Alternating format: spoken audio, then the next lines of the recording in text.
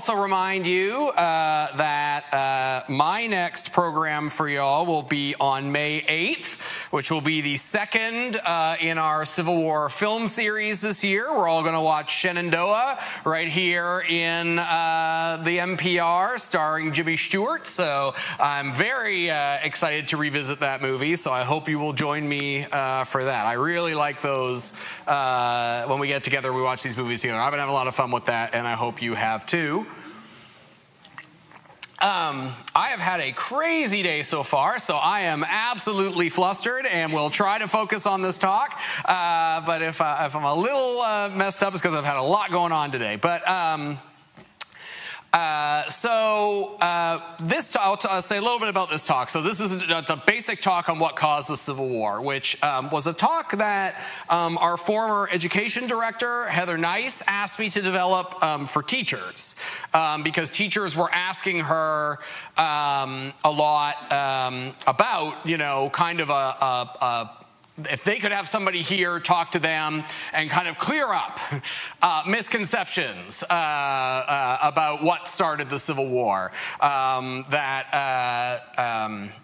and so that's who I developed it for. Since then, some of you heard about this talk and asked if you could hear it. So I don't know if anyone is here who requested that, but this bubbled up from the volunteers. Want to give this talk to the volunteers, and I was happy to do that. And I've since actually been invited to give it several times, like places outside of here. So, you know, for whatever reason, this is an evergreen topic, and several, you know, people inside and outside of public life, including people running for president or who until recently were running for president, seem to still are confused about the causes of the Civil War.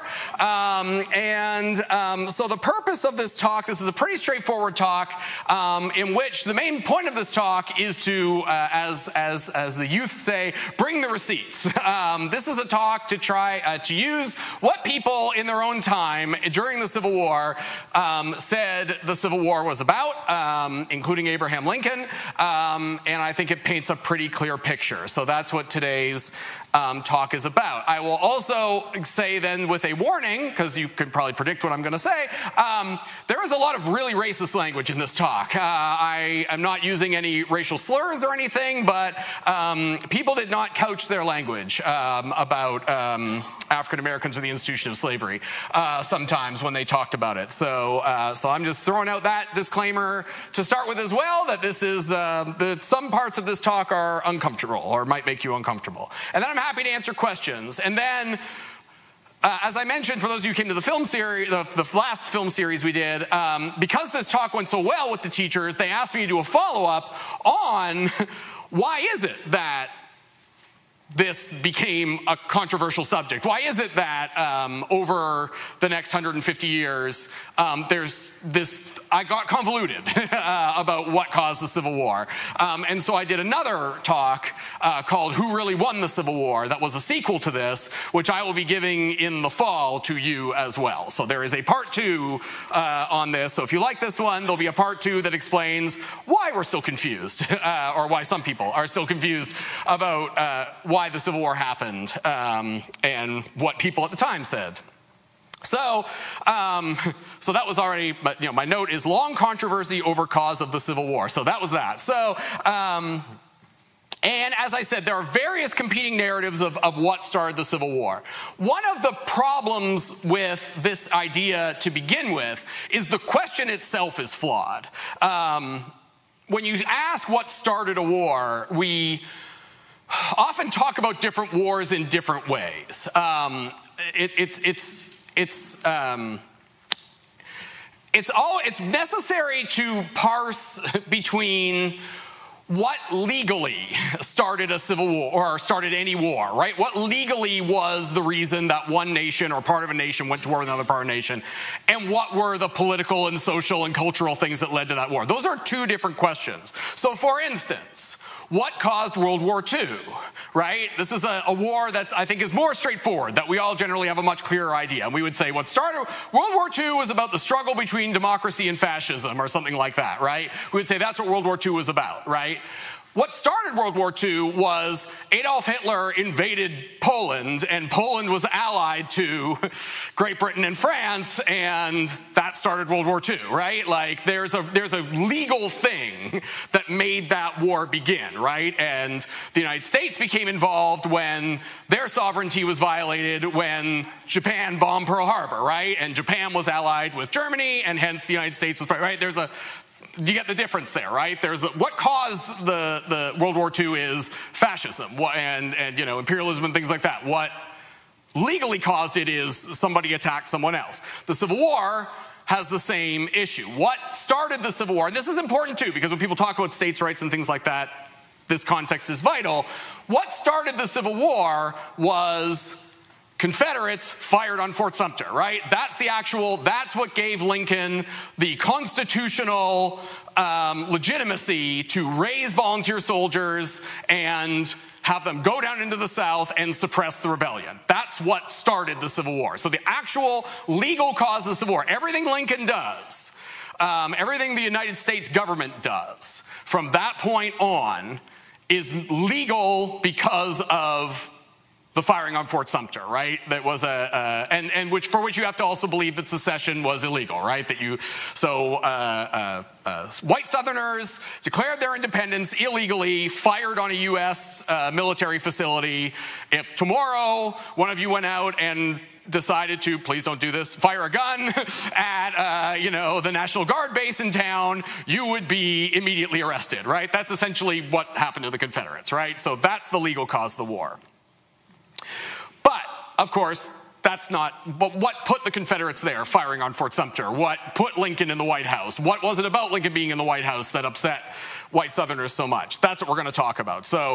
And what we're going to do is we're going to do that over, like I said, I really want to root this in what historians call primary sources. So let's start with that.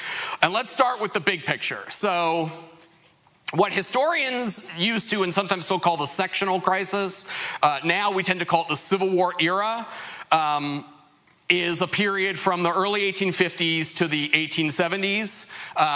And that period is the reason why historians have cut out that chunk of U.S. history and called its own thing, is because it is the period in which the national discourse over the institution of slavery became the most prominent political thing in the United States, right? That's the Civil War era. And it's pretty clear if you look at what's happening, especially politically in America, through the sectional crisis of the 1850s, the Civil War, and then Reconstruction.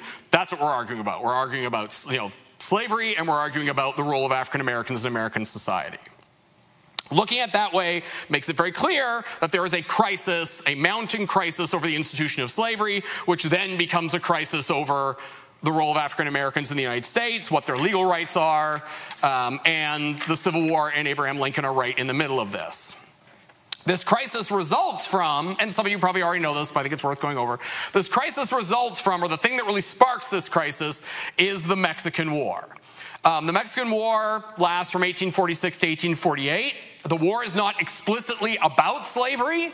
Again, we can have the same kind of talk about what caused the Mexican War as we're having about what caused the Civil War, but it's the cause of the Civil War is wrapped up in things happening in Mexico and then Texas's efforts to join the United States. And the reason the United States goes to war with Mexico, which I'm sure a lot of you know Lincoln thinks might be a lie, is that Mexicans are supposed to have attacked settlers, American settlers in Texas by violating our sovereignty, and so that's why the war starts. Lincoln, that's his spot resolutions. He's asking where was the spot where this violence took place, because Lincoln is skeptical. And the result of this war breaks a national consensus that had existed before then about slavery.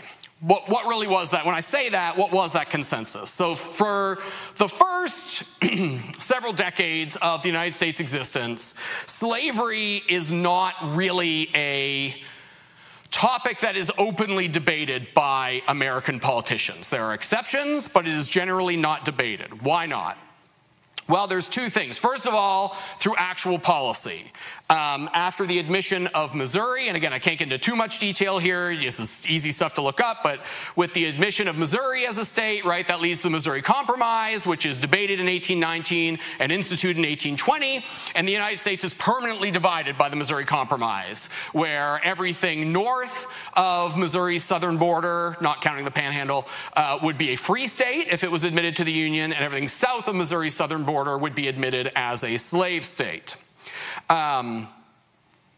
Unofficially or semi-officially, the other thing that happens after that time is the gag rule. So there's also basically a rule in Congress that if you're in Congress, you are not allowed, basically, to open debate in Congress about the institution of slavery. People try, most famously John Quincy Adams, but there is this rule in Congress that if an anti-slavery petition comes to Congress, you are not allowed to introduce it, and if you try to speak out about slavery in Congress, the Speaker of the House or the President of the Senate will shut you down. So they're also, and why is that? Because at that time, the Democrats and the Whigs, right, the Republicans come along later, the Democrats and the Whigs are intersectional parties, all right? So one of the other reasons why the United States, why the slavery debate doesn't blow up until the 1850s is because there are Whigs in the North and the South. There are Democrats in the North and the South. And so they don't want to talk about slavery lest they break up those coalitions, right? And so that's one of the reasons why they allow this to happen, why they allow the gag rule to happen, why they allow the Missouri Compromise to happen. The Whigs aren't around yet when the Missouri Compromise happens, but it's because the parties are intersectional. This will break down in the 1850s when the parties become more sectional, right? But leading up to that, they don't. So that's how this is all allowed to happen. The Mexican War blows all this up. And Lincoln knows this, by the way. Lincoln's going to come up pretty good in this talk. Surprise, surprise.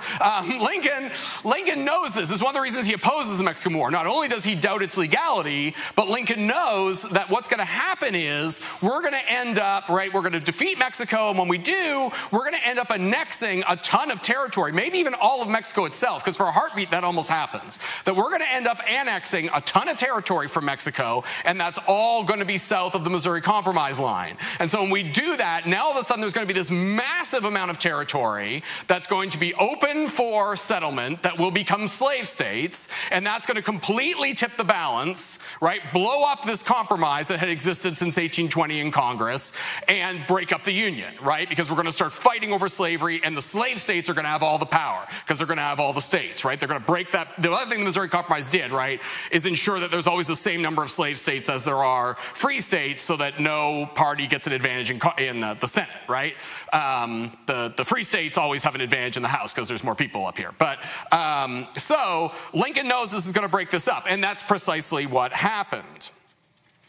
And so as the war ends, as it becomes clear that we are going to annex, which becomes the American Southwest, right, that we are going to annex all that territory, Whigs and Democrats start to scramble to position themselves on the slavery issue because now it's out in the open, right? The cat is out of the bag. Few people on the anti-slavery side are what we would call abolitionists, or what they would have called abolitionists. There's a spectrum of what an abolitionist is, but basically the big thing that often separates an abolitionist from what we would call an anti-slavery advocate is an abolitionist has less respect for the rule of law. An abolitionist generally believes that slavery needs to be eliminated right away. We don't care how, right? William Lloyd Garrison famously burns the Constitution, calls it a pact with the devil, because the Constitution is preventing abolition from happening, right? Because the Constitution has checks and balances built into it that prevent that from happening, right? So there are few actual abolitionists in Congress. Charles Sumner is a kind of famous example of an abolitionist. Thaddeus Stevens is a famous abolitionist. Owen Lovejoy from Illinois is a famous abolitionist, but there aren't many of them. Most of them are like Lincoln, who, if you're anti-slavery and you're in Congress, you're more like Lincoln, which is you don't like slavery, but you believe that it has to be eliminated through the rule of law, right? And Lincoln never stops being that way, right? The Compromise of 1850 results from this, right? So there's immediately this breakdown in Congress over what to do with this new territory. It leads to almost collapse of the Union. And Henry Clay and later Stephen Douglas negotiate the Compromise of 1850, which keeps the Union together. But again, the role of slavery in that compromise is obvious. It continues this balance of slave and free states, so that's obviously the thing they're trying to maintain, is this balance between slave and free states. It's about slavery, and one of the concessions that the North has to give in the Compromise of 1850 is the Fugitive Slave Clause, right? That they're going to do a better job, and that they are culpable. Anyone is culpable and can be arrested if they in any way assist a runaway slave or fail to arrest a runaway slave. And so again, slavery is at the center of what this compromise is about.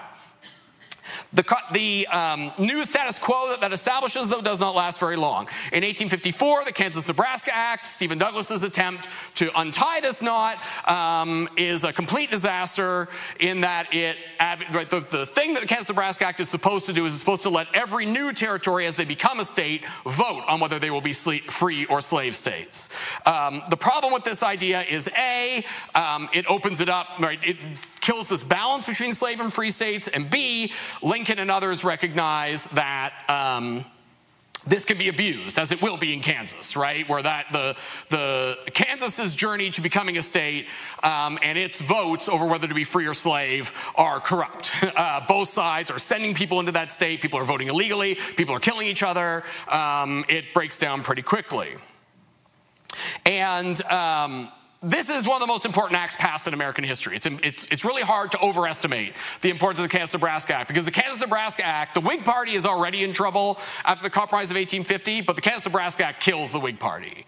And it leads to the creation of new anti-Nebraska parties across the northern states. Those parties will eventually coalesce into the Republican Party. And the Republican Party is the first widespread openly anti-slavery party in American history. There are others that precede it, but they're always third parties. Now you have a new opposition party to the Democrats that is purely about the elimination of slavery, and that is also therefore sectional, right? I talked about the Whigs and the Democrats and how they're intermingled throughout the North and South. With the arrival of the Republican Party, that's over, right? There are surely some Republicans in the South, but mostly we're talking about the North, right? And of course, as you all know, that's what will happen when Lincoln runs. He will win his election with no votes in the South, right? Because the party is purely sectional.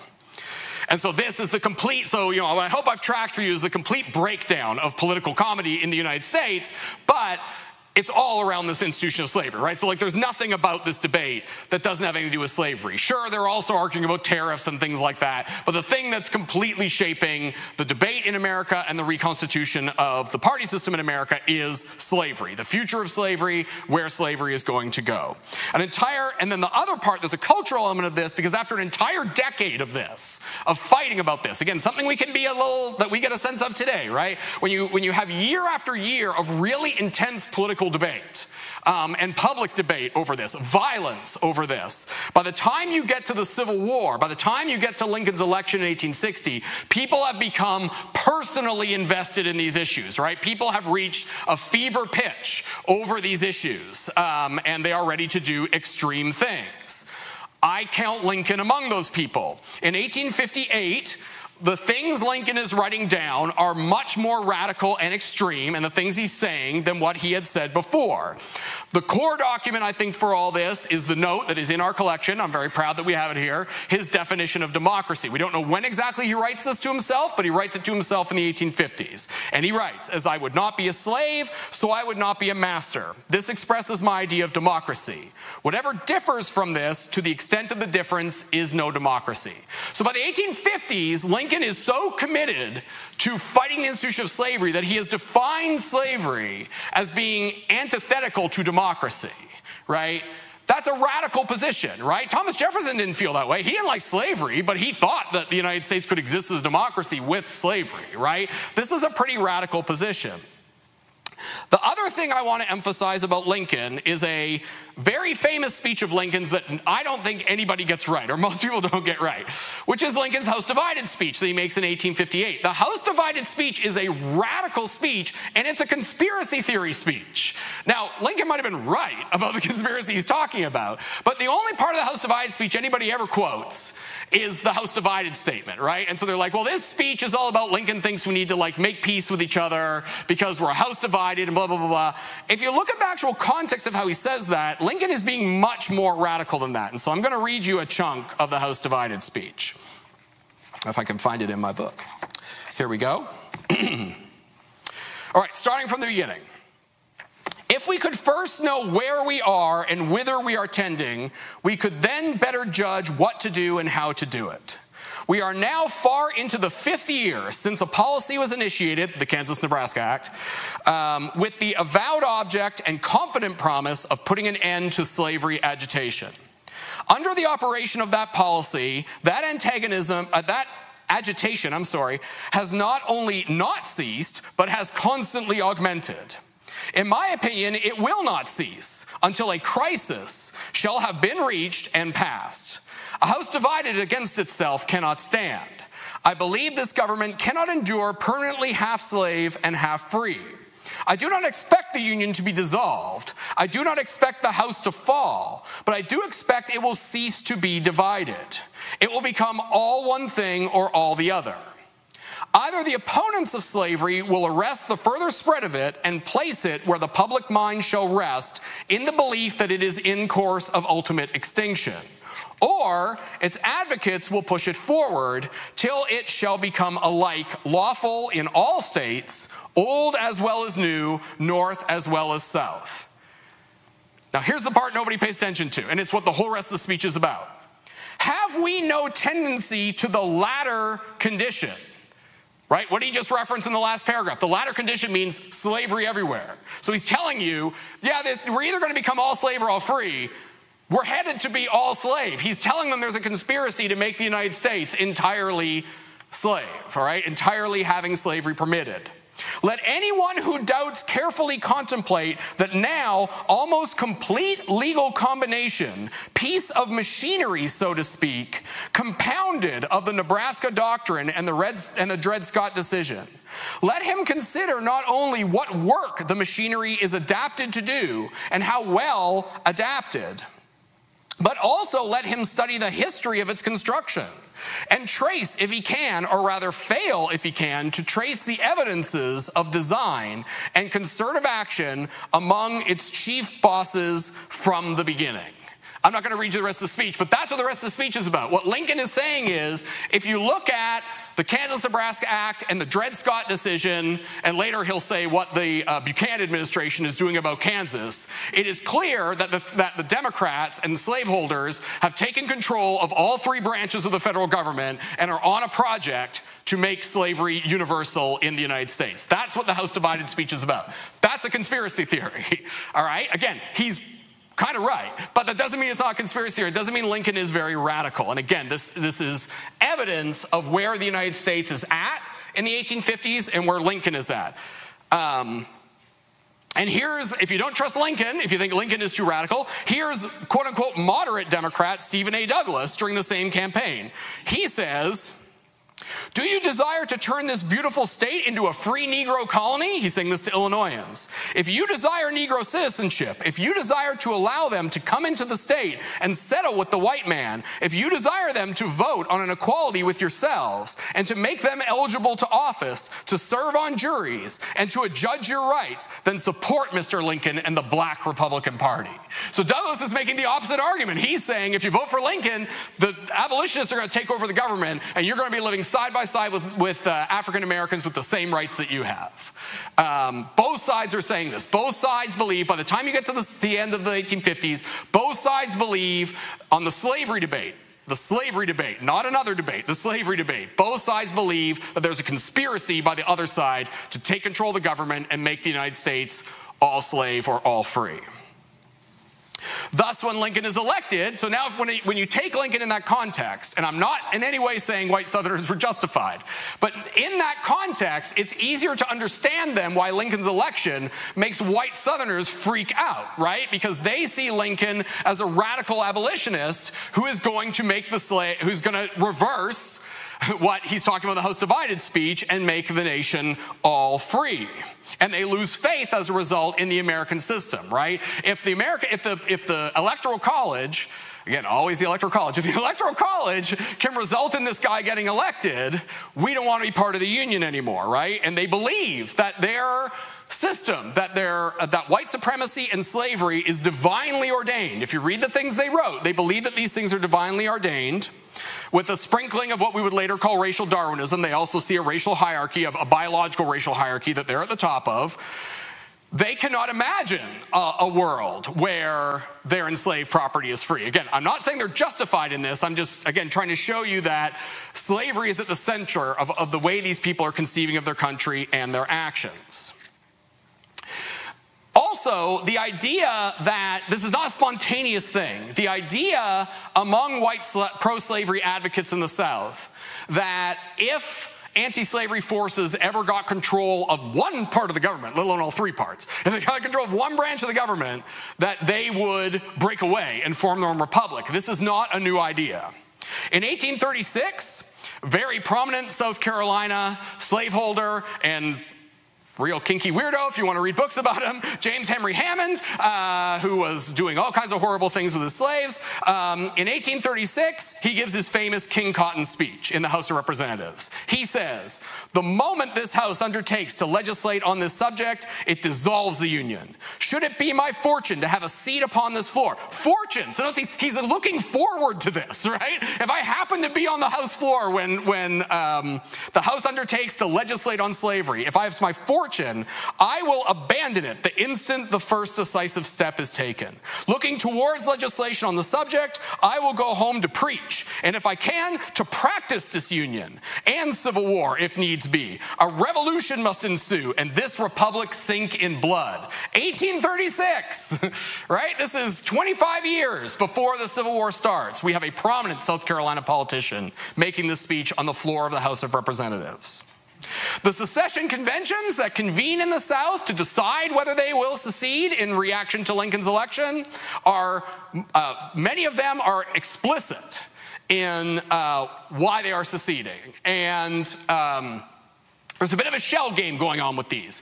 If you look into the stuff and if you hear some of these arguments online, they will tell you that very few of the actual ordinances of secession, the actual declarations they make, mention slavery. And that's true for some of these states. But if you also look, they would issue, the conventions issued supplementary documents where they justified themselves. And often those do contain explicit statements about slavery.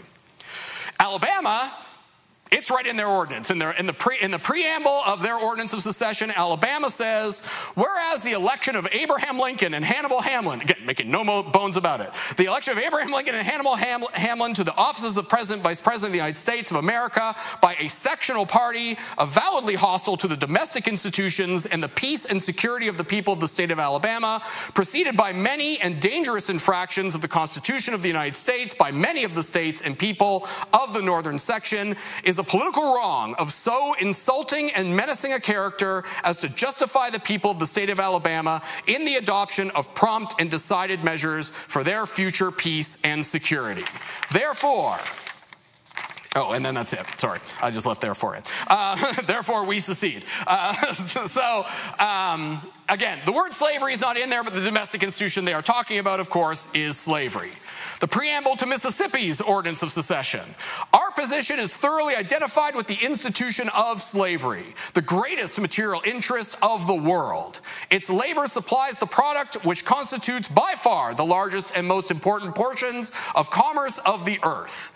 These products are peculiar to the climate verging on the tropical regions, and by an imperious law of nature, none but the black race can bear exposure to the tropical sun. These products have become necessities of the world world, and a blow at slavery is a blow at commerce and civilization. That blow has been long aimed at the institution and was at the point of reaching its consummation with Lincoln's election. There was no choice left to us but submission to the mandates of abolition, or a dissolution of the Union whose principles had been subverted to work out our ruin. Again, pretty straightforward why they say they are seceding. Texas's Ordinance of Secession doesn't say much about slavery, but they also issued a Declaration of Causes. Texas, as many of you know, always argues that it was an independent country and therefore it has special rights. This isn't constitutionally true, but that's what they reference here. Texas abandoned her separate national existence, again, when they were an independent republic, when they left Mexico, and consented to become one of the Confederated States. Now, they don't mean the Confederacy, they mean the United States. The Confederated States to promote her welfare, ensure domestic tranquility, and secure more substantial the blessings of peace and liberty to her people. She was received into the Confederacy, again, the United States, with her own constitution, under the guarantee of the federal constitution and the compact of annexation that she would enjoy these blessings. She was received as a commonwealth holding, maintaining and protecting the institution known as Negro slavery.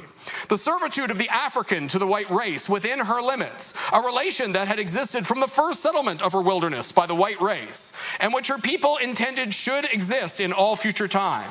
Her institutions and geographic position established the strongest ties between her and other slaveholding states of the Confederacy. Those ties have been strengthened by association. But what has been the course of the government of the United States and of the people and authorities of non-slaveholding states since our connection with them? The controlling majority of the federal government, under various pretenses and disguises, has so administered the same as to exclude the citizens of the southern states, unless under odious and constitutional restrictions from all the immense territory owned in common by the states on the Pacific Ocean. In other words, we haven't been allowed to expand slavery as much as we want. For the avowed purpose of acquiring sufficient power in the common government to use it as a means of destroying the institutions of Texas and her sister slaveholding states. Again, what institution? This is getting a majority of free states so they can go after slavery. So again, fairly explicit. South Carolina's, I'm not done yet, South Carolina's Declaration of the Immediate Causes which induce and justify secession. We affirm that these ends for which the government was instituted have been defeated, and the government itself has been made destructive of them by the action of the non-slaveholding states. Again, pretty explicit. Those states have assumed the right of deciding upon the propriety of our domestic institutions, and have denied the rights of property established in 15 of the states and recognized by the Constitution. They have denounced as sinful the institution of slavery. They have permitted open establishment among them of societies whose avowed object is to disturb the peace and to elloign, I had to look up what elloign means, like tear away, the property of its citizens of other states. They have encouraged and assisted thousands of our slaves to leave their homes, and those who remain have been incited by emissaries, books, and pictures to servile insurrection. For 25 years, this agitation has been steadily increasing until it has now secured to its aid the power of the common government, aka Abraham Lincoln. Observing the forms of the Constitution, I love this, observing the forms of the Constitution, so yeah, he got elected legally. A sectional party has found within that article establishing the executive department, so again, well, yeah, they're following the Constitution by Lincoln getting elected legally, the means of subverting the Constitution itself. So by following the Constitution, they're going to subvert it. A geographical line has been drawn across the Union, and all the states north of that line have united in election of a man to the high office of President of the United States whose opinions and purposes are hostile to slavery. He is to be entrusted with the administration of the common government because he has declared that government cannot endure permanently half slave and half free. They're using the House divided speech against him.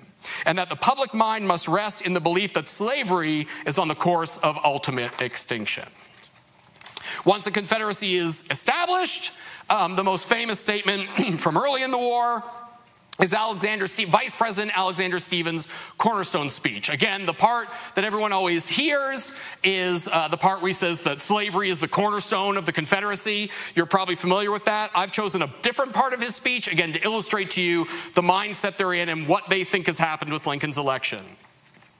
The new Constitution, he means the Confederate Constitution, the new Constitution has put at rest forever all the agitating questions related to our peculiar institution, African slavery as it exists among us, the proper status of the Negro in our form of civilization.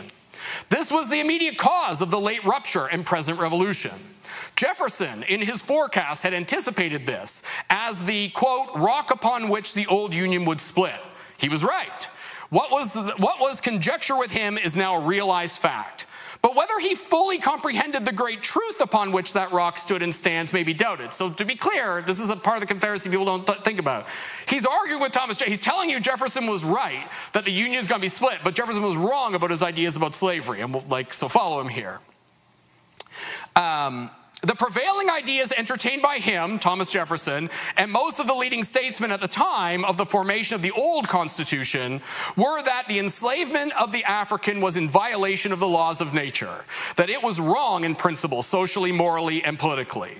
It was an evil they knew not well how to deal with, but the general opinion of the men of that day was that somehow or other, in the order of providence, the institution would be evanescent and pass away. This idea, though not incorporated in the Constitution, was the prevailing idea of that time. The Constitution, it is true, secured every essential guarantee to the institution while it should last, and hence no argument can be justly urged against the constitutional guarantees thus secured because of the common sentiment of the day. Look at what he's saying here. So he's saying all the founding fathers really didn't like slavery, and they set up the nation believing that slavery would eventually go away. Nevertheless, the Constitution protected slavery, but they believed that anyway. So again, these guys are really tying themselves in knots to try to justify what they're doing, that there is an anti-slavery tradition in the United States that they are legitimate in revolting against. Those ideas, however, were fundamentally wrong. They rested on the assumption of the equality of the races. This was an error. It was a sandy foundation, and the government built upon it when the storm came. The government upon it fell when the storm came and the wind blew. So Stevens is saying, the founders didn't like slavery. They built a constitution that protected slavery, but they didn't like slavery, so it's kind of like sprinkled in there, which it wasn't really, to get rid of slavery. And although many of the founders did think slavery was going to go away on its own, I mean, that's true. But anyway, he's saying, and they were wrong about that because they didn't believe slavery was moral. Slavery is absolutely moral. That's what they were wrong about. That's why we're revolting. And it's worth noting that when everything I just read to you was said, so every single quote I just gave you, and I gave you a lot of them, was uttered, Lincoln had not even assumed office yet. Lincoln had just been elected. The first inaugural address had not yet happened. Indeed, on December 22nd, 1860, so Lincoln has been elected but has not come to D.C. yet, he writes to Alexander Stephens, and he says, "You think slavery is right and ought to be extended. Well, we think it is wrong and ought to be restricted. That, I suppose, is the rub. It certainly is the only substantial difference between us." So Lincoln also narrowing this down, saying, the only real thing that we're fighting over right now, the reason you all are seceding is because you think slavery is right and we think it's wrong. All right, let's get out of the politics, because the argument is often, a counter-argument to the things I just read to you that's often made is, well, sure, politicians believe that, but did the average white Southerner believe that they were fighting for slavery? Were they fighting for slavery? Maybe if you look at that, then the war wasn't really about slavery. First, that argument is flawed. Just because a participant in a war on an individual side may not believe in what they're fighting for does not mean they're not fighting for that thing, right? We already gave the example of Nazi Germany, right? We all know what would have happened if Nazi Germany had won the Second World War. Whether the average German soldier on the ground believed in Nazism or not doesn't really matter, right? What matters is the cause they're fighting for, whether they want to fight for that cause or not. This is particularly true in the Civil War. Well, and it's true in World War II as well, because conscription happens in the Civil War. So a lot of people who are fighting on both sides are not there because they want to be. They're there because they've been conscripted, right? So motivation of soldiers, when you're talking about the causes of a war, is a slippery slope anyway. Nevertheless, if you examine the Confederate war effort, you can absolutely see that a pro-slavery ideology is embedded in the Confederate military. Of course, no group is ever monolithic, so I'm not arguing that every single person who fought for the Confederacy believed in slavery. But what's very evident is that a large majority of Confederate officers, the people in charge, were either enslavers themselves or were active participants in the slave system. So for instance, Robert E. Lee attracts the most attention, is often considered, sometimes even as an anti-slavery advocate. But if you look at the things Robert E. Lee said, it is clear that Robert E. Lee was, if Robert E. Lee was anti-slavery at all, he was anti-slavery in the way that Thomas Jefferson was anti-slavery, because he's part of an old Virginia family. Robert E. Lee believed that the institution of slavery was sinful and wrong, but what are we going to do? And he was happy to profit from it, and he did not believe in any way in the equality of the races. And it's clear that at Arlington, and again, this is another thing people parse out. They say Robert E. Lee never owned any slaves. Technically, this is true because his wife owned the enslaved property at Arlington, but he was actively managing them. There are letters from Robert E. Lee. Robert E. Lee is actively managing his enslaved property. Even though he's barely at Arlington, he's often stationed remotely in the United States as an engineer. And he is and we know that at least once he was a in-person participant in physically punishing and severely whipping his enslaved property.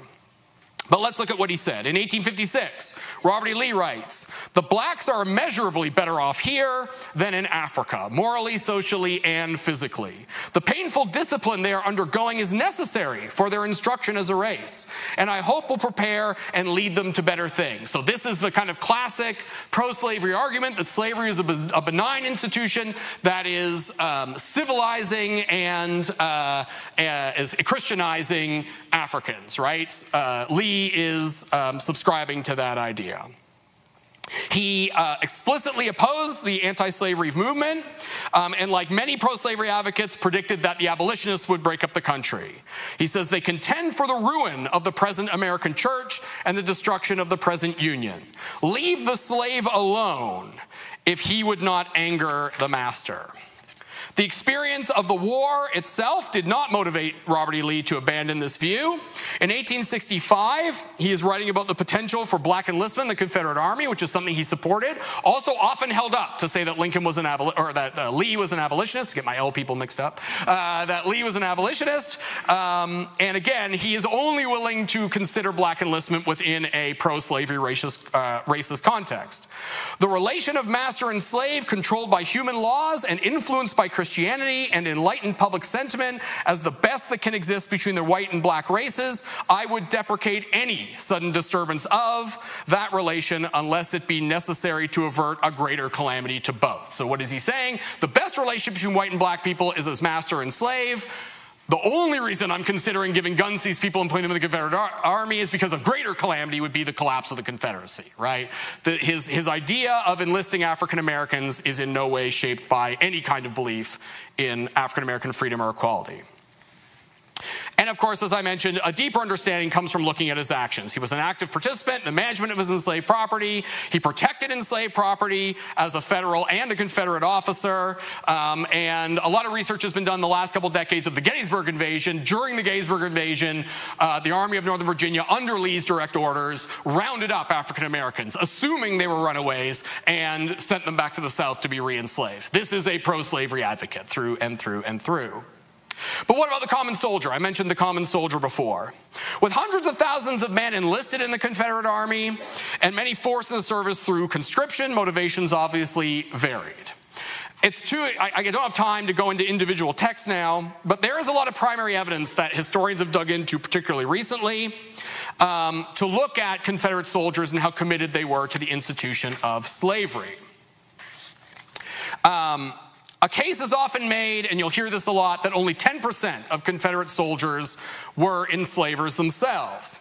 But this is both deceptive and difficult to prove because Confederate enlistment is much harder to track than Union enlistment because the Confederacy lost, and the records are less complete. Lee's army, however, the Army of Northern Virginia, is the best documented Confederate army. And so there's a particularly good book by a historian named Joseph Glathauer where he takes a deep look into all aspects of Robert E. Lee's army. He follows them through the whole war. But one of the things he looks at is slavery, pro-slavery attitudes in the army, and their relationship to slavery. And he tries to quantify the relationships with slavery in that army. What did he find? Well, he found that the 10% statistic is about true for the Army of Northern Virginia. 13% of everybody in the Army of Northern Virginia were enslavers, owned enslaved property. But what happens when you expand it to show how many people in the Army of Northern Virginia were part of households that owned enslaved property? Well, now the number jumps up to 44.4%. So just under half of all the people in the Army of Northern Virginia were in households that owned slavery. Or whose immediate family owned enslaved property? That you get to 37.2%. So a large portion, and I don't know how much these numbers overlap, but a large portion of the people in the Confederate Army, while they are not active enslavers themselves, are directly connected to the slave system. That means about half of Lee's army had a connect direction to slavery.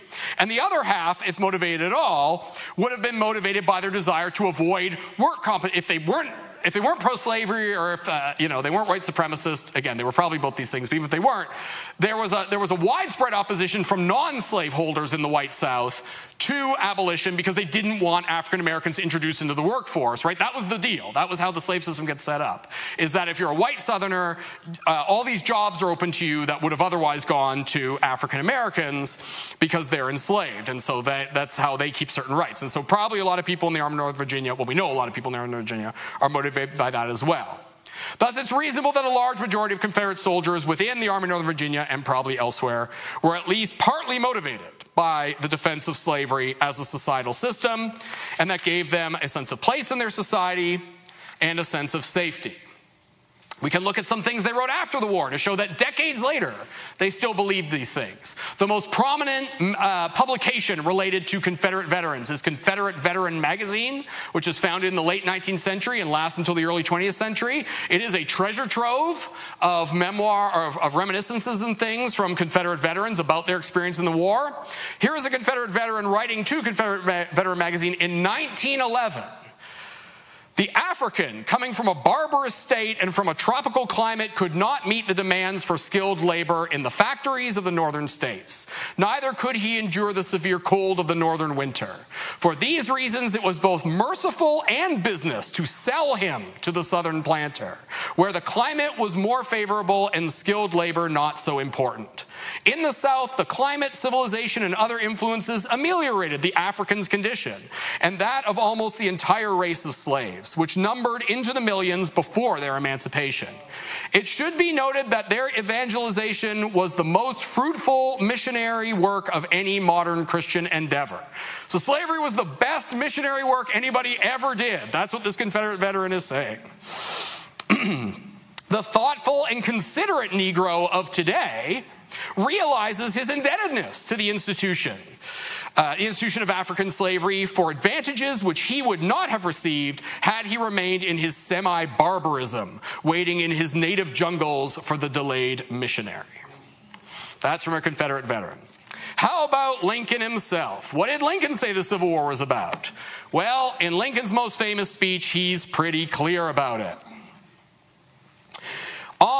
In his second inaugural address on March 4th, 1865, Lincoln says, on the occasion corresponding to this 4 years ago, he means his first inaugural address, all thoughts were anxiously directed to an impending civil war.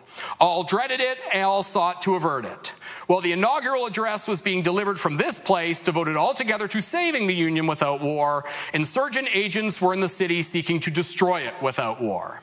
Seeking to dissolve the Union and divide effects by negotiation, both parties deprecated war, but one of them would make war rather than let the nation survive, and the other would accept war rather than let it perish. And the war came. So far he's just talking about secession. But what does he say in the middle? And this, by the way, like the House Divided speech, I think the second inaugural is often misunderstood. We talk about with malice toward none all the time, right? That this is a conciliatory speech. This speech is about, well, the war is almost over. Let's be nice to the Southerners and let's bring them back in. That's not who Lincoln was. He's saying that, but he's saying it on these terms. He's saying, but they can come back into the Union, but we can't forget what this war is about and what we owe African Americans and whatever for this war, right? What does he say? 1/8 of the whole population were colored slaves, not distributed generally over the Union, but localized in the southern part of it. These slaves constituted a peculiar and powerful interest. All knew that this interest was somehow the cause of the war. So there's Lincoln on what caused the Civil War. To strengthen, perpetuate, and extend this interest was the object for which the insurgents would rend the Union, even by war, while the government claimed no right to do more than to restrict the territorial enlargement of it. Neither party expected for the war the magnitude or the duration which it has already attained. Neither anticipated that the cause of the conflict might cease with or even before the conflict itself should cease. Again, that cause being slavery. Each looked for an easier triumph and result, less fundamental and astounding. Both read the same Bible and pray to the same God, and each invokes his aid against the other. It may seem strange that any men should dare to ask God's assistance in wringing their bread from the sweat of another man's faces, but let us judge not that we not be judged. The prayers of both could not be answered, that of neither has been answered fully. The Almighty has his own purposes. Woe unto the world because of offenses, for it must needs be that offenses come. But woe to that man by whom the offense cometh. If we shall suppose that American slavery is one of those offenses, which in the providence of God must needs come, but which, having continued through his appointed time, he now wills to remove, and that he gives to both North and South this terrible war, as the woe due to those by whom the offense came, shall we discern therein any departure from those divine attributes, which the believers in a living God always ascribe to him? Fondly do we hope, fervently do we pray that this mighty scourge of war may speedily pass away. Yet, if God wills that it continue until all the wealth piled by the bondsman's 250 years of unrequited toil shall be sunk, and until every drop of blood drawn with the lash shall be paid by another drawn with the sword, as was said 3,000 years ago, so it must be said, the judgments of the Lord are true and righteous altogether. What is Lincoln saying here? Lincoln is saying the war is about slavery, and that God himself is punishing the nation for the sin of slavery. And so whatever we do after this war, yes, malice toward none, including the freedmen. And after the war, we can't violate what God has done to us. We need to create a new birth of freedom, right, from the Gettysburg Address that addresses this. So what happened? I think I painted a pretty clear picture for you. But to wrap up, what happened? Well, after the Civil War, there was a concerted effort, particularly from white Southerners, by organizations like the United Confederate Veterans, and especially the United Daughters of the Confederacy, to create a new narrative of the Civil War that erases the role of slavery in the Civil War. That narrative becomes extremely popular, particularly in popular culture, in films like Birth of a Nation and Gone with the Wind, and it dramatically influences the way generations of Americans remember the Civil War. And that will be what my next talk is about. So thank you very much, and I'm happy to answer any questions you might have.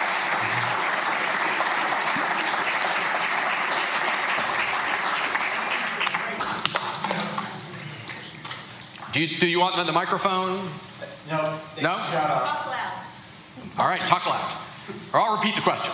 Is it true that the UDC controlled textbooks in the South? Well, you're making me spoil my next talk, but absolutely. One of the things the UDC did, one of the things that the UDC and other organizations did was they, again, I'm going to try not to be too explicit here with how history doesn't repeat itself, but it rhymes. The UDC put explicit pressure on public schools and private schools in the South to get rid of textbooks published in the North that did things like praise Abraham Lincoln and talk about Frederick Douglass, or have things like Uncle Tom's Cabin, the book. They put explicit pressure to instead put in new textbooks that minimize the role of slavery, and that's part of the reason why you get generations of kids, and not just in the South, it makes its way up here too. You get generations of kids who go through school and are never taught about the 1850s in an honest way, and particularly not Reconstruction. All that is in textbooks. In my own research on Civil War music, I found the UDC even pressuring churches to not include the Battle Hymn of the Republic in its hymn books, because as he died to make men holy, let us die to make men free is the way that that song ends, right? That's an abolitionist song. This is a whole thing I get into in my book. We can talk about it more later. But they try to get that removed from hymn books. There's an absolute, and the thing about it is they weren't secretive about this. They wrote all this down, right? They would have these meetings. There's these, you can find these things. There's these guides that the UDC published. And again, I'll talk about all this in a few months, but called catechisms. They literally called them catechisms for kids that they would give out to kids, where they would get kids, and they were just like catechisms. They were question and answer, where they would say about what the war was about, who was Abraham Lincoln, who was Robert E. Lee, and they would have rehearsed answers that were designed to obfuscate and obscure what actually happened during the Civil War. Yes? When I was in the military in the 60s and the 70s in the South, I got into being a New York Yankee Irishman. Sure. I got into continued discussions with them about the overriding theme of the South. Mm-hmm. It was about states' rights. Mm-hmm. And I see that continuing today. Can you comment on how that was integrated into Southern culture? So states' rights is, yes, that becomes the kind of more common, what we call lost cause narrative position, especially in the 20th century. That becomes kind of the more common term, that the South wasn't fighting to preserve slavery, they were fighting for states' rights, that it was a war of, that the reason they seceded is because Lincoln was going to expand the federal government, and that slavery, his attack on slavery, was just a vehicle to strengthen the federal government. They see Lincoln as a kind of proto-FDR, big federal government guy. Again, none of them are talking about that. I mean, there's an argument to be made that Lincoln expands the federal government during the Civil War. He certainly does.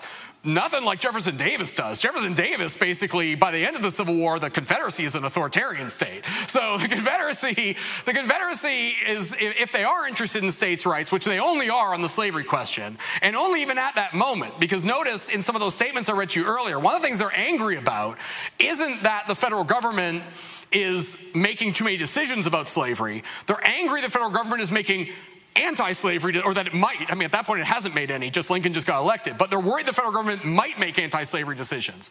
They're very happy with federal power as long as that federal power is protecting the institution of slavery. There are few more, in the 1850s, there are few more centralized, federal laws passed than the Fugitive Slave Clause and the Compromise of 1850. That is an extremely invasive federal policy, and that is absolutely to the benefit of those states that supposedly are fighting for states' rights 10 years later. So that gets introduced later, and it's one of these ideas that comes along. The contours of, there's a lot of books written about this, and I've written about Civil War memory too. I mean, this is one of the things I'm very interested in as well. There are a lot of books written about the memory of the Civil War and these kind of contours, and it changes over time. The best book about the book that most of you probably heard of is a book called Race and Reunion by David Blight. There are some things that Blight writes about that I don't agree with. That's an older book now. I think it's been refined by some other people, but it's the best place to start. The states' rights thing is kind of a later manifestation, a 20th century manifestation of the kind of original lost cause argument. And by the way, as some of you might know, I mean, since you're on the floor, I should talk about this. That narrative that Lincoln represented like a proto-fascist or sometimes communist, totalitarian kind of guy is still very prominent in certain sectors, right? If you're not familiar with, is it Thomas DiLorenzo is a very prominent libertarian writer, and he's written a series of books on how Abraham Lincoln was a proto-fascist. And I still run into these people. Like, there are people out there who read that stuff. And so, it's good for you to be aware of that, because you might get asked questions on the floor about Lincoln that are trying to kind of lead you to talk about that stuff. That's what they're doing. They've read these books by DiLorenzo, and they're very selective, I'll say. He uses selective evidence to portray Lincoln as a kind of proto-fascist. So, anyone else? All right. Thank you. Thank you very much.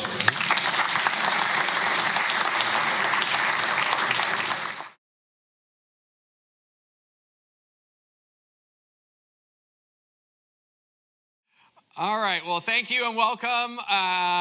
The reason I got that wrong is because I think I'm on about 4 hours sleep in the last 2 days, but I'm loaded with caffeine. So let's hope I get through this talk okay. After I finish this talk, Tonight, I'm teaching a course at UIS this semester, so then I have to go and teach a class.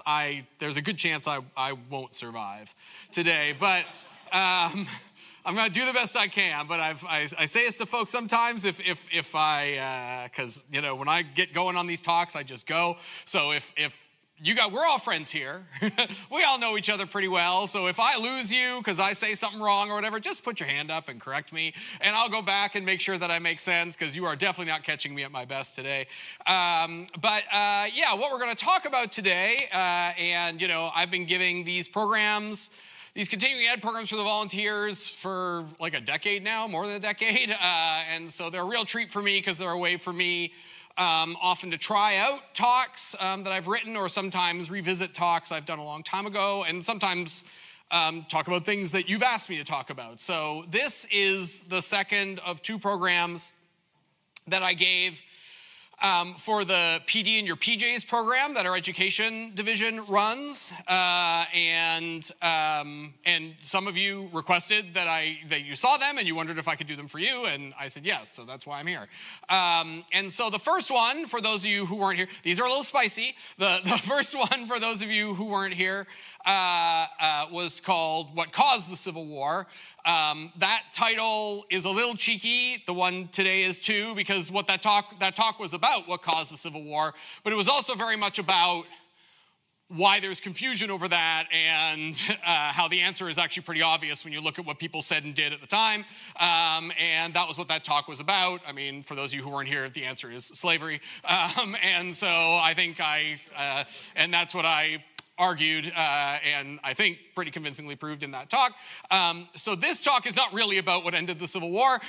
What this talk is about is the battle that took place after the Civil War over what ended the Civil War. The battle over what historians call memory, right? We make and I talked about this last time too, and this was all very trendy when I was in grad school, especially in the 2000s, when historians started to do a lot of work on the conflict between history, which you want to say history is about facts, but history isn't really about facts either, because we keep learning new facts and we change the facts, but it's an attempt to get at what really happened. And memory, which is a different sort of thing that's more rooted in culture, in the way societies create their own national memories of what happened in the past. Sometimes it's like a Venn diagram. Sometimes that overlaps with history, sometimes it does not. And in this country, one of the biggest battles over historical memory in this country was over the memory of the Civil War. So that's what this talk is really about. So if that's not what you're here to, if you really are curious about why Robert E. Lee had to surrender, why the Confederate military failed to achieve independence and that kind of stuff, that's a different talk. So if that's what you're here to hear about, I'm sorry, that's not really much of what I'm going to say. I'm going to talk about what the Confederates said was the reason that happened, but anyway. So this is a less, what ended the Civil War then on the surface seems like a less ambiguous question than what caused the Civil War, but it's obviously fraught with controversy and still is. So just like what caused the Civil War. Let's start though with let's start with just a little bit about the facts, because like historians, to be clear, right now among Civil War historians, we can't even agree on particularly when the war ended. There's been a debate going on for the last few years between historians on trying to redefine even just the date to say when the war ended. So I could get into this really deeply. I'm not going to, so I don't have time. But for instance, so we have the popular memory of the war. The popular memory of the war is that the war ended on April 9th, 1865, which is when Robert E. Lee surrendered to Ulysses S. Grant at Appomattox Courthouse. That is not true.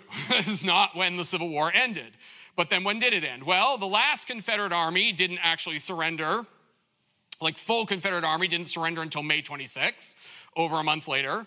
The last Confederate general, the Cherokee, Stand Watie, didn't surrender until June 23rd. The last Confederate naval vessel, the CSS Shenandoah, did not surrender until November 6th. Andrew Johnson doesn't officially declare the war over until April 22nd, 1865. April 22nd, 1866, so over a year after Robert E. Lee surrenders. And even that isn't true because he excludes Texas because he considers Texas to still be in a state of insurrection on that day. And he does not declare the Confederate rebellion officially suppressed until August 20th, my brother's birthday, 1866. So, I mean, if you want to say when is the official day that the Civil War ended according to the US government, it's actually that. It's August 20th, 1866. This is not a, I'm saying adjusting my glasses. What I'm pointing out is even the federal government had multiple different definitions, right? Like the Civil War is messy, history is messy, and there are some, why is there this discrepancy then between these dates? Well, one of the things that we don't talk about much when we talk about the Civil War, and it's one of the only complaints a fellow historian has ever told me about our Civil War in 4 minutes video, is we don't often account for irregular violence, right? So the Civil War, when we talk about the Civil War, we tend to talk about these organized standing armies and what they were doing, but the Civil War was fraught with what we technically call irregular violence or guerrilla warfare, which is, unsanctioned or on paper, unsanctioned violence by the United States and Confederate governments of people riding around on horsebacks like Quantrill and Bloody Bill Anderson and Jesse James killing each other,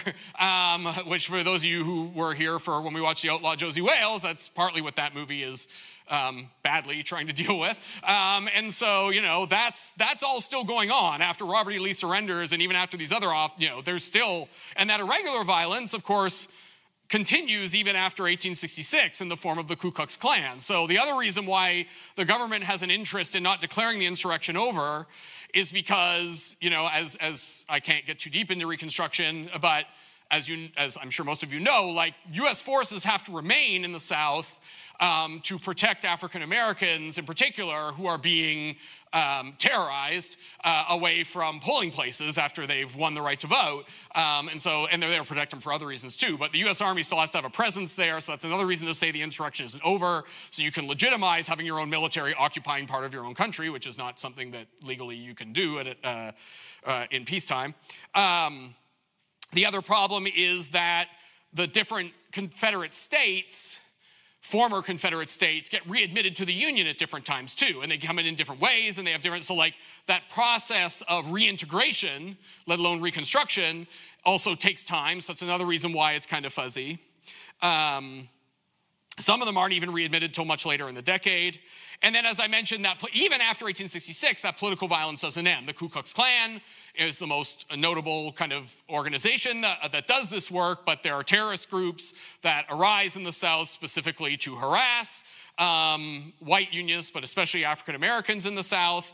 Ulysses S. Grant will help shepherd through the KKK Act of 1871, which empowers the federal government to take military action against the Klan. But that's why historians, like some historians say, even those official dates don't matter, right? Because there's still, this irregular violence continues right through Reconstruction, right?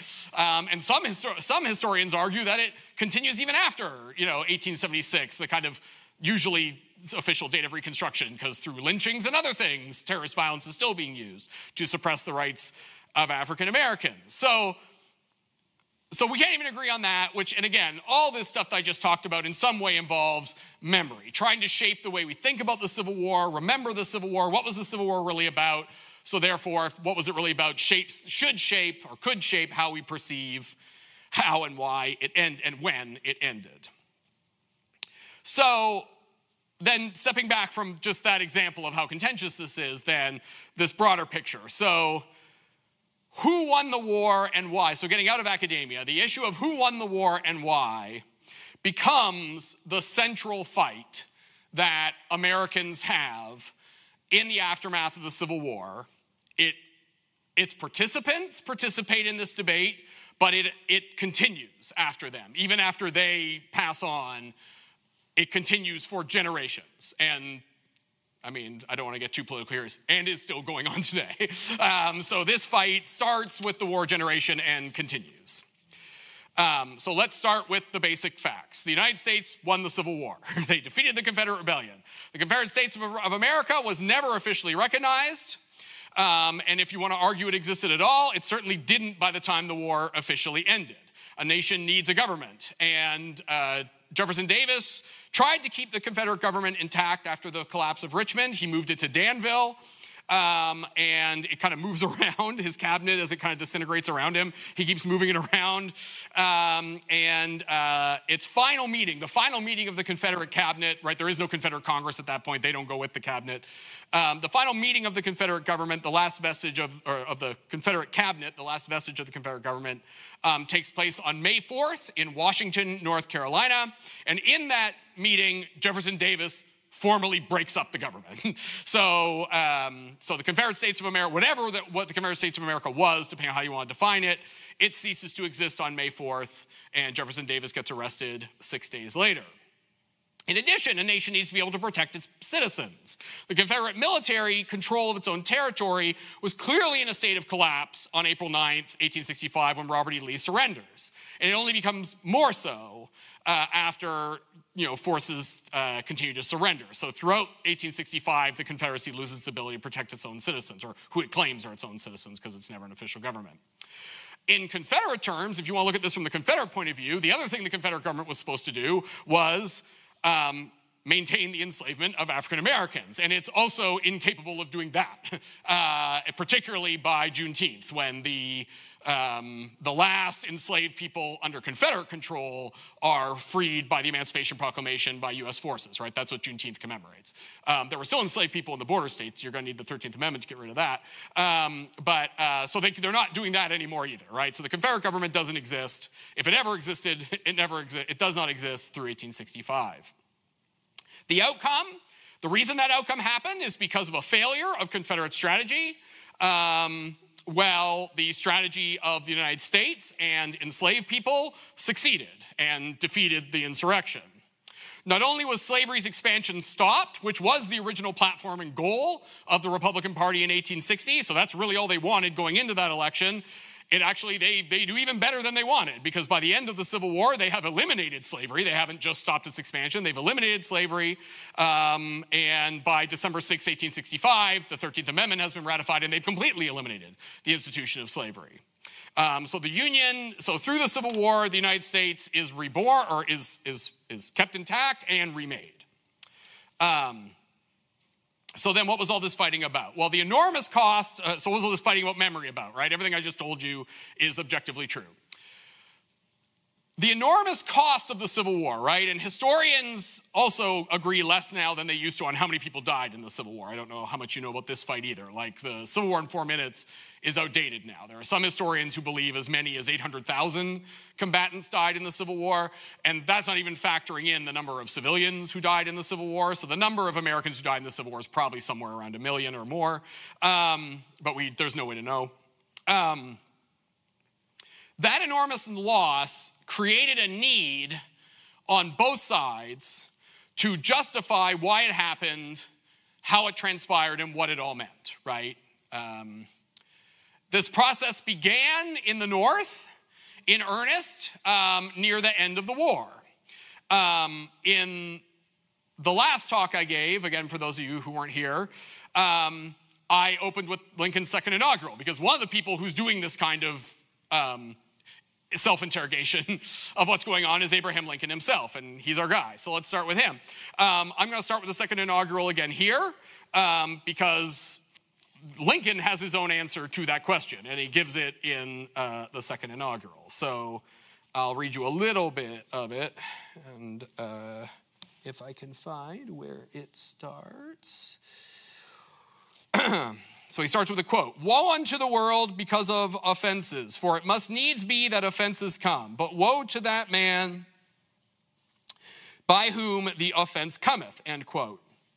"If we shall suppose that American slavery is one of those offenses, which in the providence of God must needs come, but which, having continued through his appointed time, he now wills to remove, and that he gives to both North and South this terrible war, as the woe due to those by whom the offense came, shall we discern therein any departure from those divine attributes which the believers in a living God always ascribe to him?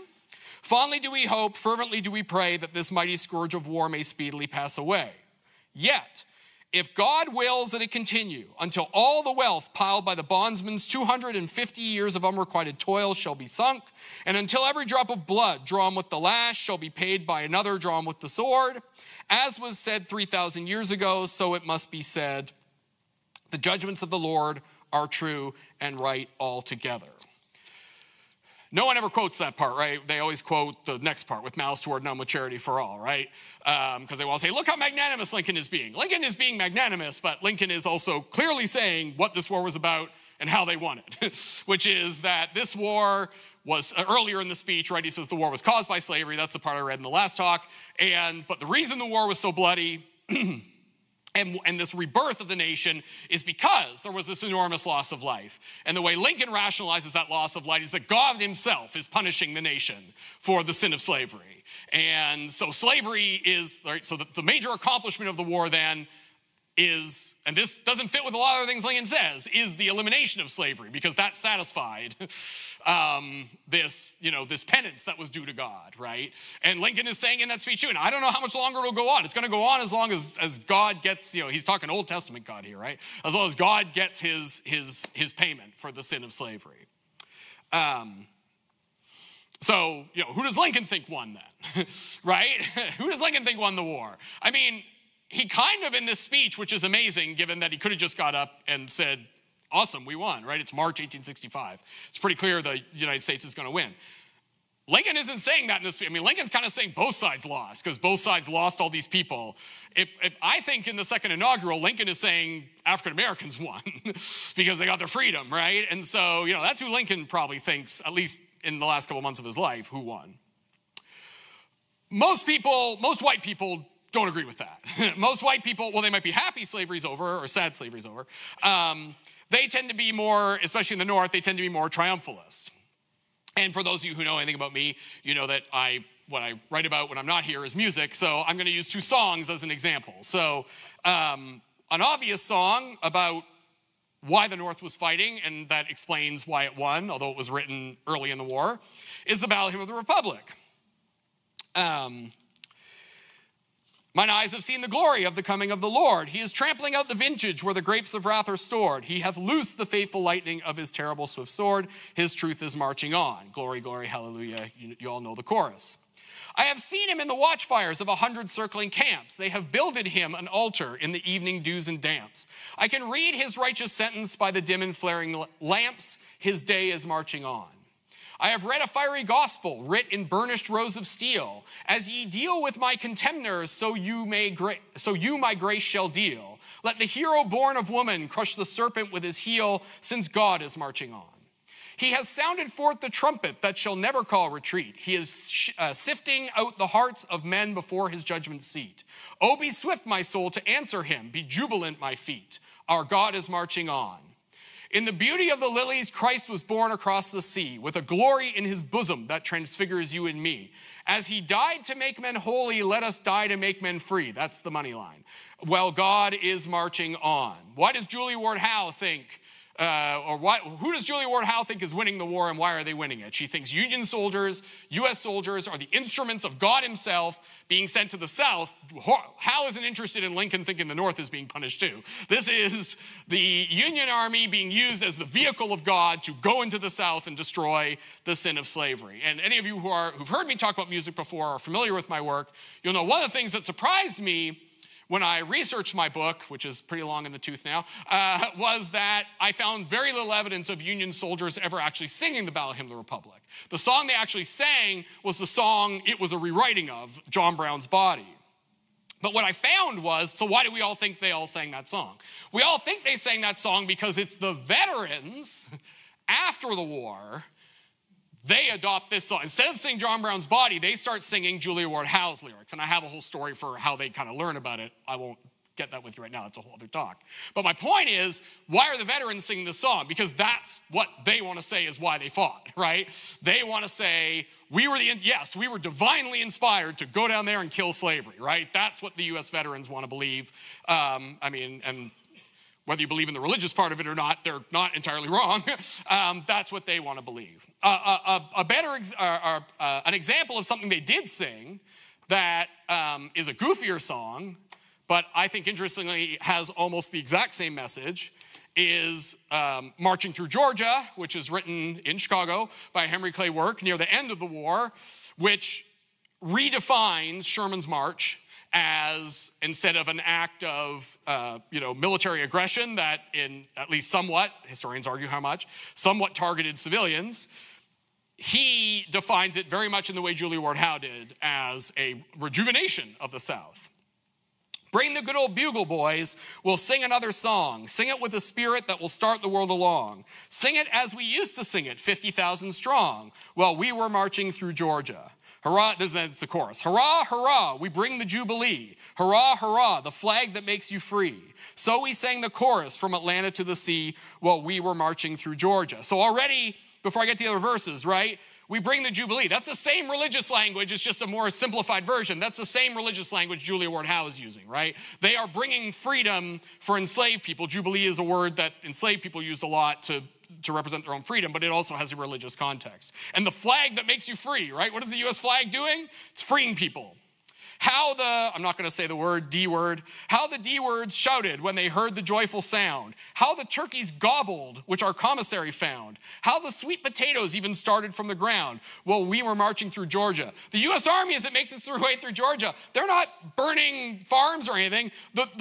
The earth itself is rewarding them for coming. The turkeys are giving themselves to the U.S. Army. Potatoes are springing from the ground as they march, right? This is not an act of destruction. This is an act of rejuvenation and rebirth.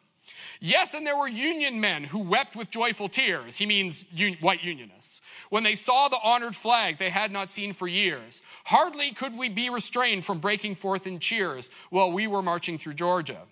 Sherman's dashing Yankee boys will never reach the coast. So the saucy rebels said, and 'twas a handsome boast. Had they not forgot, alas, to reckon with the host while we were marching through Georgia?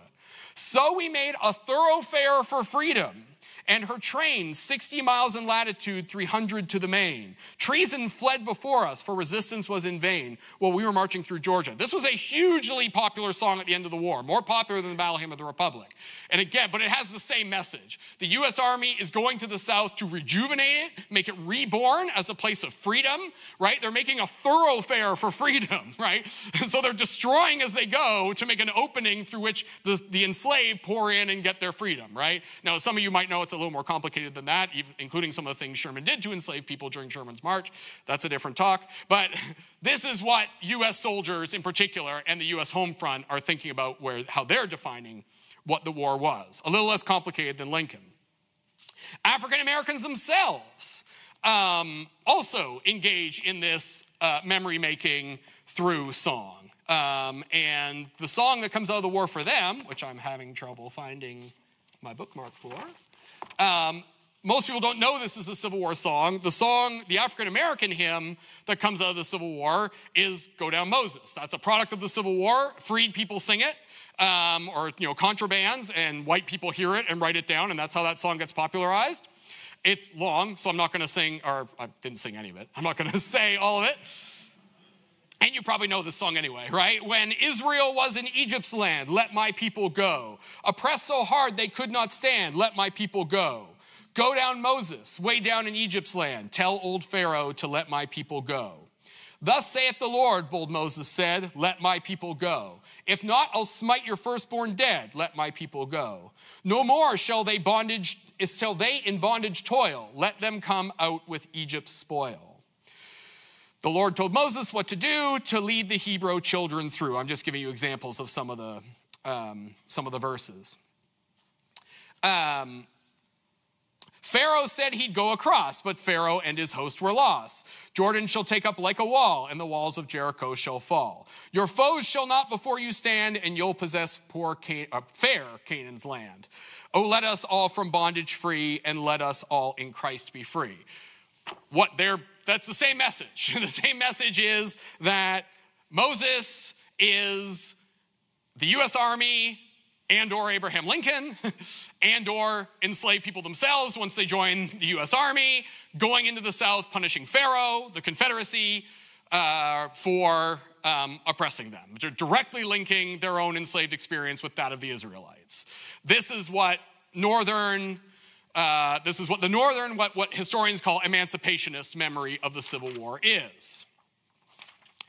The Confederacy has a harder task, which makes it remarkable, by the way, spoilers for the rest of the talk, that they're so successful at it. The Confederacy has a harder task because they lost, and they achieved none of their goals, at least not the goals they laid out in 1861. But one of the reasons why they have to justify what they did, there's a lot of reasons, but one of the reasons they have to justify what they did is what historians call honor culture. In the 19th century, this idea of honor and masculinity, these things are all entwined together, particularly as it regards kind of violence and martial violence and military service. And part of honor culture is never admitting defeat. Think of Preston Brooks beating up Charles Sumner in Congress after he spoke out against him. That's all part of honor culture. It's a way to affirm your masculinity and your manhood. And so again, like this is all wrapped up in violence and things. So they have to, all these Confederate soldiers who go home and the leaders, they have to create a narrative that maintains their honor while minimizing that they lost and maybe why they lost and what they were fighting for, which we talked about in the last talk.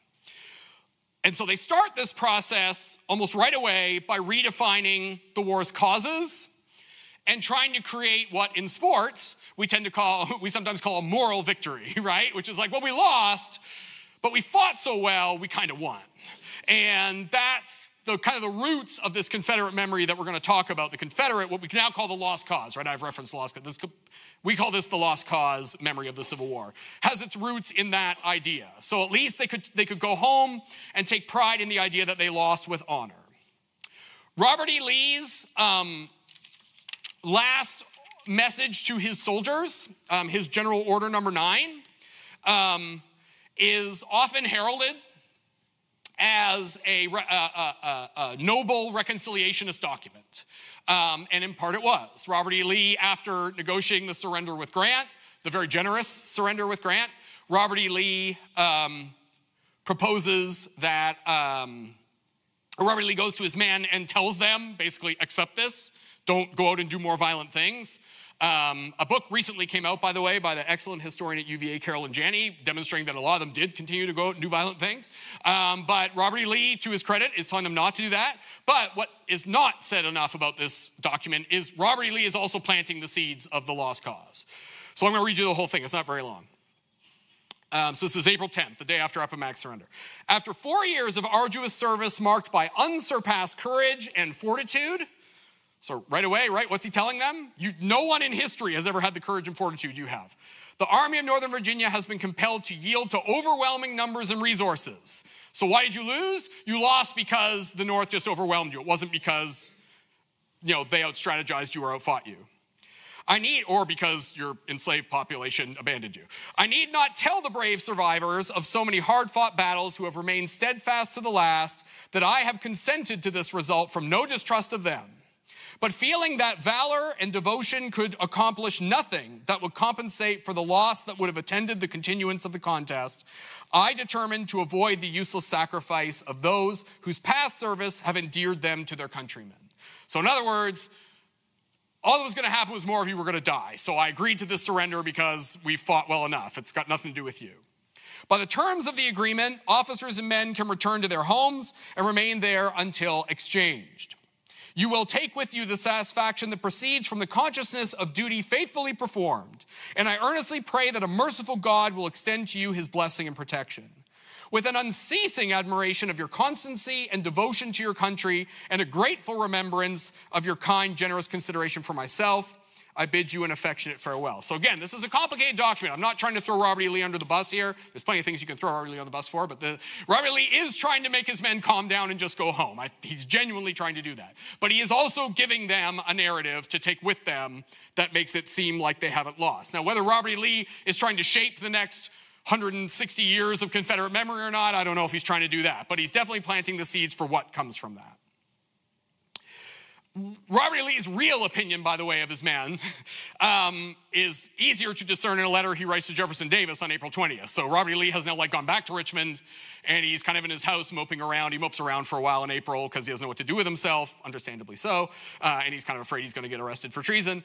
And he writes a letter to Jefferson Davis, and this reveals, I think, the difference between what he wrote here and he tells Davis that the moral condition of his army that's the quote part, of his army had declined since the fall of Petersburg. And at the time of its surrender, it was lacking, quote, the boldness and decision which formerly characterized them. Except in particular instances, they were feeble, and a want of confidence seemed to possess the officers and men. Again, I'm not trying to throw Lee under the bus here or say he was lying, but it's very clear that what he's telling them here is not really how he felt at the time. What he felt was they also weren't fighting very well, so we'd better surrender, right? Because they had become feeble, his word, not mine. This evolves then into this broader myth called the lost cause. That term is coined in 1867, so pretty quick, right? 2 years later, by Edward Pollard, who's a newspaper reporter. He's one of the key architects of this myth. His book is called The Lost Cause, A New Southern History of the War of the Confederates. Some of you touched on this before, a pre-conversation we had before going into this, that all these, even arguing over what the Civil War is called, right, is wrapped up in these ideas. So their first stab at a word that isn't Civil War is actually this really complicated, War of the Confederates. His narrative and those that came after him, the thing they do is they completely remove slavery from the narrative. They initially just remove it from their motivation. They initially say, the reason this war broke out had nothing to do with our desire to preserve slavery or expand slavery. The reason this war broke out is because Lincoln's election was unfair and, we had to resist it, right? And so that's why this war happened, or various other excuses.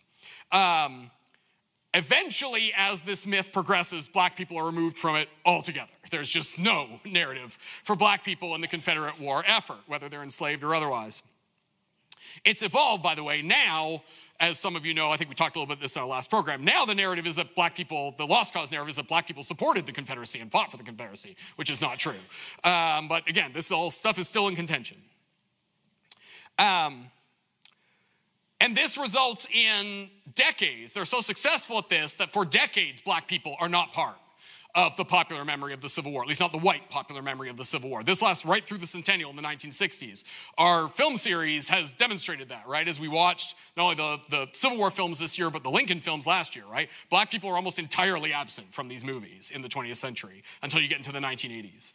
They're just not part of the popular memory of the Civil War. The Lost Cause accomplished that.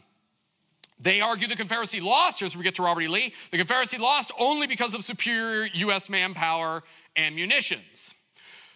In the Confederate soldier, it's not just that the North overwhelmed them. The Confederate soldier was the greatest warrior who ever lived. They start comparing themselves to kind of legendary fighters like the Spartans in particular, that they were highly effective. You get these sayings, which again, you still hear sometime that, one Confederate soldier was as good as 3 U.S. soldiers, things like that. Those are all part of this. Pickett's charge at Gettysburg becomes a key component of this. There's a whole book on this called, by Carol Reardon, I think, called Pickett's Charge in Confederate Memory. I forget the name. But Pickett's charge, so again, like for those of you who aren't aware of what happens at Pickett's charge is the major Confederate assault on the 3rd day of the Battle of Gettysburg, where Robert E. Lee attempts to break the center of the Union line, a well-entrenched center, or at least well-positioned center of the Union line, sends thousands of Confederates against the Union line in open ground. A bunch of them die, they don't penetrate the Union line, and the United States wins the Battle of Gettysburg. This does not seem like something that you would commemorate. This is a brutal defeat, based partly at least, we can argue about whether it was a good idea or not, but partly at least by bad tactics by Robert E. Lee. Why would you celebrate this? Well, again, you have to think about this myth and what I've been describing, right? They focus on Pickett's charge as their most noble moment, right? You've probably heard it referred to as the high tide of the Confederacy, because the fact that they went and did it, the fact that they did this suicidal thing is a demonstration of their manhood. They were so committed, the way they define it is, we were so committed to the cause, and we were such good, but don't ask me what the cause was. They're so committed to the cause, and they're so honorable, and they're such good fighters, we went out there into that field and got slaughtered, right? So this is actually a commendable thing. It's not a defeat. This is the most commendable thing we did, right? It becomes about fighting and dying with honor, right? We died better than anybody else, right? That's the core. I mean, it sounds funny, but that really is it. Like, and they use religious language. A lot's been written about this too. They use religious language to talk about it. Like, they're all martyrs like Christ, right? Like, they make these connections explicitly.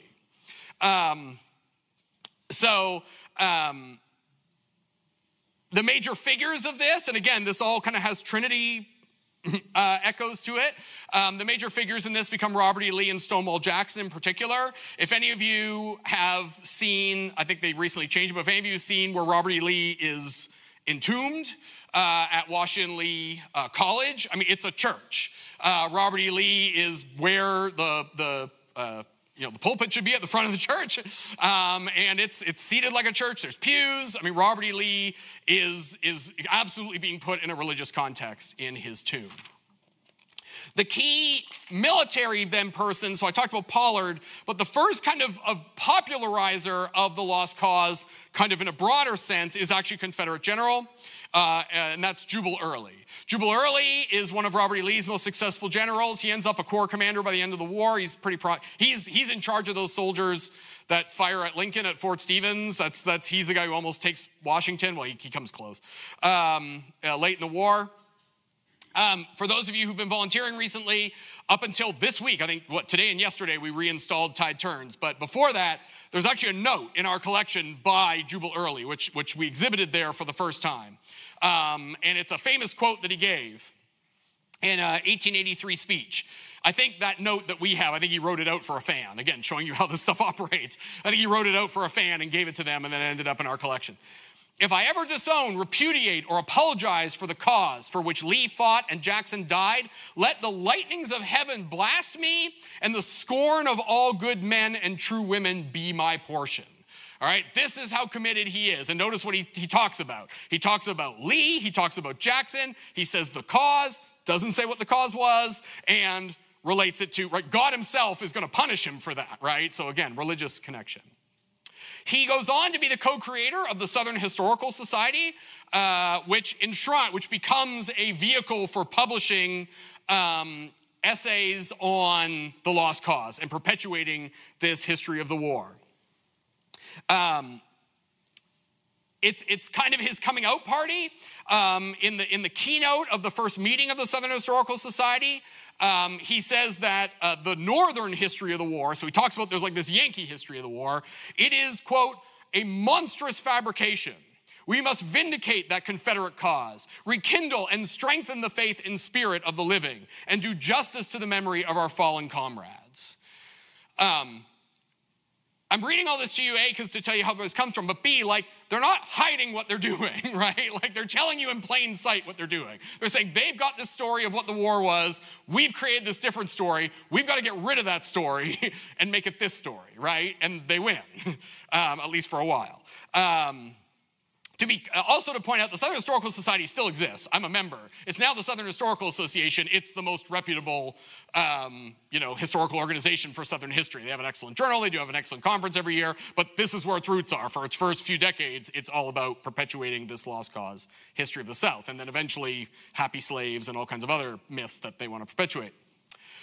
The veterans, unsurprisingly, embraced this narrative that they were awesome and weren't fighting for slavery. And when they formed, we talk a lot about the Grand Army of the Republic up here, but their organization is the United Confederate Veterans, the UCV. The UCV has its meetings. It starts up in the 80s, I think. I didn't put the date down. But they start having their own meetings where they perpetuate these narratives. But the real engine, when things go into overdrive for the lost cause, is actually not the war generation itself. It's the next generation. In particular, it's the daughters of that generation. The United Daughters of the Confederacy gets formed in the late 19th century, and they make it their mission. The whole mission of the United Daughters of the Confederacy is to perpetuate this interpretation, this narrative of what happened during the Civil War. They do this through numerous ways. Mildred Lewis Rutherford is the kind of historian general of the United Daughters of the Confederacy. She is a fascinating figure. I've always wanted to write a biography of her. I haven't had time. she writes all kinds of stuff for them, including she founds a partner institution called the Children of the Confederacy. And because she understands, and the UDC understands, that one of the best ways to perpetuate this myth is to teach it to kids when they're really young so that they will carry it with them through the rest of their lives. And they do this through things like shaping what's in textbooks, limiting what's in public libraries, restricting which songs, like the Battle Hymn of the Republic. They removed the Battle Hymn of the Republic from churches, from church hymnals, things like that. They're controlling what white kids in the South are able to read and absorb, so they adopt this narrative. And like Jubal Early, they're not hiding what they're doing. This is what Rutherford says. It has ever been the cherished purpose of the Daughters of the Confederacy to secure greater educational opportunities for Confederate children, and by thorough training of their powers of mind, heart, and hand, render it possible for these representatives of our Southern race to retain for that race its supremacy in its own land. She's not mincing words. She's saying, we're doing this so white kids can continue to have superiority over black kids. She's telling you exactly why she's doing it. So that's the other thing I want to stress here. They're not just eventually, or I mean, we can argue they're doing this from the beginning, but this isn't just about honor culture. It's also about maintaining a system of white supremacy and racial hierarchy in the South. If you remove black people from the narrative, if you don't make the war about slavery, then you can have this narrative instead that allows you to continue to dominate African Americans. And they do this in a number of different ways. By World War I, there are 100,000 UDC members. That doesn't seem like a lot. It is, but they're also just very vocal and influential because they know where to apply pressure. As I mentioned before, one of the main places they apply pressure is schools in the South. They start critiquing schools. They go after teachers who don't teach the lost cause narrative of the Civil War, or who don't teach about slavery, to say that slavery was a benign institution. Rutherford forms a committee in 1919 specifically to review textbooks. She calls it this committee becomes the measuring rod for school textbooks. And they start to boycott and lobby textbook publishers, most of whom are in the North, if they don't publish this version of the war. This is critical because it's part of the reason why this narrative spreads outside of the South, right? Because then these textbooks, these companies in like New York or whatever, they start changing the way they're writing their textbooks because they want to sell these textbooks to white Southern schools. Well, actually, they want to sell them to black Southern schools too because they also want black people to believe this narrative. And then in the North, like they're not going to make a different version for the North. So Northern kids start reading this too, right? And that's part of the reason why this myth becomes so popular. It got spread everywhere. And of course, the other way they do this, again, not to get too hot button here, is they build monuments everywhere, glorifying Confederate leaders and Confederate soldiers. And they often put those monuments in areas where African Americans will be.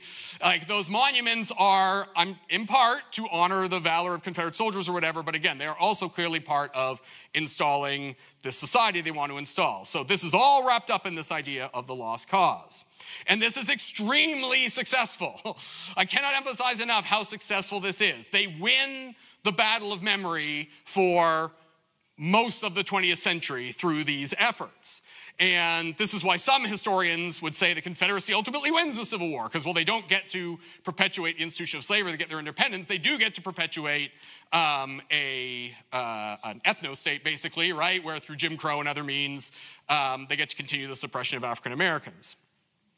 In the early 20th, part of the reason they're able to do this too, though, is because in the early 20th century, and now we're getting into stuff I've talked about with some of you before through our series, Hollywood and popular literature and all these things pick up. Because now you have all these people who grew up with this narrative, and now they're writing books, novels, and making movies, and they're writing songs, and they start incorporating this into it. And so we talked in a previous talk about Birth of a Nation, this formative film in American film history.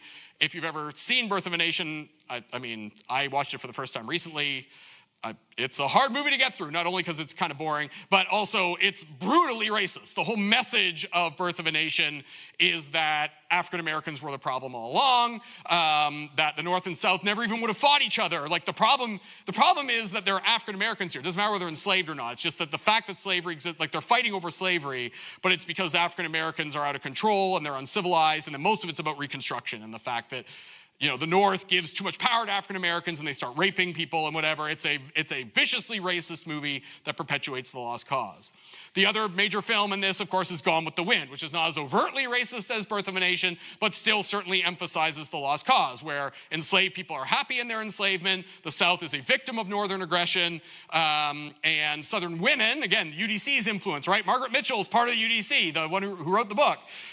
Southern women are what carries the Confederacy along. I'm going to wrap up here soon. I know we're running out of time, and I want time for Q&A.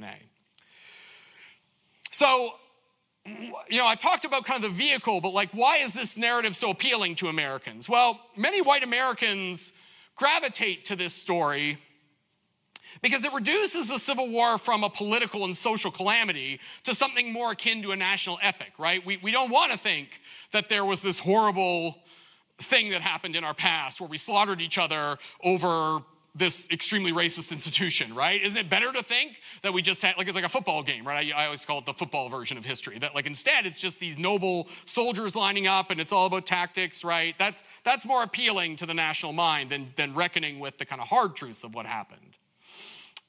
It's just a contest of white combatants, right? We've written out African Americans in this myth. It's a contest between white combatants testing each other's manhood against each other.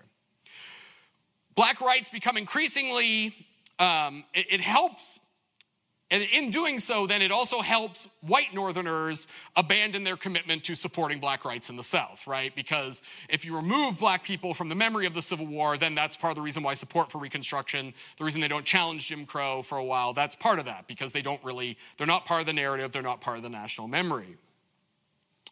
So it makes, this narrative also makes it easier for them to do that. But of course, resistance remains. The main place it remains is with the black memory of the war. There is a separate African-American history of the war that is the emancipationist history of the war that remains intact but is not part of the popular culture, at least not part of the broader white popular culture. The best example of that is Memorial Day, right? Some of you might know this, that Memorial Day is actually rooted in black veteran traditions, right? Where they would go and they would honor the graves of black soldiers, especially in the South, who fought in the Civil War. And eventually white society adopts that, and we've kind of forgotten that that's where it came from. It came from black veterans, or people commemorating black veterans. That's a way for them to signify, it's a way for them to publicly signify that they were part of the war and why they fought in the war, as they're being increasingly pushed to the side of the story. There's one, for most of America's history up to this point, there's one monument to black soldiers in the Civil War. If you were here to watch Glory, it's what's during the credits in Glory. We call it the Shaw Memorial, so we name it after the white commander. But it's a monument to the 54th Massachusetts that sits right in front of the Massachusetts State House, right? And it's all of them marching behind Robert Gould Shaw. And so again, that becomes a symbol for people looking for this emancipationist narrative, is that monument. And of course, the black press.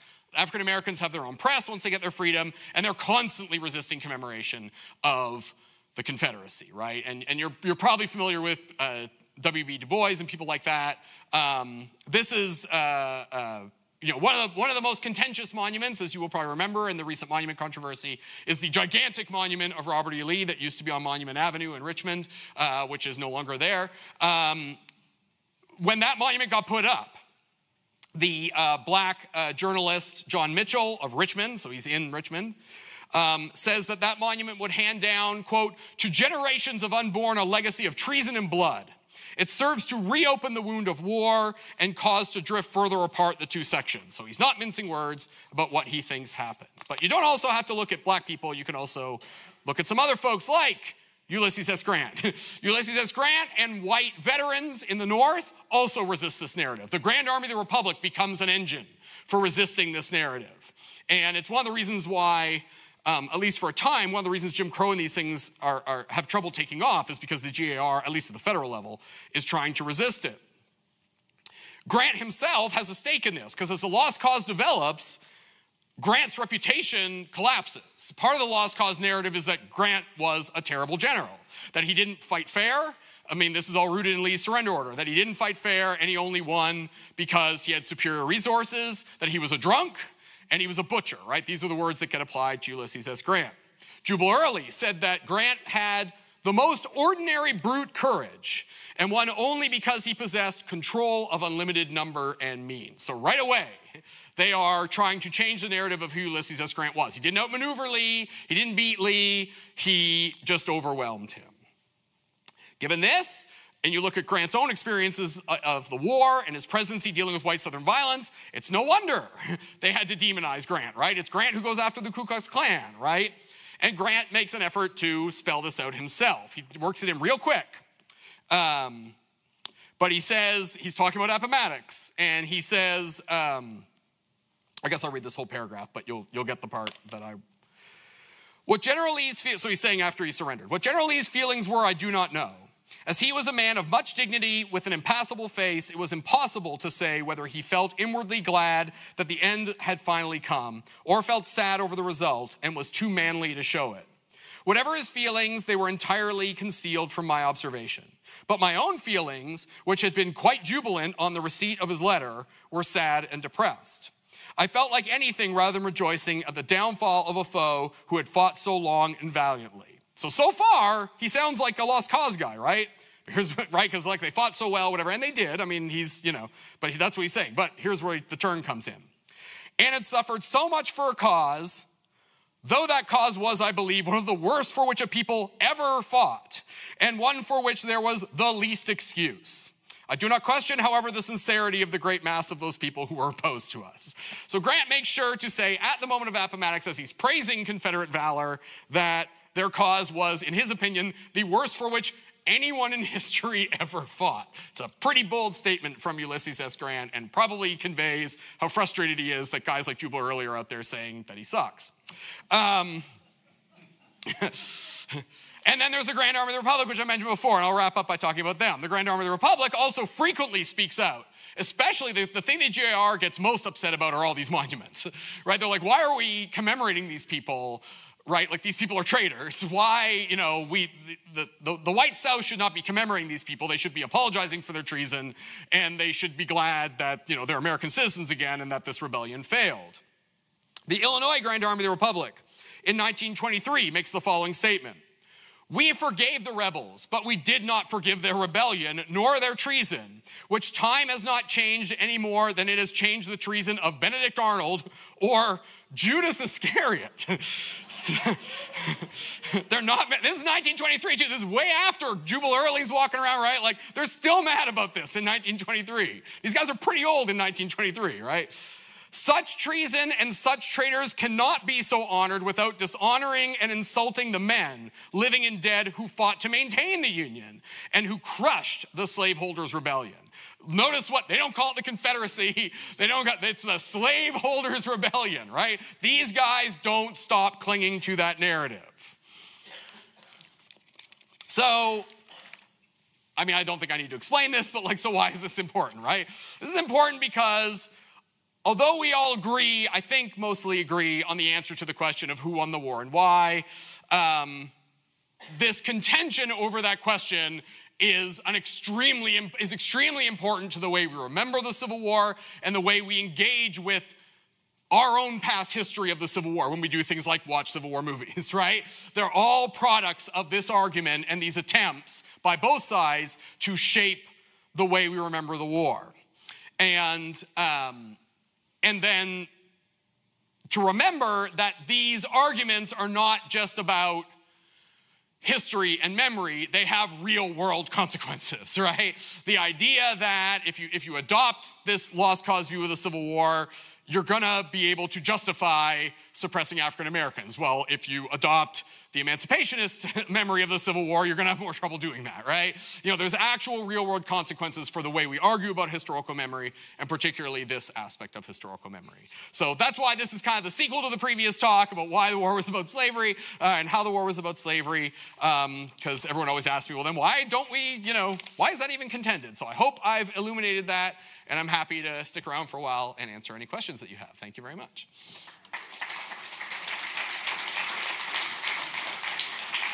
You had your hand up first in the back, yes.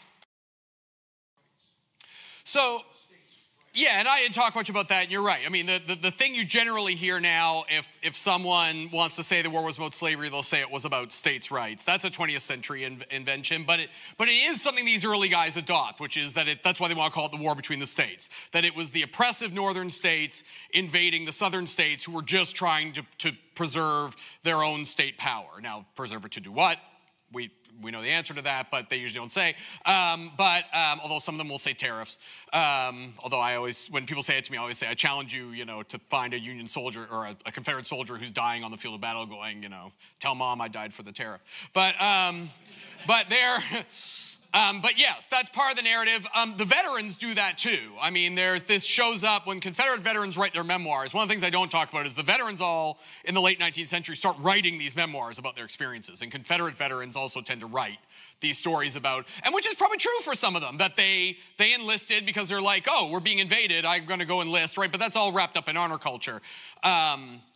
Whether they were consciously thinking about defending slavery or not. I mean, I talked about this in the first talk, where I talked about the percentage of Confederates who owned slaves or had family who enslaved people.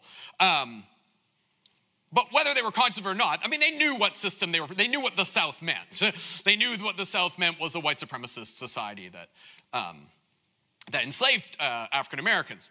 My version of that story, and again, I want to be clear, well, some of you have heard this story before, I think, and a lot of you probably know that I'm Canadian, and that I got my master's and my PhD at the University of Alabama, so that was a big shift for me. And but I mean, and so I ended up spending 8 years in the Deep South.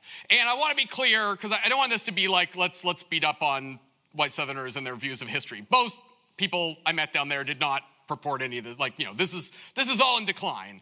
At least I hope it's still in decline. But when I was there, I didn't run into this a lot. But you're right, occasionally you would run into people. And so my version of that story is, as I mentioned, my dissertation and then later my book was on music in the Civil War, which is, on the face of it, a pretty safe, not really a controversial topic, right? And so there was this magazine, the Confederate veterans, and I quoted this in the previous talk. I think I may even have told this story in the previous talk, so apologies, those of you who are here. The Confederate veterans had their own magazine called Confederate Veteran Magazine. And it's really useful for historians because Confederates write a lot of reminiscences in it. And it's been indexed. So for me, it was useful because I could look up different songs and figure out, because one of the things I try to do in my book is figure out what songs were actually popular and when they were singing it and why. And so but the Alabama, the university's library didn't have it. But the public library did. It was in their genealogy section. So I'm sitting in the genealogy section of the Tuscaloosa Public Library, and I'm going through this magazine, and this guy comes up to me, and he goes, "Oh, you're researching your Confederate ancestor, huh?" And I said, no, probably in a thicker Canadian accent than I have now because I've been living in the States for a while. I said, no, I'm researching I'm from the university, I'm researching my dissertation. He's like, oh, what's it on? And I said, it's on music in the Civil War. Again, because I know what's coming, so I'm just trying to give the most, innocuous answer I can. And I said, oh, it's on music in the Civil War. And he goes, well, let me ask you one question. And I said, yeah. He said, which side are you on? And I already had a preload. Again, I'd had encounters like this before. You mentioned Sherman's March. I had a guy one time come up to me and ask when the federal government was going to pay reparations for Sherman's March. So yeah, it's a popular topic too. But and he said, so my preloaded answer was, hey, I'm Canadian, and it's really, the book is about. The book is really just about how people use music. I'm interested in both sides, just trying to. And he goes, I'll tell you what you really are. You're a coward. And he turned his back and he stormed out. And I do have lots of stories like that. That's just my best one. So I feel I know exactly what that's like. Yes. Both the stories we heard, I think, make it more obvious why in the last 4 or 5 years, the furious opposition to taking down statues, changing the names of the always struck me as interesting that how many army bases in the United States were named after Confederate generals, and not Northerners. And that's all wrapped up in this honor culture, right? That's a way to. I mean, it's a way to white Southerners needed to feel that their martial service in the Civil War was on par with the martial service of the U.S. Army. And so by doing that, right, what the U.S. Army and the federal government are doing is they're integrating the service of who were traitors into the service of people who weren't. Now, I don't want to get into whether they should have done that or not, but that's obviously what's happening there, right? They're trying to make guys like Braxton Bragg, who was terrible. It's always funny because they're mad about Fort Bragg. Bragg was a terrible general. I don't know why you would want to, name anything after Braxton Bragg.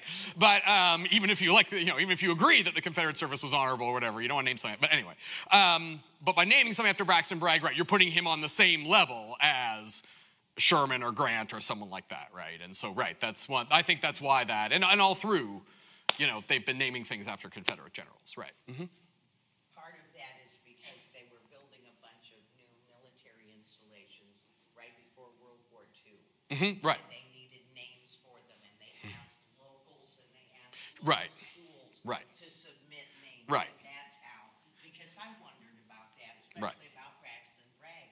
And then I thought, I never read a book about him. Right. So maybe just the references that I have that he was so terrible aren't the full story. And I looked it up. I looked on Amazon. Mm-hmm. And the only book I could find was The Most Hated General in yeah, I mean, but he's one of the major, there's 7 lieutenant generals in the Confederate Army, so he's one of them. And that's part of the Lost Cause too, right? Like one of the things the Lost Cause does, the other thing I didn't talk about, so I'll get it, a couple of things you kind of triggered that I want to talk about. So one, I thank you for placing that, because I didn't say this too. Thank you for placing it in the timeline, because in the 1930s, right, which is when you're talking about, all this textbook stuff I talked about has been happening for a long time, right? So white Southerners are primed at this point by the UDC and all these places to assert these things, right? But the other thing that happens that the UDC does and that white Southerners do is then they adopt their own localized versions of the Lost Cause. So then so one of the ways they do that is, Braxton Bragg was from, isn't it North Carolina, right? Isn't that where Fort Bragg is? He's from North Carolina. So he wasn't that bad, because actually, if you look at Braxton Bragg's record, he was great, right? Because we've got to, Virginia's got Lee, we've got to have Bragg, right? And so they start fighting with each other. And so the ultimate way, the thing when I go there, I used to give tours there when I lived over there, is if you go to Gettysburg, it's really clear at Gettysburg where the Lost Cause in some ways kind of starts to eat itself. And they start to compete with each other, because if you go to Pickett's Charge, so I already talked about the context of Pickett's Charge, right, and the way they mythologize Pickett's Charge. There's monuments at Pickett's Charge on the U.S. side where the different states who participated in Pickett's Charge got the furthest past the Union line.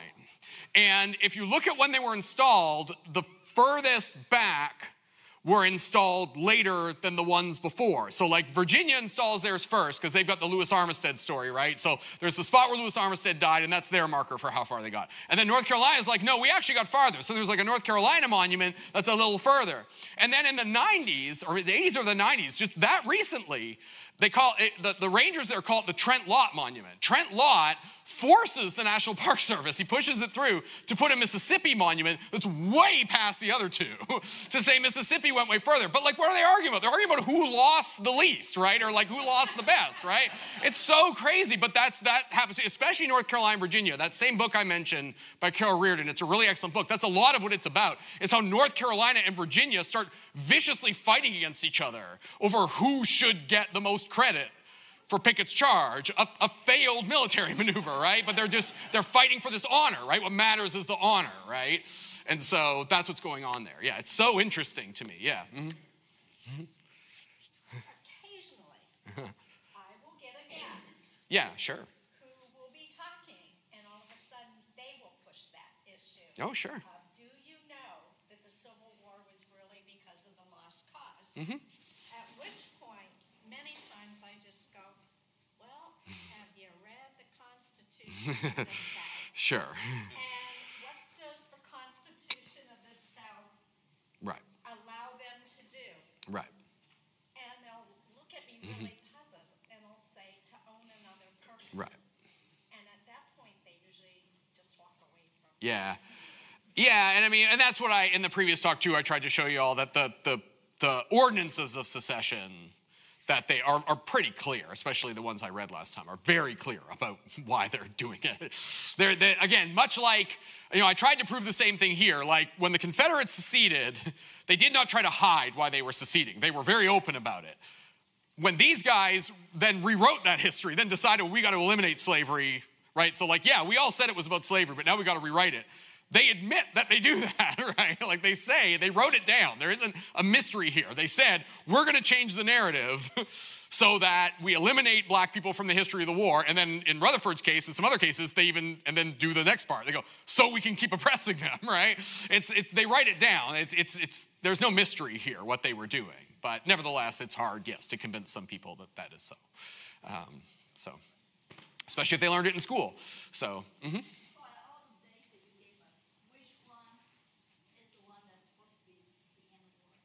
Well, I don't think it matters, is my point, right? I don't think it really matters. I think it's better to, historians like to say things are messy. The wars are all sloppy. And so I think it's fair to say, because I'm sure you get this question, and our museum commemorates this day, it's fair to say that Robert E. Lee's surrender is the moment in which it becomes very clear that the Confederacy is starting to collapse, which is part of the reason why less than a week later, John Wilkes Booth murders Abraham Lincoln, right? Because he's like, okay, the jig is up. And it's why Lincoln is so happy and goes to see a comedy that night, right? It's very clear that Richmond falling and Lee surrendering are a big deal. But it's important to remind people that everyone doesn't just drop their weapons and go home, right? That violence persists, organized violence persists for months after that, and irregular violence persists for, depending on how you want to define it, years or decades. So that's important to remember. The conflict that started the Civil War and resulted from the Civil War does not go away on April 9th, 1865, or on April 14th, 1865, when Lincoln gets shot. It persists, and it persists for a long time. Well, they have the Civil War in four minutes. Right. Actually has some of those other. It does, right. It does. The North Carolina and Johnson. It takes you through Texas, yeah, which is good. It takes you to June, I think, right? I think. And so that's good, yeah. But again, and that's why I said, like, so if any of you know the historian Ed Ayers, that's what I was talking about. He's a pretty famous Civil War historian. I took Ayers through the museum years and years ago, and he's the only person who's ever complained about the Civil War in 4 minutes, because I think it's one of the most effective things in the museum. But that's what he complained about, because he said, well, it creates this image that the war is just a conflict between standing armies, and it wasn't. It's much messier than that, and so that's what it's missing by doing that. But yes, it at least takes it through all those surrenders. It doesn't end at Appomattox or Lincoln's. Right, exactly. Okay. All right, well, thank you very much. I hope I'll see you next week for the movie. And thank you again for everything you do. We really appreciate all of you.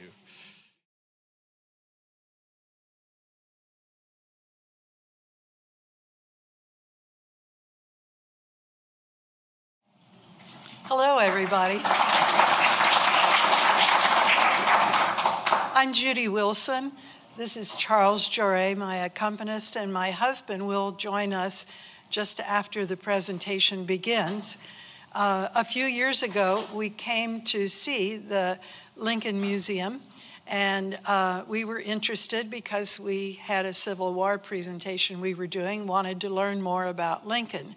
And we were camping, and the lady at the campground said, oh, there's somebody you should talk to, and called Jeremy. And before we knew it, we were in Jeremy's office, and we had an invitation for the next year, which was COVID. And so reluctantly, we canceled it, and the next year got an email from Jeremy, sorry, still COVID. So the next year we thought, oh, this is it. We're going to do it. A week before we were supposed to present, Meredith got COVID. So we are here, safe and sound today, and we're delighted.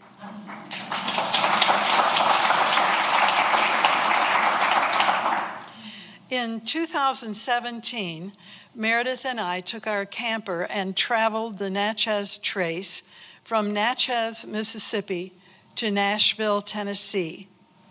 Early settlers took their goods and floated down the Ohio and Mississippi rivers to Natchez or New Orleans, where they sold their wares and their flatboats for lumber, since they couldn't row back upstream on the Mississippi. They returned home on foot or on horseback along the 400-mile trace. Today, there's a scenic highway which follows the Natchez Trace. Along the way, we stopped at Civil War battlefields to see where Meredith's great-grandfather, James Davy, fought in the year 1863. Today, we want to take you back to 1860s. Trouble with the Union was brewing. Lincoln was running for president. Campaigners were singing Lincoln and Liberty.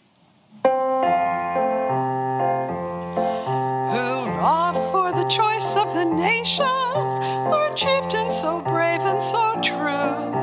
We'll go for the great Reformation, for Lincoln and liberty too. We'll go for the son of Kentucky, the hero of Hoosierdom through, the pride of the sucker so lucky, for Lincoln and liberty too.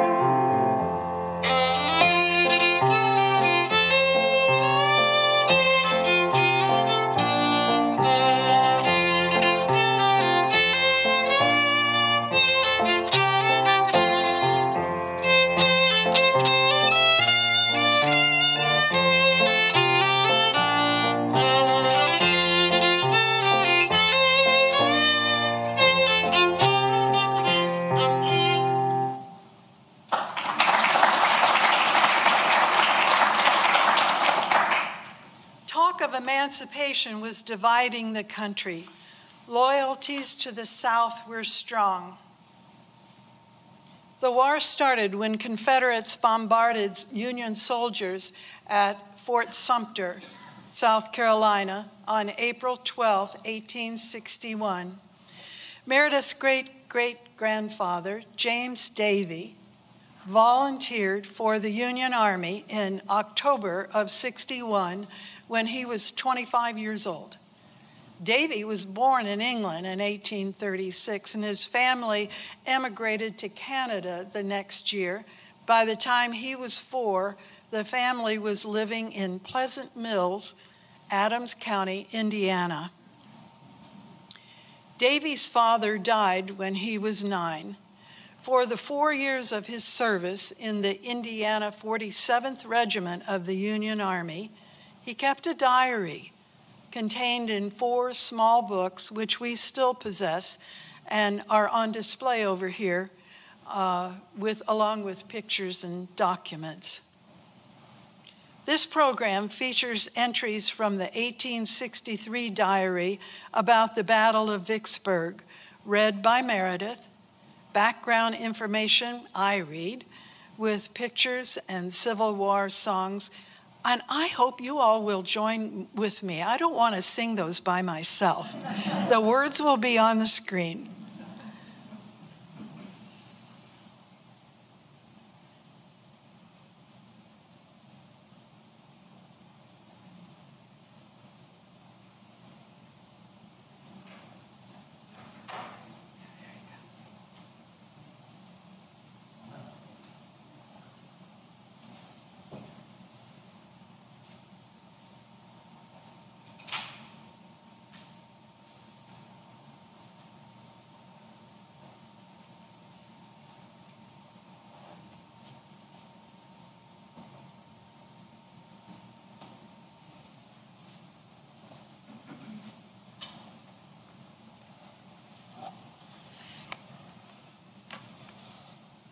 I am James Davy.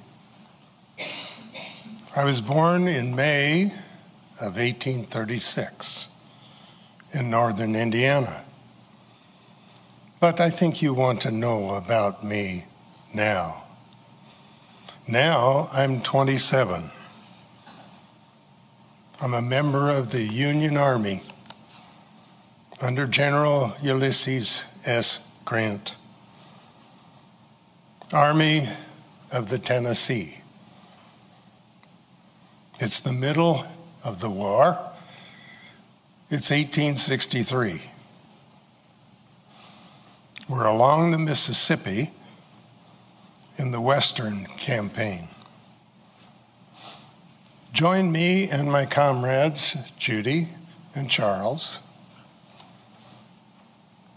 You are now entering my life as a Union soldier in war. We pick up Davy's story in February 1863. 1862 had seen many dismal failures by the Union Army and Navy to conquer the naturally fortified Vicksburg, situated on a 200-foot-high bluff on the Mississippi River. At this point in the war, all of the Mississippi's 2,000 miles were now under the control of the Union, except for 250 miles surrounding Vicksburg and the deltas to the north, which was controlled by the Confederates, enabling them to maintain a connection between the two halves of the Confederacy and at the same time to block river commerce north and south, essential to the Midwest. In the spring of 1863, General Grant is going to launch a springtime assault coordinating the Navy and the Army. During the winter months prior to that, he keeps his troops occupied with experiments to see if he can find another way to approach Vicksburg through the watery bayous. Our first diary entry is up here at Helena, Arkansas, with James Davy crossing the Mississippi River to Moon Lake. I'll show you on the map.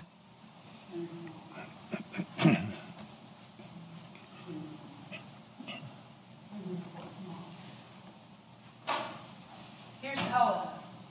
Eventually, the troops came down on the Louisiana side and then crossed over and fought their way back up, back east to Vicksburg.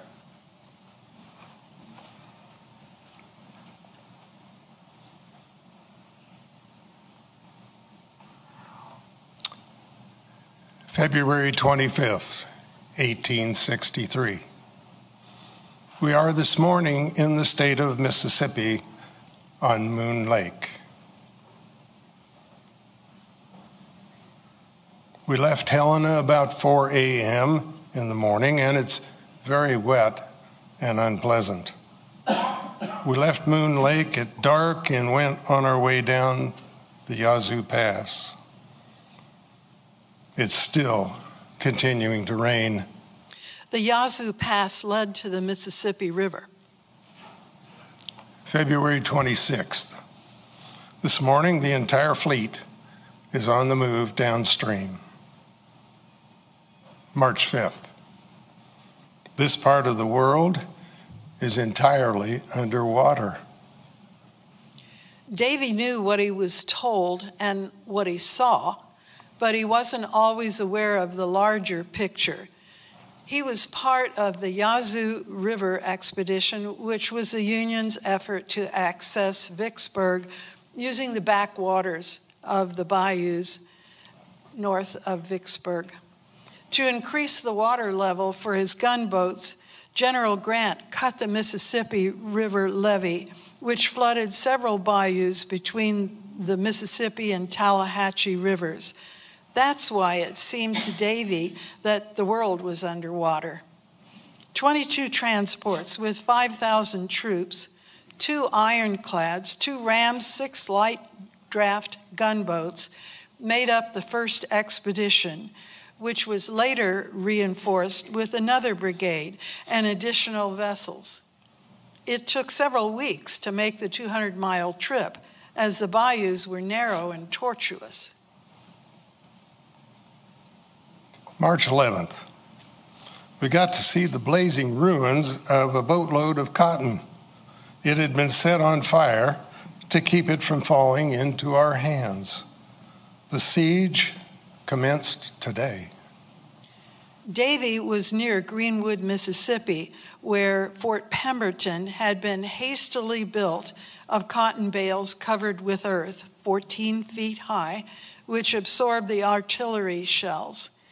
It was armed with light artillery and manned by 1,500 men, was able to fire on vessels traveling north and south.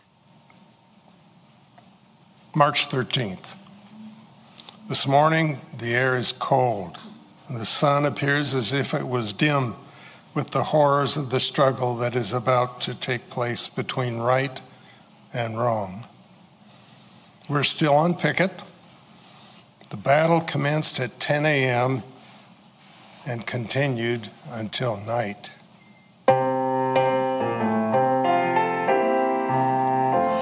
Yes, we're marching to the field, boys. We're going to the fight, shouting the battle cry of freedom, and we bear the glorious stars for the Union and the right, shouting the battle cry of freedom, the Union forever, hurrah, boys, hurrah, down with the traitor, up with the star. Will you rally round the flag, boys? We'll rally once again, shouting the battle cry of freedom. Very good. March 15th. We took 2 spies yesterday. We shot one of them in the ass, and he died during the night. March 16th. We're busy preparing to make another attack upon the enemy's batteries. The cannonading commenced at the hour of 12 o'clock, and it continued until night. March 20th. We're now on our retreat back to Helena. The order was countermanded, though, and we're going to try it again. We met reinforcements. March 22nd. We're now on our way back to Fort Greenwood with reinforcements. I think as near as I can tell, our whole force will number about 10,000 in all. Fort Pemberton was at Greenwood, Mississippi, so he calls the fort Fort Greenwood. March 23rd. We're still on our way back to Fort Greenwood. 1 o'clock p.m., we came to our old camp, but have not yet landed. 5 shots from our gunboat and no reply, and 16 rebels taken. To be taken prisoner was a serious situation. Provisions were hard to come by for both sides, and deprivation was rampant in the prison camps.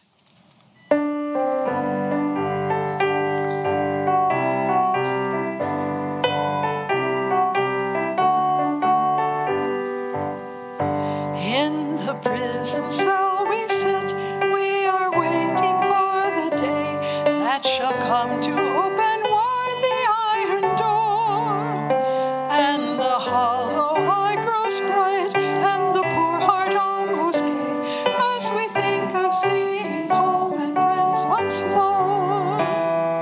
Tramp, tramp, tramp, the boys are marching. Cheer up, comrade, they will come, and beneath the starry flag we shall breathe the air again of the free land in our own beloved home. March 27th. Today, 4 companies of our regiment, and the 28th Wisconsin, and 1 company of cavalry and a small cannon. And we took a scout then to a small village called McNutt. We got 10 guerrillas. We returned to the boat at dark. March 29th. This was a very sad accident. Happened in our regiment last night. 4 men killed and 2 wounded by the fall of a tree. There is 10 men detailed out of our company for cannoneers. March 30th. We was ordered on board the steamer Moderator only this morning. The Moderator was part of a fleet of gunboats that plied the Mississippi, trying to keep the supply routes open to the north. April 2nd. Everything remains docile, but last night the rebels shot a full round from their fort with their heavy guns.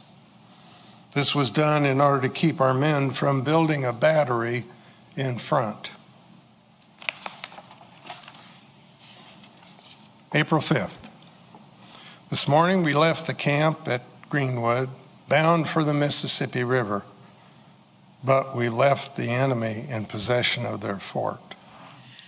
The federal fleet retired to the Mississippi. Grant had failed to reach Vicksburg by the Tallahatchie-Yazoo Pass. April 7th. We're on our way to Helena.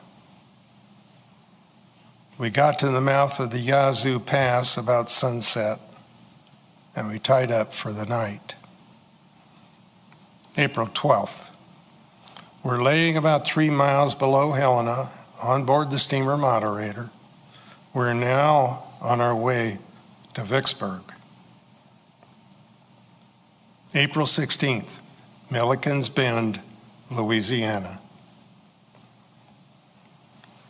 Milliken's Bend was a staging area about 15 miles northwest of Vicksburg. This is a very hot day. This morning, our whole force started for Vicksburg by land.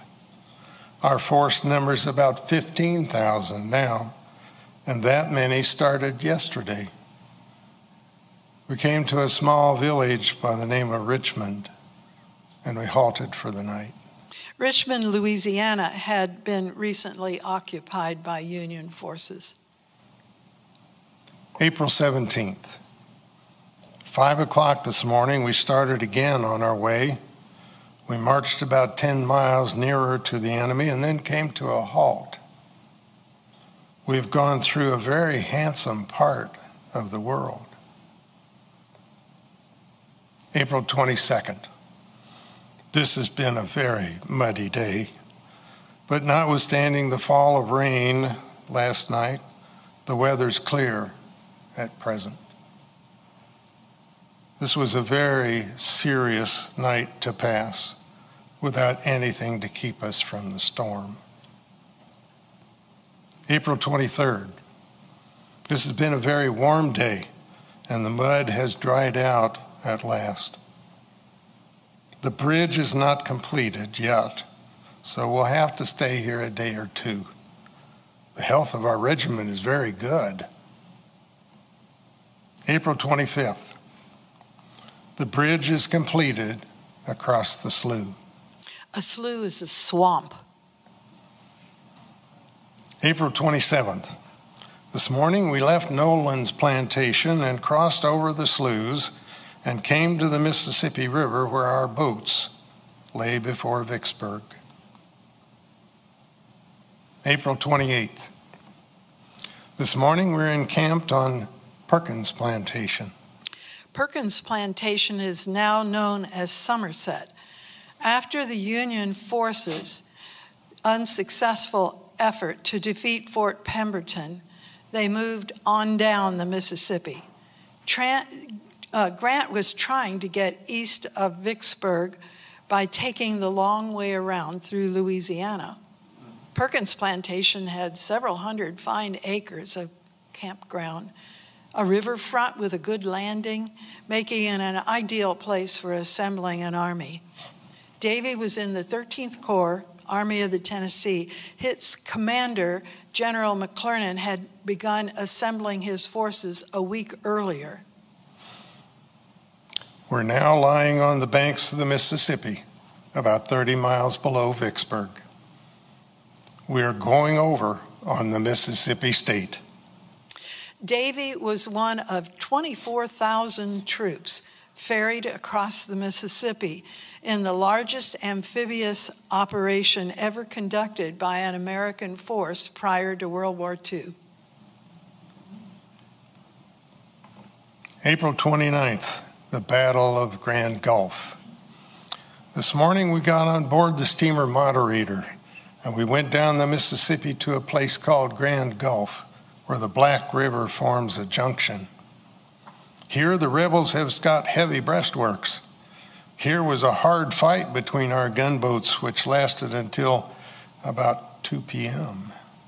Admiral Porter led 8 ironclad river gunboats in an attack on the fortifications and batteries at Grand Gulf with the intention of silencing the Confederate guns and then securing the area with the troops of McClernand's 13th Corps. The gunboats attacked at 8 a.m. and continued until about 1:30 p.m.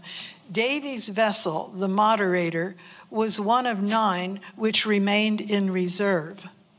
You can see the reserve ones over on the left. The Union gunboats successfully silenced the lower batteries of Fort Wade, but the upper batteries of Fort Coburn remained out of reach, continued to fire. The Union ironclads, one of which the Tuscumbia had been put out of action, and the transports drew off. April 30th. This morning we got on board the gunboat and we went 16 miles down and landed in the state of Mississippi. We marched all night in the rear of the fort where the heavy cannonading was occurring all night.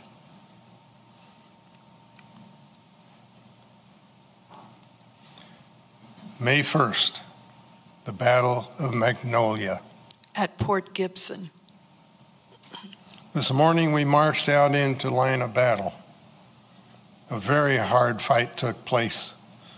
We drove them from their position at the point of the bayonet with great slaying after the 47th lay in heavy fighting for half a day. Federal efforts to push rapidly inward were slowed because Davy's commander, General McClernand, he was a political appointee and inexperienced in the military. He had forgotten to issue rations to the men. Have you ever been in the Army? Despite the resulting delay, however, they moved onto the river bluffs unopposed and pushed rapidly towards Port Gibson. Davy's 12th Division, commanded by General Hovey, arrived and surged forward just as General Carr's men were storming the Confederate position. Chaos reigned. McClernand stopped to reorganize and then launched into a series of grandiose speeches until Grant pointed out that the Confederates had simply withdrawn to a more defendable position.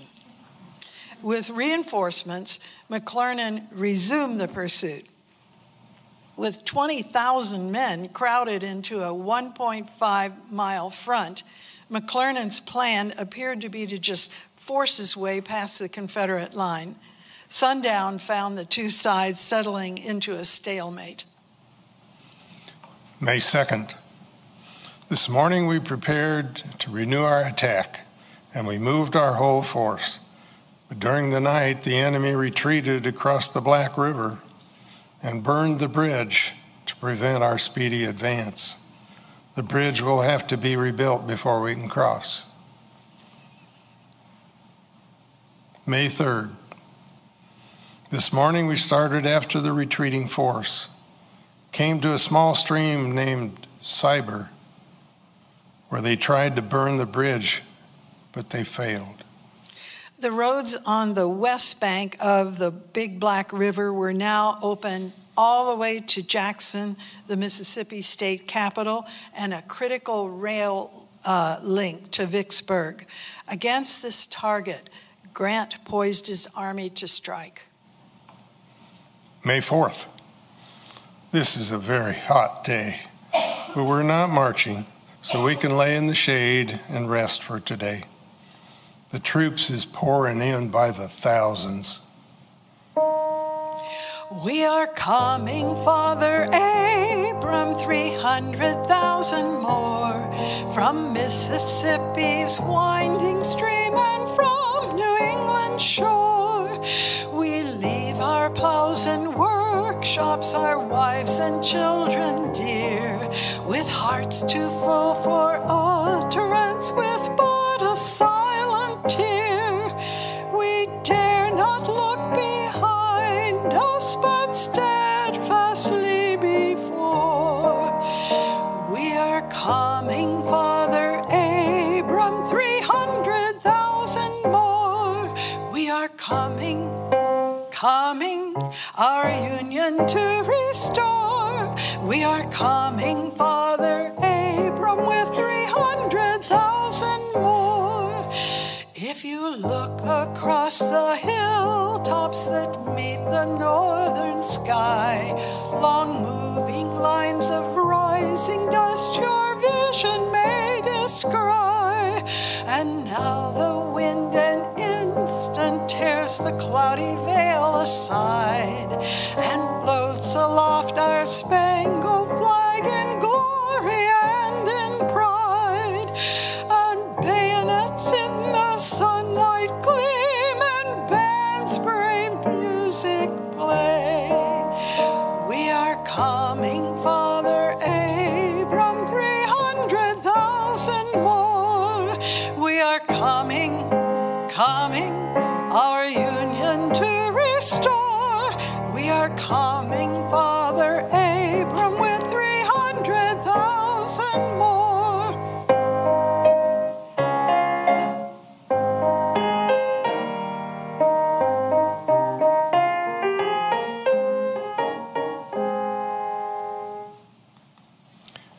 May 8th, General Grant had a grand review of this army today. He was accompanied with field and staff officers. It was a splendid sight. May 10th. This morning we started again on another march, but on the account of the large army that there is to move, we did not go more than 9 miles. Dust and heat made this day's march a very tedious one. May 11th. We had the pleasure of remaining in the shade today, so we got along very well. The troops are pouring in by the thousands. General Sherman came in with another Army Corps. May 12th. This morning we advanced about 8 miles nearer to the rebels with heavy skirmishing in front with infantry and artillery. We drove the enemy slowly and are now encamped on their picket line. May 13th, the Battle of Jackson, Mississippi. This morning we advanced 6 miles and drove the rebels, and we had heavy skirmishing, but we drove them. Then we marched about 6 miles and camped for the night. On May 9th, Confederate General Johnston received a dispatch from the Confederate Secretary of War directing him to proceed at once to Mississippi and take chief command of the forces in the field. As he arrived in Jackson on this day, May 13th, Johnston consulted with the local commander, General Gregg, and learned that only about 6,000 troops were available to defend the town. Johnston ordered the evacuation of Jackson, but Gregg was to defend Jackson until the evacuation was complete. By 10 a.m., both Union Army Corps were near Jackson and had engaged the enemy. Rain, Confederate resistance, poor defenses prevented heavy fighting until about 11 a.m. when the Union forces attacked in numbers and slowly but surely pushed the enemy back. In mid-afternoon, Johnston informed Gregg that the evacuation was complete and that he should disengage and follow. The Federal troops burned much of the town. The fall of the beautiful former Mississippi state capital was a blow to Confederate morale. May 14th. This morning we started about 4 o'clock to another point, and from the heavy rain that fell during the night caused our march to be very tiresome. At 10 o'clock we came to a small village named Raymond, where our men had another fight, and we drove the enemy. Confederate General Gregg underestimated the size of the federal force. His forces at Raymond were overrun by the Union, and he was forced to evacuate to Vicksburg. May 15th, Clinton. This morning we came to the railroad that runs from Vicksburg to Jackson in this state. And then we took a northeast course to another village called Bolton, where we expect to have a fight. May 16th, the Battle of Champion Hill. Another desperate struggle for our glorious cause, in which laid thousands of our good boys in their grave. And my comrades fell on my right and on my left. Only the God in heaven brought me through safe. When Grant arrived at Champion Hill, he ordered the attack to begin. McClernand's corps attacked on the left, McPherson's on the right. Confederates attacked, pushing the Federals back. However, they were too few to hold the position. Grant now counterattacked, committing Davies' forces that just arrived from Clinton by way of Bolton. Late in the afternoon, the Confederates fell back to a defensive position at the Big Black River in front of Vicksburg. Captain Sam Byers, 5th Iowa Infantry, he reported, for over an hour, we loaded our guns and we killed each other as fast as we could. I've been in greater battles than Champion Hill, but only once did I see 2 lines of blue and gray stand close to each other and fire into each other's faces for an hour and a half. Champion Hill was a bloody and decisive Union victory. The Battle of Champion Hill was a pivotal battle in the Vicksburg campaign, leading inevitably to the siege of Vicksburg and their surrender. May 17th, one day later. This morning, my heart bled with sorrow to view the horrible scenes of a hard-tested battlefield, which was strewn with our dead, and the enemy was laying with our dead fully as thick. Professor Bishop, in his book, Mississippi's Civil War Battlefields, quotes General Hovey, division commander, as saying, "It was the hill of death. Men, horses, cannon, and debris scattered in wild confusion." Colonel Slack, Indiana's 47th Infantry commander, described the battle as an event unequal, terrible in point of fierceness and stubborn persistency, finding but few parallels in the history of civilized warfare. Union losses in this one day were about 2,500. Confederates suffered about 3,800. The 47th Regiment, Davies' regiment alone, lost 143 men. 8 of Davies' comrades from Decatur and Pleasant Mills died in this battle. In his personal memoir, Grant observed, "While a battle is raging, one can see his enemy mowed down by the 1,000 or the 10,000 with great composure. But after the battle, these scenes are distressing, and one is naturally disposed to alleviate the sufferings of an enemy as a friend." May 18th. We've had a pleasant day's rest. We're making preparations for another fight in front of Vicksburg. May 19th. We left camp about 2 p.m. and crossed the Black River. We hit at dark and camped for the night. There's been heavy cannonading all in the direction of Vicksburg. May 21st. We marched nearly all night. We was within about 6 miles of Vicksburg, and then we had to go back to the bridge we left and destroy it to prevent a dark being on our rear. May 22nd, the Battle of Vicksburg. There has been a very hard day's fighting in Vicksburg. There has been one of as heavy a day's cannonading as I ever heard.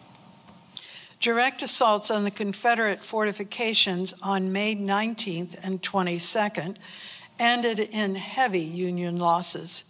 Grant lost 3,199 men, killed, wounded, or missing.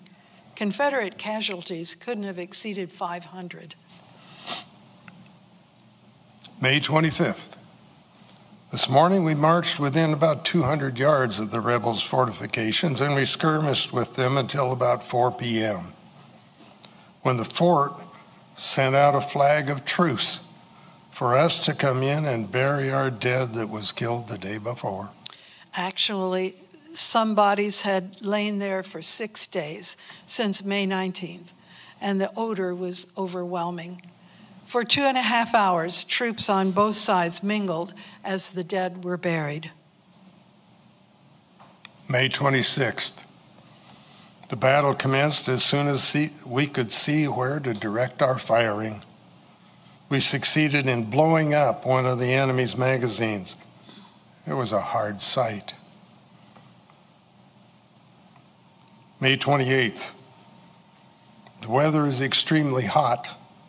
The battle still rages night and day, but we are laying in camp taking a rest to prepare to go out and march into the battlefield again tomorrow.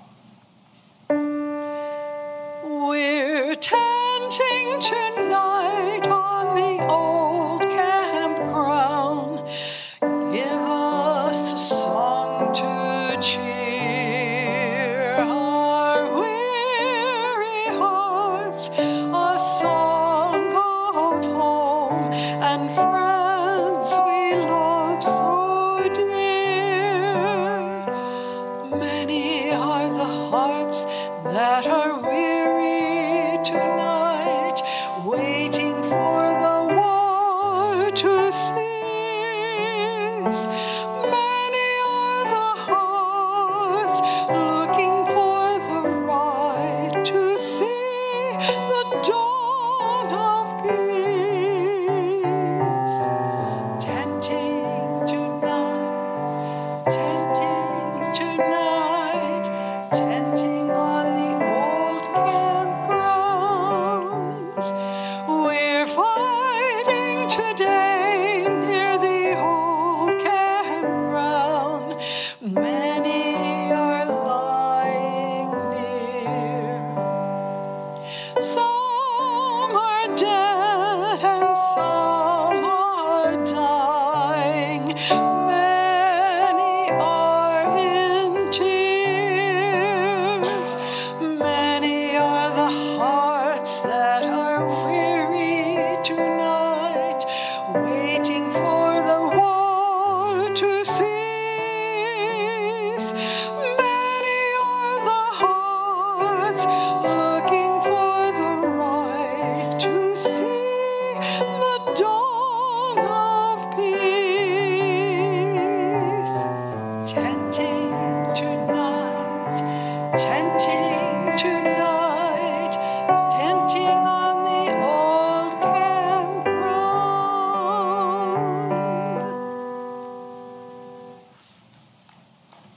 May 29th.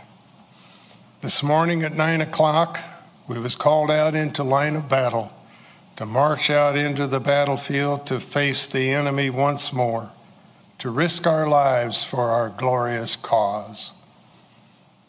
The heaviest cannonading I ever heard. May 31st. The God in heaven still smiles on us while in this desperate struggle, although we are momentarily exposed to the enemy's firing and facing their deadly missiles. About 4 o'clock this morning, we was roused from our beds of rifle pits by heavy cannonading all around our whole line. I took up my position on one of the highest hills to view the scene before the light of the sun would make it so light that the flashes would be dimmed. And all our line was as one constant fire.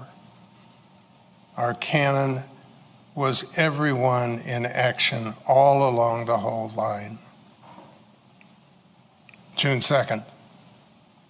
This morning we had again to march out to our entrenchments to face the enemy. 48 hours exposed to their deadly fire. Today I had my gun knocked out of my hand by a spent ball that had hit a box which I was behind. June 5th, another day's rest, for it was something we need very bad. Today makes 19 days steady fighting. The roar of cannon is constant in our ears. June 10th, this morning we again took our turn in the rifle pits before our enemy. But very little was done on the account of the heavy fall of rain, which continued during 24 hours that we was on duty. June 11th. This morning we returned to camp in a very wet condition, and our camp was knee-deep in mud, and part of our nests had floated downstream. While Davy was miserable in his camp, things were desperate in Vicksburg because of the siege.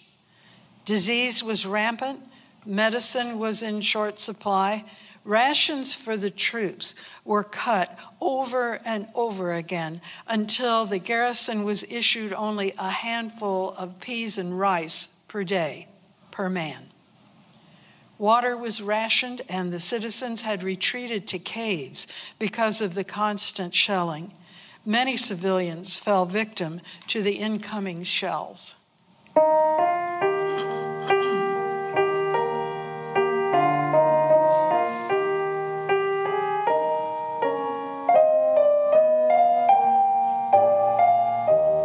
Let us pause in life's pleasures and count its many tears while we all sup sorrow with the poor. There's a song that will linger forever in our ears. Oh, hard times come again no more. 'Tis the song, the sigh of the weary. Hard times, no more. Many days you have lingered my cabin door. Oh, hard times come again no more.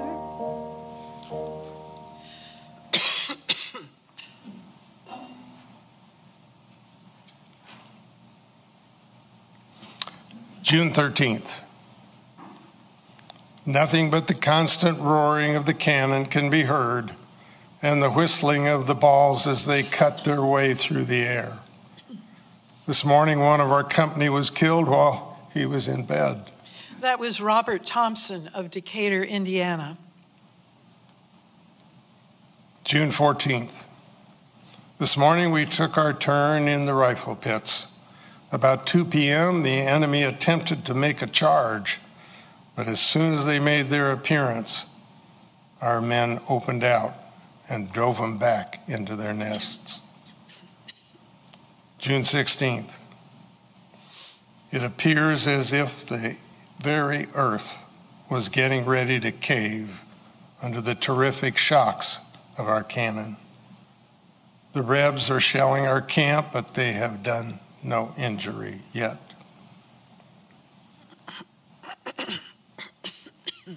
June 18th. This morning we again resumed our position in the entrenchments to face the enemy 24 hours longer. We had one man slightly wounded. Ben Jones was his name.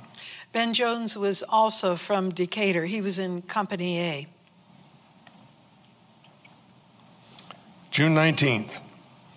The birds sang their cheerful songs while the dreadful roaring of the cannon and explosion of shell drove all those pleasant scenes from our mind. The heat continues to increase. June 24th. About 10 a.m., I had a turn of the ague. Heavy cannonading occurred all last night. Ague is malaria with fever and shivering. June 27th. Our regiment was in the entrenchments today. The after part of the day, dreadfully hot. July 1st. I returned in from picket this morning, but old Joe Johnson did not disturb us. But he's very much expected. As for other news, it is scarce. The Confederate general he mentioned, Joe Johnston, was sent by President Jefferson Davis to support General Pemberton at Vicksburg, but he arrived too late to have an effect. It was a crucial mistake. He hesitated because he thought he didn't have enough troops to conquer the enemy. Davis dismissed him because of this, but reinstated him the next February. July 2nd. This morning we went into the entrenchments to pass another day of shooting at each other. It was a serious little fight took place last evening in front of our rifle pits. The enemy was driven back into their fort. July 3rd. We remained in the pits all night and then returned to camp early this morning. We had 2 men wounded last night during the skirmish. A flag of truce. July 4th, 1863. This morning our men are busy engaged in firing a salute, but no fighting's going on this morning. General Grant has given them until 8 o'clock to surrender. And if not, then the engagement's to come again. The surrender of Vicksburg at 8 o'clock.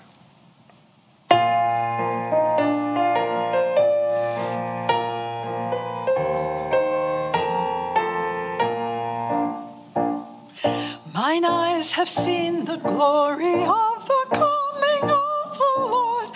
He is trampling out the vintage where the grapes of wrath are stored. He hath loosed the fatal lightning of his terrible swift sword. His truth is marching on. Glory, glory, hallelujah. Glory, glory, hallelujah. Glory, glory, hallelujah. Truth is marching on. The victory at Vicksburg was the climax of Grant's Vicksburg campaign. Lincoln remarked, "The Father of Waters again goes unvexed to the sea." The next day, Davy complained that he was sick again. July 5th. This morning a portion of our army started back to the rear to give old Johnson another whaling, and our regiment was part of that number to go. But I remained in camp, for I was unwell, along with a number of other boys. July 12th. A week later. Out of whack. July 17th. 5 days later. This morning I started after the regiment. Got to the Black River about noon. July 18th, a lonesome march, dangerous, for the Rebs are aplenty. July 19th, I got to Jackson this morning. I got to the regiment about 1 o'clock. July 21st. Only 2 days later than when he arrived. This morning, our whole force started back to Vicksburg. August 1st, we were ordered down the river. August 2nd, this morning we embarked on a marine boat and started down the river, and in the afternoon we landed at a splendid town called Natchez, where everything is plentiful. Natchez really is a beautiful river town. It's known for its lavish mansions. Davie and other Union forces have occupied Natchez after the fall of Vicksburg. Natchez is known for these beautiful antebellum homes, which belong to wealthy plantation owners. Stanton Hall is the largest and most lavish mansion. It really does take up a whole city block. Choctaw Hall served as Union headquarters. There is a city cemetery there that includes a Confederate section.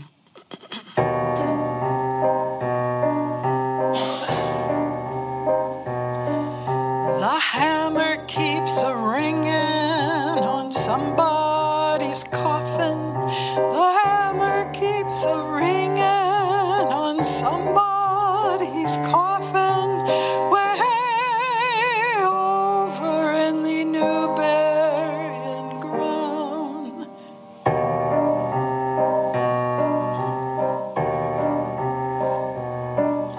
Somebody's dying way over yonder. Somebody's dying way over yonder. Way over in the new burying ground. 2 years later, Davie recorded getting bad news. He got it 2 weeks after it happened. April 21st, 1865. Sad news, sad news. The death of President Lincoln came to our ears. This cast a dark shade over all our late victories. Be silent, there cometh on spirit wings sped the wail of a nation in grief for the dead. The strong and the mighty from glory and light hath waned in his brightness and left us in night. The proud eagle banners all droopingly wave, and the wild winds are hushed round the president's grave, and the wild winds are hushed round the president's grave.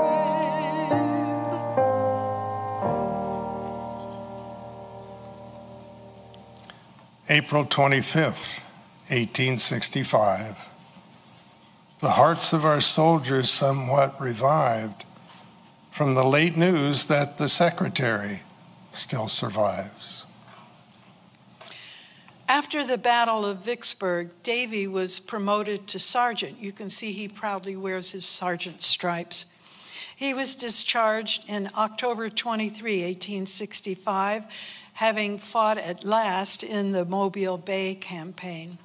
He returned to Decatur, Indiana, and married Mary Rice in 1866, and eventually moved to Spiceland, Indiana.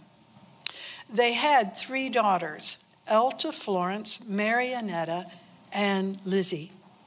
He died in 1899 at the age of 63, having long suffered from that malaria that he contracted at Vicksburg. Marianetta had a daughter, Ethel Irene, who had a daughter, Veda Louise, who had a son, Meredith. Davy's daughter, Lizzie, died at 3, and Elta died at 20. But Marianetta, his great-grandmother, lived to the age of 95, dying in 1963. Meredith lived next to his great-grandmother and knew her until she died when he was in college. She was born 3 years after Lincoln was shot. She lived to see astronaut John Glenn. She knew everything from Custer's Last Stand to astronaut John Glenn and everything in between. We close with the Shokin Farewell. You may remember this tune from Ken Burns' Civil War series.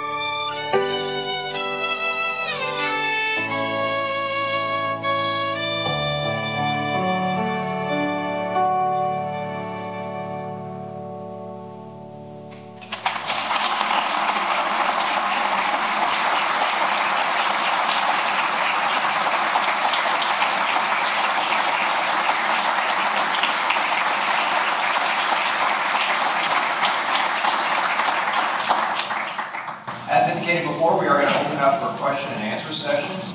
This poem or song, did James Davy write many songs or poems? This is the only one we have found. Yeah.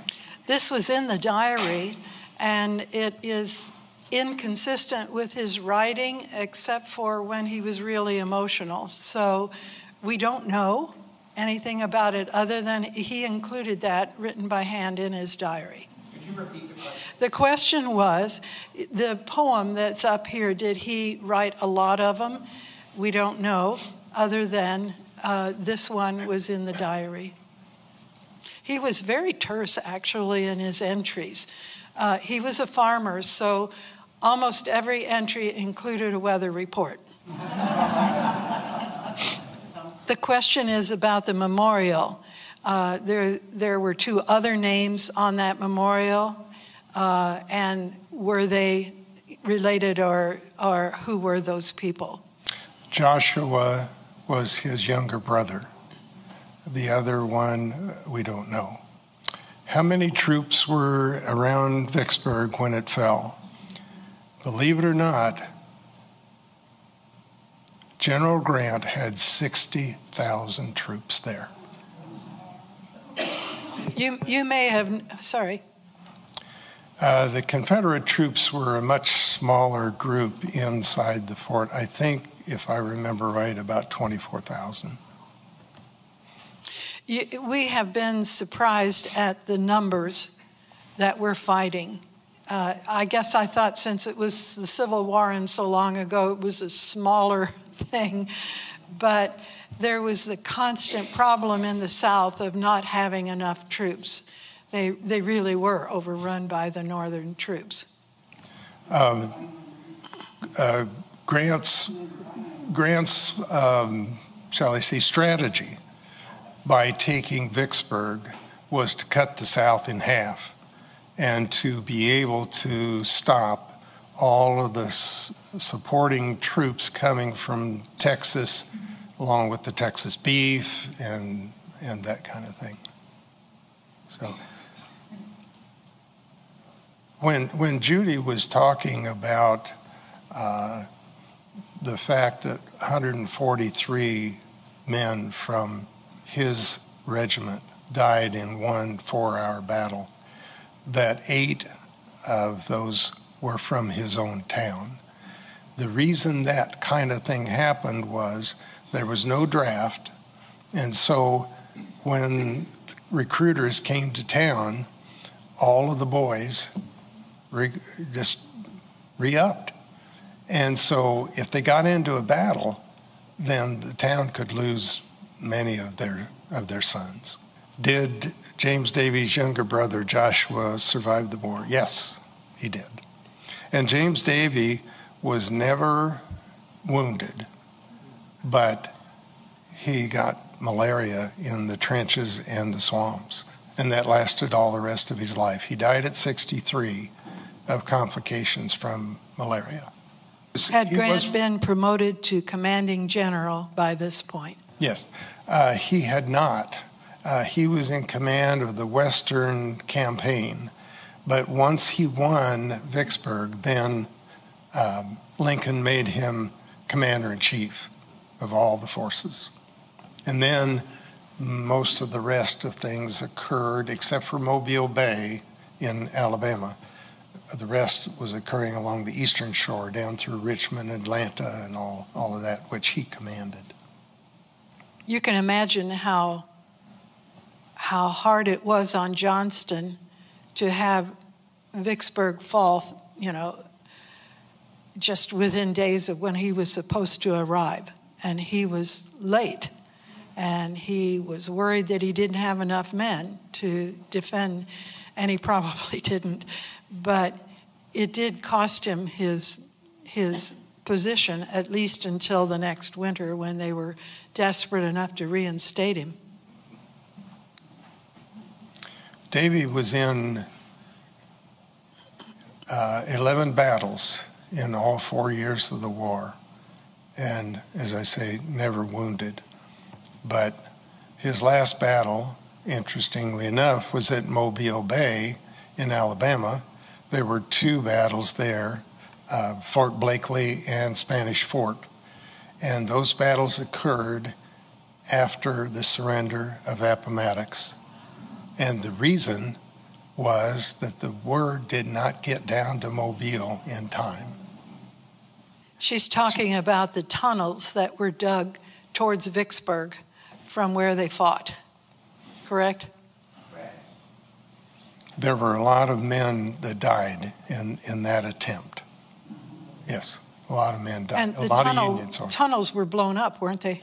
Well, there was a tunnel blown up when they tunneled in and packed it full of explosives trying to get one of the magazines, which they did, and it made just quite an explosion, but it did not totally breach the fort. They had to starve it out finally. Grant decided that he was losing too many men in frontal assaults, and so he ended up just sieging the place and starved them out. The question is, where do the food and supplies come from? There were train rails, and they depended on them. At one time, after this Vicksburg campaign, life wasn't all exciting battles for him. It was mostly boring stuff. But he was posted to guard the railroad tracks. She wondered if this gun was an heirloom. This is a funny story. My dad, he was a carpenter contractor, and he did both house framing and finish work, and he did also cabinetry work. So in his basement, which had a nice fireplace, he wanted to hang a gun over the mantle. So he carved that out himself. But if you'll see where this ends here, underneath is a wood piece. That was not there. This was done as a shotgun. It doesn't fire. Dad would never have been able to get a gun into the house, I assure you. Mom would never let me. But anyway, so I created this extra piece underneath to make it a full length. I cut this base down, and then I made these pieces of plate and the hammer out of furnace metal. And then in a town close to us, I found that is an actual Civil War bayonet.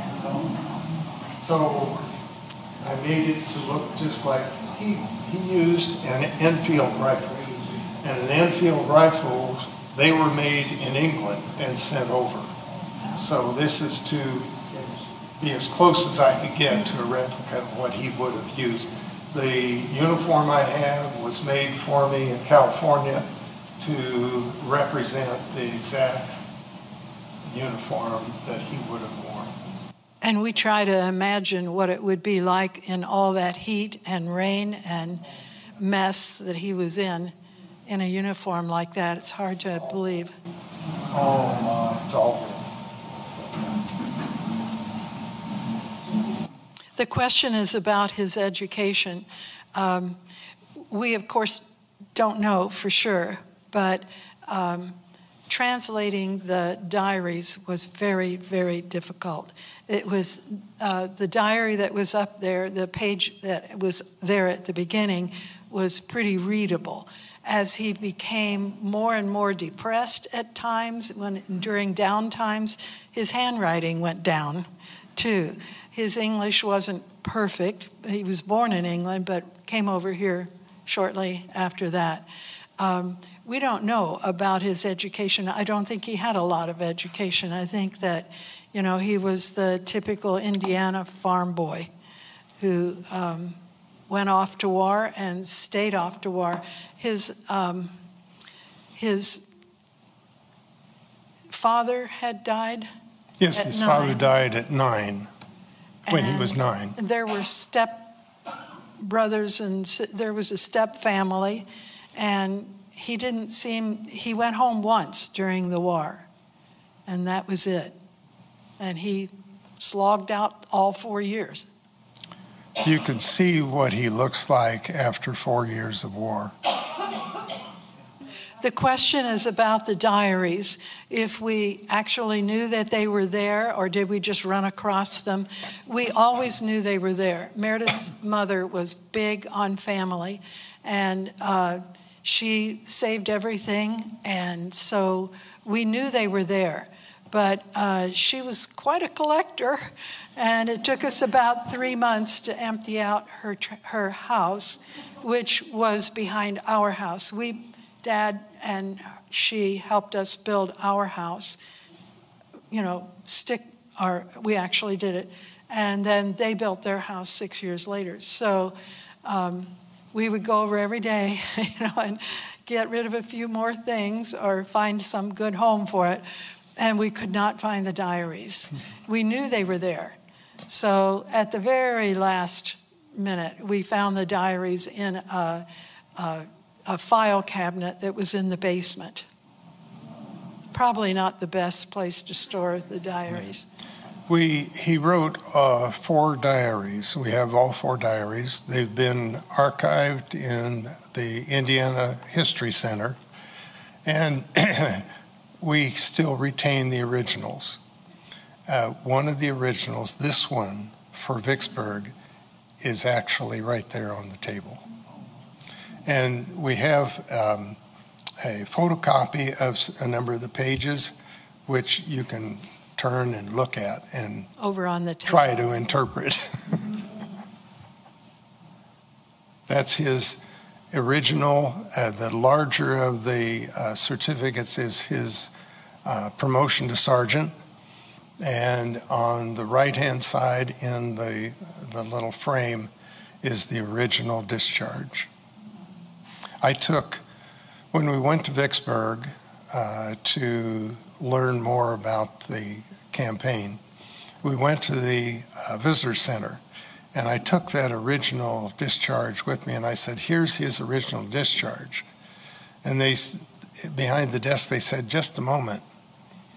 They went to the computer and came back with 4 pages on him. At that time, we didn't know anything about him, other than we had the diaries. Yeah, they have the records of all of his battles. They have the record of all of his commanders and all of the places he was, including his promotions and the whole thing. I couldn't believe it. Yeah. Yeah. What started you putting this all together? It's been wonderful. It really has. It's just like you were there.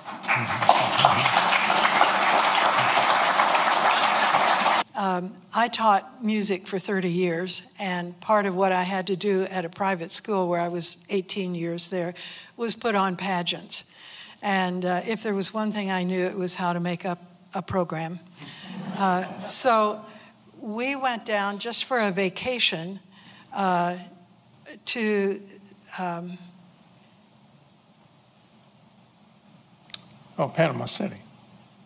And then we came back through. Yeah. Yeah. To the Parkway, Natchez Parkway. And we had a diary with us, but we never really opened it. Meredith I said, let's go on the Natchez Trace. And we had a camper. He said, well, I think my great-great-grandfather fought at Vicksburg. And I thought, oh, yeah, well. So he brought the Civil War diary, and we sat at our little table in our camper, and each night, during the day we'd go see the battleground, and at night we'd try to make our way through the diary. And we got home, and we had pictures. A lot of these slides were our pictures of places we've seen. And we realized, what I said was that he knew what he saw. He knew his own experience, but he didn't know any of the strategy or what was happening around him or the larger picture. So we started researching just step by step of what he said, where he was, who he said he saw. And I thought, you know what, this would make a program. Why don't we do a program? And my dear friend Charles, who's been with me for so many years accompanying, agreed to accompany, and he came up with the first place, his Mormon church, that we could do the program. We did it there, and we did it at my church, and I thought that was it. But each time we've done it, somebody has come up and said, you really need to do this program at such and so, and they arranged it. So we've probably done it 20 times now. But we never set out to do a program. It just sort of happened. But you know, it's like cleaning house when company comes. If you have company 3 times, your house gets really clean. And we just kept researching. And the second time, we went down to Mobile Bay, and we stood on the place where he fought, just as we did in Vicksburg. And it's just an amazing story to us. And because he was the grandfather of Meredith's, he was the father of Meredith's great-grandmother, and Meredith knew his great-grandmother so well. He's a real person to us. You know, we talk about him, and we remember him as we remember Meredith's family. But it's been quite an experience. And old Charles here has just drug along with us everywhere we go.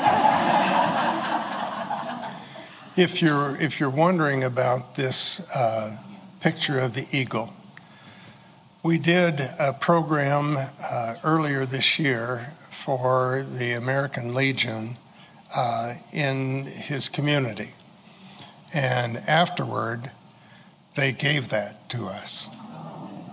It's embroidered. It's not a painting. It's not a photograph. It's an embroidery. It's in the regimental flag style. So each regiment might have its own flag, and they might list the battles. And it was a very individual thing. Those are very rare now. This is not a regimental flag, but it's in that style. Yeah. There is a book on the table over there, 47th Regiment, Indiana Volunteers. And in that book, we found the death of 4 and the wounding of 2 from the fall of a tree. We found the one about the fellow who was killed in his bed. Each of the things that we found in the diary, we found in that scholarly book. Yeah. We did a program once, it was at a retirement center near us. We're from Indianapolis. At a retirement center near us, and a man came in before we ever said a word, and he said, you won't believe it, my relative was in the Civil War, and he was in a regiment where a man was killed by a tree. The question was, were there any military benefits for James Davy because of his illness? And there were not, because he was not shot. Yeah. However, there were a lot of associations of Civil War people that had fought, soldiers. And there was an observance on the circle. Years later, we have pictures of that. So he remembered his soldier days, and it was a part of his life. The question is, what profession does Meredith have? I was a banker. I was with 5 banks and never moved my desk. Throughout all the mergers, I started out with Indiana National. I ended up retiring from J.P. Morgan Chase. Yeah. So, and Judy. Charles was head librarian in Lebanon, Indiana. Yes. At Kokomo. Yeah. And he is not only a musician, but he teaches music. Yeah. And Judy teaches music, but she was a violinist. At one time, she was assistant concert mistress of the Indianapolis Philharmonic. She has toured with the Indianapolis Symphony Choir all over the world. She sang at the Great Wall of China, at World Expo in Shanghai, at the Vatican in Rome, at the Kennedy Center. And it's very inconvenient when I cough during those performances, like I did today. Any other questions? The questions is about statues that are being removed, and how do you feel about that? I will say before he answers that, I told him I'm from Louisville, and Meredith is from Indianapolis. And I said, you know, when this started, I said, you just better darn well be glad it was your grandfather and not mine that fought in the Civil War. I have no problem with it. I'm a Union soldier. Yeah, that is a difficult. It takes away people understanding what happened. And I think we need to remember both the bad and the good. I can make a strong argument for Lee and for some of the people whose statues have been removed and taken down. But on the other hand, I'm not on that side that's offended. I don't realize, I don't have that daily experience of what it must be to experience things that would make me want to take those statues down, to walk by them and feel less. And I don't have that personal experience. So, you know, if they can find an appropriate place for those statues, then maybe that's the best thing to do. I didn't feel that originally, but I do now.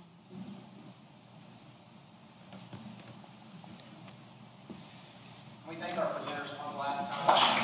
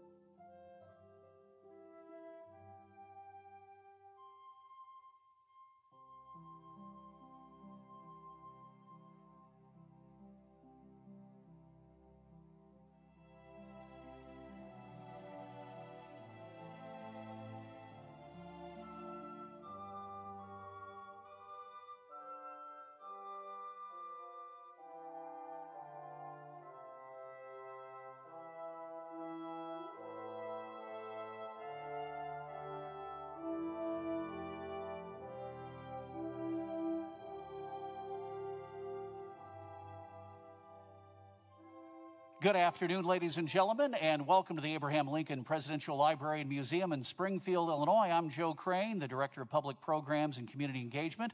We invite you to another Facebook Live event. This time around, it's part of our Illinois History Forum series. Today, we're going to take a look at Civil War letters as Illinois soldiers write home in their own letters, in their own words, We'll learn more about the book, how it came about, and of course meet the author here in just a moment. But before we get underway, remind you that if you have a question throughout the discussion, please post in the comments section below. And even if you don't have a question, be sure to let us know in the comments where you're watching from around the state, across the country, even around the world, because we like to keep tabs of where everybody's checking in from. So we hope to hear from you soon right here on Facebook. And to get the program started, we welcome our Oral History Program Director, Dr. Mark Depew. Good afternoon, Mark.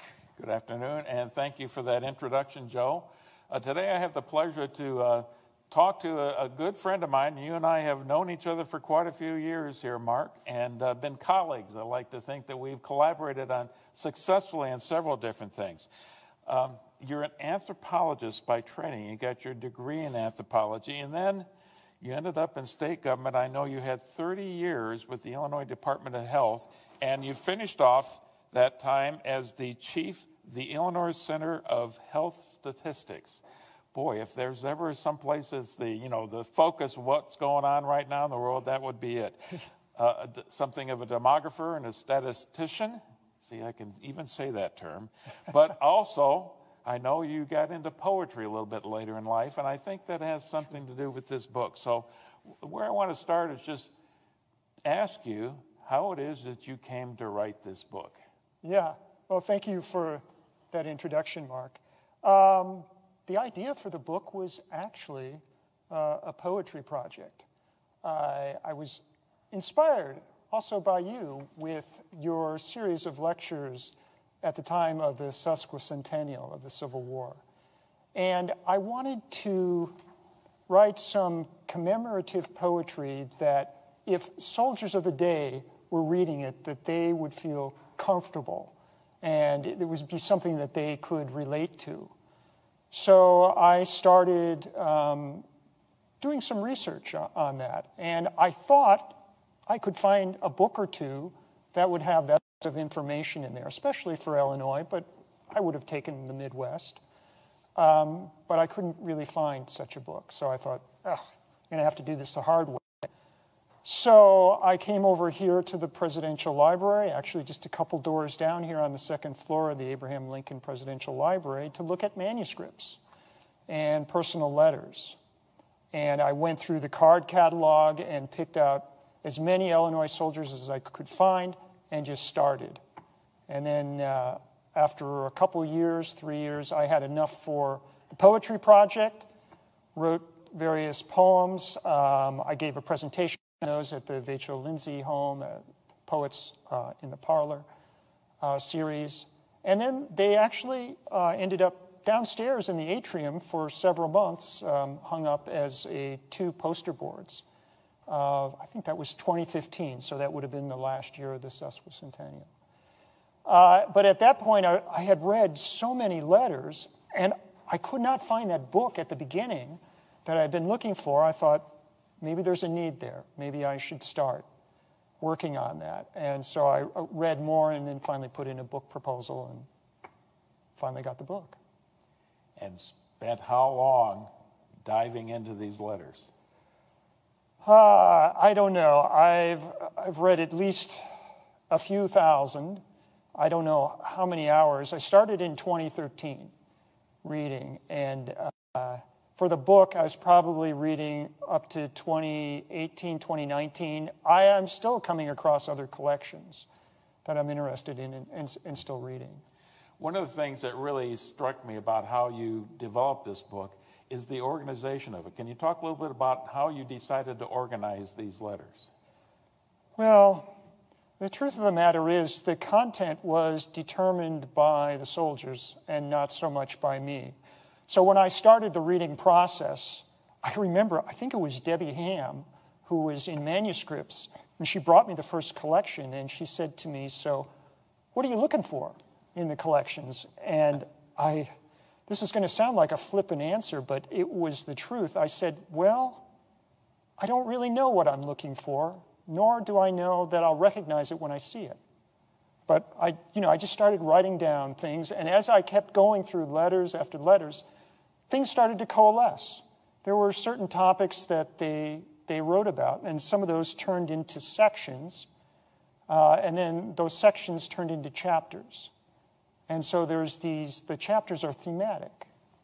But it was the soldiers that basically told me what the content was going to be. And so I just chose what I thought were good examples of various things, whether that be them doing duty, sickness and trying to maintain health, whether that was combat, whether that was trying to manage affairs from afar, home life, that kind of thing. They all coalesced that way. Well, when we started talking about how we wanted to do this, you were gracious enough to say, well, why don't you pick some things that really moved you? Oh, yeah, sure. Oh, yeah. So a lot of the things that I'm going to be asking you about is the things that I found compelling when I went through here. And the first one, if we can go to the next slide here, this is Private Thomas Secord. Do you want to just say one or two words about him? And here's the cover of the book, by the way. Oh, yeah. Yeah, Thomas Secord, he was active in some of the Mississippi campaigns and so on. He started his writing his letters actually from, I don't remember if he was one of the people at Camp Butler, but he definitely wrote letters home to his spouse from Camp Defiance, which is where Cairo is. And I know one of the invaluable parts of your book is that as an appendix, you've got a little short narrative about all these people that you're highlighting in the letters. Yes, there's 165 different people that I took from, and so I have a short biography for each one of those. Well, why did I find Thomas Secord so compelling? This is the text, but if we can get the zoom in on that text, and you can read it. Sometimes it's a little bit difficult, but here's part of the text that I really found moving. I will write as often as you will. Your letters are worth more to me than gold. And I thought that kind of summed up the whole project. Yeah, it very much does. Let me give you sort of a very similar but counter quotation, which is actually on the next page of the book. And this is someone writing in May 1865. And he writes, I often noticed my companions how tired and fatigued they would look after a long day march. Some of them would almost seem as though life itself was a burden to them. But oh, what a change has come over their countenance, a change from sorrow to joy. What has caused it? Has there been a great victory? Or has peace been declared? No. The mail has come into camp, and they have received letters from their loved ones at home. Yes, that accounts for it. For the time being, all their hardships and suffering are forgotten, all through the medicine of a letter. You know, you're reading that quote, it reminds me, as the oral historian, I've interviewed hundreds of veterans, obviously not from the Civil War, World War II, Korea, Vietnam, War on Terror, and that's a constant theme. That communication from home, whether it's letters or phone calls or emails and texts today, it is so important to these soldiers. Back then, letters for them were the next best thing to being there. I mean, today maybe it's Zoom or Facebook Live, but back then it was definitely letters. Well, on this next slide, I want to go to one of the biggest challenges you had to face, because the educational level of the soldiers at that time and their writing skills wasn't quite up to what we would expect today. And so the question is, how did you sort through all of this and figure out what they were actually trying to say? So when I went to start looking at these letter collections, in the back of my mind, I was hoping that there would be transcriptions, so I could just follow the transcriptions. But no, those were very rare. And in retrospect, I learned not to trust any previous transcriptions by others. I got very adept at reading them and finding mistakes and so on. So I realized, you know what, if you want it done right, you got to do it yourself. Well, also on day one, if you can't read cursive writing, game over. you have to be able to read cursive writing. And there's different. We should be teaching cursive writing in school today? I'm not saying that. I'm just saying maybe if you're going to go into history and you're going to be reading old documents or letters, even if it's just from World War II or the Korean War, you're going to need to be able to read cursive writing. But I also found that there was not much in the way of punctuation. So on this slide, you've circled the only 3 places where there's even any kind of punctuation on the letter. And there are some people that wrote during the time that used, punctuation pretty much the way we did. But that was almost the exception rather than the rule. And I've come to learn that part of the reason for this is because they are writing many times as if they are speaking to someone. So if you are speaking to someone, you do not say, I am fine, period. How are you, question mark. No, you leave that punctuation off. Plus, they are also writing to loved ones, other family members, relatives, close friends, who know what their voice sounds like, what their inflections are, what their accent is like, and so on.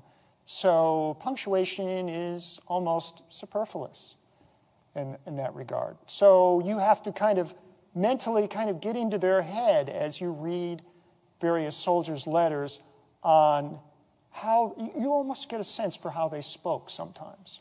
Do you have a sense of the educational level that most of these soldiers had? I don't know about educational level, but so in the 1870 National Decennial Census was the first time they asked about literacy. And so for Illinois, it was just about 90%. So if you want to backtrack to 5 or 10 years earlier, it's got to be at least 80 or 85% were literate. But as you find out as you read the letters, you find that there is a gamut of literacy. That is, some people write phonetically. And soldiers is spelled S-O-L-G-E-R-S instead of their correct spelling. So you kind of get into that, and you're able to sort of figure out their words. And in the book, I have not made it into good English. So if they have misspellings and lack of punctuation, that is in there. Now, when I feel like it gets too difficult, in brackets, I'll put in a little bit of help on what I think that word is that you might not quite recognize. But that is part of the reading experience, although in the book I save you having to read cursive writing. Well, the thing that strikes me about this time period, we can be critical about how poorly they spelled or the lack of punctuation and things like that. The United States, in my understanding, is far exceeded any other country in the world at this time for literacy. That could be true. That could be true. And I think most of them did, and I think those that could not write, they had fellow soldiers in their tent or their company who could write for them. They still wanted to communicate with home. And as a matter of fact, soldiers that were wounded and for some reason couldn't, they could get people from the Sanitary Commission or other people that would write letters for them home. Interesting. Yeah. There's one chapter called A Lifeline of Letters. It's the first chapter. And that's what these letters were for them. Not only did they want to write letters, but they were desperate, as we just read before, to receive them as well. Yeah. Well, let's go to this next slide. And it's really the first lengthy quote. I'm calling this Seeing the Elephant, which you know, and most people who are Civil War historians and know about the Civil War, that means you've seen combat. Tell us a little bit about Captain David Norton. Yes. Captain Norton is writing to Mary Chapman. This is an interesting story because they had not met. And Captain Norton, from a fellow officer, got a dare. I dare you to write to this lady named Mary Chapman, whom he called Molly, back home. And so Captain Norton sort of used that slim introduction to write an initial letter to her to try and get a correspondence going. And as you go through the correspondence, which is another collection here in the Abraham Lincoln Presidential Library, you can tell they're sort of building up this intimacy. They exchange pictures. They talk about a little bit what life at home might be if they got together, and so on and so on. So he is making a mighty effort to impress her through his letters. And when we were talking about this, Mark, the thing that impressed me was we've got this excerpt from this letter that, as you said, goes on and on and on. Yeah, this is a lengthy letter, so you can tell he's really trying to make a good impression. But he was an officer who was an aide to a general. And so he had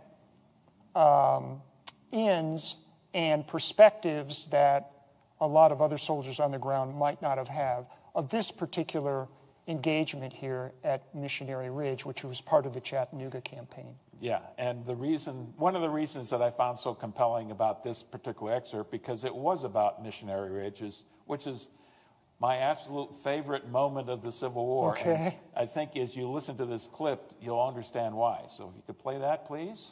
Orders were given for our lines to move up nearer to the rebels and for our skirmishers to drive the rebels into their long lines of entrenchments at the foot of Missionary Ridge.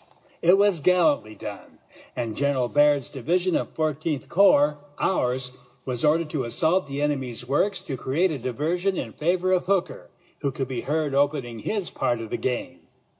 Gallantly, those noble men charged across the open field which separated them from the enemy amidst a perfect storm of shots and shells. They have taken the entrenchments. Here they were ordered to stop. But no, the balls were flying too thick. They could not stop and live. And absolutely without orders, they charged on up the hill. A thrill of anguish passed through every frame. They are lost, cries General Grant. Send the whole corps after them. But long before the order could be carried to the anxious troops, a shout that shook the earth went up from those devoted comrades, and forward they rushed upon what seemed to be inevitable destruction. Onward and upward sped those intrepid soldiers. Backward fly the astonished and frightened rebels. Oh, how beautiful those starry flags looked as they fluttered up that steep mountainside covered with bristling bayonets and cannon. Do they pause to await the arrival of their slower comrades? No. Every man pushes forward into the very mouths of the fierce cannon, and with a cheer, slay, or capture or drive away the rebel artillerists. The enemy, completely dumbfoundered, fly, and our victorious boys start down the hill after them. The victory, the most glorious of the war, is ours. And I would kind of agree with him, maybe the most glorious. It was extremely rare that you had an assault like this against an entrenched enemy on the top of a hill, and that was successful. Now, I need to add a counterpoint here. This kind of description of combat or a major battle is extremely rare, and that is one of the reasons why I happen to include this.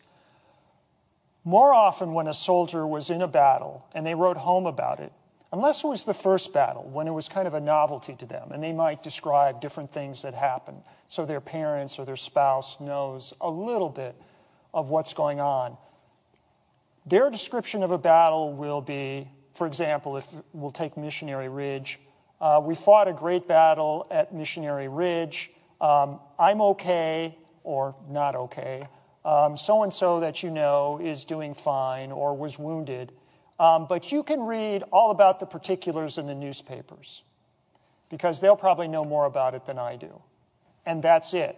So that was, again, part of that lifeline kind of thing. Hey, I know you read about the battle and you know that our regiment was there. I'm okay, I'm okay. That was what they wanted to convey, not this some sort of description of what the combat was like. You mentioned that this captain was on a general staff. Well, the average soldier's experience and his perspective is maybe the 10 or 20 guys he can see around him. Yeah, that's true. Well, this next one, I don't know if you want to mention anything about Second Lieutenant Z. Payson Shumway before I actually read this one to the audience. No, just go ahead. And I will tell you this, that this is written from a camp near Jackson, Mississippi. Yes. In July 19th, 1863. And the significant part of that is this would have been right after the surrender of Vicksburg. That's correct. In Mississippi. That's correct. So there they are sitting around the campsite. Just after dark, one of our boys sat down to a piano and sang and played Home Sweet Home. Of course, that old tune soon brought those of the boys who were not on post together. Before the song was half through, I could see by the light of the burning town and cotton that the silent tears stood in Minnie and I, which of late had been all unused to weep. Yeah, so a very poignant moment. And it reminds me of Christian McWhirter's book, Battle Hymns, and the power of Civil War music. Here is somebody playing on a piano for some bizarre reason is in the entrenchments or on the rampart somewhere, and they're playing it. Well, it turns out that prior to the Union capturing that there was somebody named Private Douglas Carter of Texas who played on that same piano before it was captured during the siege. And that same piano still exists. He was able to get that. That is this Private Douglas Carter of Texas. And the piano resides in the Confederate Memorial Hall Museum in New Orleans. Ah. So you can still see it. So there's, and when I found this on somebody's website, they didn't know the Union side of it. They knew about the Confederate part. So I was able to make this connection on what Shumway wrote about. And your comments here just illustrated another thing I think was so successful in how you put this book together. The narration that you use to tie all of these things together and to give the background and the context, I think is invaluable and helping people really enjoy this that much more. So kudos in that respect. Well, thank you, but that's the job of any editor, really. Okay, and let's go to the next slide if we can. And I'm going to read a quote from a letter written by Private Victor Gould to the parents of Private George Clark. And this one really struck me. M. George, your son fell mortally wounded. He was struck with a shell tearing his body most desperately, and also tearing both legs almost entirely off. He lived 1 hour and then quietly fell asleep, leaving many true and loving, and I trust Christian friends to mourn his loss. Tell my parents, said he, that I die a brave man and in defense of my country. Wow. But the thing that surprises me, Mark, on this, he wrote the parents about the gory details of his death. My experience in general, whether it is about death or specific details about the wounded or horrible circumstances, I was often surprised what they would write to their mom or their sister or their spouse or significant other that it might almost seem inappropriate. But again, as I had said, they had, as the soldiers, a need to express themselves, to get this sort of out, and to people back home what was going on, but for them as a kind of release of what's going on. But there's another thing going on here. So, and this is covered in a book by Drew Gilpin Faust called This Republic of Suffering. And she talks about, at that time, what they called the good death. That is, being surrounded by family and friends as, you know, you're on your deathbed and, you know, you have your affairs in order, you're wishing people well, and, you know, those kinds of things. Well, a civil war and battlefields totally mess that up, totally complicated, and so on. But for loved ones or parents to find out the circumstances of their sons or brothers or husband's death was of a comfort to them, even if there were gory details that were being described to them. That was part of knowing how it occurred And that is as close as they could get to being with them or experiencing that at that moment. Amazing. Well, the next one that I selected was Sergeant William Smith to his wife. And I think I'll let you talk a little bit more about that to set this one up. It's talking about what some call the peculiar institution, what we all know today as slavery. William Smith was not only a fairly good writer, but he was expressive and he seemed naturally inquisitive. So he talked to Southerners when they were in, occupied territory, the citizens and so on. But he, as I said, he was a keen observer.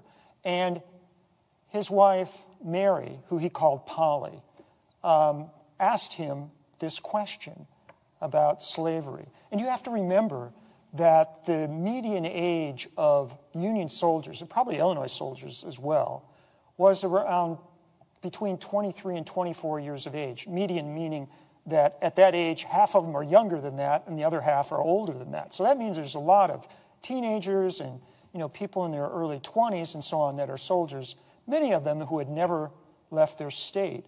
I was just reading a letter from someone who lived only 2 counties away from the Mississippi River, but had never seen the Mississippi River until they went to Alton, and had never seen a steamboat before. So there's all these new experiences. So his wife is asking him about slavery. So we should hear this clip. Now to the question, how does slavery look to the naked eye? The shortest answer that I can give and express myself upon the subject is that it looks many times worse than I ever imagined. It is true that I have never saw the lash across the backs of old men and gray-headed women, but I have seen men and plow, hoe, chop, and maul rails with not enough clothing on them to hide their bodies. I have saw pregnant women at the hardest work with only an excuse for a shirt and short petticoat on. I've seen dozens of men, women, and children at the different kinds of work under a white man that was almost as ignorant as the slaves he drove. I have seen one woman that has tended 18 acres of corn and suckled an infant that was born after she commenced to break the ground. I have seen a young wife, modest and nice, walking along the street, a slave woman walking close behind her, carrying the firstborn of her modest mistress. Look at their figures. It is very nearly the same. See their backs? Oh, says one, they are both alike. Look at their gait. It is nearly the same. Examine their features. Look close. They certainly resemble. Ask the young mistress where she got her slave. She tells you that she was a wedding gift from her father. The secret is out. They are half-sisters. Look at them again. They favor in every feature and action. The only difference is in the color. Now we're hearing a letter written by William, read by his wife, and you can imagine she's reading to relatives, she's going to the local store. Other opportunities she would share this letter with people. The point that is being made here is very poignant and very well expressed. It just really sinks in what slavery can be like, or what they had also called amalgamation. That is the joining of two different races, which, is a much different opinion than it's old thinking, if you will. But he makes this point so well, what really goes on in a slavery state or under slavery conditions. And what is sort of interesting about this is, so there was this little something at the end of the letter, and I have it in the book here, and it says, in the same letter, along the margin of its last page, written sideways, is a drawing of a single hand pointing to a sort of postscript. And the postscript was, Charlie, which was Smith's tent mate, says, for you to burn this without reading it. Because it was, such a topic to put into a letter like that you should just burn the letter, don't even read it. So fortunately, Mary ignored that jest request. But it's great that we have it and can learn from it. Well, and that's the point of this whole book and all of these letters. We get into their hearts and souls by reading these things. You have to remember that we are essentially reading other people's mail. And I have to admit, there's kind of an allure to that. But also, it was something never intended for us to read. I think if those people were still alive and they, found out some of their personal letters were showing up in a book, they might be aghast at that. But for us as historians, it's invaluable. Have you heard from some of the descendants of these people who are in the book? Yes, some I have, and of course they're not the original soldiers. They're great-great-grandchildren, those kinds of things, and they're thrilled. Yeah. I've gotten some really nice comments. People have shared portraits. Other people have seen who's in there, and they say, "Hey, I have something about that person." So I've discovered a number of other things, and a lot of those things I've put up on the website. So the website makes the book a little bit more of a living document.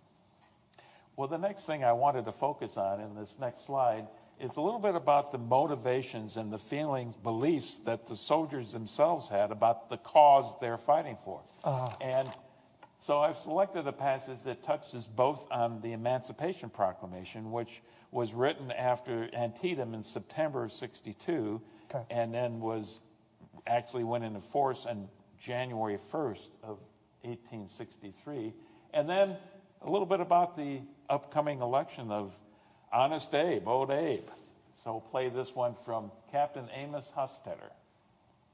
In answer to part of Owen's letter, in regard to the opinion of the soldiers, in regard to the Emancipation Proclamation, etc., I have this to say, that if the people of the North knew how the soldiers cursed them for allowing men to speak treason as they do now, I think they would put a stop to it. Men that came here strong Democrats are Democrats no longer. Men who came here with no intention of interfering with slavery are now abolitionists.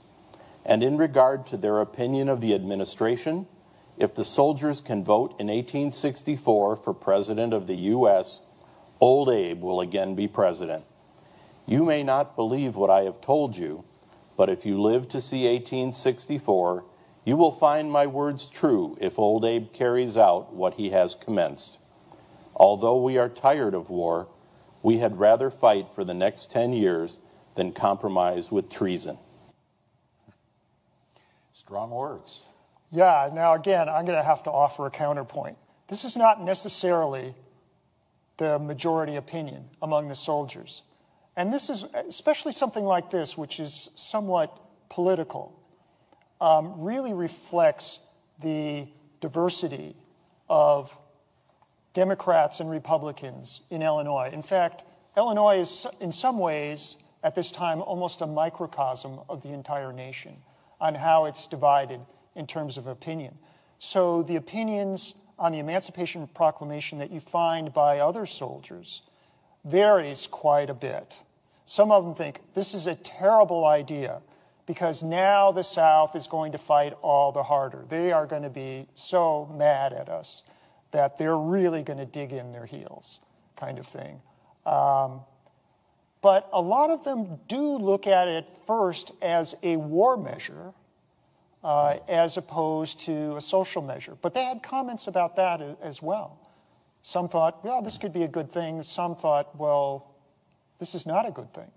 So I put a lot of that diversity in here. So I wanted to sort of offer that sort of counterpoint just based on what you happened to pick out. If you had picked out one that said, oh, this is a bad idea, I would have read one where, hey, this person thinks it's a good idea. Well, if you want a little bit more of this or a lot more of this, go visit the Abraham Lincoln Presidential Museum. You got that hallway with all these dissonant voices and all the different opinions, strong opinions they had on this very subject. Yes. That's one of my favorite parts because it really does show the angst and the difficulty that Abraham Lincoln faced when he was President of the United States. Yeah, at the beginning of the war, certainly not all the soldiers in Illinois that signed up were abolitionists. In fact, they would have been quite a minority. But some of them came to see this when it did happen, that is the Emancipation Proclamation, that it was a good thing because it would shorten the war and they would get home sooner. That was the overriding thought that would be in the back of their minds all the time. And that's why they kept up on politics and newspapers, because they were looking for signs and symptoms of the war starting to come to a conclusion, and when will we be home?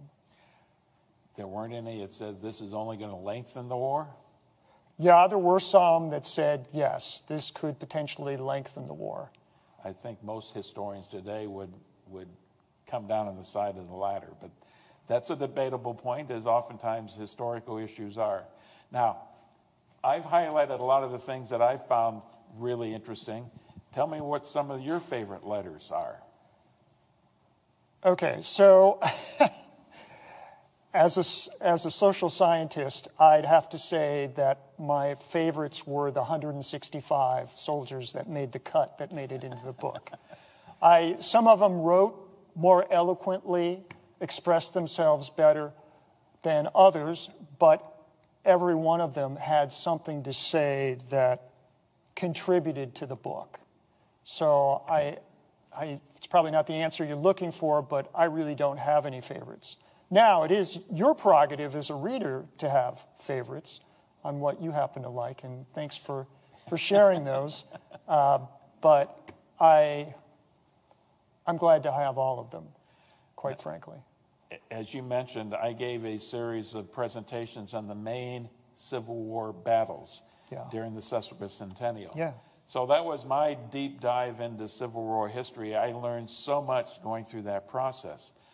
This exercise was quite different for you.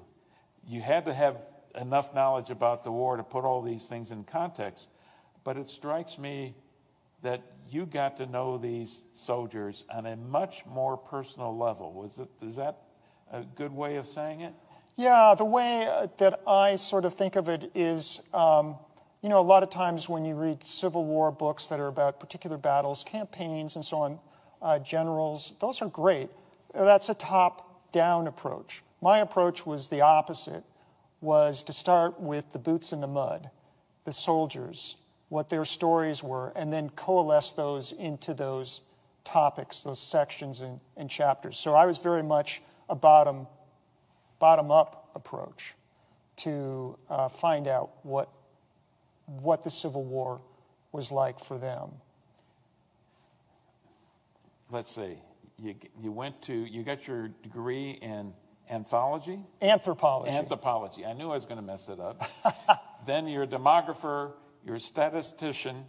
I know you do archaeology as well. And then poetry. And then this. Yeah. Where's the link with the poetry and then this, with all those other things? I've always enjoyed, I've always enjoyed writing, but I'm not what I think of as a naturally gifted writer. I need a lot of practice. So poetry helped me smooth out my style. And writing this book, one of the preludes to the book, not only was the poetry, but as I was collecting the letters, I started to see some of these themes. So I had a selection of colleagues, friends, even people in other countries who could care less about the Civil War.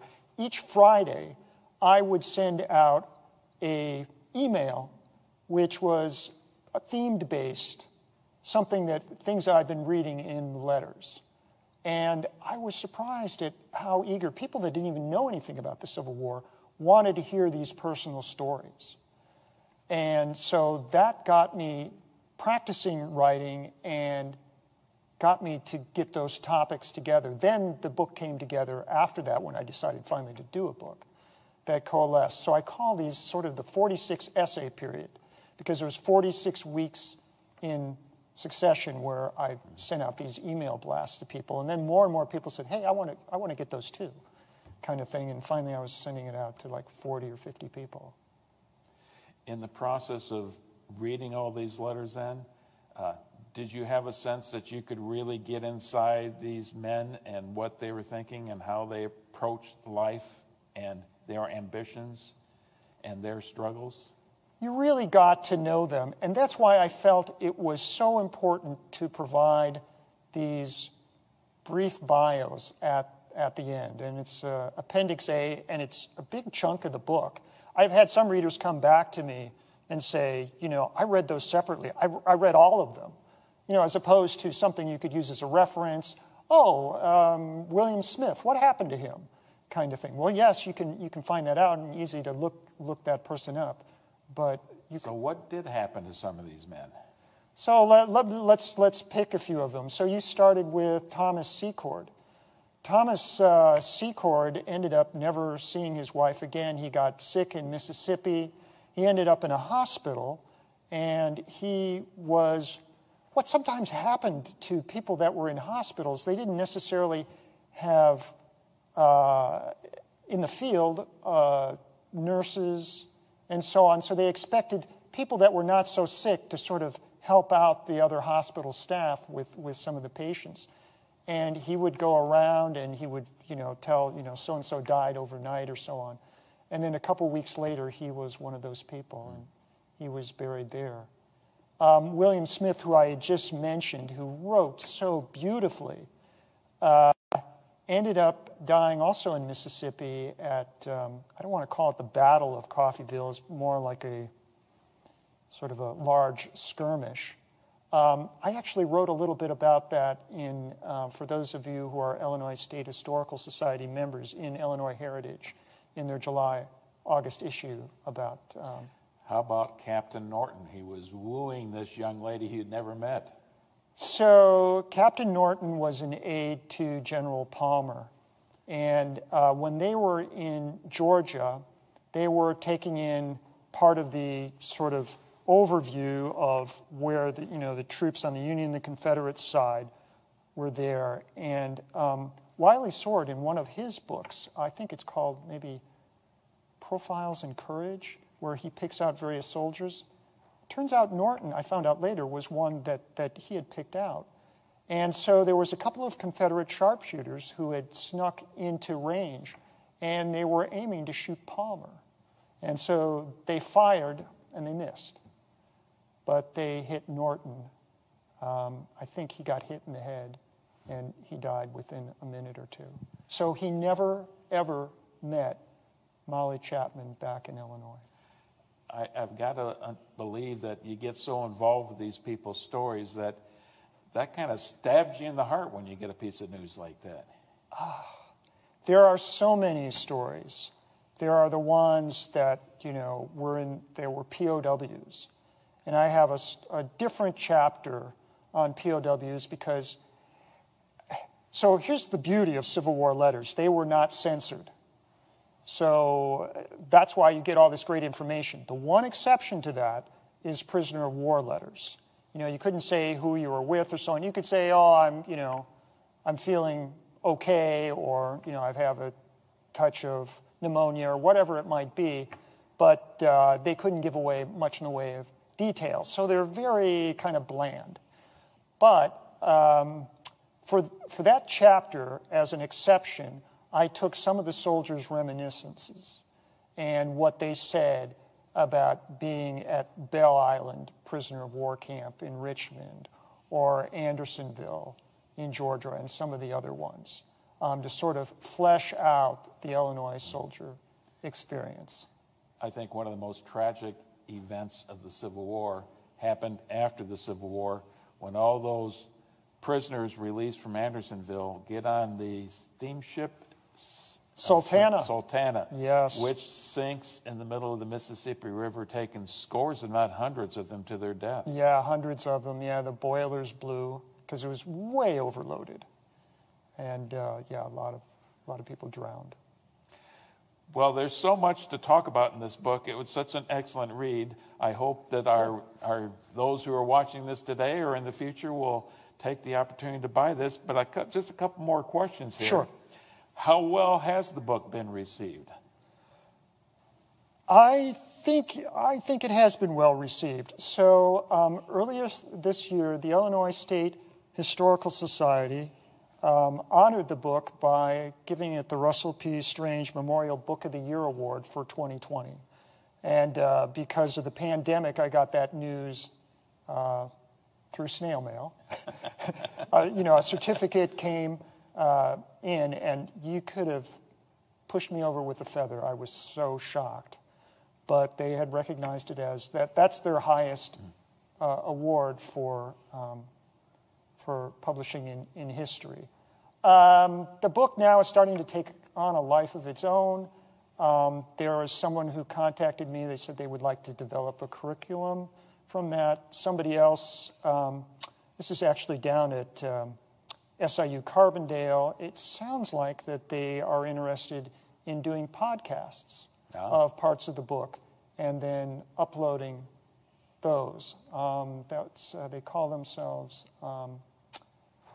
Blanket Fort Radio Theater. So that's one of those things you could put in a search engine and it'll pop up what they're currently working on. So maybe they'll be able to do this fall in 2021. So similar to what we had in terms of finding people who are willing to bring these quotes to life?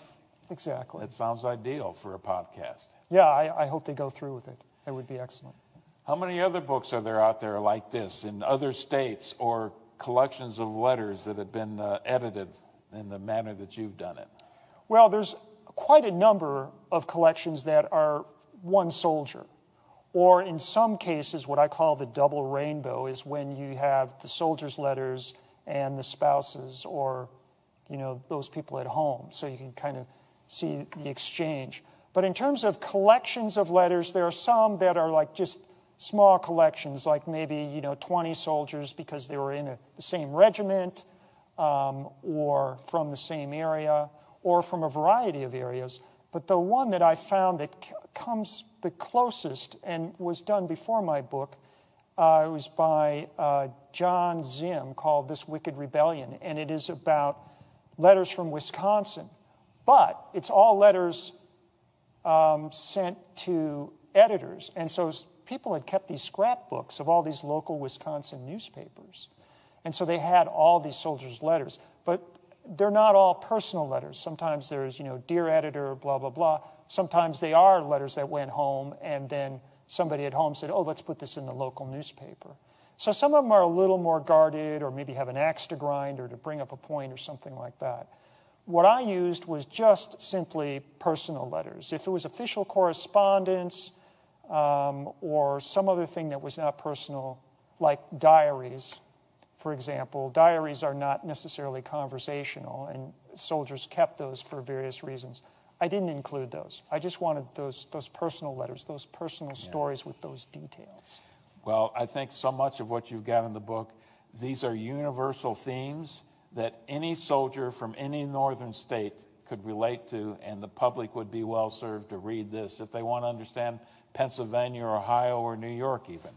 And I think now it's time to turn it over to Joe. He might have a couple comments or questions. Yes, a wonderful presentation, gentlemen. And to Mark Floto, thank you so much as someone who was born and raised at the very southern tip of the state.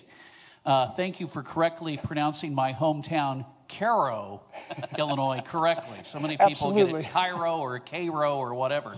But we've had folks checking in from Arizona, Florida, Kansas, Virginia, Texas, Oregon, Nevada, Rhode Island, Massachusetts, even a viewer in Yemen, around the world watching today. And we have several questions that tie into the broader themes of this. William wants to know, Mark, were there any families and letters who had sons on both sides of the conflict? None that I read for this particular book, although there's certainly those sorts of circumstances. Now, I did have one or two instances where there was a father and son that went to fight in the same regiment, as if the father was going to keep an eye on the son, kind of thing, so that they would experience together.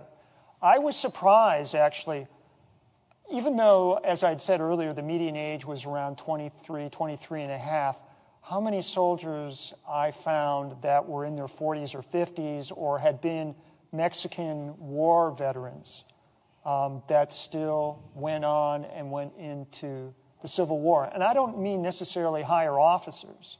Some of these were privates that were in their 50s.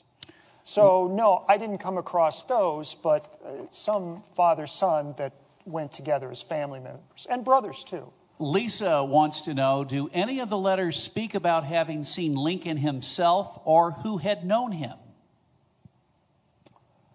I cannot think anybody who said that they saw Lincoln, but there is a very interesting letter where soldiers in Springfield that were waiting for their final pay and discharge went to the Lincoln home and talked to the woman or the lady of the house, which was actually Mrs. Lucian Tilton.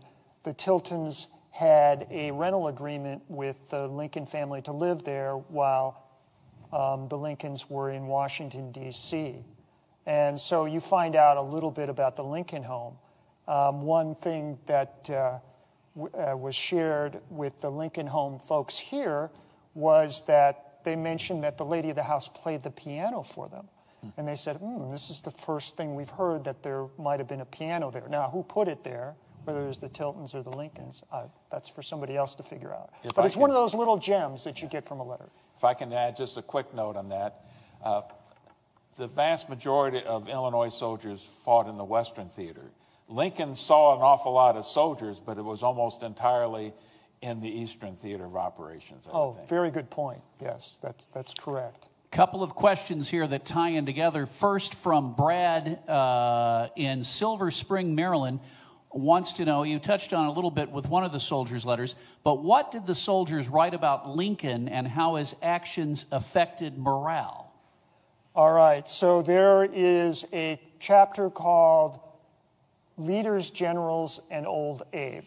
So soldiers wrote a lot about those that were over them, that were in charge, and whether, some of them were very happy with the decisions they were made, and some of them were very critical.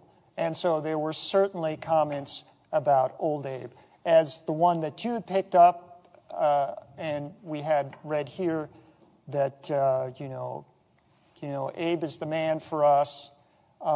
There were others that were critical when things looked bad, when the war was going badly, that our leaders are, they're not together. And again, what's in the back of their mind is, when are we going to get home? When is this war going to be over? I think it is relevant to suggest, though, that the soldiers, given a chance to vote in that 1864 election, most would say overwhelmingly they came down on the side of Lincoln and not McClellan, who was the Democrat. That is absolutely true. And as a footnote to that, because of the way the Constitution in Illinois was, soldiers in the field were not one of the states, Illinois was not one of the states that could vote in the field. There were some that were able to get home and vote, but that was the only way they could do that. Now, we mentioned a while ago that one of our viewers this afternoon is chimed in from Yemen. Yes. Angela says, greetings from Germany. Hi. And follows up to Brad's question, says, brilliant question. She would like to expand that to whether there are any letters where the writer and the recipient were on different sides of the conflict.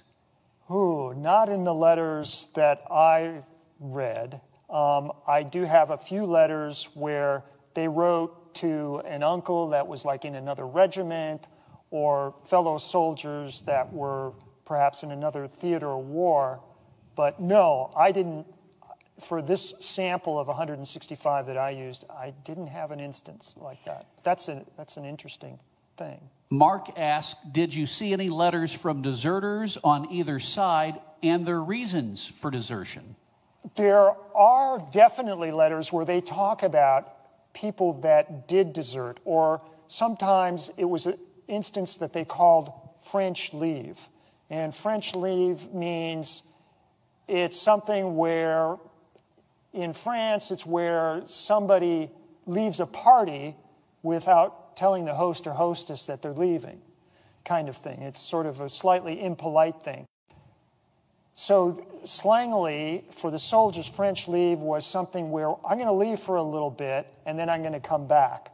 Well, in the military's eyes, that's desertion. But some went back because, oh, my spouse is about to deliver, or my father is dying, and they couldn't get a furlough. So they might desert for that particular reason. Sometimes they weren't caught, sometimes they got pardoned. Often soldiers saw themselves, hey, I volunteered, so all this military stuff, is flexible. Well, that, of course, is not true, but they tried to flex it in certain circumstances. And lastly, nice to hear from Jenny Lee on her lunch hour, watching from just down the hall here, literally in the same building. She's part of our conservation preservation team. They take all of those old documents and other items and restore them. Just incredible work that they do. She wants to know, did you use letters from other institutions to draw from your book? No, I actually did not. I looked at other institutions. I looked at the Logan Museum. I looked at the library down at Carbondale, the University, Southern Illinois University at Carbondale, and a few other places. And for various reasons, I ended up not using them. The letters that I found here covered not only the span of topics, but also the geography and backgrounds and political ideology that sort of spanned the gamut.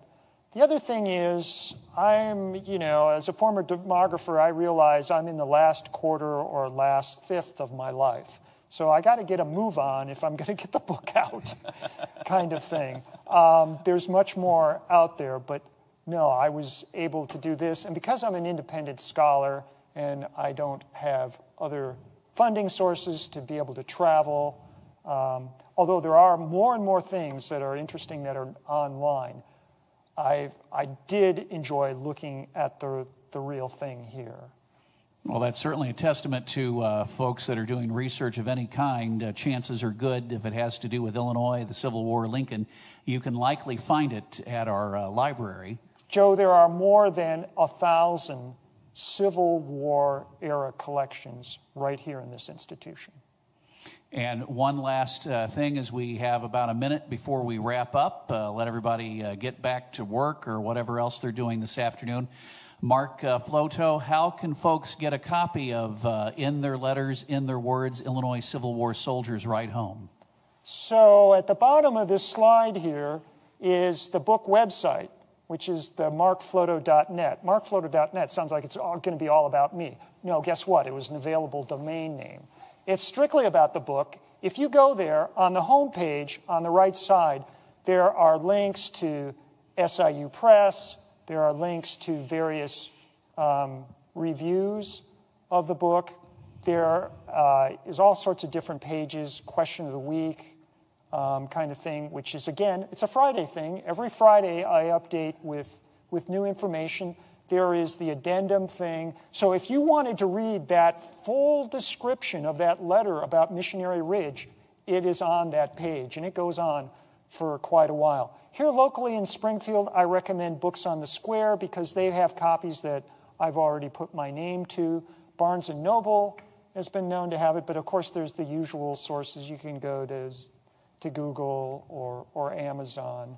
I do recommend SIU Press. They got sort of a 2-for-1 deal where you can get the electronic version, the ebook version, and the regular book as for a reduced price. It's like 2-for-1. They gave me a copy of the electronic version, and I said, yeah, thanks, I don't know what I'll do with it. I do a lot with it. The book has an incredible index. I hired one of the best people possible, one of the readers, Glenna Schroeder-Line, to do that. But it is so great to use the electronic version to word search. So you've read something and you go, hey, where was that thing about slavery to the naked eye?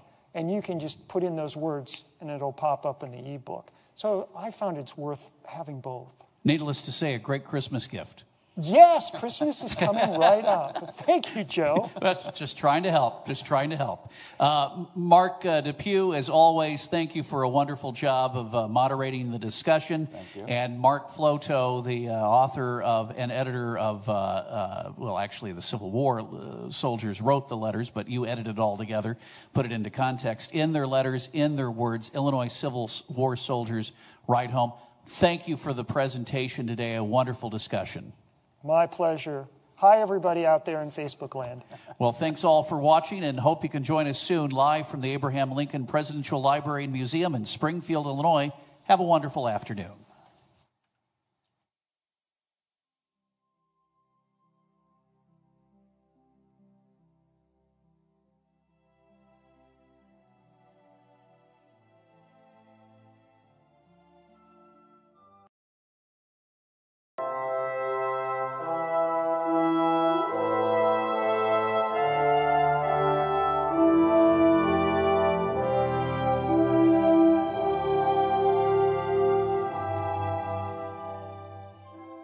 Good afternoon, ladies and gentlemen, and welcome to the Abraham Lincoln Presidential Library and Museum in Springfield, Illinois. I'm Joe Crane, the Director of Public Programs and Community Engagement.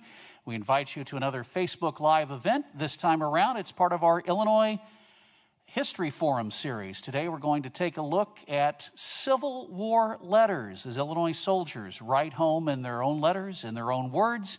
We'll learn more about the book, how it came about, and of course meet the author here in just a moment. But before we get underway, remind you that if you have a question throughout the discussion, please post in the comments section below. And even if you don't have a question, be sure to let us know in the comments where you're watching from around the state, across the country, even around the world, because we like to keep tabs of where everybody's checking in from. So we hope to hear from you soon right here on Facebook. And to get the program started, we welcome our Oral History Program Director, Dr. Mark Depew. Good afternoon, Mark. Good afternoon, and thank you for that introduction, Joe. Today I have the pleasure to talk to a good friend of mine. You and I have known each other for quite a few years here, Mark, and been colleagues. I like to think that we've collaborated successfully on several different things. You're an anthropologist by training. You got your degree in anthropology, and then you ended up in state government. I know you had 30 years with the Illinois Department of Health, and you finished off that time as the chief, the Illinois Center of Health Statistics. Boy, if there's ever some places the focus of what's going on right now in the world, that would be it. Something of a demographer and a statistician. See, I can even say that term. But also, I know you got into poetry a little bit later in life, and I think that has something to do with this book. So where I want to start is just ask you how it is that you came to write this book. Yeah, well, thank you for that introduction, Mark. The idea for the book was actually a poetry project. I was inspired also by you with your series of lectures at the time of the sesquicentennial of the Civil War. And I wanted to write some commemorative poetry that if soldiers of the day were reading it, that they would feel comfortable and it would be something that they could relate to. So I started doing some research on that, and I thought I could find a book or two that would have that sort of information in there, especially for Illinois, but I would have taken the Midwest. But I couldn't really find such a book, so I thought, I'm going to have to do this the hard way. So I came over here to the Presidential Library, actually just a couple doors down here on the second floor of the Abraham Lincoln Presidential Library, to look at manuscripts and personal letters. And I went through the card catalog and picked out as many Illinois soldiers as I could find and just started. And then after a couple years, 3 years, I had enough for the poetry project, wrote various poems. I gave a presentation on those at the Vachel Lindsay home, Poets in the Parlor series. And then they actually ended up downstairs in the atrium for several months, hung up as 2 poster boards. I think that was 2015, so that would have been the last year of the sesquicentennial. But at that point, I had read so many letters, and I could not find that book at the beginning that I'd been looking for. I thought, maybe there's a need there. Maybe I should start working on that. And so I read more and then finally put in a book proposal and finally got the book. And spent how long diving into these letters? I don't know. I've read at least a few thousand. I don't know how many hours. I started in 2013 reading, and for the book, I was probably reading up to 2018, 2019. I am still coming across other collections that I'm interested in and still reading.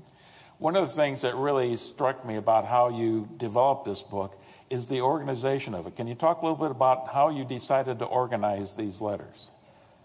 Well, the truth of the matter is the content was determined by the soldiers and not so much by me. So when I started the reading process, I remember, I think it was Debbie Ham, who was in manuscripts, and she brought me the first collection, and she said to me, so what are you looking for in the collections? And this is going to sound like a flippant answer, but it was the truth. I said, well, I don't really know what I'm looking for, nor do I know that I'll recognize it when I see it. But I just started writing down things, and as I kept going through letters after letters, things started to coalesce. There were certain topics that they wrote about, and some of those turned into sections, and then those sections turned into chapters. And so the chapters are thematic. But it was the soldiers that basically told me what the content was going to be. And so I just chose what I thought were good examples of various things, whether that be them doing duty, sickness and trying to maintain health, whether that was combat, whether that was trying to manage affairs from afar, home life, that kind of thing. They all coalesced that way. Well, when we started talking about how we wanted to do this, you were gracious enough to say, well, why don't you pick some things that really moved you? Oh, yeah, sure. Oh, yeah. So a lot of the things that I'm going to be asking you about is the things that I found compelling when I went through here. And the first one, if we can go to the next slide here, this is Private Thomas Secord. Do you want to just say one or two words about him? And here's the cover of the book, by the way. Oh, yeah. Yeah, Thomas Secord, he was active in some of the Mississippi campaigns and so on. He started his writing his letters actually from, I don't remember if he was one of the people at Camp Butler, but he definitely wrote letters home to his spouse from Camp Defiance, which is where Cairo is.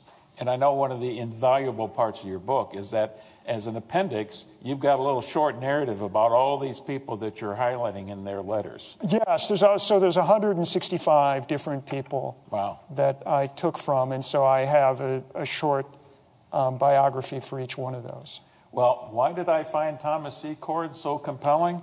This is the text. But if we can get the zoom in on that text, and you can read it. Sometimes it's a little bit difficult, but here's part of the text that I really found moving. I will write as often as you will. Your letters are worth more to me than gold. And I thought that kind of summed up the whole project. Yeah, it very much does. Let me give you sort of a very similar but counter quotation, which is actually on the next page of the book. And this is someone writing in May 1865. And he writes, I often noticed my companions how tired and fatigued they would look after a long day march. Some of them would almost seem as though life itself was a burden to them. But oh, what a change has come over their countenance, a change from sorrow to joy. What has caused it? Has there been a great victory? Or has peace been declared? No. The mail has come into camp, and they have received letters from their loved ones at home. Yes, that accounts for it. For the time being, all their hardships and suffering are forgotten, all through the medicine of a letter. You know, you're reading that quote, it reminds me, as the oral historian, I've I've interviewed hundreds of veterans, obviously not from the Civil War, World War II, Korea, Vietnam, War on Terror, and that's a constant theme. That communication from home, whether it's letters or phone calls or emails and texts today, it is so important to these soldiers. Back then, letters for them were the next best thing to being there. I mean, today maybe it's Zoom or Facebook Live, but back then it was definitely letters. Well, on this next slide, I want to go to one of the biggest challenges you had to face, because the educational level of the soldiers at that time and their writing skills wasn't quite up to what we would expect today. And so the question is, how did you sort through all of this and figure out what they were actually trying to say? So when I went to start looking at these letter collections, in the back of my mind, I was hoping that there would be transcriptions, so I could just follow the transcriptions. But no, those were very rare. And in retrospect, I learned not to trust any previous transcriptions by others. I got very adept at reading them and finding mistakes and so on, so I realized, you know what, if you want it done right, you got to do it yourself. Well, also on day one, if you can't read cursive writing, game over. You have to be able to read cursive writing. And there's different... We should be teaching cursive writing at school today? I'm not saying that. I'm just saying maybe if you're going to go into history and you're going to be reading old documents or letters, even if it's just from World War II or the Korean War, you're going to need to be able to read cursive writing. But I also found that there was not much in the way of punctuation. So on this slide, you've circled the only 3 places where there's even any kind of punctuation on the letter. And there are some people that wrote during the time that used, the punctuation pretty much the way we did. But that was almost the exception rather than the rule. And I've come to learn that part of the reason for this is because they are writing many times as if they are speaking to someone. So if you are speaking to someone, you do not say, I am fine, period. How are you, question mark. No, you leave that punctuation off. Plus, they are also writing to loved ones, other family members, relatives, close friends, who know what their voice sounds like, what their inflections are, what their accent is like, and so on. So punctuation is almost superfluous in that regard. So you have to mentally get into their head as you read various soldiers' letters on how you almost get a sense for how they spoke sometimes. Do you have a sense of the educational level that most of these soldiers had?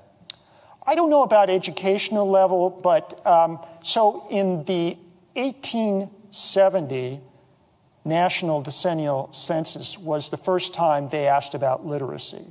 And so for Illinois, it was just about 90%. So if you want to backtrack to 5 or 10 years earlier, it's got to be at least 80 or 85% were literate. But as you find out as you read the letters, you find that there is a gamut of literacy. That is, some people write phonetically. And soldiers is spelled S-O-L-G-E-R-S instead of their correct spelling. So you kind of get into that, and you're able to sort of figure out their words.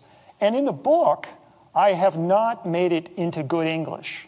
So if they have misspellings and lack of punctuation, that is in there. Now, when I feel like it gets too difficult, in brackets, I'll put in a little bit of help on what I think that word is that you might not quite recognize. But that is part of the reading experience, although in the book, I save you having to read cursive writing. Well, the thing that strikes me about this time period, we can be critical about how poorly they spelled or the lack of punctuation and things like that. The United States, in my understanding, is far exceeded any other country in the world at this time for literacy. That could be true. That could be true. And I think most of them did, and I think those that could not write, they had fellow soldiers in their tent or their company who could write for them. They still wanted to communicate with home. And as a matter of fact, soldiers that were wounded and for some reason couldn't, they could get people from the Sanitary Commission or other people that would write letters for them home. Interesting. Yeah. There's one chapter called A Lifeline of Letters. It's the first chapter. And that's what these letters were for them. Not only did they want to write letters, but they were desperate, as we just read before, to receive them as well. Yeah. Well, let's go to this next slide. And it's really the first lengthy quote. I'm calling this Seeing the Elephant, which you know, and most people who are Civil War historians and know about the Civil War, that means you've seen combat. Tell us a little bit about Captain David Norton. Yes. Captain Norton is writing to Mary Chapman. This is an interesting story because they had not met.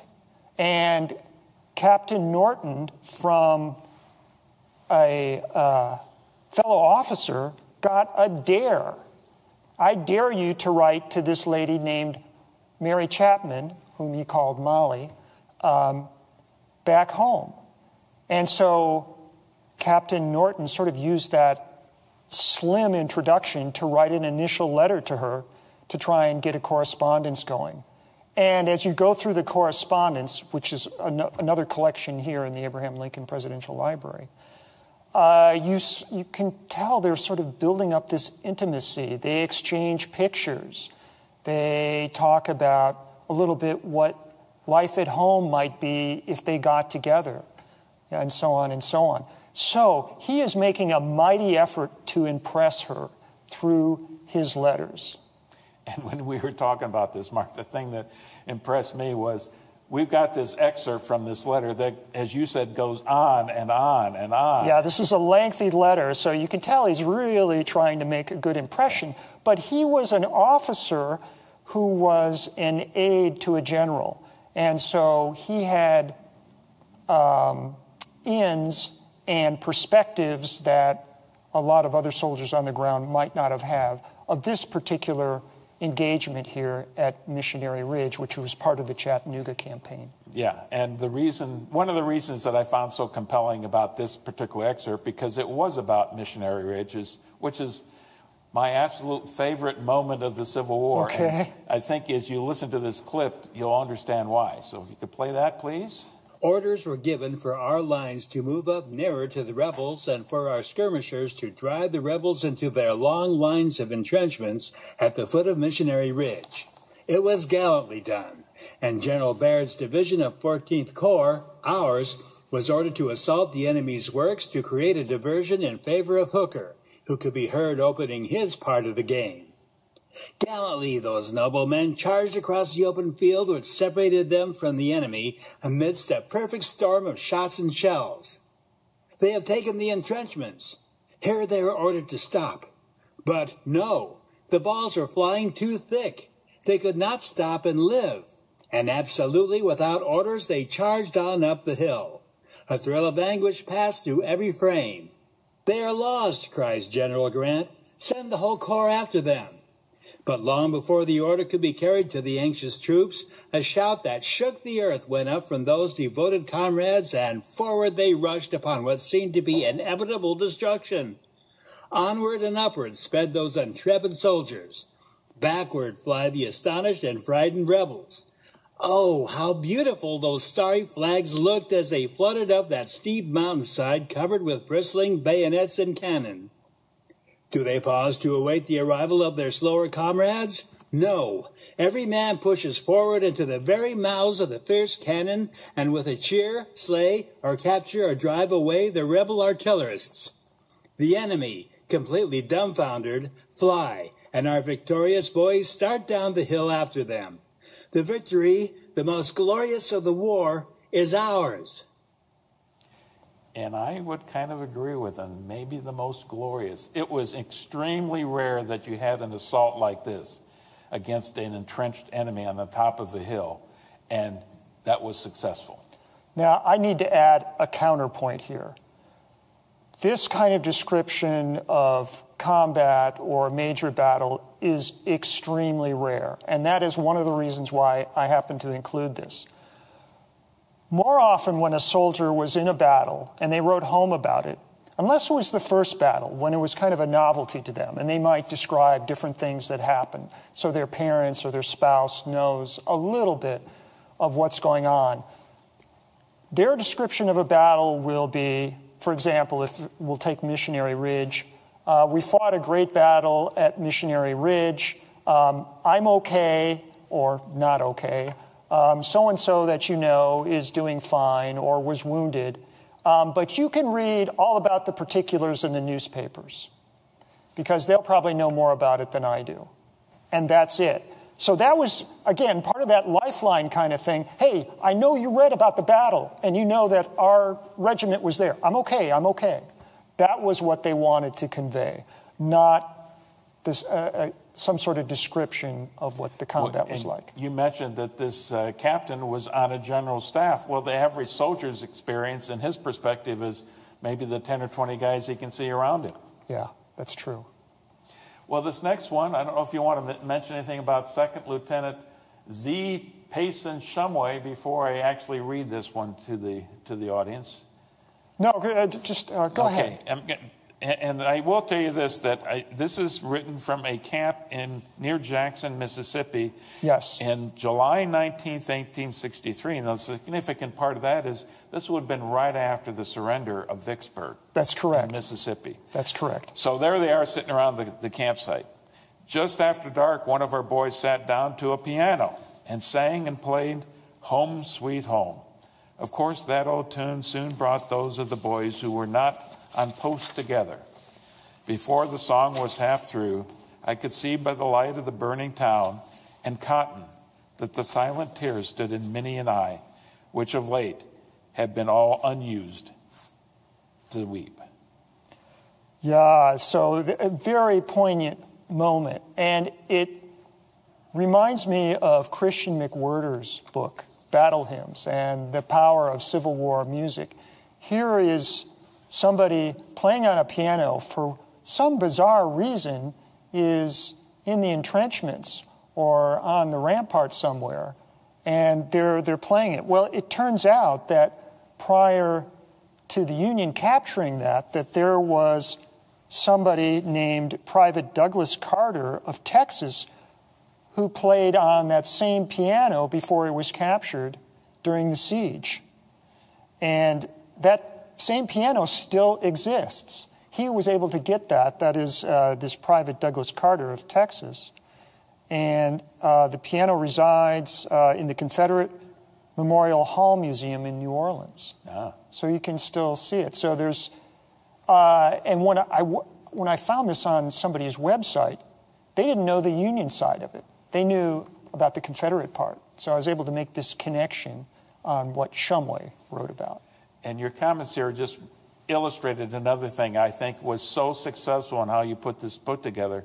The narration that you use to tie all of these things together and to give the background and the context, I think is invaluable and helping people really enjoy this that much more.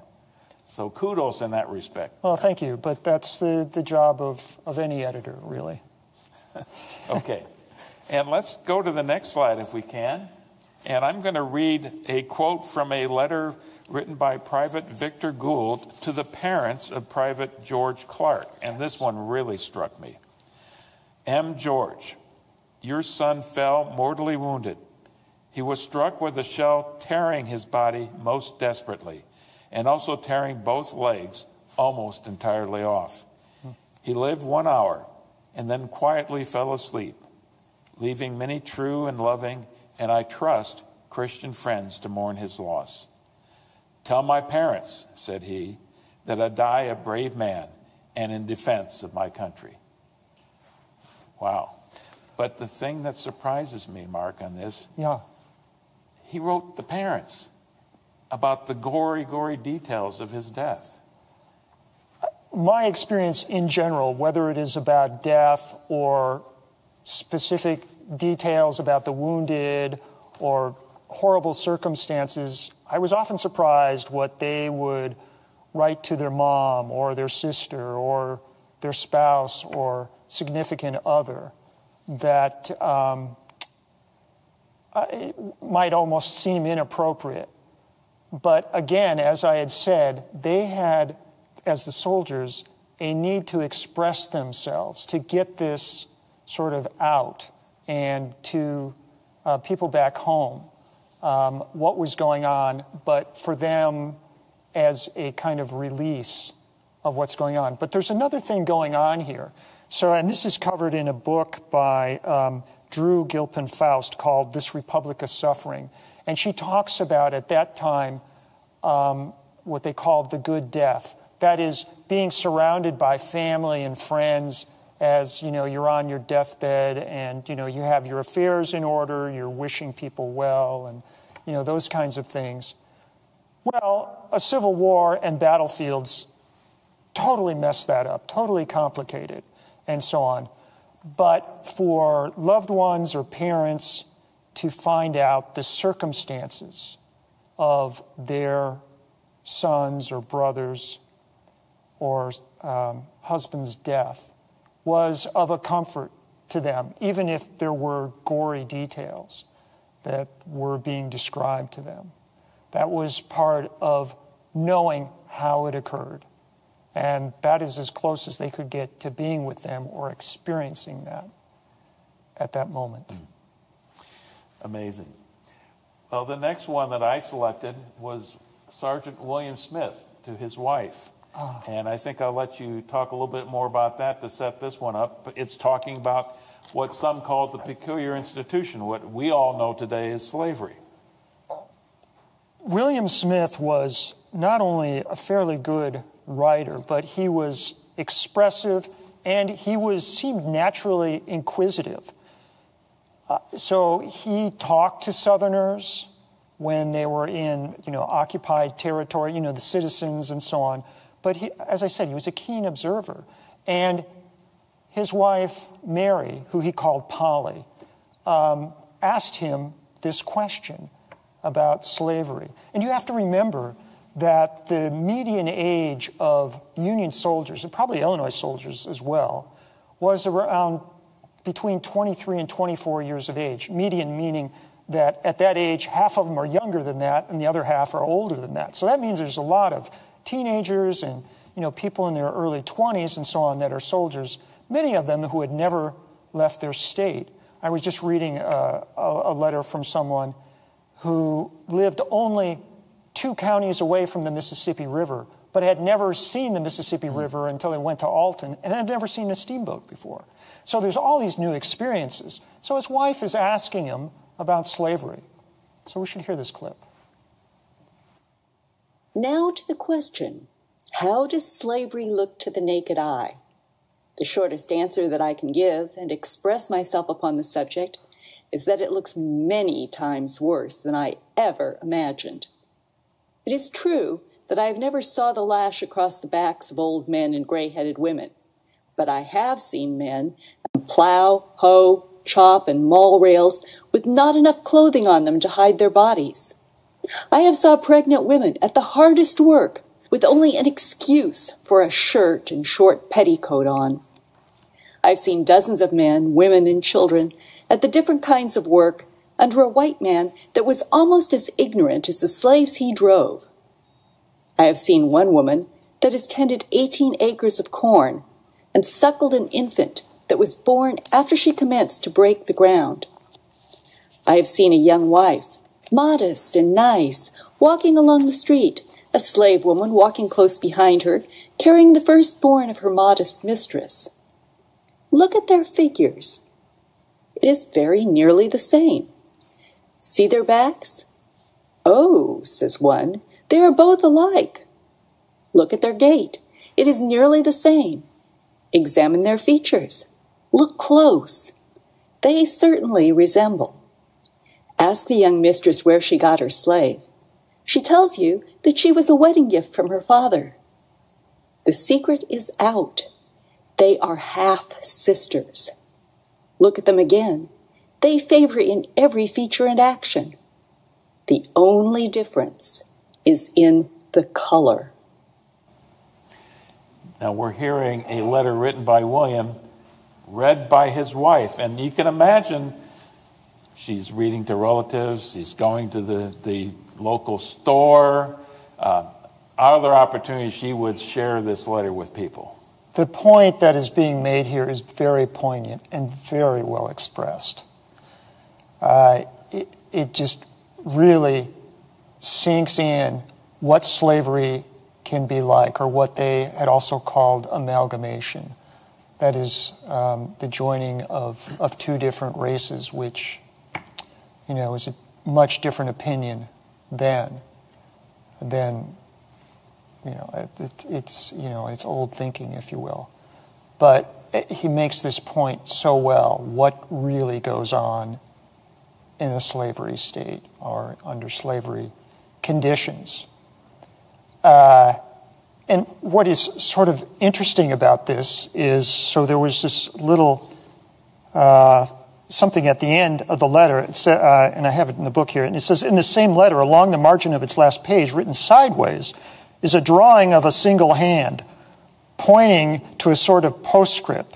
And the postscript was, Charlie, which was Smith's tent mate, says, for you to burn this without reading it. Because it was, you know, such a topic to put into a letter like that you should just burn the letter, don't even read it. So fortunately, Mary ignored that just request. But it's great that we have it and can learn from it. Well, and that's the point of this whole book and all of these letters. We get into their hearts and souls by reading these things. You have to remember that we are essentially reading other people's mail. And I have to admit, there's kind of an allure to that. But also, it was something never intended for us to read. I think if those people were still alive and they, you know, found out some of their personal letters were showing up in a book, they might be aghast at that. But for us as historians, it's invaluable. Have you heard from some of the descendants of these people who are in the book? Yes, some I have, and of course they're not the original soldiers. They're, you know, great-great-grandchildren, those kinds of things, and they're thrilled. Yeah. I've gotten some really nice comments. People have shared portraits. Other people have seen who's in there, and they say, hey, I have something about that person. So I've discovered a number of other things, and a lot of those things I've put up on the website. So the website makes the book a little bit more of a living document. Well, the next thing I wanted to focus on in this next slide is a little bit about the motivations and the feelings, beliefs that the soldiers themselves had about the cause they're fighting for. And so I've selected a passage that touches both on the Emancipation Proclamation, which was written after Antietam in September of '62, and then went into force on January 1st of 1863, and then a little bit about the upcoming election of Honest Abe, Old Abe. So we'll play this one from Captain Amos Hostetter. In answer to part of Owen's letter, in regard to the opinion of the soldiers, in regard to the Emancipation Proclamation, etc., I have this to say, that if the people of the North knew how the soldiers cursed them for allowing men to speak treason as they do now, I think they would put a stop to it. Men that came here strong Democrats are Democrats no longer. Men who came here with no intention of interfering with slavery are now abolitionists. And in regard to their opinion of the administration, if the soldiers can vote in 1864 for President of the U.S., Old Abe will again be president. You may not believe what I have told you, but if you live to see 1864, you will find my words true if Old Abe carries out what he has commenced. Although we are tired of war, we had rather fight for the next 10 years than compromise with treason. Strong words. Yeah, now again, I'm going to have to offer a counterpoint. This is not necessarily the majority opinion among the soldiers. And this is, especially something like this, which is somewhat political, really reflects the diversity of Democrats and Republicans in Illinois. In fact, Illinois is in some ways at this time almost a microcosm of the entire nation on how it's divided in terms of opinion. So the opinions on the Emancipation Proclamation that you find by other soldiers varies quite a bit. Some of them think this is a terrible idea because now the South is going to fight all the harder. They are going to be so mad at us that they're really going to dig in their heels, kind of thing. But a lot of them do look at it first as a war measure as opposed to a social measure. But they had comments about that as well. Some thought, well, this could be a good thing. Some thought, well, this is not a good thing. So I put a lot of that diversity in here. So I wanted to sort of offer that sort of counterpoint just based on what you happened to pick out. If you had picked out one that said, oh, you know, this is a bad idea, I would have read one where, hey, this person thinks it's a good idea. Well, if you want a little bit more of this or a lot more of this, go visit the Abraham Lincoln Presidential Museum. You got that hallway with all these dissonant voices and all the different opinions, strong opinions they had on this very subject. Yes. Yeah. That's one of my favorite parts because it really does show the angst and the difficulty that Abraham Lincoln faced when he was President of the United States. Yeah, at the beginning of the war, certainly not all the soldiers in Illinois that signed up were abolitionists. In fact, they would have been quite a minority. But some of them came to see this when it did happen, that is the Emancipation Proclamation, that it was a good thing because it would shorten the war and they would get home sooner. That was the overriding thought that would be in the back of their minds all the time. And that's why they kept up on politics and newspapers, because they were looking for signs and symptoms of the war starting to come to a conclusion, and when will we be home? There weren't any that said this is only going to lengthen the war? Yeah, there were some that said, yes, this could potentially lengthen the war. I think most historians today would come down on the side of the latter, but that's a debatable point, as oftentimes historical issues are. Now, I've highlighted a lot of the things that I've found really interesting. Tell me what some of your favorite letters are. Okay, so as a social scientist, I'd have to say that my favorites were the 165 soldiers that made the cut, that made it into the book. Some of them wrote more eloquently, expressed themselves better than others, but every one of them had something to say that contributed to the book. So it's probably not the answer you're looking for, but I really don't have any favorites. Now, it is your prerogative as a reader to have favorites on what you happen to like, and thanks for sharing those. But I'm glad to have all of them, quite frankly. As you mentioned, I gave a series of presentations on the main Civil War battles during the sesquicentennial. Yeah. So that was my deep dive into Civil War history. I learned so much going through that process. This exercise was quite different for you. You had to have enough knowledge about the war to put all these things in context, but it strikes me that you got to know these soldiers on a much more personal level. Is that a good way of saying it? Yeah, the way that I sort of think of it is, a lot of times when you read Civil War books that are about particular battles, campaigns and so on, generals, those are great.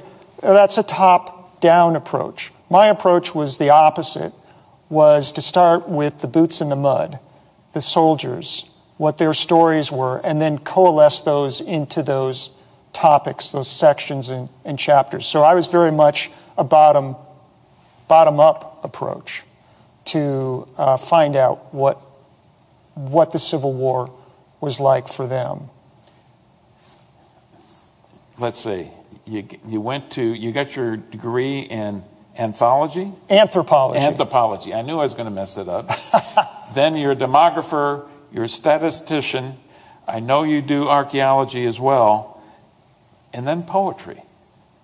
And then this. Yeah. Where's the link with the poetry and then this, with all those other things?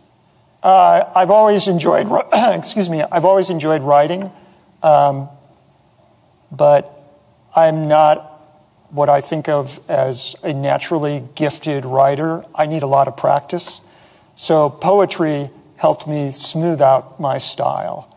And writing this book, one of the preludes to the book, not only was the poetry, but as I was collecting the letters, I started to see some of these themes.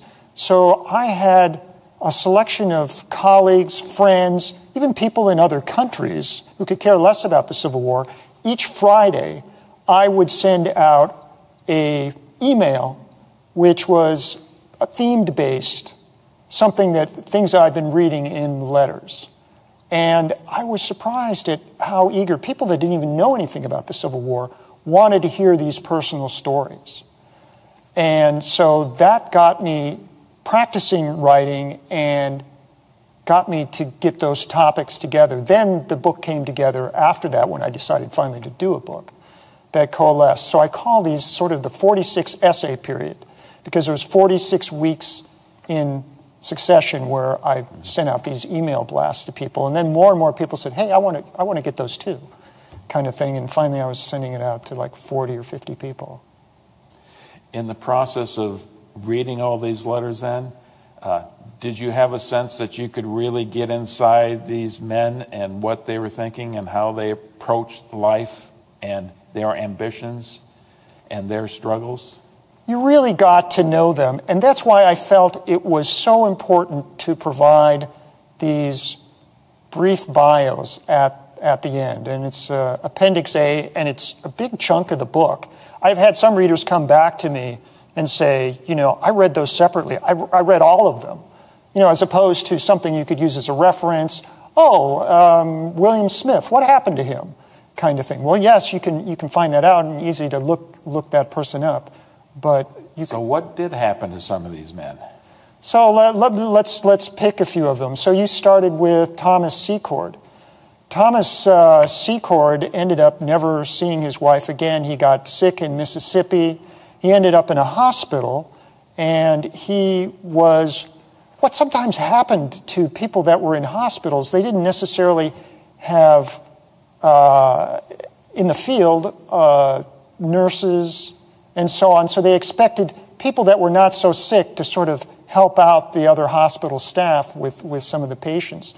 And he would go around and he would, tell, so-and-so died overnight or so on. And then a couple weeks later, he was one of those people, and he was buried there. William Smith, who I had just mentioned, who wrote so beautifully, ended up dying also in Mississippi at, I don't want to call it the Battle of Coffeyville, it's more like a sort of a large skirmish. I actually wrote a little bit about that for those of you who are Illinois State Historical Society members in Illinois Heritage in their July-August issue about... How about Captain Norton? He was wooing this young lady he had never met. So Captain Norton was an aide to General Palmer. And when they were in Georgia, they were taking in part of the sort of overview of where the troops on the Union and the Confederate side were there. And Wiley Sword, in one of his books, I think it's called maybe Profiles in Courage, where he picks out various soldiers. Turns out Norton, I found out later, was one that he had picked out. And so there was a couple of Confederate sharpshooters who had snuck into range, and they were aiming to shoot Palmer. And so they fired, and they missed. But they hit Norton. I think he got hit in the head, and he died within a minute or two. So he never, ever met Molly Chapman back in Illinois. I've got to believe that you get so involved with these people's stories that kind of stabs you in the heart when you get a piece of news like that. There are so many stories. There are the ones that, there were POWs. And I have a different chapter on POWs because, so here's the beauty of Civil War letters. They were not censored. So that's why you get all this great information. The one exception to that is prisoner of war letters.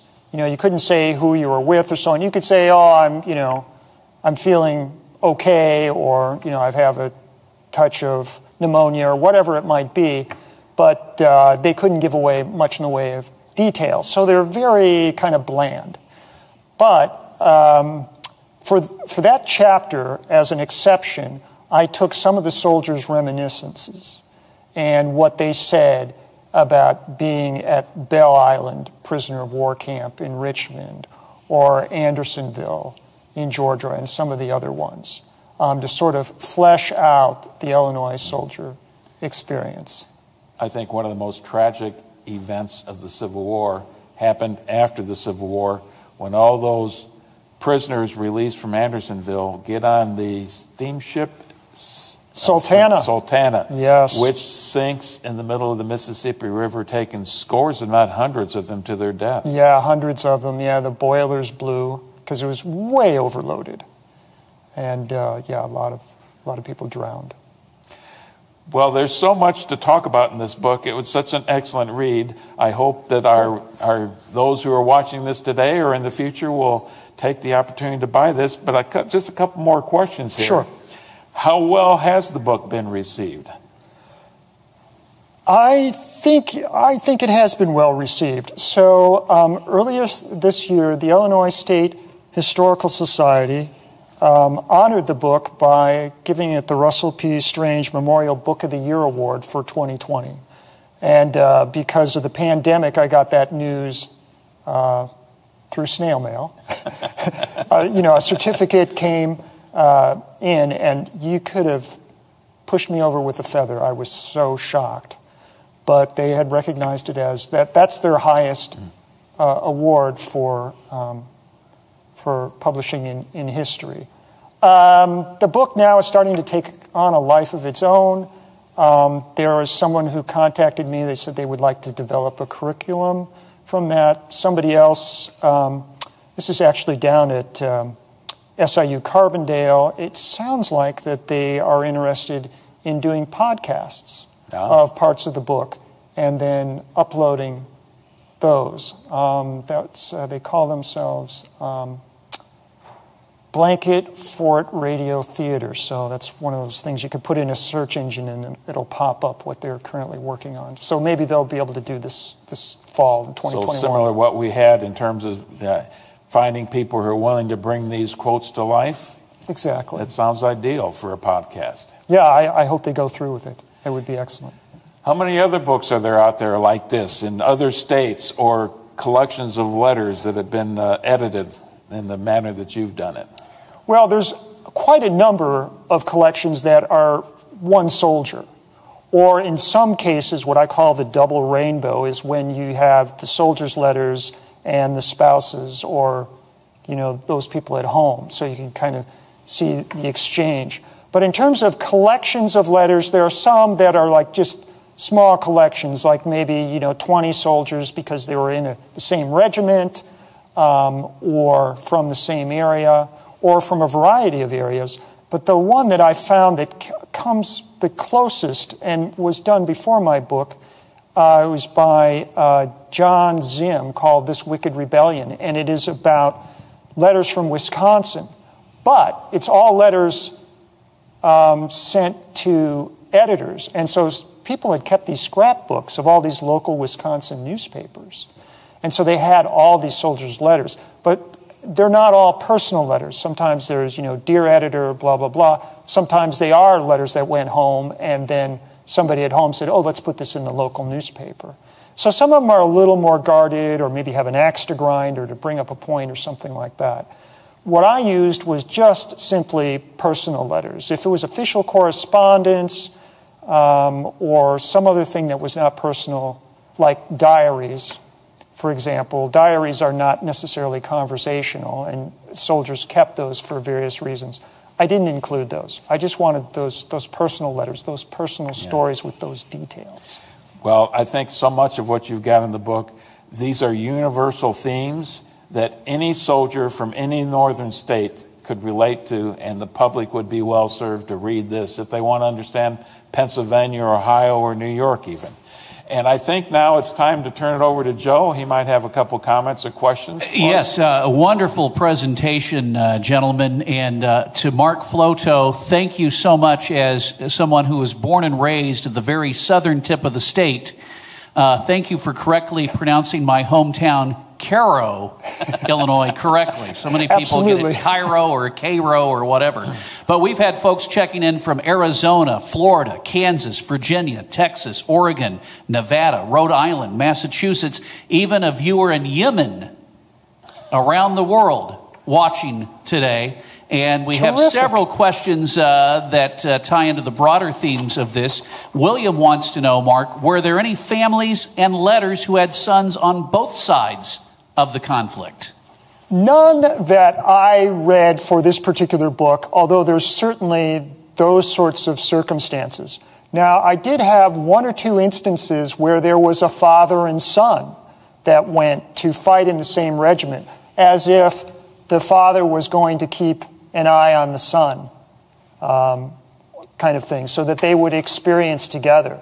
I was surprised, actually, even though, as I'd said earlier, the median age was around 23 and a half, how many soldiers I found that were in their 40s or 50s or had been Mexican war veterans that still went on and went into the Civil War. And I don't mean necessarily higher officers. Some of these were privates that were in their 50s. So, no, I didn't come across those, but some father-son that went together as family members, and brothers, too. Lisa wants to know, do any of the letters speak about having seen Lincoln himself or who had known him? I cannot think anybody who said that they saw Lincoln, but there is a very interesting letter where soldiers in Springfield that were waiting for their final pay and discharge went to the Lincoln home and talked to the woman or the lady of the house, which was actually Mrs. Lucian Tilton. The Tiltons had a rental agreement with the Lincoln family to live there while the Lincolns were in Washington, D.C. And so you find out a little bit about the Lincoln home. One thing that was shared with the Lincoln home folks here was that they mentioned that the lady of the house played the piano for them. And they said, this is the first thing we've heard that there might have been a piano there. Now, who put it there, whether it was the Tiltons or the Lincolns, that's for somebody else to figure out. But it's one of those little gems that you get from a letter. If I can add just a quick note on that. The vast majority of Illinois soldiers fought in the Western Theater. Lincoln saw an awful lot of soldiers, but it was almost entirely in the Eastern Theater of Operations, I would think. Very good point. Yes, that's correct. Couple of questions here that tie in together. First, from Brad in Silver Spring, Maryland, wants to know, you touched on a little bit with one of the soldiers' letters, but what did the soldiers write about Lincoln and how his actions affected morale? All right, so there is a chapter called Leaders, Generals, and Old Abe. So soldiers wrote a lot about those that were over them, that were in charge, and whether, some of them were very happy with the decisions they were made, and some of them were very critical. And so there were certainly comments about Old Abe. As the one that you picked up, and we had read here, that, Abe is the man for us. There were others that were critical when things looked bad, when the war was going badly, that our leaders are, they're not together. And again, what's in the back of their mind is, when are we going to get home? When is this war going to be over? I think it is relevant to suggest, though, that the soldiers, given a chance to vote in that 1864 election, most would say overwhelmingly they came down on the side of Lincoln and not McClellan, who was the Democrat. That is absolutely true. And as a footnote to that, because of the way the Constitution in Illinois was, soldiers in the field were not one of the states, Illinois was not one of the states that could vote in the field. There were some that were able to get home and vote, but that was the only way they could do that. Now, we mentioned a while ago that one of our viewers this afternoon is chimed in from Yemen. Yes. Angela says, greetings from Germany. Hi. And follows up to Brad's question, says, brilliant question. She would like to expand that to whether there are any letters where the writer and the recipient were on different sides of the conflict. Ooh, not in the letters that I read. I do have a few letters where they wrote to an uncle that was like in another regiment, or fellow soldiers that were perhaps in another theater of war. But no, I didn't. For this sample of 165 that I used, I didn't have an instance like that. That's an interesting thing. Mark asked, did you see any letters from deserters on either side and their reasons for desertion? There are definitely letters where they talk about people that did desert, or sometimes it was an instance that they called French leave. And French leave means it's something where in France, it's where somebody leaves a party without telling the host or hostess that they're leaving, kind of thing. It's sort of a slightly impolite thing. So slightly, for the soldiers, French leave was something where I'm going to leave for a little bit and then I'm going to come back. Well, in the military's eyes, that's desertion. But some went back because my spouse is about to deliver, or my father is dying, and they couldn't get a furlough. So they might desert for that particular reason. Sometimes they weren't caught, sometimes they got pardoned. Often soldiers saw themselves, hey, I volunteered. So all this military stuff, is flexible. Well, that, of course, is not true, but they tried to flex it in certain circumstances. And lastly, nice to hear from Jenny Lee on her lunch hour, watching from just down the hall here, literally in the same building. She's part of our conservation preservation team. They take all of those old documents and other items and restore them. Just incredible work that they do. She wants to know, did you use letters from other institutions to draw from your book? No, I actually did not. I looked at other institutions. I looked at the Logan Museum. I looked at the library down at Carbondale, the Southern Illinois University at Carbondale, and a few other places. And for various reasons, I ended up not using them.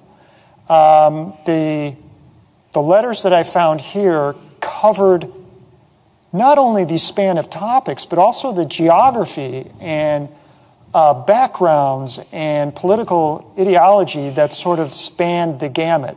The other thing is, as a former demographer, I realize I'm in the last quarter or last fifth of my life. So I got to get a move on if I'm going to get the book out, kind of thing.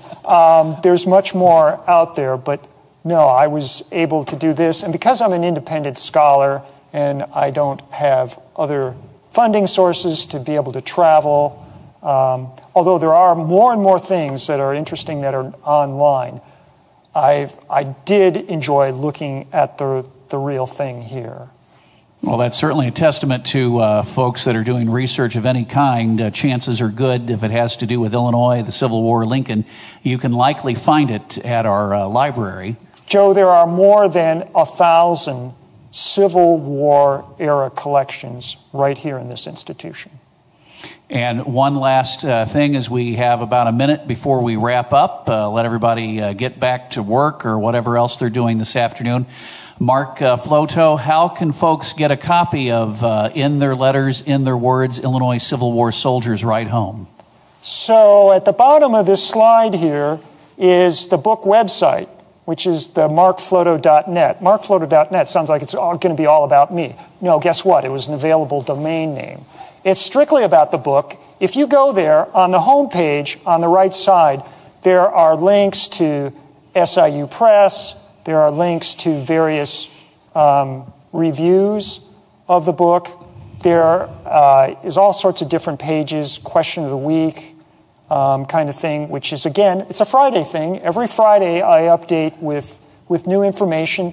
There is the addendum thing. So if you wanted to read that full description of that letter about Missionary Ridge, it is on that page, and it goes on for quite a while. Here locally in Springfield, I recommend Books on the Square because they have copies that I've already put my name to. Barnes & Noble has been known to have it, but of course there's the usual sources. You can go to Google or Amazon. I do recommend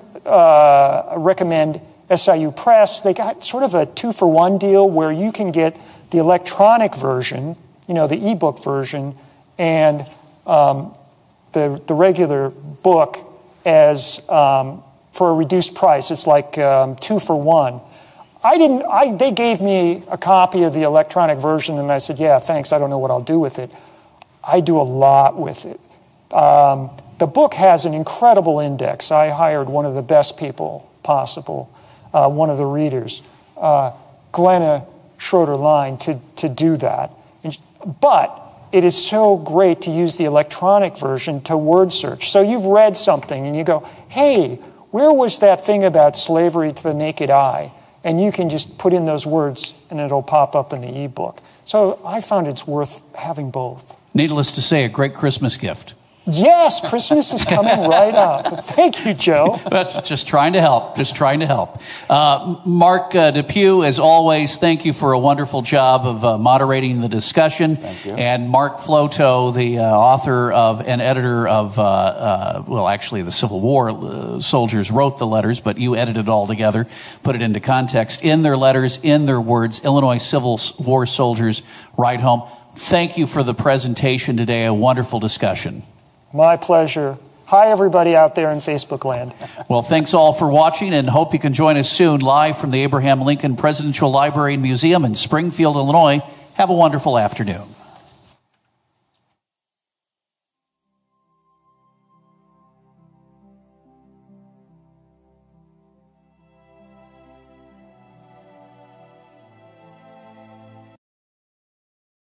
Good evening, everyone.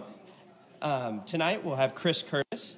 Chris Curtis is a 47-year-old photography enthusiast who was bitten by the history bug in 2009 during his goal to visit all of the Looking for Lincoln interpretive signs around Illinois.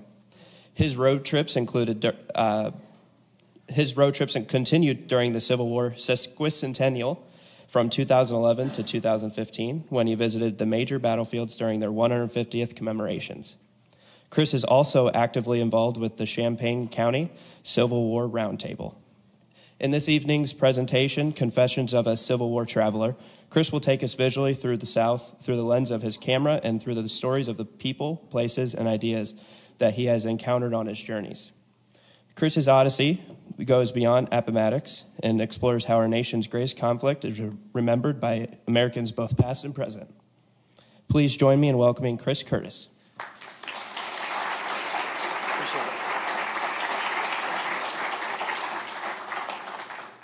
Hi, good evening, everyone. Where do you like to go on vacation? For some, it's the beach, perhaps the mountains. Others like to take a cruise. Me, I like to go and visit historic places on my off time. And if that's something you and I share, perhaps you'll agree there's something special, I think, about visiting a place where something very important happened, especially if it affected the whole nation, or if it was on the very day that it happened on the calendar.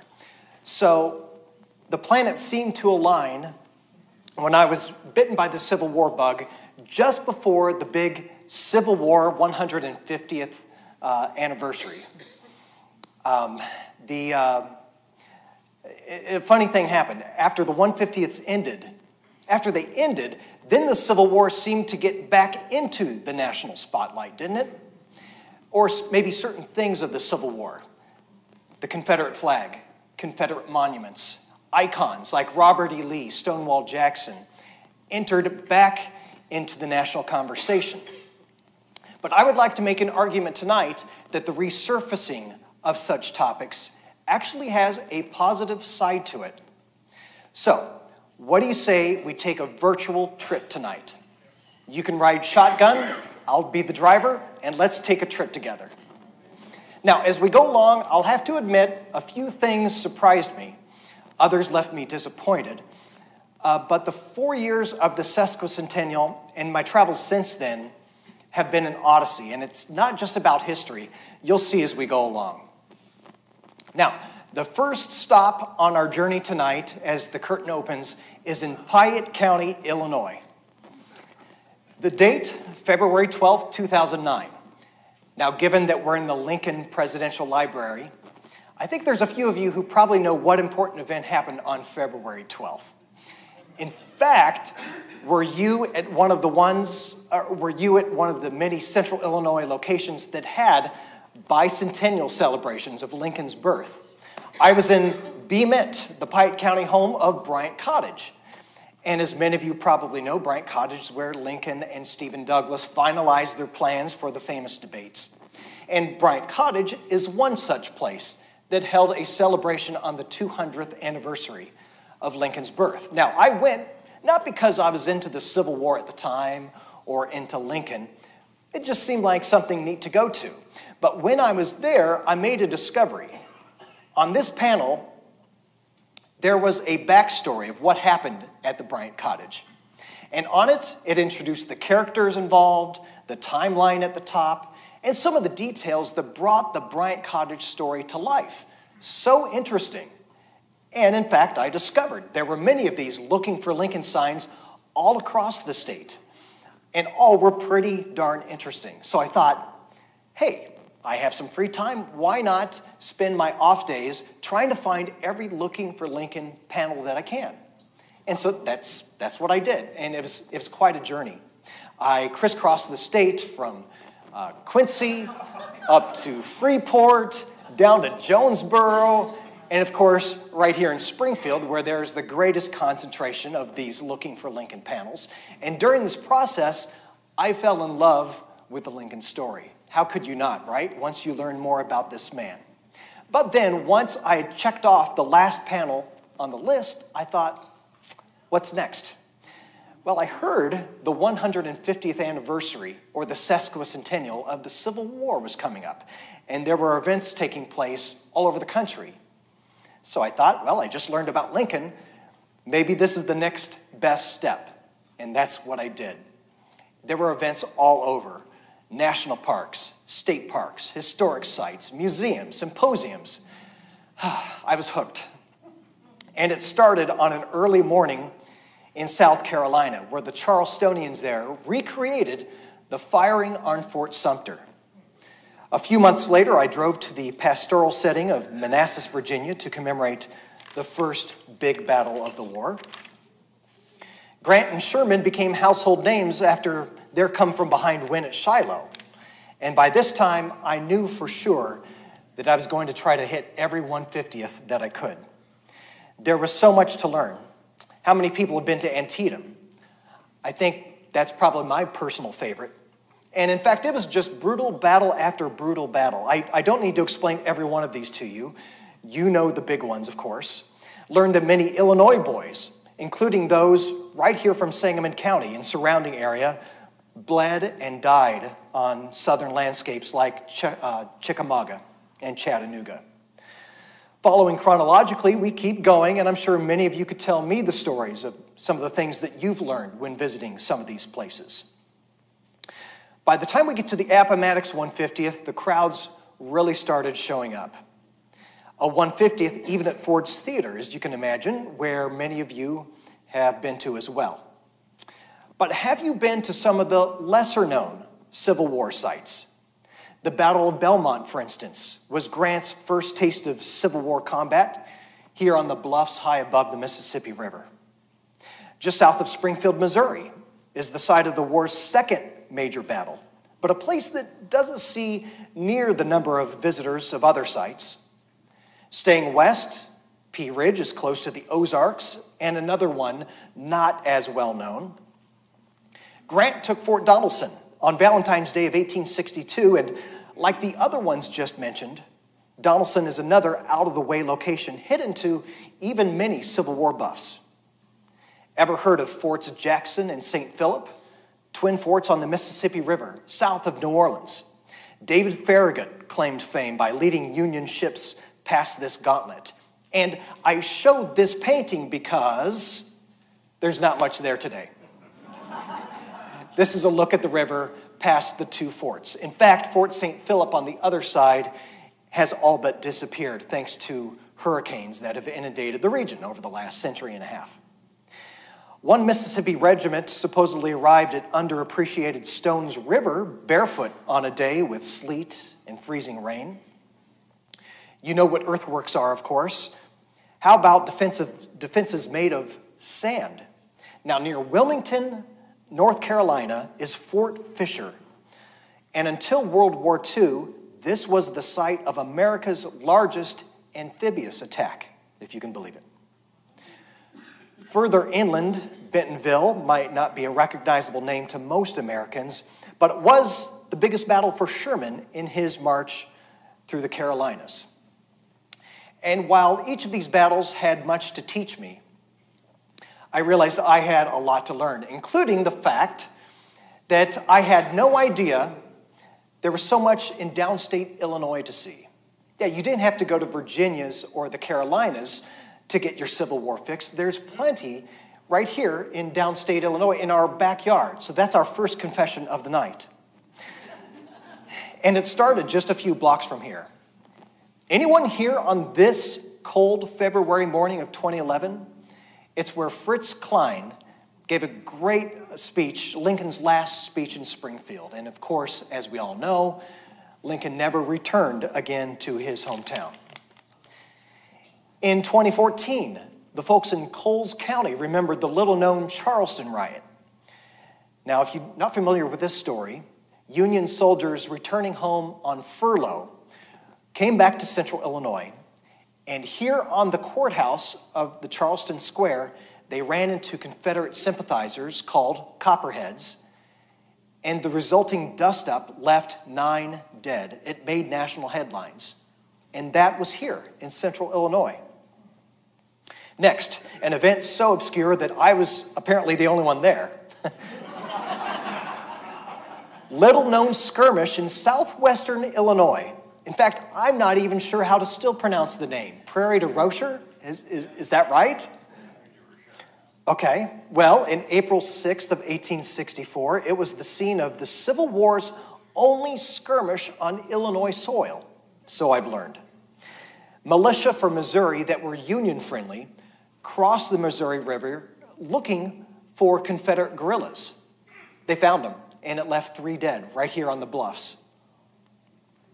Then something I'm sure many of you will recognize, the Lincoln funeral train.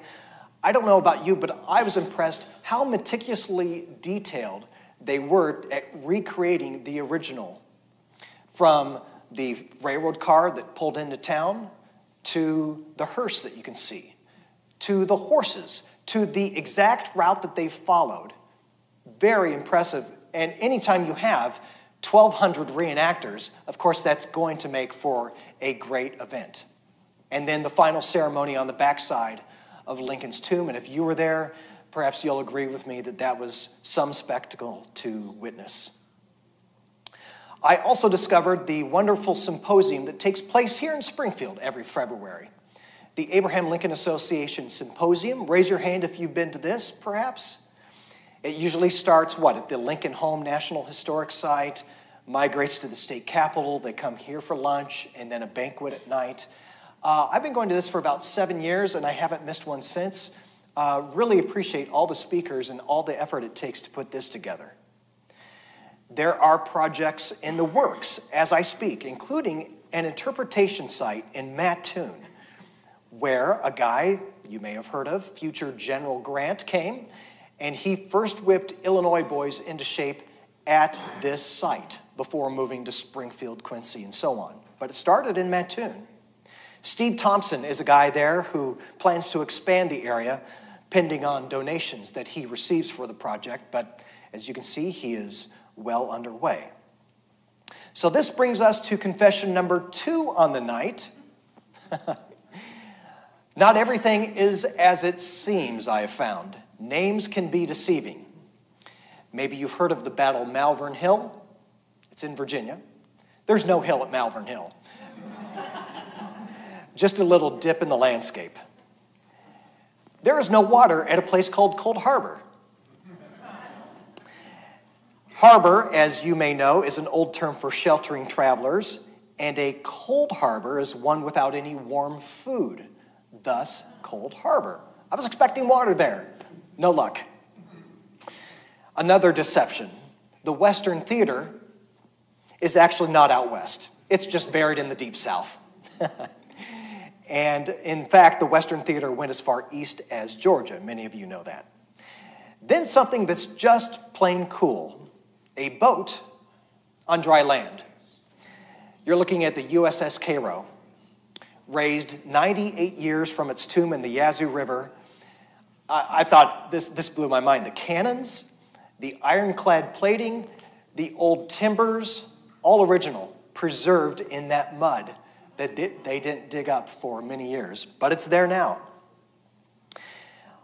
On the opposite end of the spectrum, there were a few disappointments along the way. Now, a story that maybe you can remember from grade school as well, the Monitor versus the Merrimack, or I guess more accurate, the CSS Virginia.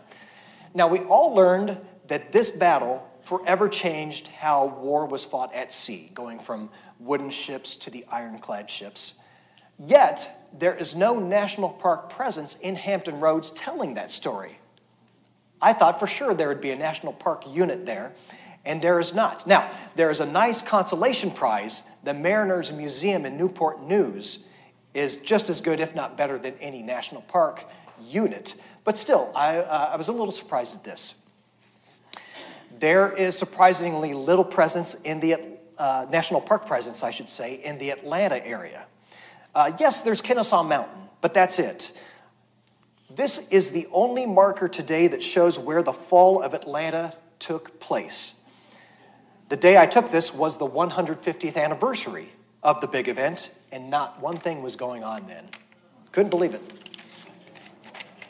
Now, again, there are some quality places in Atlanta that do tell the story of that campaign very well. Tunnel Hill, Pickett's Mill State Park, Allatoona Pass is pretty cool. Sweetwater Creek is the remnants of a textile mill in the Atlanta area used by the Confederacy. Another disappointment awaited me at Mobile, Alabama, site of Admiral Farragut's supposed famous line, "Damn the torpedoes, full speed ahead," right? This is the artistic rendering of what probably happened. Going into August 2014, the organizers of the sesquicentennial here billed the 150th as a vessel extravaganza. But when we got there, it was just a few yachts and one tiny cannon. I guess they ran into a few logistical problems. The big vessels didn't show, and this is what we got. Still pretty cool, but not what was advertised. And I was left disappointed at the site of where the most famous assassin in history, you could argue, was caught and killed. Yeah, the John Wilkes Booth capture site is now just an island of grass and woods in the median of a highway, and even that is not accessible today. Well, I also have to confess that I needed a little help. I quickly learned that before I journeyed on these trips, I had to do my homework. In fact, if you have a pen and paper, I'm going to share a few tools that I used that helped me on my journey. So I'll share those here very quickly for you. Just last year, Blue and Gray magazine, actually it was 2 years ago, they went out of print. They went out of business, actually. But there's a gold mine left behind in these back issues.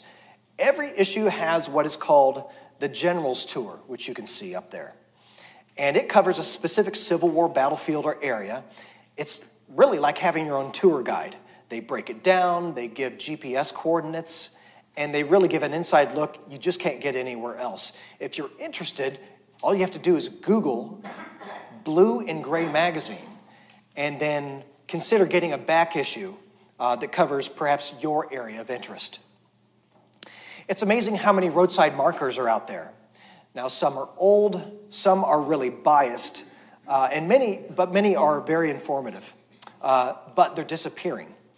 I can't tell you how many were missing, having been hit or stolen or vandalized.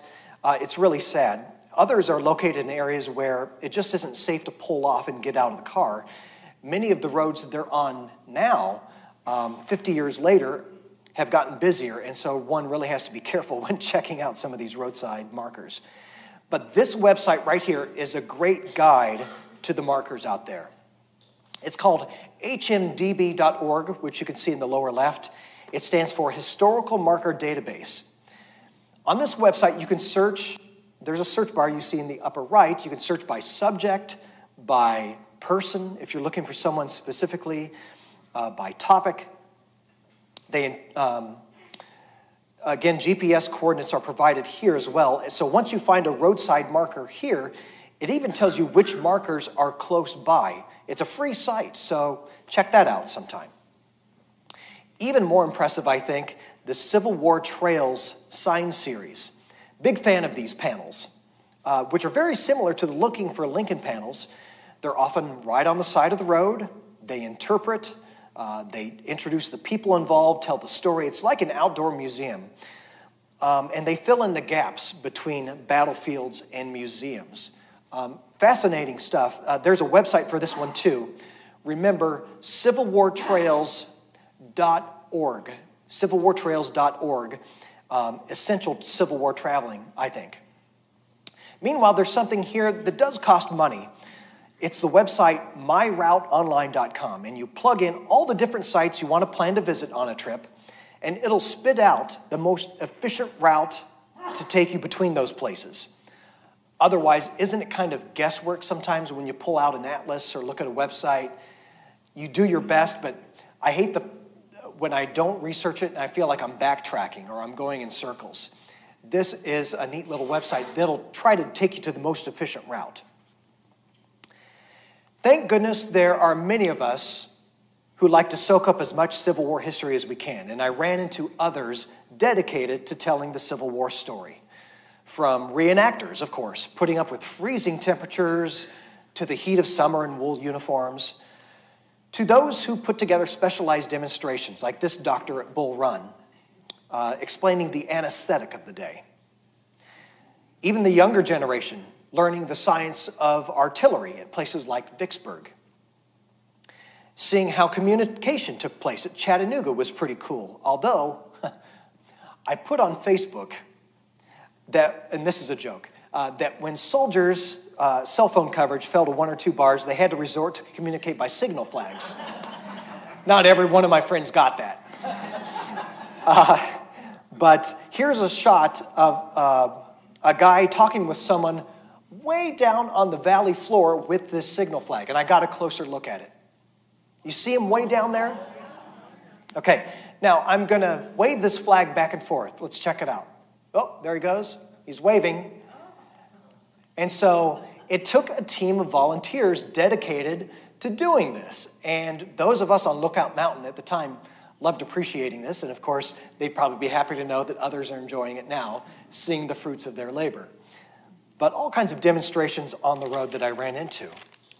The town of Manassas put on quite a festival. We'd walk the battlefield by day and then be treated to period music at night. Ever been to a luminary ceremony? This one at Shiloh was certainly unique and well worth it. In fact, it's a very sobering experience, especially when you see all the candle bags distributed across the battlefield, each one representing a lost life there. The National Park certainly was on their A game, conducting talks like this one at Chancellorsville. Here, Lee and Stonewall concocted their genius plan to do an end around a much larger enemy. The Spotsylvania ceremony was chock full of events, including a trace of troop movements, volunteers reading all the names of the deceased as groups went by on ranger-led tour walks, visitors at one point given flowers to represent every life lost at Spotsylvania, silent sentries stationed here around the clock for every one of the 36 hours of this battle, and a fireworks display, not to celebrate, but instead mimic the awful sounds of battle, while afterward a candlelight vigil marking moments of silence and sadness. The sesquicentennials provided other unique experiences like tours on private lands normally not accessible to the public. Kennesaw Mountain rededicated a monument to the Illinois soldiers who fought at a place called Cheatham Hill. Spreading ashes in the blocked-off streets of downtown Columbia, South Carolina. Yeah, they held off traffic, they blocked off the streets, and these volunteers spread the ashes, symbolizing the burning of that town as Sherman moved north, wreaking havoc throughout that state. In Richmond, walking tours, using old photos to describe exactly what you'd be seeing at that site 150 years prior. Lantern tours at night painted the picture of Richmond's burning, complete with special effects downtown mimicking the flames. Black troop reenactors followed the very same route Union troops would have taken when the North took the city of Richmond. And Appomattox with poignant moments as well, including a stacking of arms ceremony that you see on the right. Following the anniversary of Lincoln's assassination, there were vigils held outside the Peterson House and Ford's Theater, with reenactors that you see on the left coming out, giving hour-by-hour reports of the latest news just as it would have been done then. In fact, to me, it was stunning to see thousands of people turning out here the moment history happened down to the last minute. Just when I thought that might be the end of my travels, the unique experiences continued. Ever heard of the Sultana? A steamship that you see here in its last picture traveled back up north on the Mississippi River carrying recently freed POWs, many from Andersonville. It exploded. 1,800 dead. And signs now on both sides of the river tell the story of the Sultana, both on the Arkansas side and the Tennessee side. It's hard to believe this is still the nation's largest maritime disaster, eclipsing even that of the Titanic. But the unique experience here was a packed theater filled with descendants of both Sultana victims and survivors. They came here on this night to watch the debut of an emotional documentary shown on the 150th of the Sultana disaster. Very special night. Other surprises came at me through the camera lens. Now, as a photographer, I was rewarded with the sights and sounds of the road, from the beauty here of the Shenandoah to the Spanish moss of the Carolina Low Country. I caught a few critters, including this early morning bonus in Tennessee, and an interesting story riding down the red dirt clay roads of Mississippi. What did I see? Just a local boy playing with an alligator on the side of the road. Now, it wasn't any big deal for him, but talk about something you're not going to see in Illinois. So, as you could see, this journey wasn't just about history. And in fact, I confess Southern food grew on me. After all, wouldn't it be a shame to hit all these Southern locations and not sample the local fare? In fact, how many of you have been to New Orleans to try Café du Monde? Aren't these beignets pretty good? I like the coffee there too, by the way. When you're in Louisville, I think it's a must. You have to try something called a hot brown. That's one of their signatures. And of course, I have to admit there's a mint julep in the background too. Soul food in Vicksburg, including the Mississippi mud pie for dessert.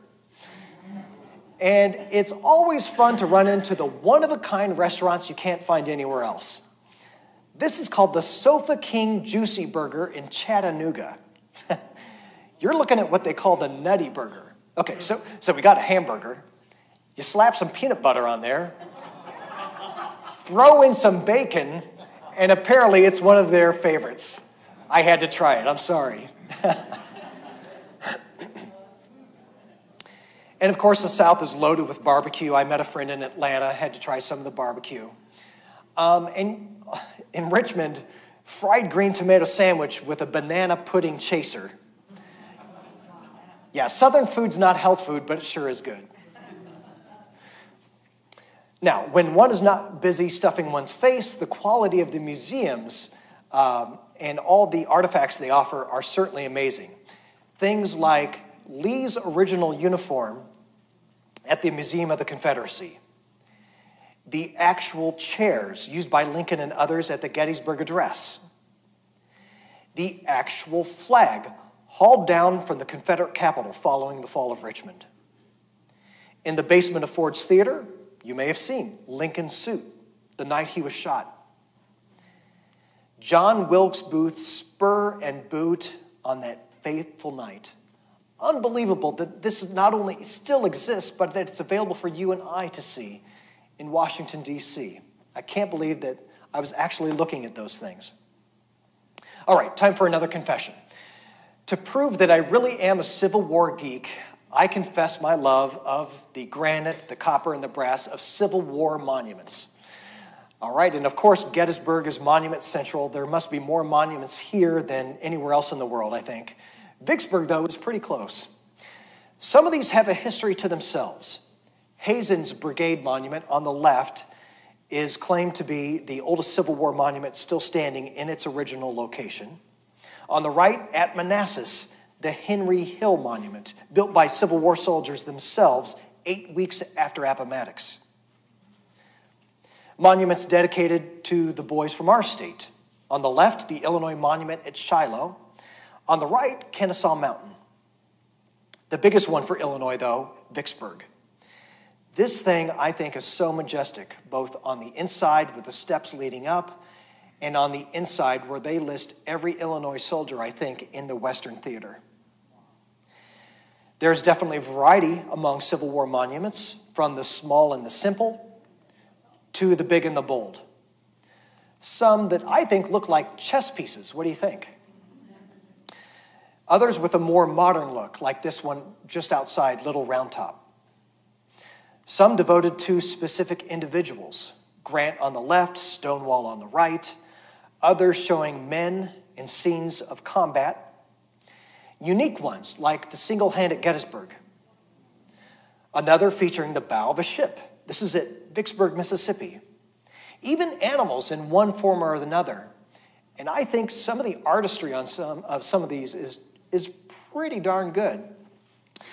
The ones that I like best show specific scenes in battle. I didn't mark it down, but I think Shiloh on the left, Chickamauga on the right here.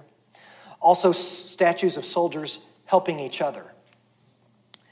They seem to tell a story. And who here is familiar with this next one? It's called Angel of the Battlefield at Fredericksburg. It occurred when a Confederate sergeant couldn't stand the sounds of the suffering anymore. He jumped a stone wall into no man's land, giving water and blankets to the wounded and the dying on both sides for an hour and a half, despite the clear danger of being shot at from both sides. And to me, it's personal stories like this that best tell the Civil War story and that grip you into the drama that happened. And now, of course, we're talking about monuments that are no longer there. This is the Robert E. Lee statue in New Orleans. And I imagine all of you are familiar with the story recently of Confederate statues and monuments being taken down from the South in places like Charlottesville, Virginia, in Louisville, in Richmond, and others. This is another shot I took in Memphis of the Jefferson Davis statue, and that too is now gone. They took that down this year in 2018. Well, it's a national debate, isn't it? It's a debate whether or not Confederate monuments and symbols are appropriate to display. So besides the argument of we should remove these altogether, I'd like to present two sides, two different arguments, two alternatives. And I'll see what you think. It certainly is something to think about. One alternative to tearing down Confederate monuments is to provide more interpretation or information at the site. Now, a lot of these monuments, granted, were not put up right after the Civil War. They were put up at the height of the Jim Crow era. So we're talking 19-teens, 1920s. There were, you know what went on during that area, lynchings. It was a reign of terror almost against blacks throughout the South. And so there's a movement to, instead of tearing down a monument, let's provide interpretation like the panels you might see at looking for Lincoln sites And let's tell the full story. Let's show all viewpoints. Let's tell the whole truth, good, the bad, and the ugly, of figures like Nathan Bedford Forrest, of Robert E. Lee. And let's not take down the monument, but instead provide more information. The other alternative or argument are that monuments should be a reflection of community and the values in that community, and that public landscapes like courthouse squares and public parks maybe aren't appropriate to memorialize individuals who, at the very least, fought to preserve a society that was based on the enslavement of other human beings. Now, some of those who make that argument say, you don't have to get rid of the monument. You can move it to a place that will provide interpretation. Move it to a national park, a state park. Or move it to a privately held institution like a museum and get it away from an arena like a courthouse square, which is supposed to represent all the values of all the descendants, not only descendants of soldiers, but those who were formerly enslaved. So you could see there's a wide diversity of ideas on how to treat monuments. And it's amazing to me, 150 years after the war has ended, we're still talking about these things, but I think that's a good thing. But I certainly wasn't prepared for the diversity that I ran into. Yeah, I quickly learned that not everyone thinks and feels as this Yankee does. In fact, even today when I travel the South, I still do a double take at some of the Confederate symbols that I run into. These just aren't things that I see in my hometown of Champaign, Illinois. Key figures like Stonewall Jackson are legends, aren't they? Now, it seems, whose status has only grown over the last 150 years.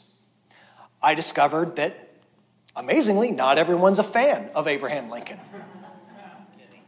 So I sometimes take part in hotel alternatives like Airbnb, couch surfing, and I've run into some interesting people that way. In fact, I stayed with an anti-Lincoln naval officer and his family in Columbia, South Carolina. We had some interesting dinner conversations, that's for sure. But it was friendly, and I was glad to have those conversations. If I had any thoughts that the Lost Cause was some long-ago movement that doesn't still exist, that notion quickly disappeared at places like Bentonville, North Carolina, where the Daughters of the Confederacy, still alive and well, invited anyone to attend their memorials, which again are much different than something like national park ceremonies, but again, just wasn't something I was used to. There is a strong resistance to the Lost Cause way of thinking. And there are two leaders of that resistance that I'd like to point out if you'd like to get the other side of the argument. One of these guys you may be familiar with, Arizona State professor Brooks Simpson, who sometimes comes to the Abraham Lincoln Association Symposium, has spoken here before. He is the creator of the Crossroads blog that you see here on the left. Another blog online is from author Kevin Levin, and he runs the blog Civil War Memory, and he has some very provocative articles questioning the lost cause thinking that he says has pervaded even northern ways of remembering the Civil War. But again, here are the addresses if you want to write them down. I know it's a little wordy, cwcrossroads.wordpress.com, and then Kevin Levin's blog at cwmemory.com. Definitely thought-provoking.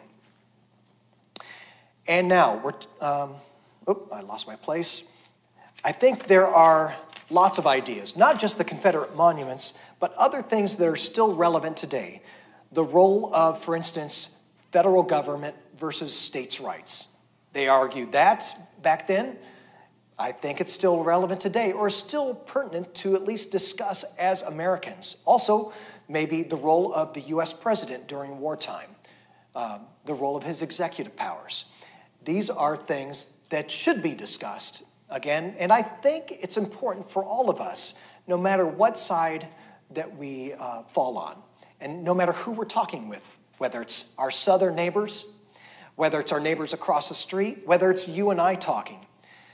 It's important to listen and talk to others, even if we don't agree or if they don't agree with how we were taught, to listen to them. In fact, I'm part of a retail operation in Champaign. There's a family business, and we tell our employees, when you deal with a complaining customer, the best way to deal with it is to just listen to them.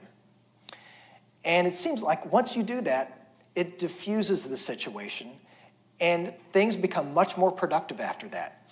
And I think the same can apply here, not just to Civil War arguments, but to really anything that's being discussed. And if things get heated, the important thing is to listen to our fellow Americans. Now, that's not to say you have to agree with them, but I think once there's a listening process going on, then there's a lot more productivity takes place. And after all, aren't we all still Americans? Don't we all share a history that can help us if we can all learn from it? At least that's my viewpoint. So thanks for bearing with my soapbox. Now, even though I didn't always agree with those that I ran into, I still made a few good friends. So I guess that was the good side of it. In fact, meet Wendell Decker. This is a guy who still does photography the old-fashioned way. Yep, we're talking tintype photography of the 1860s. The subject holds still, you pour the chemicals, and voila. Instant collodion photography. That's me, by the way. Great stuff, and Wendell's a cool dude who knows his craft. Certain guys like these other two, I started to see at Civil War battlefields everywhere. Brian from New Jersey on the left, he has a 6-year-old son that came with him. This kid knew more about Civil War generals than most adults, I think. And then Byron in the yellow, became friends with him. He's a retired salesman from Louisville. And he's one of those guys who's friendly, knows his history. And these guys I just hung out with, and you appreciate when you meet up and you can get along with others, even if you don't always agree on the same things. And of course, you can't beat making memories with your family. I'm so appreciative of having parents who taught me an appreciation for history and a love of traveling to see our American heritage. Other rewards from traveling Civil War sites are seeing things like this. The descendants of the Fort Pillow Massacre. Yeah, that's right, coming together and honoring their forebears who sacrificed literally everything. Sometimes you'll find other descendants of even the famous come back to trace the steps of their, in this case, great-great-grandfathers. More civil rewards would pop up around the corner just when I wasn't expecting. Like this pocket of history right in the middle of an Atlanta neighborhood. Now, this wasn't on any map, but this very tiny spot of ground was where promising Union General James McPherson was killed. And it's preserved now, thanks to some forward-thinking people at the time. It's always nice to run into strangers who will go out of their way for an out-of-towner, like this New Jersey historian who volunteered to show me where George McClellan lived after the war. This was so nice of him to do, and there are others like that everywhere. Perhaps you, as a volunteer, in fact, have gone out of your way to help a tourist or someone's experience at the museum or the library. And I can tell you that as that tourist who is being helped, it makes a big impression, and it really enhances one's visit. So kudos to you all for going the extra mile and helping people. It really makes the trip. All right, so there are many rewards and many challenges, and I have to admit, I did ask the question, why again am I doing this? Why follow history that's now 150 years in our rear view mirror? Well, the answers would come back pretty quick. There are so many interesting and fascinating points of interest why we follow the Civil War. For one, it was the cruel fact that it was Americans against Americans.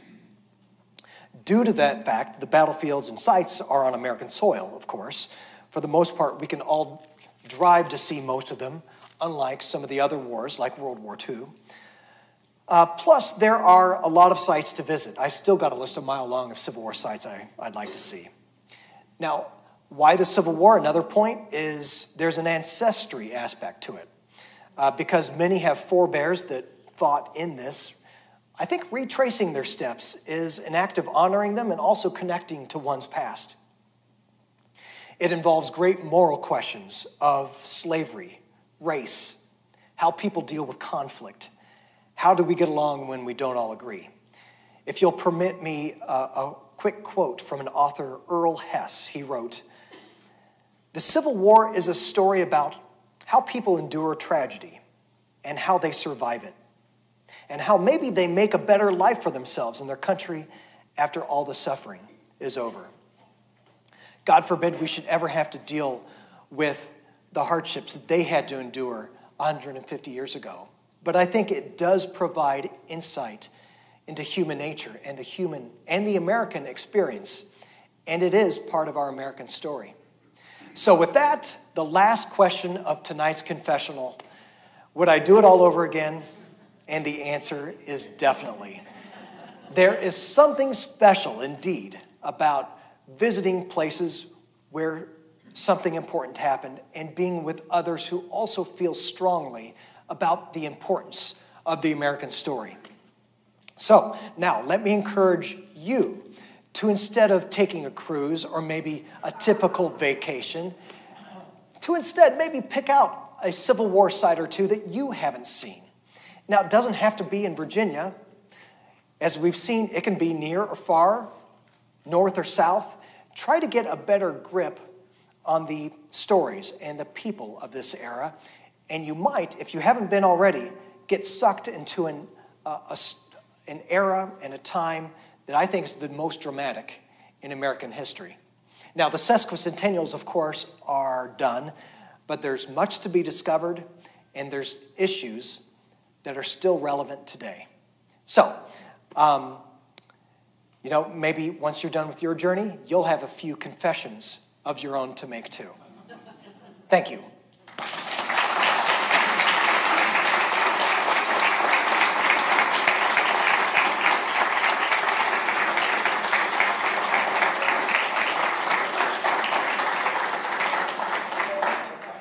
Sure. In fact, yeah, go ahead.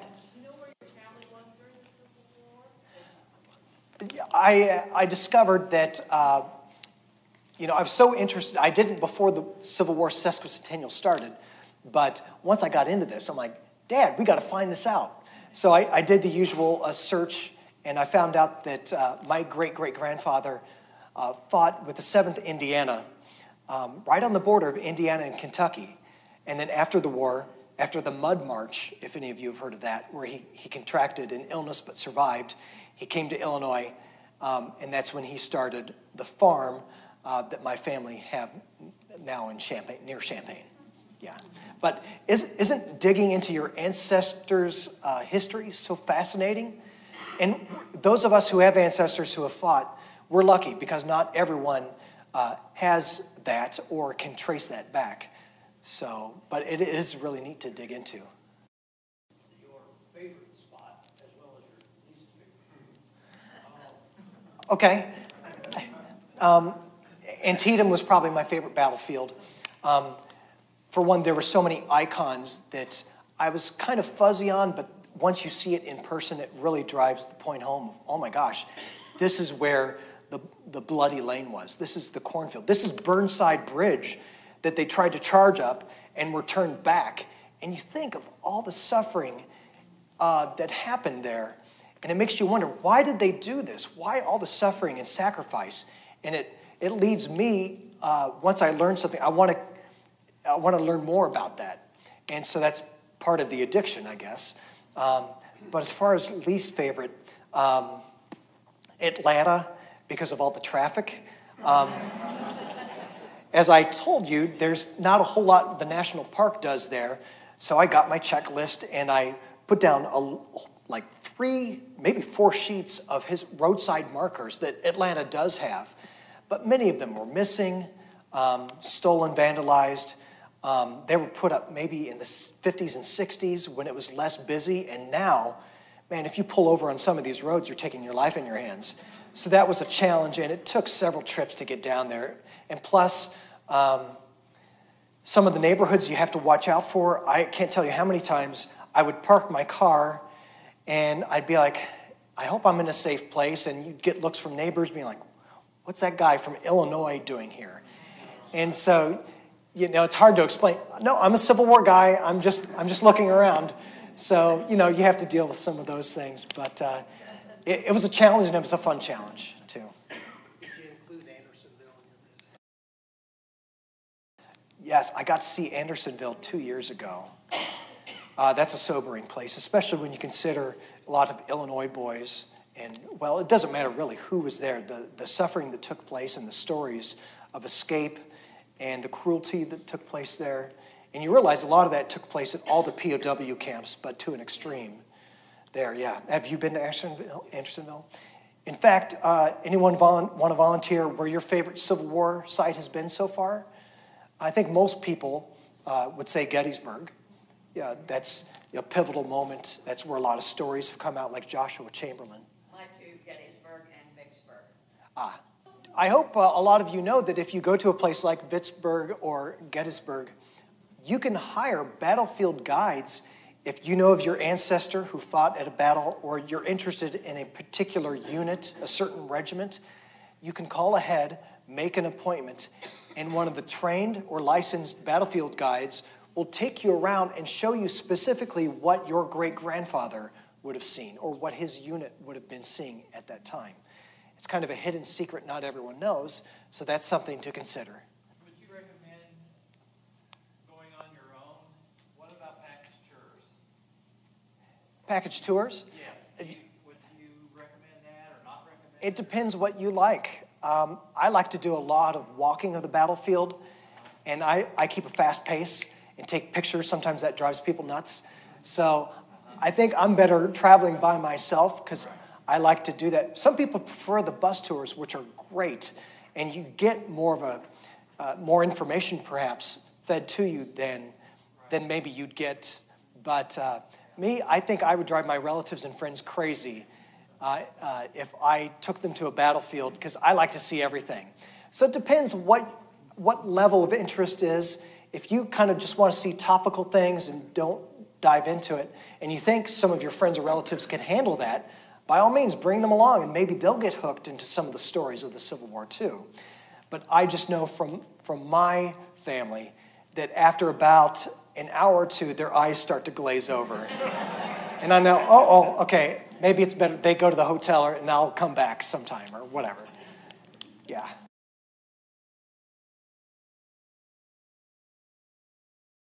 The National Park Service has as a site where they'll list. First of all, you can put in the ancestor's name, and it'll show what unit they're in.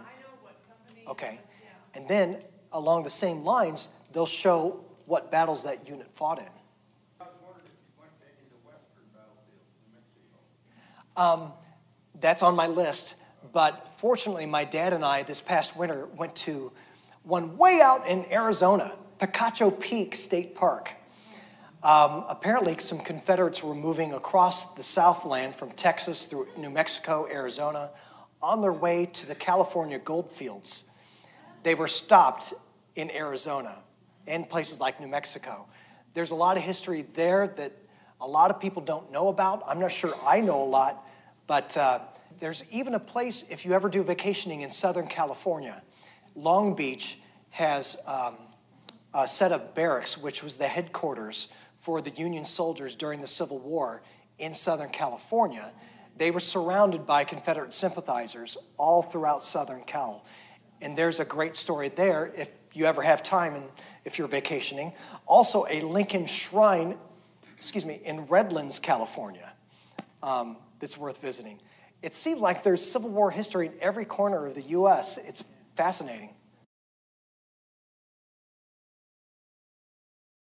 I've been to a lot of cemeteries, not in Baltimore yet. I guess John Wilkes Booth is buried there. Yeah.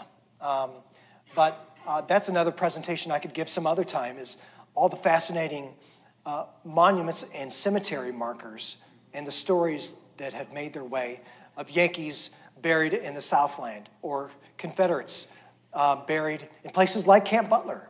there's a Texas unit there, right? Or in places like, there's a Confederate section of a cemetery up at, I think it's Oak Ridge in Chicago, where some of the Camp Douglas POWs were buried. All kinds of interesting stories like that. But yeah, that's another presentation, I think. Can you give an example of people who opened up their private lands during that time when you were touring? Around Cold Harbor is the one that comes to mind right away, where the national park contacted the landowners and asked, hey, I know we normally don't do this, but can we take a group and show them what happened? Unfortunately, that's only a rare occurrence that happens once in a while. I try to bookmark some of the national park units or maybe call them once a year to see if there's anything like that they offer. But it's far and few between. Thank goodness there are organizations like the Civil War Trust who are buying lands adjacent to battlefields to expand the reach and open some of those places. But others, like I'm trying to think, near Chancellorsville, they're being swallowed up by development.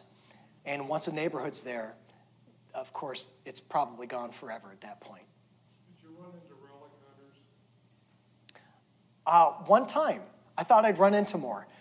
I was at Shiloh, and I was talking to some other guy. We were at a historical marker reading it, and we were chatting. And he said, where are you staying? I'm like, well, I had to get a hotel 30 miles from here. Where are you staying? Oh, I'm camping on the battlefield. I'm like, wait, what? Because you can't do that. He said, yeah, after dark, I like to sneak back on and get a sleeping bag and then walk around when no one else is there. I can't believe I'm hearing this. But yeah, there's those people out there, and I suppose he was looking for relics. Could you tell any bias because you were from Illinois? Yeah. I had a few people kind of look at me and be like, what are you doing here? Or I was at the Jackson, Mississippi Zoo. There was a marker there for some reason. And a lady and her daughter were there, and they said, oh, you must be from up north. And I'm like, how'd you know that? And they said, we could tell by your accent. Like, wait a second, I didn't think I had an accent. But I do. It sounds probably just as funny to them as the Southern accent does to me. But yeah, I didn't run into too many issues as far as people, wanting to argue or, debate facts or anything. It was more of a friendly thing. The biggest problem I see is online. When there's a debate over the monuments, people can get vicious online, can't they? I think if we discuss things more face-to-face, I think people are forced to be a little more civil, and that's the way it should be. I think even if you disagree with someone, it doesn't hurt to just talk to them and see where they stand. And I found most Southerners to be very congenial, friendly. They would tell you where they stood, but there was no hard feelings most of the time, yeah. Jeremy? What future trips or adventures do you have planned? Well, out west, I'd like to see some sites. I'd like to see a lot of the memorials. I've seen a lot of them in the South, but up north, for instance, Joshua Chamberlain has a monument to him at Bowdoin College where he taught. So I'd like to see some of the individual monuments that have been placed around the Midwest, the Northeast, even out west that I haven't seen. I would love, in fact, I'll put in a plug for a future website I would like to create. I've bought the domain for it, civilwartracker.com. This is something, hopefully, that will come to a computer monitor near you at some point.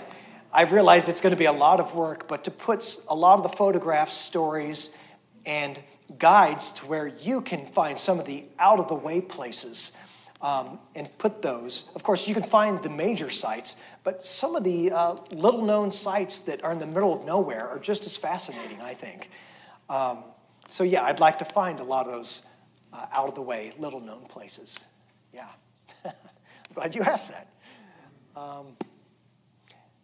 Anything else? This has been fun to talk to everyone. I'll stick around for a little bit if anyone has questions. If you want to see what the Blue and Gray magazine looks like, really good stuff. But thank you for coming, and stop by Curtis Orchard if you're ever in Champaign sometime.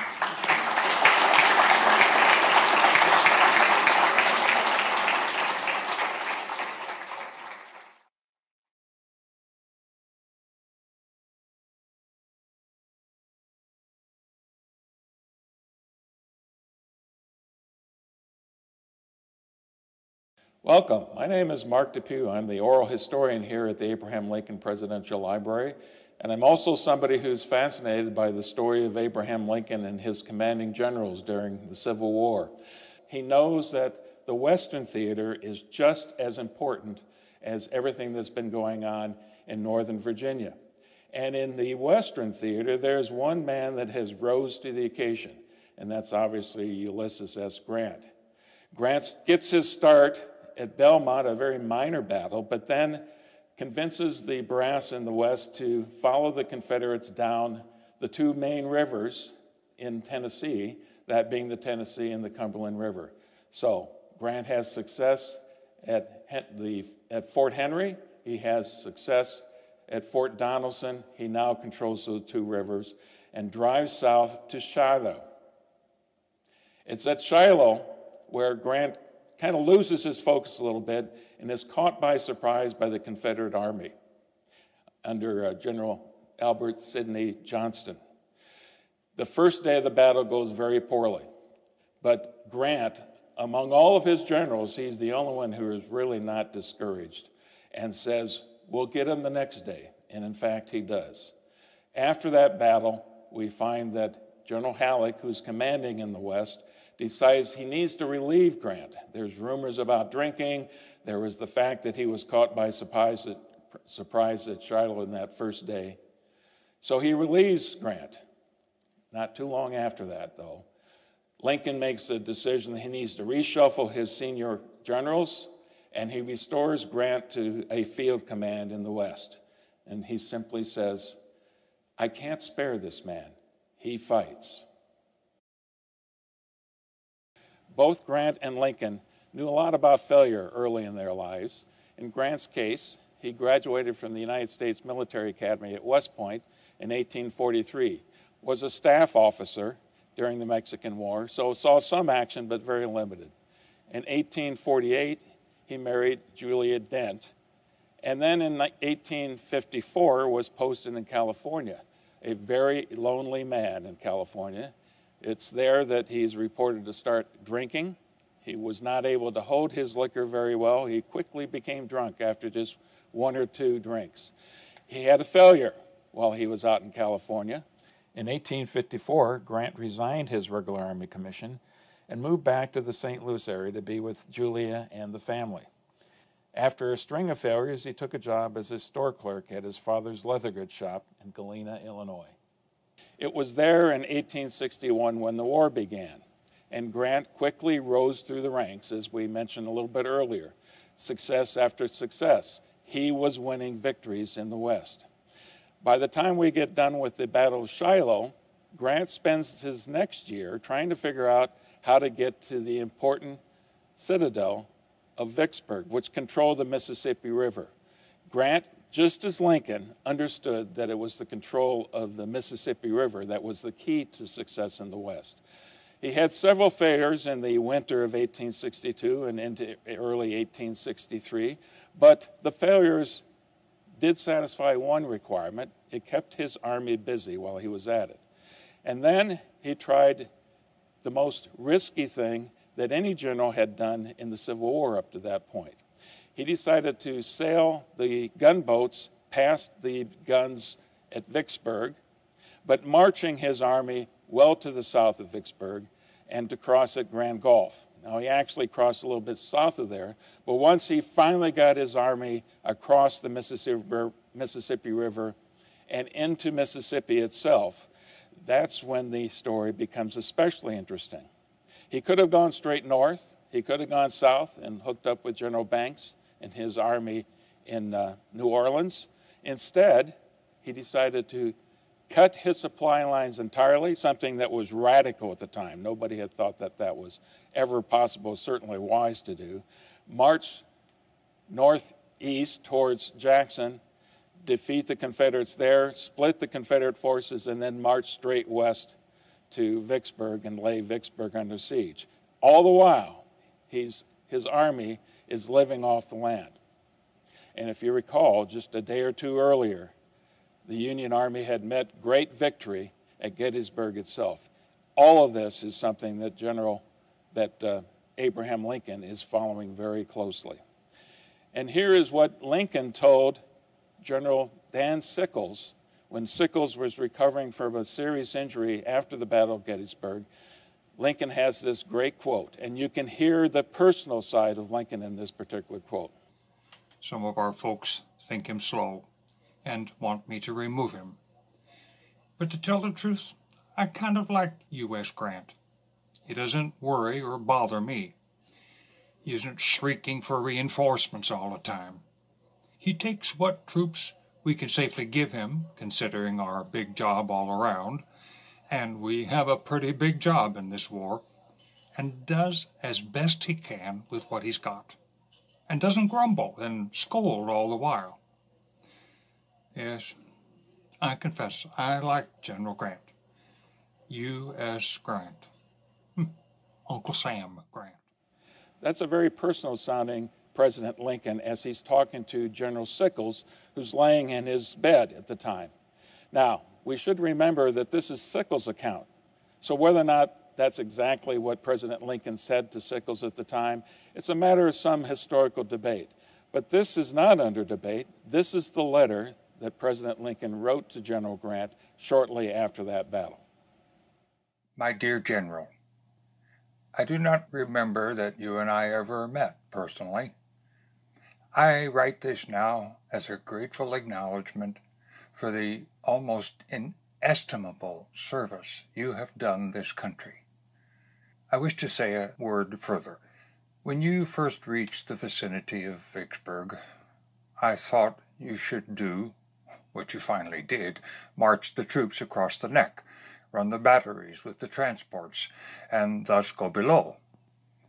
And I never had any faith, except a general hope, that you knew better than I, that the Yazoo Pass expedition and the like could succeed. When you got below and took Port Gibson, Grand Gulf, and vicinity, I thought you should go down the river and join General Banks. And when you turned northward, east of the Big Black, I feared it was a mistake. I now wish to make the personal acknowledgement that you were right and I was wrong. Yours very truly, A. Lincoln.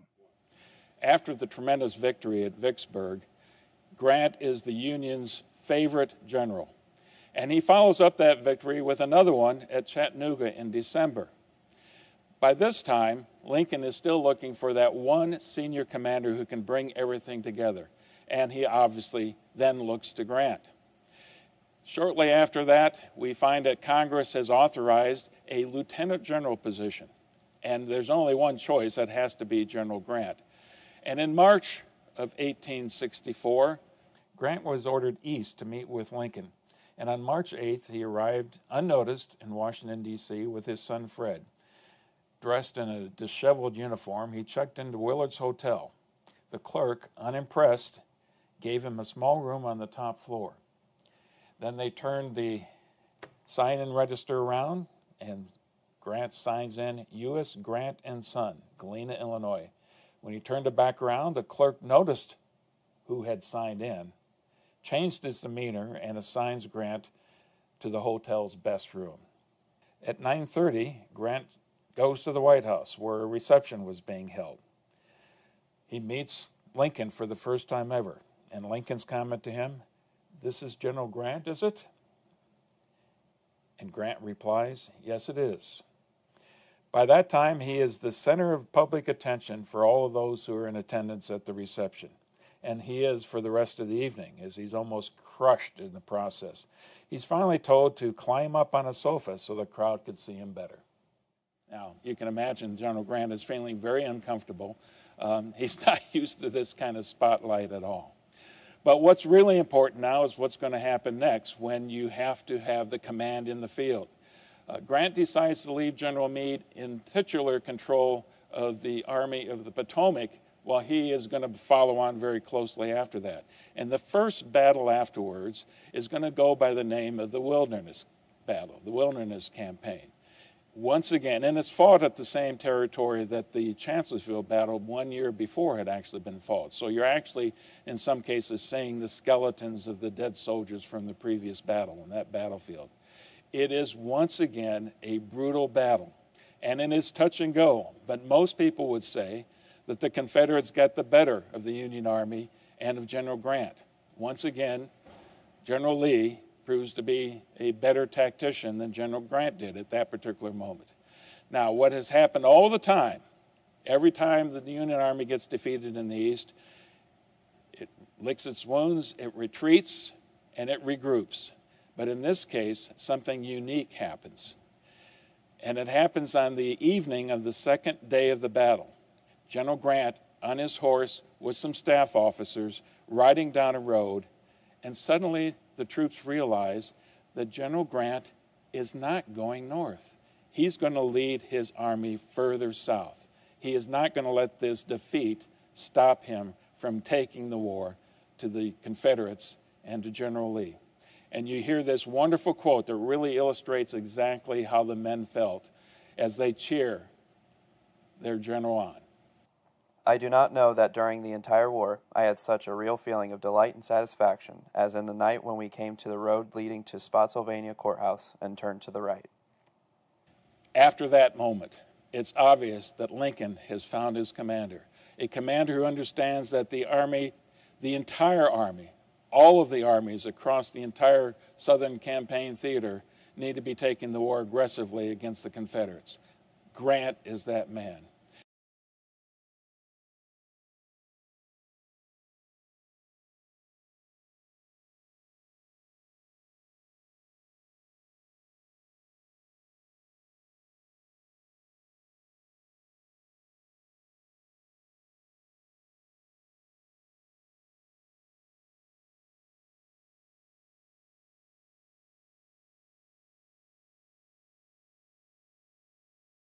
Welcome. My name is Mark Depew. I'm the Director of Oral History here at the Abraham Lincoln Presidential Library Museum.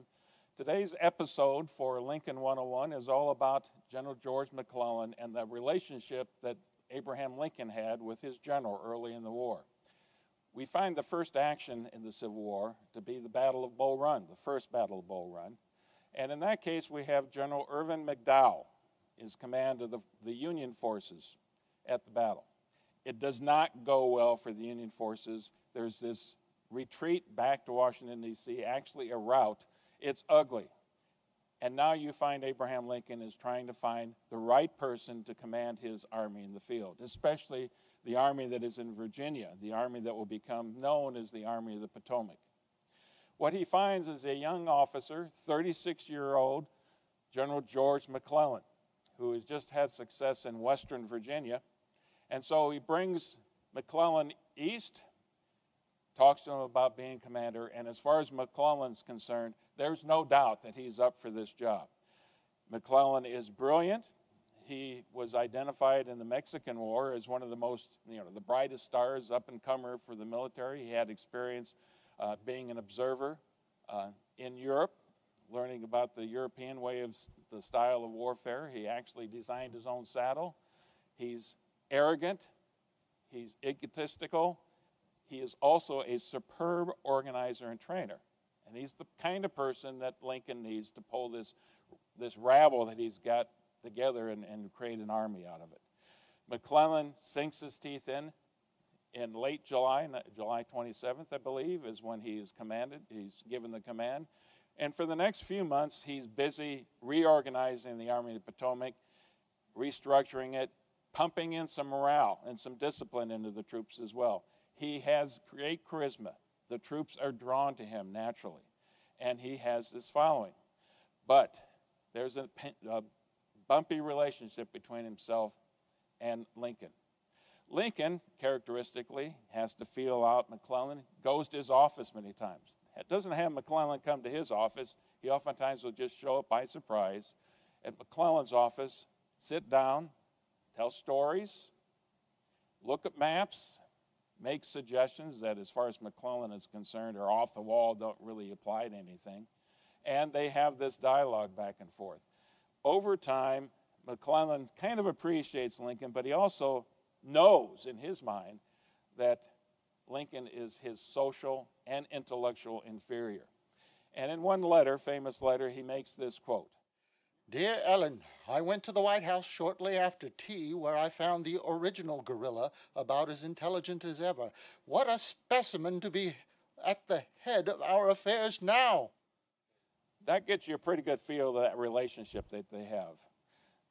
Now, it's shortly after that McClellan has a very famous encounter with Lincoln himself. And this one is a story that we hear from Lincoln's secretary, John Hay.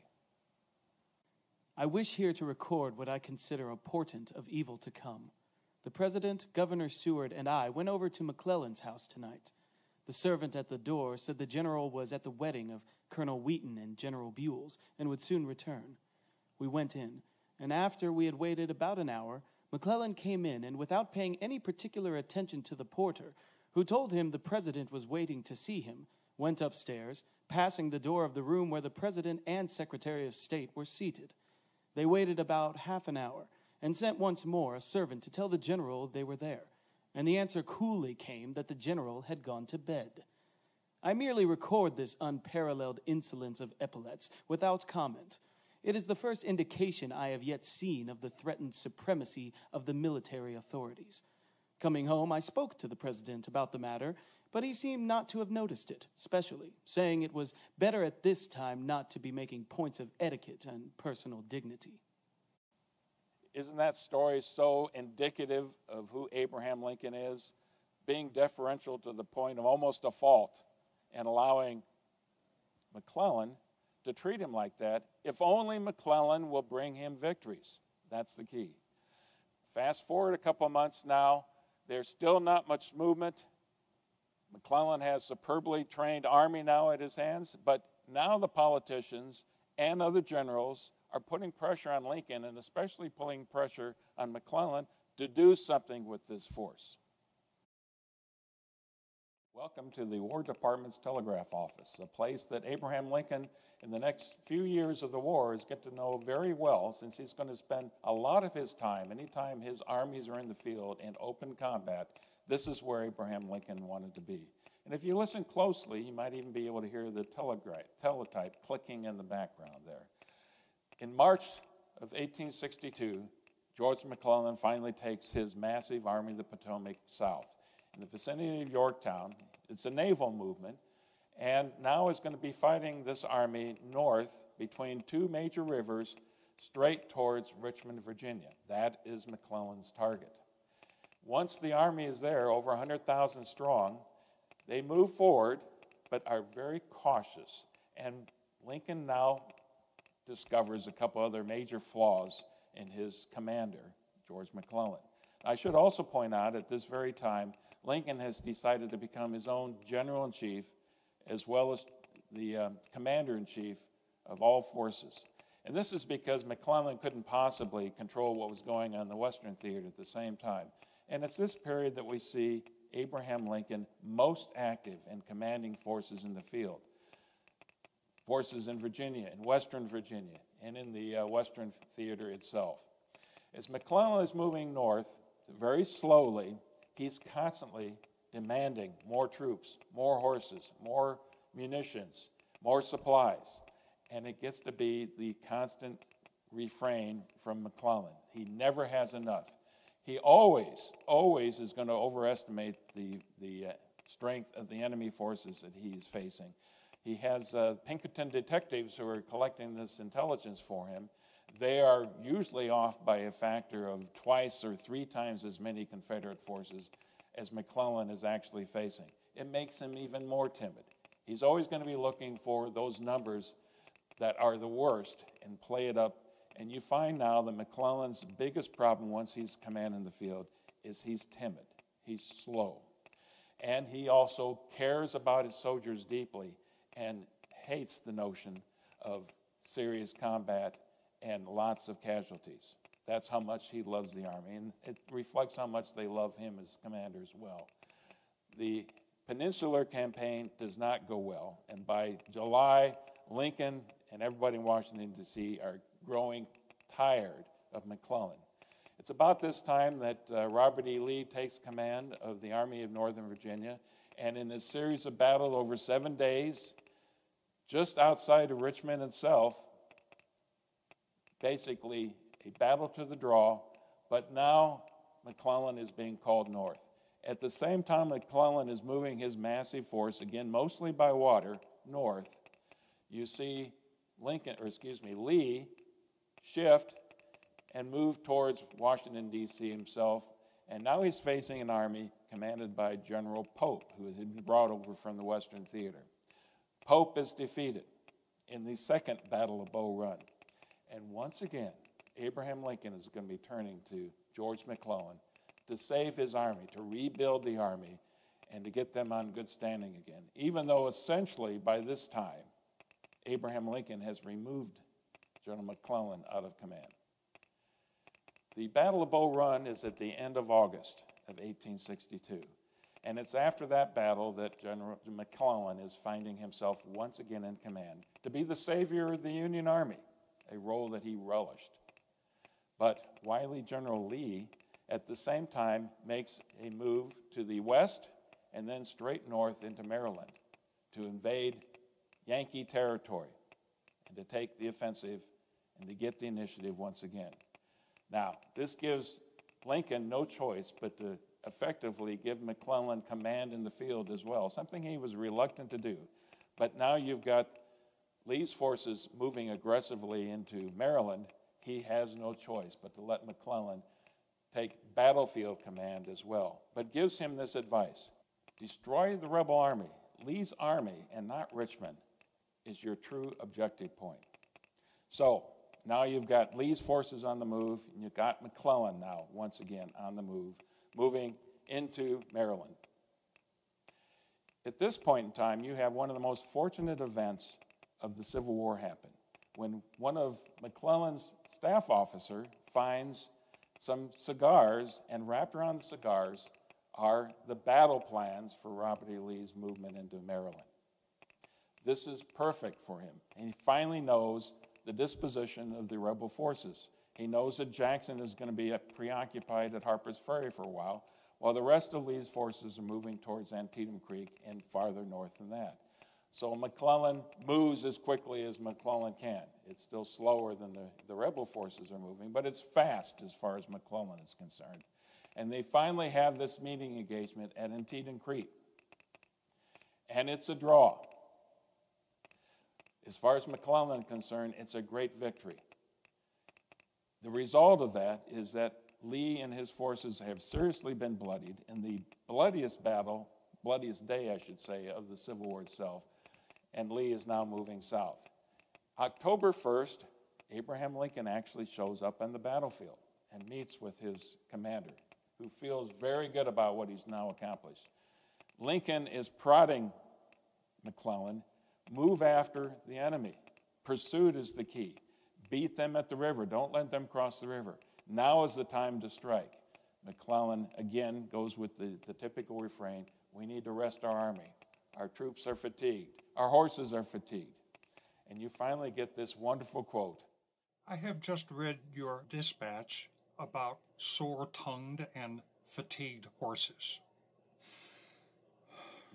Will you pardon me for asking what the horses of your army have done since the Battle of Antietam that fatigue anything? It's obvious from that quote that Lincoln has finally lost his patience with George McClellan. And after the election, the midterm elections, Lincoln is going to replace McClellan, relieve him of command. In September of that same year, just a few months before, you see where Lincoln is maturing as a strategist as well.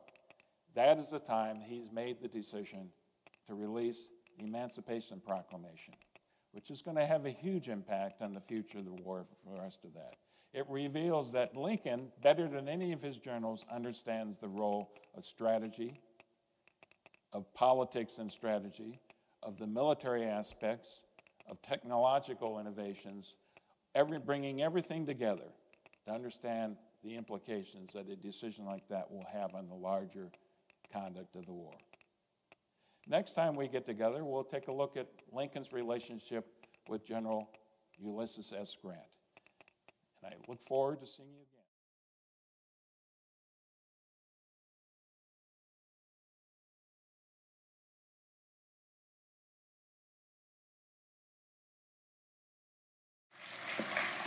Thank you, Eileen. I want to tell you a little bit more about Robert Davis, Bob Davis to most of us. He is the author of A Soldier Story, The Ghost of Andrew Lewis, is a noted Civil War historic interpreter and reenactor. He is a member of the 29th U.S. Colored Troops Regiment, which originated in Illinois before they were federalized. He serves on the board of directors for the Abraham Lincoln Association and for Looking for Lincoln Heritage Coalition. And he also, long before all of that, he received his BA from Wayne State University, Detroit, and his Master of Public Affairs from Princeton University. And I guess one master's wasn't enough for him, so he got an MBA from the University of Chicago shortly after that. He and his wife, Patricia, lived in Springfield, Illinois, and Patricia joins him on the stage. Mr. Davis. Good evening.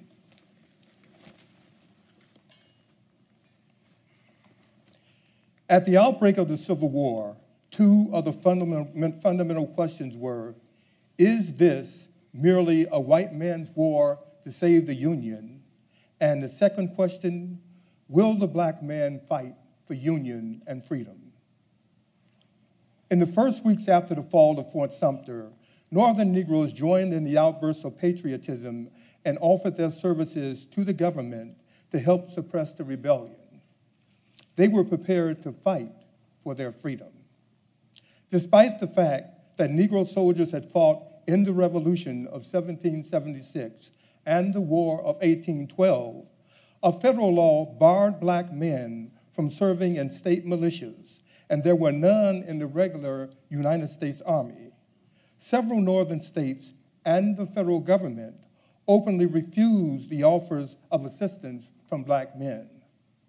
Nevertheless, black leaders continued to urge the necessity of enrolling black troops.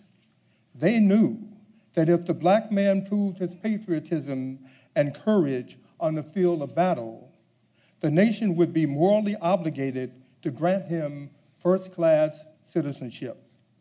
It was Frederick Douglass, that famous abolitionist, who, in a speech in Philadelphia in 1861, said, "Once let the black man get upon his person the brass letters U.S. Let him get an eagle on his button, a musket on his shoulders, and bullets in his pockets, and there is no power on earth that can deny that he has earned the right to citizenship in the United States." James McPherson, in Marching Toward Freedom, points out that there were two main objections to the enlistment of colored troops. First was the deep-seated racial prejudice of many Northerners. Second, many people in the North believed black men, especially ex-slaves, were too servile and cowardly to make good soldiers. Lincoln summed up both types of opposition to Negro enlistment in two public statements. On August 4th, 1862, an Indiana delegation offered the government 2 regiments of black men, but the president declined the offer, saying, "To arm Negroes would turn 50,000 bayonets from the loyal border states against us that were for us." And 6 weeks later, Lincoln told another delegation that, "If we were to arm the Negroes, I fear that in a few weeks, the arms would be in the hands of the rebels." Despite the government's official opposition to Negro soldiers, some Union generals tried to enlist black men in 1862. Out in Kansas, General James Lane raised 2 regiments of black men composed of fugitive slaves from Missouri and free Negroes from the North. Lane's black troopers were not officially recognized by the War Department until early 1863. But in the meantime, they had participated in several successful fights against rebel bushwhackers in Kansas and Missouri. While this was occurring, Northern public opinion was shifting to the idea of arming the Negroes as attitudes began to change due to military losses. Allen Gelso, in his book, Lincoln's Emancipation Proclamation, points out that Lincoln had every reason to be worried about the course of the war. In the East, McClellan's Grand Army had bogged down on the peninsula, was repelled from the gates of Richmond, and retreated to a fortified camp on the James River. Stonewall Jackson had scoured the Shenandoah, and Lee and Jackson together had administered a punishing defeat to John Pope in August 1862 at Second Bull Run. Frederick Douglass and other abolitionists argued that the Union Army, by not using black men as soldiers, gave away a mighty element of strength. They stated that slavery was a source of strength for the Confederacy. Slaves worked in the fields and factories.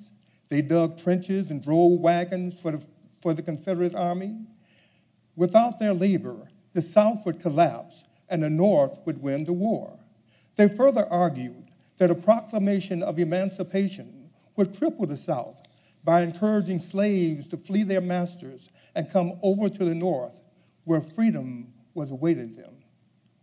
On July 17, 1862, Congress passed 2 acts providing for the enlistment of Negroes as soldiers. The first was the Confiscation Act, which empowered the president to employ as many persons of African descent as he may deem necessary and proper to suppress the rebellion. The second was a Militia Act, which repealed the provisions of the 1792 law barring black men and authorizing the employment of them as soldiers. In spite of these 2 acts, the spirit of these 2 acts were combined in President Lincoln's Emancipation Proclamation issued January 1, 1863, wherein he invited the black man to join the Union Army and fight for his freedom. The first regiment organized from freed slaves was the 1st South Carolina Volunteer Regiment on the Sea Islands, which was soon followed by the 2nd South Carolina Volunteer Regiment. Colonel Higginson and Montgomery, commanders of the 1st and 2nd South Carolina Volunteer Regiments, respectively, led their men on several successful raids in the interior of Georgia and Florida. And in March 1863, they captured and occupied Jacksonville. Colonel Higginson, in his action report, stated that no officer in the 1st South Carolina Volunteer Regiment now doubts that the key to the successful prosecution of this war lies in the unlimited employment of black troops.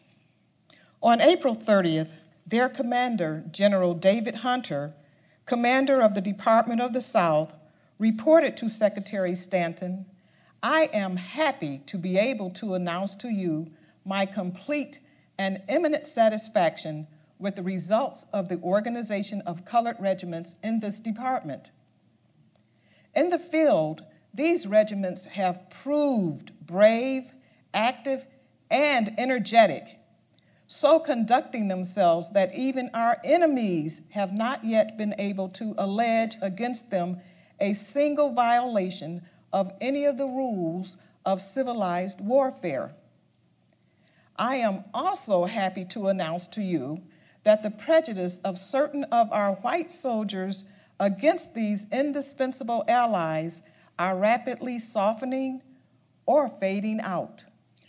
Lincoln, on April the 1st, responded to General Hunter saying, "I am glad to see the accounts of your colored force at Jacksonville, Florida. It is important to the enemy that such a force shall not take shape and grow and thrive in the South, and in precisely the same proportion, it is important to us that it shall." These enthusiastic official dispatches were written for the eyes of the Northern public, as well as the Secretary of War, and most of the reports found their way into the newspapers. On March 28, 1863, the New York Tribune stated editorially, "Facts are beginning to dispel prejudices.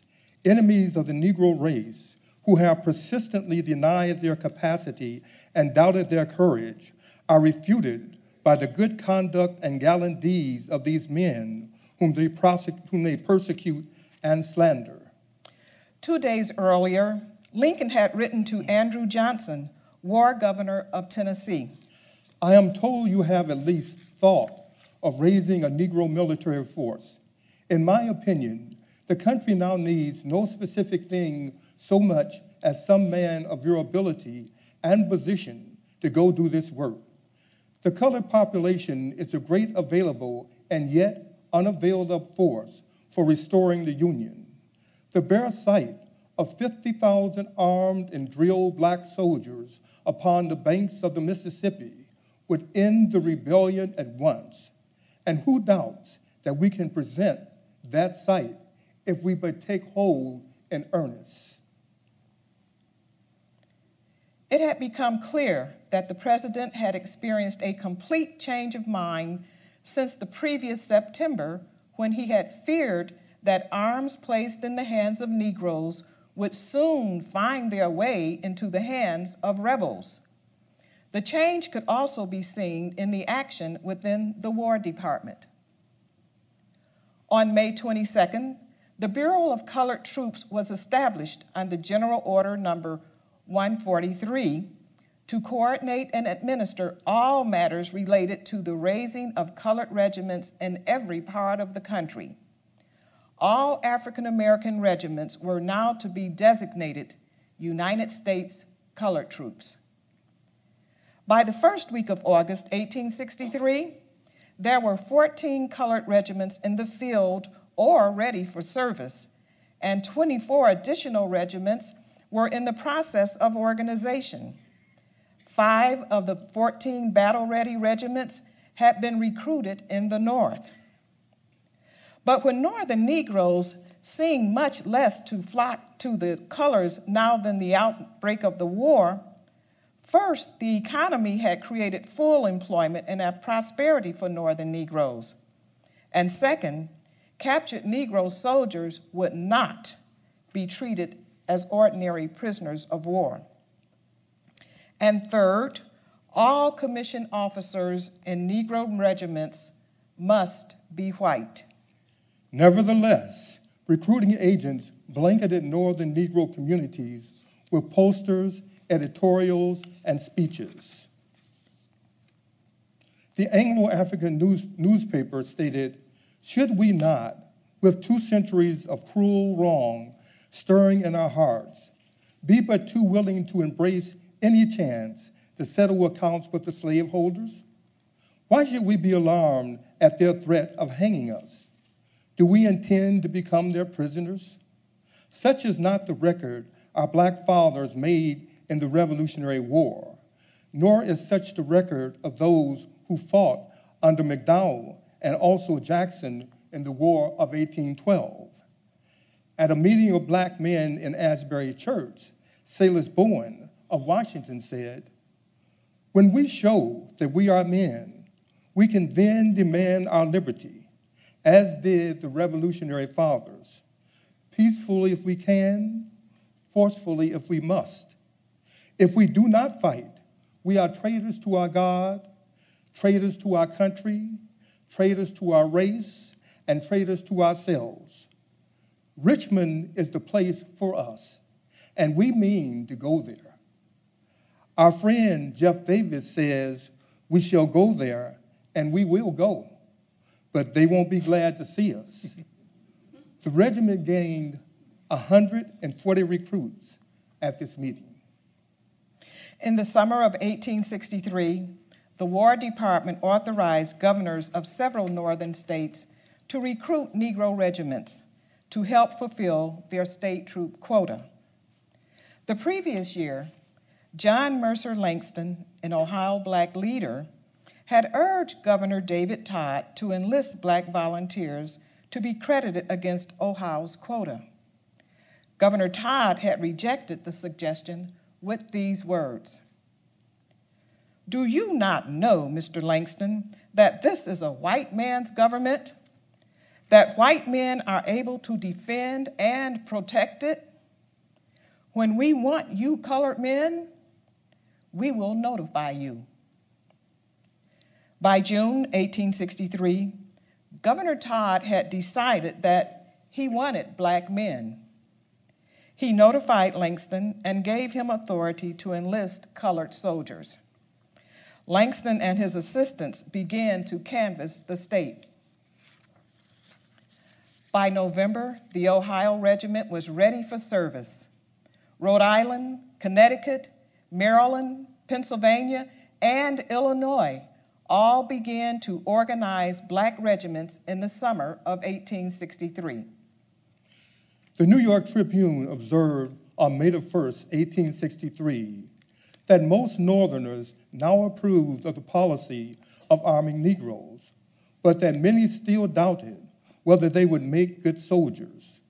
The colored soldiers would answer this question themselves. On May 27, 1863, 2 regiments of New Orleans free men and Louisiana ex-slaves participated in an assault on Port Hudson, a Confederate stronghold on the lower Mississippi. The attack failed, but the men fought heroically, advancing over open ground in the face of deadly artillery fire that convinced many former skeptics of the value of black troops. William Wells Brown wrote the following account of the Port Hudson assault.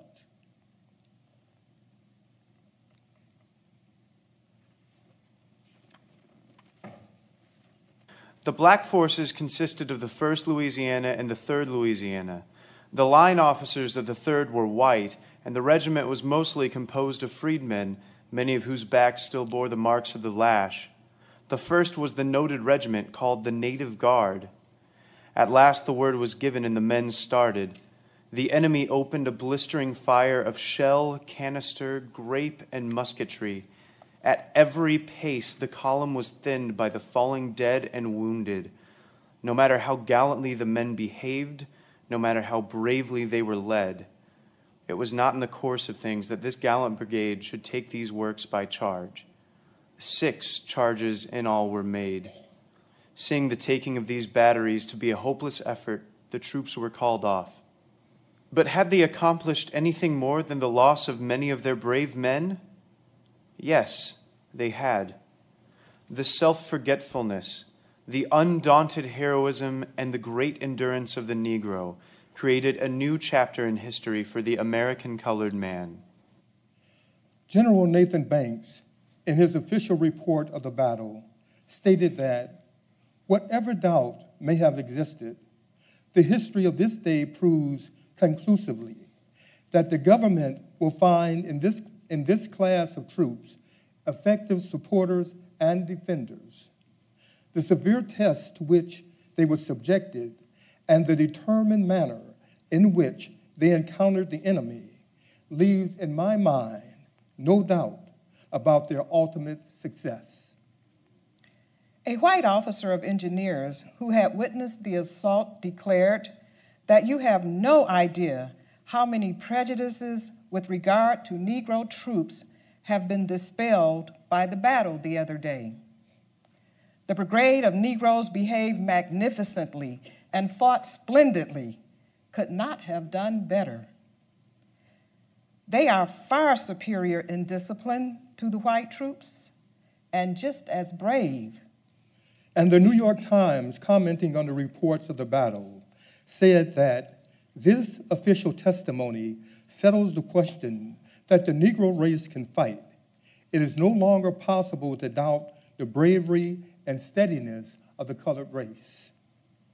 On June 7th, 2 regiments of newly recruited freedmen beat back a Confederate attack at Milliken's Bend, a Union outpost on the Mississippi River above Vicksburg. The Negroes displayed great courage while driving the rebels back in a furious bayonet charge.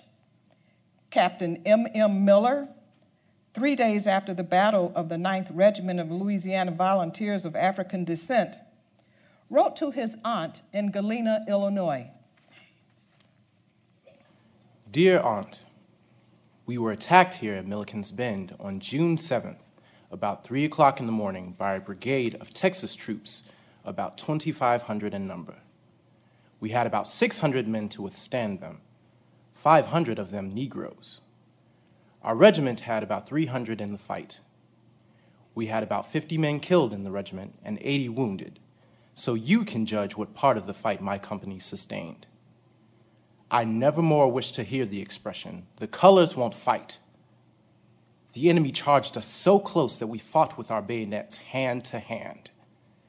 It was a horrible fight, the worst I was ever engaged in, not even Shiloh. The enemy cried, "No quarter!" but some of them were very glad to take it when made prisoners. What few men I have left seem to think much of me because I stood up with them in the fight. I can say for them that I never saw a braver company of men in my life. Even the rebel general commanding the assault on Milliken's Bend gave a somewhat left-handed compliment to the Negro soldiers. General Henry McCullough, Confederate States of America, stated, "This charge was resisted by the Negro portion of the enemy's force with considerable obstinacy, while the white and true Yankee portion ran like whipped curs almost as soon as the charge was given."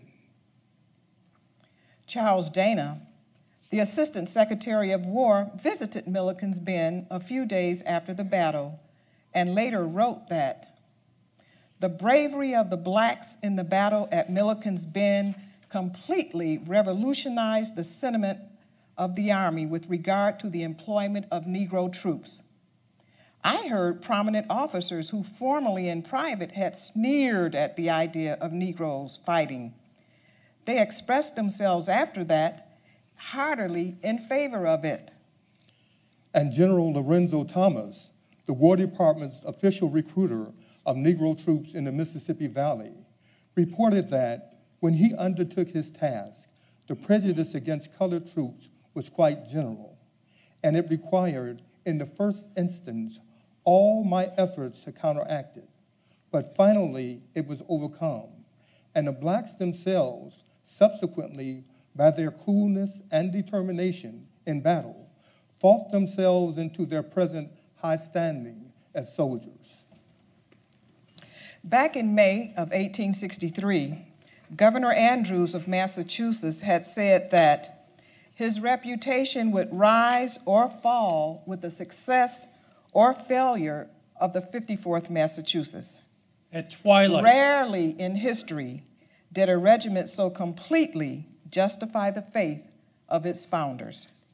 At twilight on July 18th, the 54th led an assault on Fort Wagner, a Confederate stronghold guarding the entrance of Charleston Harbor. The Negro Regiment charged across the narrow slit of sand, led by its white colonel, Robert Shaw. As the column approached the fort, the Confederates opened a murderous fire, cutting wide swaths in the ranks of the 54th. Still, the 54th came on, charging the parapets, swarming into the fort itself. Shaw was killed at the head of his regiment, as his men fought on desperately, despite the failure of supporting white regiments to come up in time, which compelled a general retreat. The 54th's assault on Fort Wagner was, in a narrow sense, a failure, but in a broader sense, it was a significant triumph. In the face of heavy odds, black troops had proved once again their courage, determination, and the willingness to die for the freedom of their race. The Northern press publicized widely the exploits of the 54th.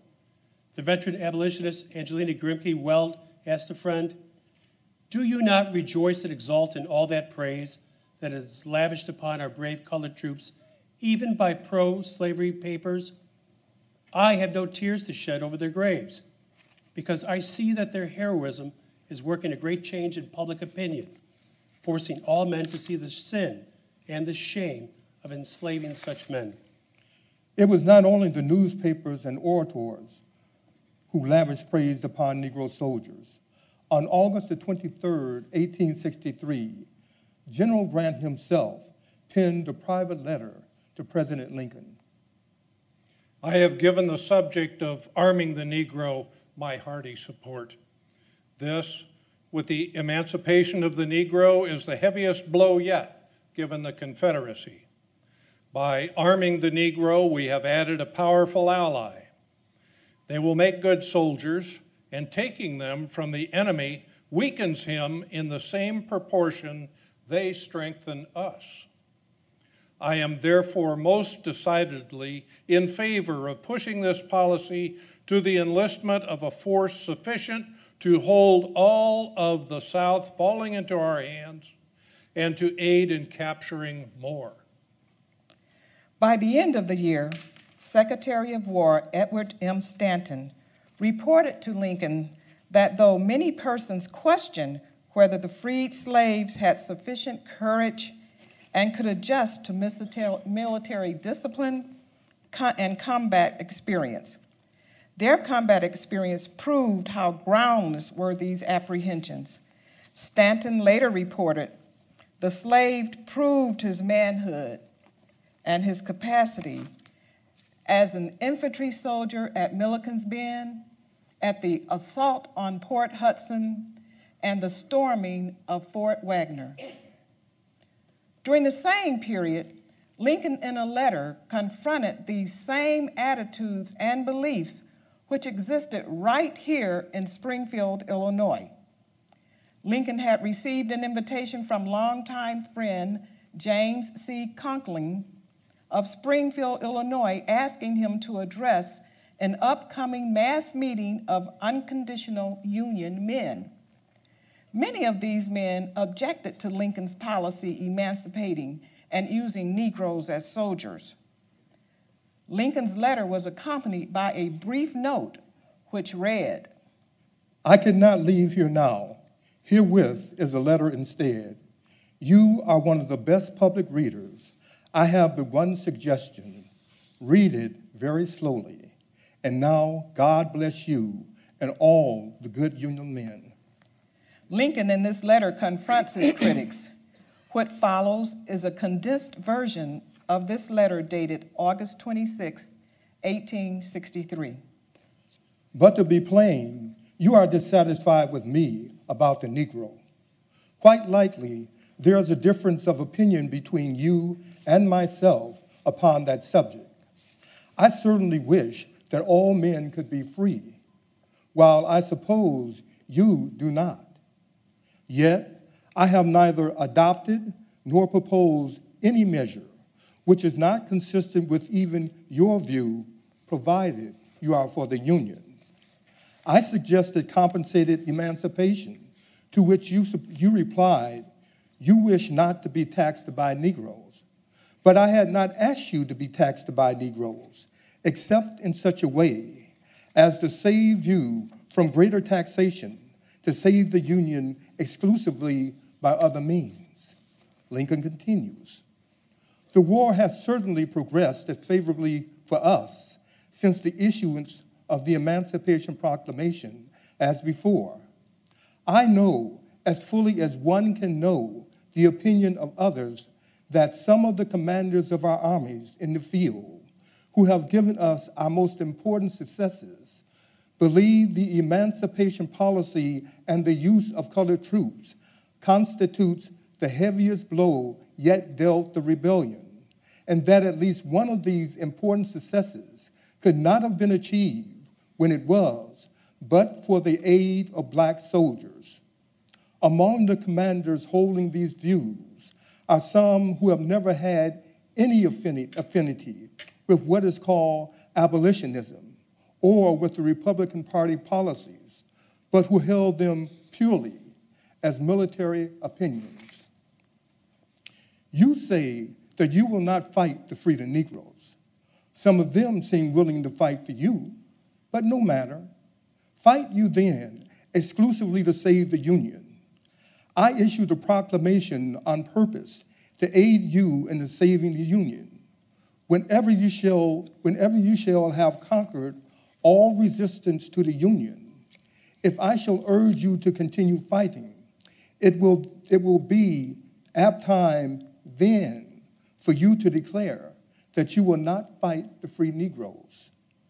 I thought that in your struggle for the Union, to whatever extent the Negroes should cease helping the enemy, to that extent, it weakens the enemy in his resistance to you. Do you think differently? I thought that whatever Negroes can be got to do as soldiers leaves just so much less for white soldiers to do in saving the Union. Does it appear otherwise to you? But Negroes, like other people, act upon motives. Why should they do anything for us if we will do nothing for them? If they stake their lives for us, they must be prompted by the strongest motive, even the promise of freedom, and the promise being made must be kept. And then there will be some black men who can remember that with silent tongue and clenched teeth and steady eye and well-poised bayonet, they have helped mankind upon this great consummation. While I fear there will be some white ones unable to forget that with malignant heart and deceitful speech, they have strove to hinder it. Still, let us not be overconfident of a speedy and final triumph. Let us be quite sober. Let us diligently apply the means, never doubting that a just God, in his own time, will give us the rightful results. Very truly yours, Abraham Lincoln. Lincoln would later show his gratitude for the role of the United States Colored Troop in suppressing the rebellion by selecting 4 companies of the 54th Massachusetts Volunteers as part of his military escort during his second inaugural on March 4th, 1865. That would be the first instance in which Black troops participated in an inaugural day parade. One of the important engagements of 1864 was the Battle of Nashville. On December the 15th and 16th, General George Thomas's Army of the Cumberland destroyed the Confederate Army of the Tennessee, which was commanded by John B. Hood. 8 black regiments played a vital role in that victory. Thomas J. Morgan, colonel of the 14th United States Colored Infantry and commander of a brigade of 4 Negro regiments in the Battle of Nashville, gave the following account of his regiment from the time it was organized in November 1863 until the Battle of Nashville more than a year later. The field, staff, and company officers were all white men. All of the non-commissioned officers, hospital steward, quartermaster sergeant, sergeant major, orderlies, sergeants, and corporals were colored. They proved very efficient. On August 15th, 1864, we had our first fight at Dalton, Georgia. General Wheeler, with a considerable force of Confederate cavalry, attacked Dalton, which was occupied by a small detachment of Union troops belonging to the 2nd Missouri. My regiment formed on the left of the 51st Indiana Infantry. The fight was short and not at all severe. The regiment was all exposed to fire. 1 private was killed, 1 lost a leg, and 1 was wounded in the right hand. Company B on the skirmish line killed 5 of the enemy and wounded others. To us, it was a great battle and a glorious victory. The regiment had been recognized as soldiers. It had taken its place side by a white regiment. It had been under fire. After the fight, as we marched into town through a pouring rain, a white regiment standing at rest swung their hats and gave 3 rousing cheers for the 14th Colored. Pulaski, Tennessee. On September 27, 1864, I reported to Major General Rousseau, commanding a force of cavalry, at Pulaski, Tennessee. As we approached the town by rail from Nashville, we heard artillery, then musketry, and as we left the cars, we saw the smoke of guns. Forrest, with a large body of cavalry, had been steadily driving Rousseau before him all day and was destroying the railroad. Finding the general, I said, "I am ordered to report to you, sir, with 2 regiments of colored troops." By the general's direction, I threw out a strong line of skirmishers and posted the regiments on a ridge in good supporting distance. Rousseau's men retired behind my line, and Forrest's men pressed forward until they met our fire, and recognizing the sound of the minute ball, stopped to reflect. The massacre of colored troops at Fort Pillow was well known to us and had been fully discussed by our men. It was rumored and thoroughly credited by them that General Forrest had offered $1,000 for the head of any commander of a black regiment. Here then was such an opportunity as those spoiling for a fight might desire.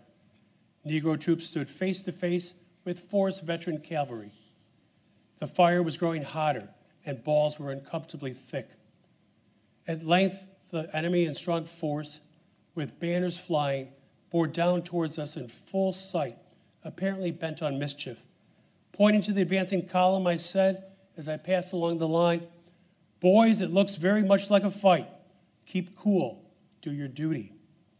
They seemed full of glee and replied with great enthusiasm, "Colonel, they can't whip us.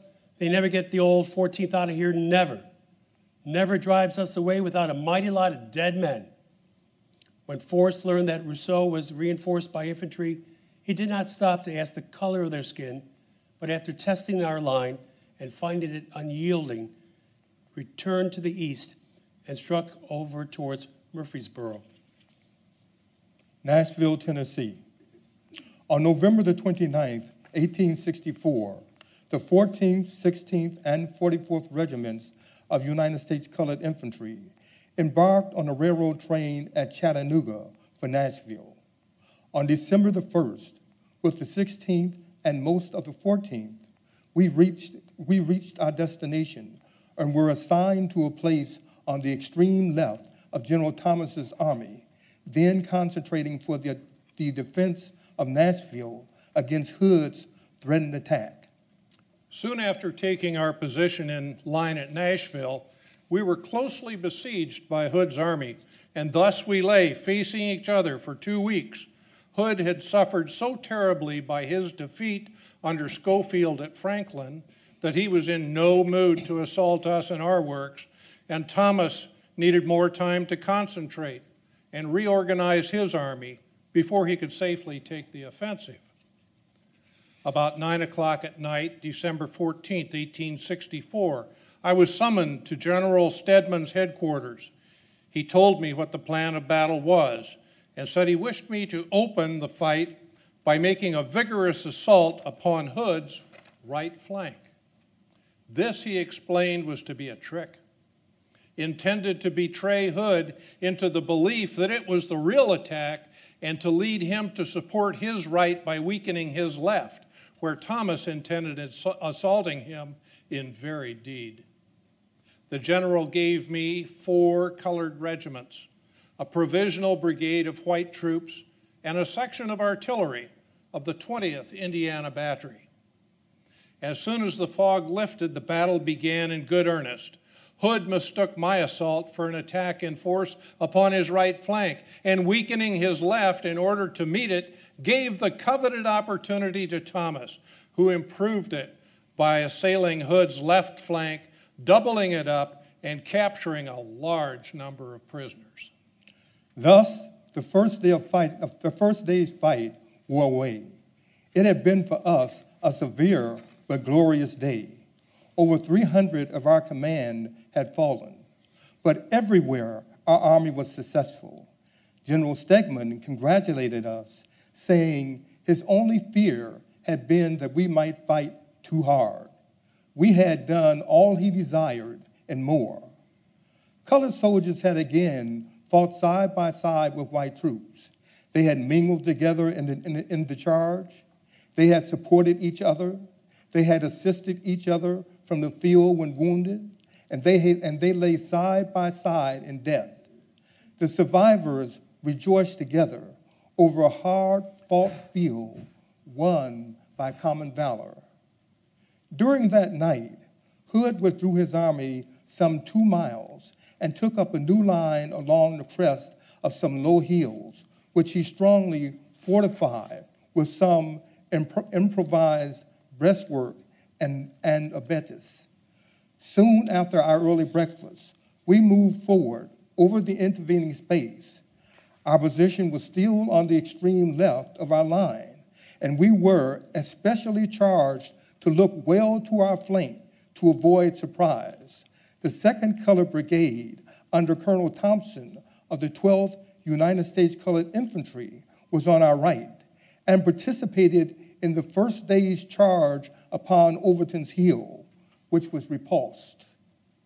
When the 2nd Colored Brigade retired behind my lines to reform, one of the regimental color bearers stepped in the open space between the 2 armies where, although exposed to a dangerous fire, he planted his flag firmly in the ground and began deliberately and coolly to return the enemy's fire, and greatly to our amusement, kept up for some little time his independent warfare. When the second and final assault was made, the right of our line took part. It was with breathless interest we watched that noble army climb the hill with a steady resolve which nothing but death itself could check. When at length the assaulting column sprang upon the earthworks, and the enemy, seeing that further resistance was madness, gave way and began a precipitous retreat, our hearts swelled as only the hearts of soldiers can, and scarcely stopping to cheer or to await orders, we pushed forward and joined in the pursuit until the darkness and the rain forced a halt. When General Thomas rode over the battlefield and saw the bodies of colored men side by side on the very works of the enemy, he turned to his staff saying, "Gentlemen, the question is settled. Negroes will fight." While General Thomas and the Army of the Tennessee was routing and defeating the Confederate forces under General Hood, the Army of the Potomac and the Army of the James, under Grant's overall command, were slowly squeezing and destroying Lee's Army of Northern Virginia in Petersburg and Richmond. Colored soldiers played a vital role in the fighting around Petersburg, Virginia in 1864. Black regiments under General Edward Hinks assaulted and captured an important rebel entrenchment near the city.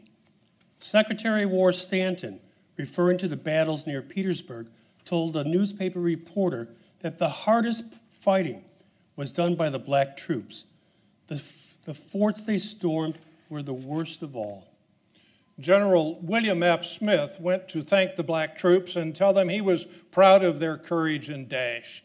He said they cannot be exceeded as soldiers and that hereafter he will send them in difficult places as readily as the best white troops.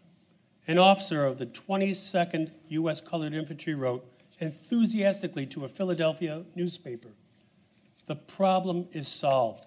The Negro is a soldier, a man, a hero. I am prepared to say that I never, since the beginning of this war, saw troops fight better, more bravely, with more determination and enthusiasm." At the Battle of Chaffin's Farm in New Markets Heights, Virginia, 13 Negro regiments fought in that battle at the end of September, and a total of 37 Medals of Honor were awarded to veterans of that battle. 14 went to black soldiers. The advance guard of Grant's army marched into Richmond on the morning of April the 2nd, 1865, and from there continued into Richmond, led by the Connecticut 29th Infantry, the United States Colored Troops. The capital of the Confederacy had fallen at long last. General Godfrey Weitzel, commander of the all-black 25th Corps, accepted the city's formal surrender. As long lines of Negro cavalry flowed down Broad Street and raised their voices in ode to John Brown, the man that Robert E. Lee had helped bring to the gallows in that state only 6 years before. The black horsemen brandished their sabers and shouted in triumph. It was all music to the ears of free blacks and those who were only now freed from slavery. They stood atop shacks and waved their hats, crying, "The Lord bless the Yankees! The Lord bless the Yankees!" Black newspaper correspondent Thomas Morris Chester noted that the crowds included pious old Negroes, male and female, who called out to the black soldiers, "God bless you. Jesus has opened the way. We've been looking for you these many days. You've come at last."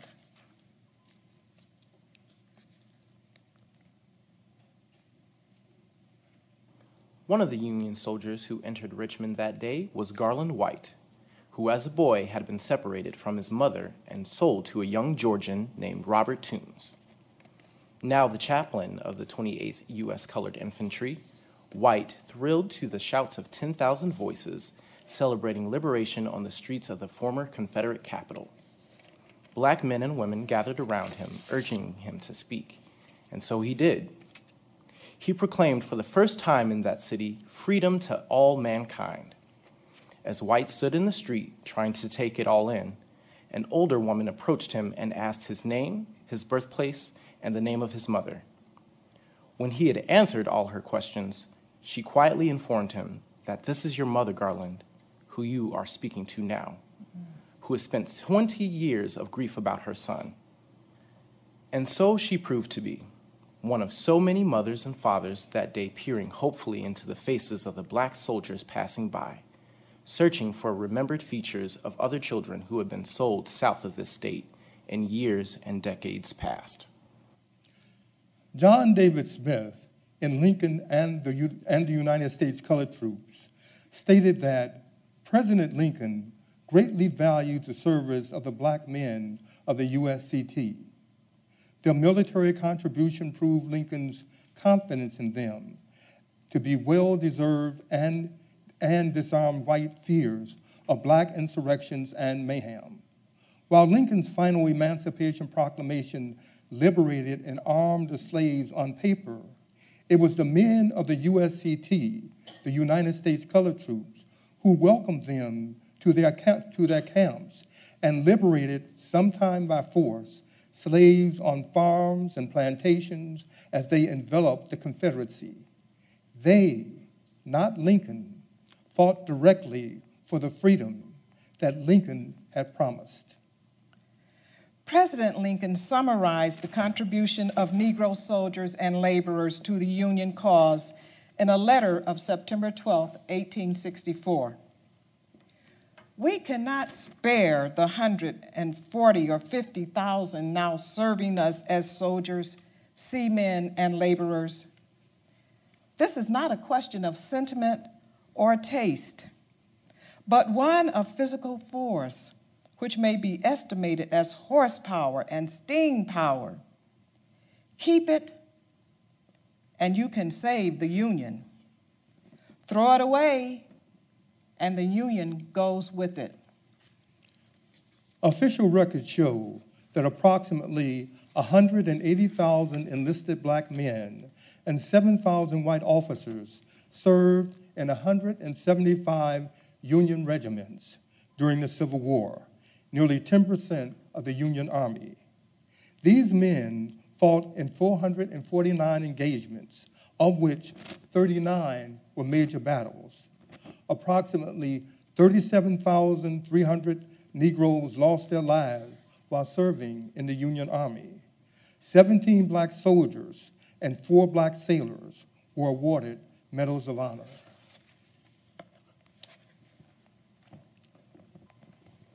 Thank you.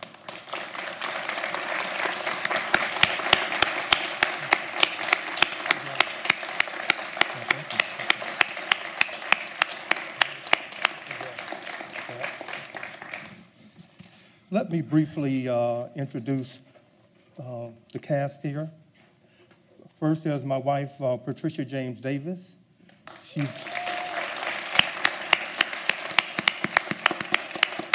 Pat is an actor and historic interpreter, member of the board of directors of Sacramento County Historical Society, and my find when I found gold. Okay. Next is Martin Wolf. Reverend Martin Wolf has served the Abraham Lincoln, he serves at the Abraham Lincoln Unitarian Universal Congregation for more than 12 years. He has been a Civil War reenactor and skirmisher for 20 years and is a member of the 114th Illinois Volunteer Infantry Regiment reenacted.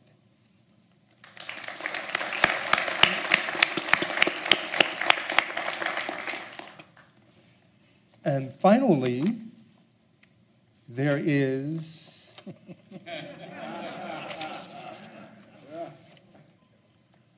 well, I would like to say that everyone knows Jim Patton, but everyone does not know Jim Patton, and so let me introduce Jim Patton.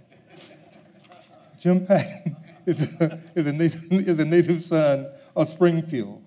He was president of the Sacramento County Historical Society, is currently president of the Elijah Iles House, Strawberry Ridge Shepherd House Foundation Board of Directors, and is a longtime member of the Abraham Lincoln Association Board of Directors. He is the Lieutenant Colonel of the 114th Regiment, Illinois Volunteer Infantry, reactivated. Thank you, Jim. Thank you, everyone. Thank you.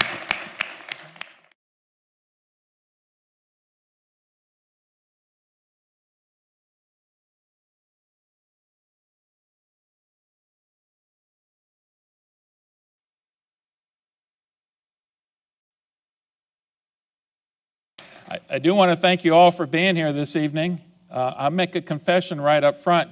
I've been a huge movie fan since I was a little tyke and grew up watching a lot of these things. And so this was an opportunity to join a couple of my fascinations together. You know, I've given a lot of presentations on the Civil War. They were fun and also hard work. This one was more a labor of love, I have to confess.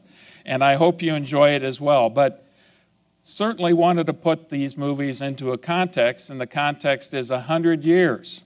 Now, watch this. It's a little bit fancier than I normally have. Yeah. Pretty high tech. There you go. To get you into the mood. The Civil War. In my mind, there's no more important event in American history to understand and to get our arms around than the Civil War. And it's not just because I work here. I think the most important character, individual, to understand and appreciate and know in American history is Abraham Lincoln. And then you get to this whole collection of incredibly fascinating people that populated that era, and you've got the perfect opportunity to make some great movies about it. And when I started thinking about this initially, I said, well, how come there aren't that many movies about the Civil War? There, you know, off the top of your head, if you think really movies about the Civil War recently, there aren't that many. Well, of course, I started to dig around some more and found plenty, quite a few, I should say. And if we stretch the definition of what a Civil War movie is and include movies where there are characters who served in the Civil War and then made their way off into the western frontiers, then the list grows exponentially. And so the list that you guys have now is a list that's primarily populated by westerns. A lot of them obscure, but some of the greatest westerns that we are familiar with. So, thought about this a little bit more. There were a lot in the silent era on the Civil War. You know, there were people who had lived through the war who were still alive at that time. Then you got to the Depression, and there's other reasons why maybe Hollywood wasn't interested in making movies that might be a tad bit depressing. We'll show a couple and explain why those movies weren't quite as depressing as others.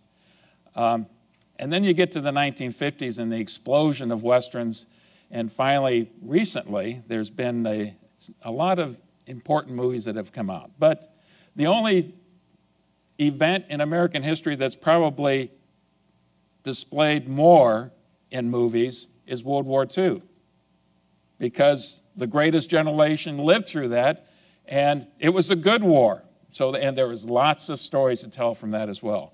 But besides that, there's a lot more Civil War movies than there are about the Revolutionary War, about the First World War, certainly, about any of the other important events in our history. So it has gotten its due from Hollywood, let me put it that way. Okay, I've got 3 pictures up here. Birth of a Nation, a silent movie, and without a doubt, we'll get into this one quite a bit more, the most important and influential silent movie ever. And a whole generation, a couple generations, learned about the Civil War, as Eileen suggested. They learned about the war by watching Birth of a Nation.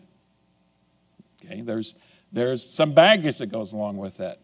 Then there's many people here, myself included, grew up watching Gone with the Wind. And there's a couple generations at least, that's their version of the Civil War. In many cases, that's your version of the Civil War. And then more recently, a colleague of mine told me how influential, how important seeing Ken Burns' series back in the 1990s was to him. A very different interpretation, a documentary, so a much more accurate portrayal of the Civil War and nuanced portrayal of the Civil War. But you get these 3 important movies, one a TV documentary, the other 2 Hollywood's prime time, and you pretty much have how most people understand the Civil War, which most of you, this is a well-educated audience, realize just how flawed our understanding of the war might be if that's where we're really getting our information from. And I'm not sure our teachers out there are given much time or do justice to the Civil War era anymore. But that's an opinion of mine, and I'll probably not go any farther than that. Okay. The opening days after the war, Americans have to figure out what to make of this. Figure it out. The winner's view of the war. I'm going to make this pretty simple in this respect. The war was about preserving the Union. Now, over the years, if you think about it, most Civil War movies have very, very little to do about preserving the Union. But that's what people then knew and understand the war was about, as well as ending slavery. And again, we all realize the journey that Lincoln took in his life to get from the first to the second. And really, they're both involved. Once you get beyond the war, it's about Reconstruction, but the North wasn't too much concerned about the specifics of Reconstruction. That was something they had imposed on the South. So they were much more interested in reconciliation, especially when you get into the 20th century, reconciling the two, bringing them back together again. So that's the North's view. The South's view, and this is probably the crucial part of what we need to understand at the beginning of this presentation, the loser's view. It was about the lost cause.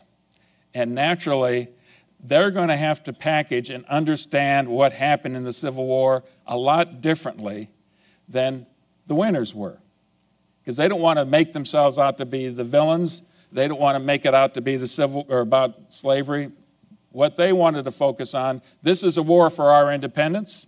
This is a war that the abolitionists, with all of the trouble they kept making, basically forced on us. If it hadn't been for the abolitionists, we would have been fine. The country wouldn't have had this war. It was a war about states' rights. That was the lost cause interpretation. And by the 1870s, that was very much in vogue in the South. And to a great extent, that image, as we'll talk about later, captured a lot of Northern imagination as well.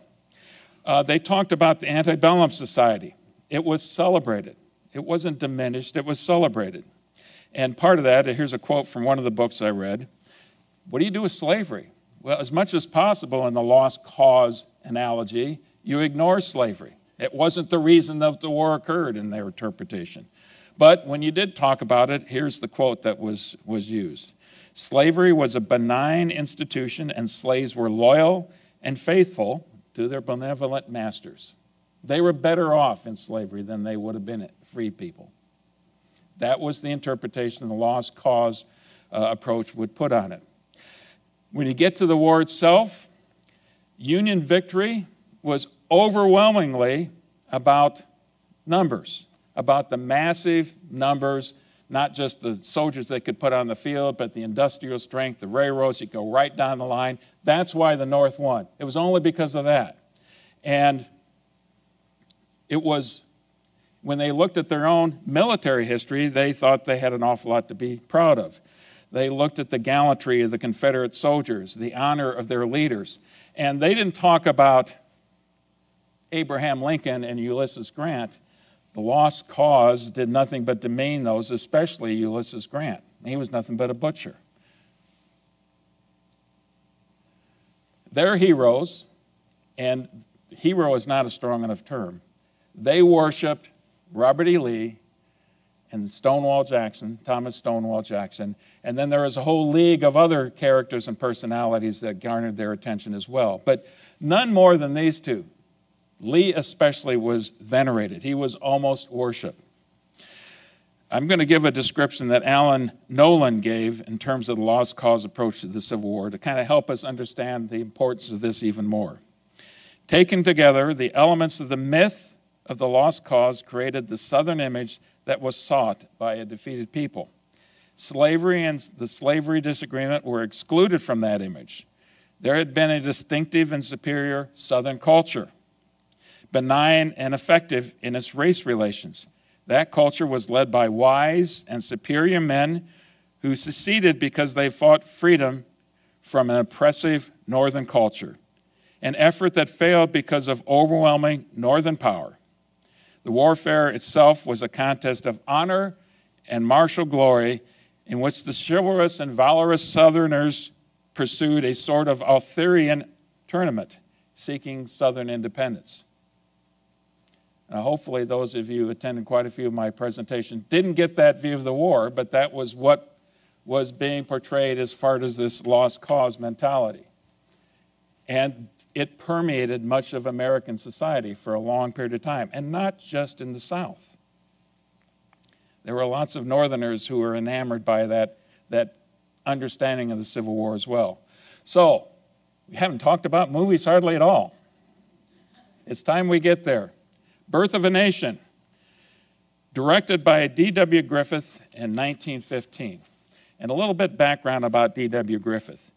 Born in 1875 in Kentucky, his father was a colonel in the Confederate Army.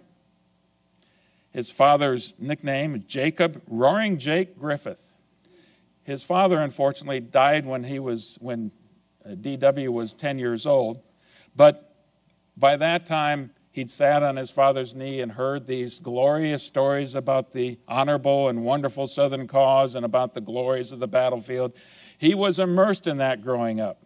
And then he finds himself impoverished, partly because of the circumstances of his father's death, but just as much because of Reconstruction and the destruction that the war had racked on the Southern society, even in Kentucky. So that's what he grew up in. He becomes an actor. He wants to be a playwright. He gets on the ground floor of movies in the early 20th century and finds himself through a series of unusual circumstances being the director for this new company called Biograph. And he started to crank out movie after movie after movie when they were 1 or 2 reels long, very short things. But everybody noticed that his were different. His were better than everybody else's movies. They were better quality. The editing was superb. The style of camera work was so much better. And eventually he was able to garner that into making what he called his masterpiece. He wanted to put his mark on the wall as the most important movie director there was. Of course, he started being ashamed of being a movie director, but by the time he get to 1914, he'd taken a different attitude. And the result of that was this epic Birth of a Nation. And you see pictures up here. It's adapted from a book by a reverend, another Southerner, The Klansman, which really connected with D.W. Griffith. He understood that. That was the life he grew up in. And so he translated that onto the screen. And It's an important film. It was a record breaker from the very beginning. Can you believe in 1915 they were charging $2 in some movie theaters to go see this? That was unprecedented. And when the Nickelodeon, that's what it meant. You paid a nickel to get into a movie, but it was that caliber that people were able to pay that much and willing to pay that much. So it was an overnight sensation. And when it was aired in the White House, President Woodrow Wilson says, it's like writing history with lightning. And my only regret is that it is all so terribly true. So here is the first clip that we need to play then. And this one is going to be a battle scene filming from Petersburg, some of the engagement at Petersburg.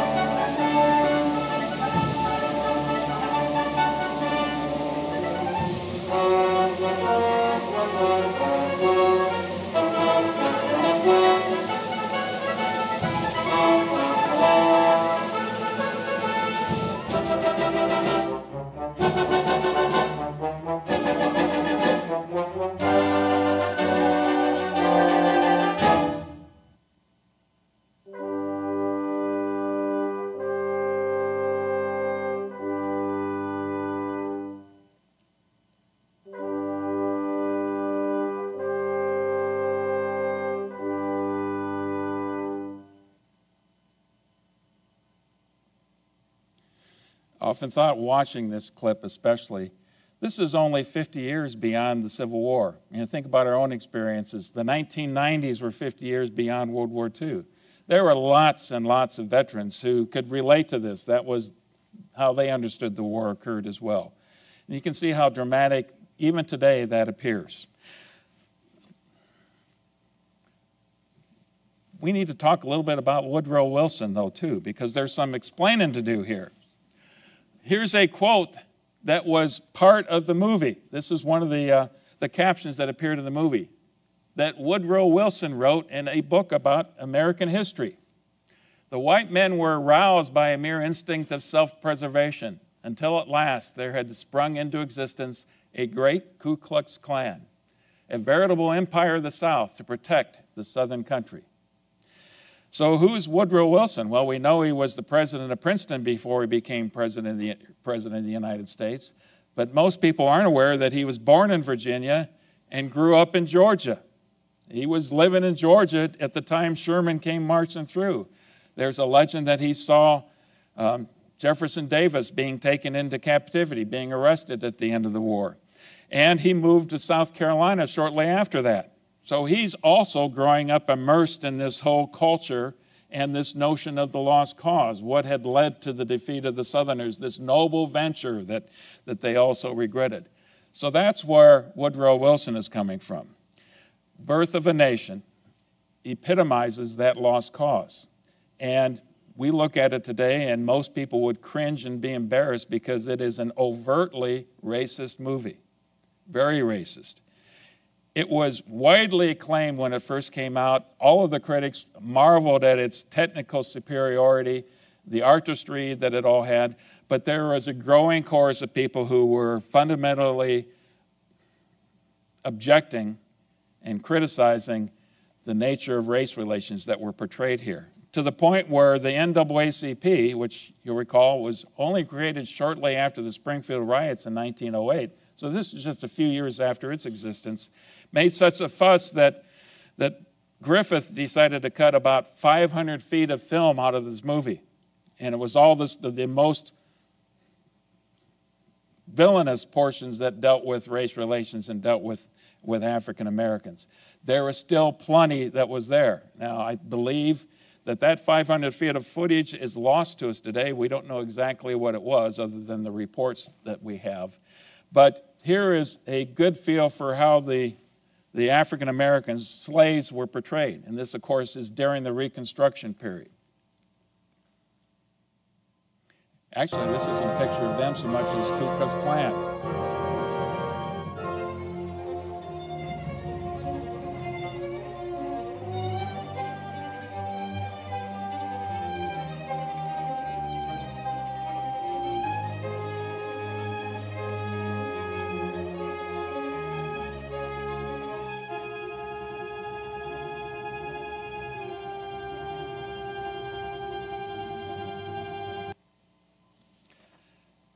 In other words, the heroes of the movie were the Ku Klux Klan.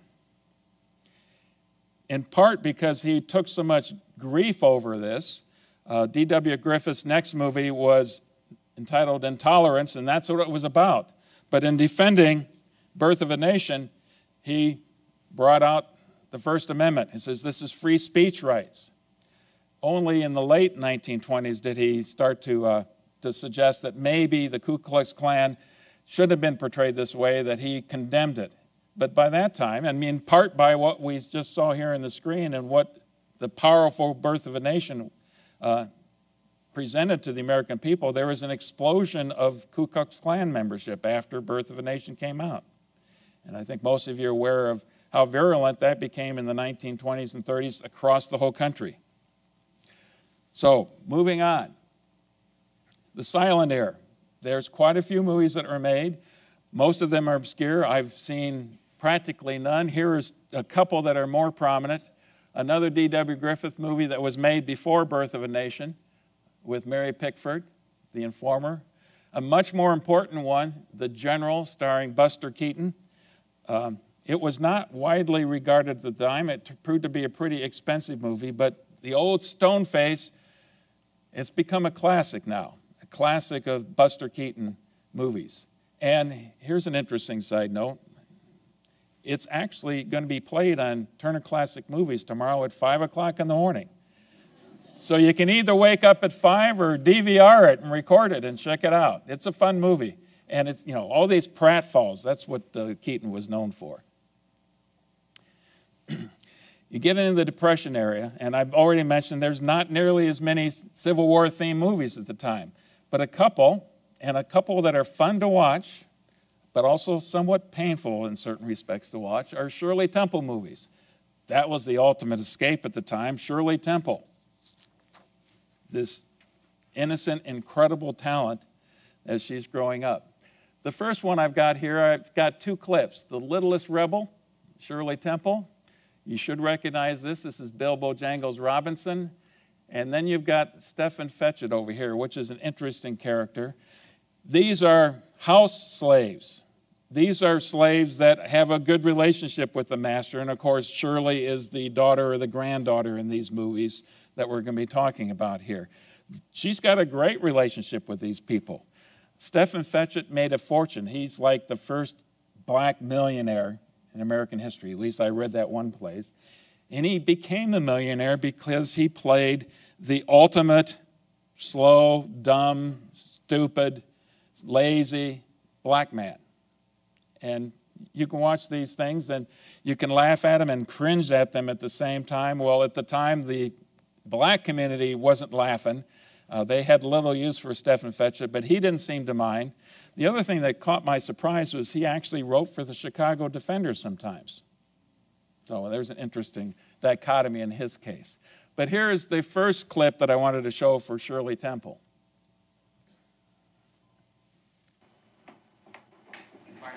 What are you doing glued to that wall? You've been lying. Come on.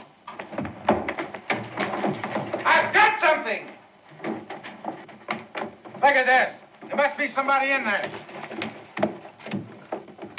It's a secret panel. It ain't nothing, sir. Open it. It's just a wall, sir. Bust it in. Wait a minute. I'll open it. It's just two little babies in there, that's all. Well, this ain't much to get excited about. Nothing to eat, eh? And no liquor. Well, this is pretty good.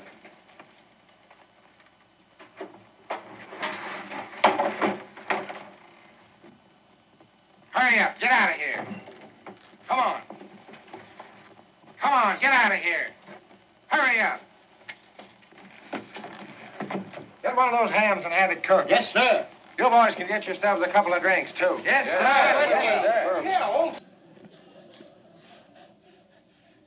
And you notice in these who her playmates are. They're not white children. They're the sons and daughters of slaves who live on the plantation with her. That's who she's playing with. And as far as Shirley's concerned, if you watch these movies, they're all just friends. The next clip I wanted to show was towards the end of this movie. In this case, her father was arrested as a spy. He was a Southern officer. He was arrested as a spy. And now it looks very grim for Shirley and the family that he's going to be executed. That's the punishment for spies. And so she goes with Bill Bojangles Robinson to Washington, D.C. to make a direct appeal to the President of the United States.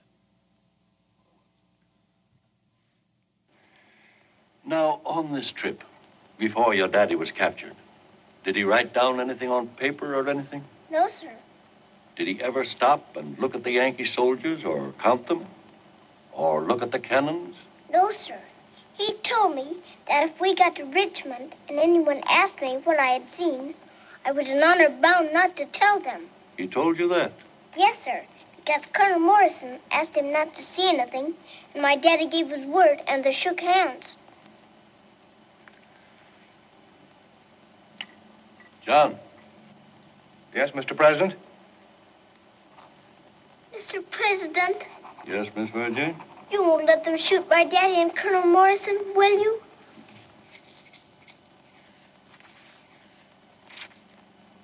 Rush this by special courier to General Grant. Yes, Mr. President.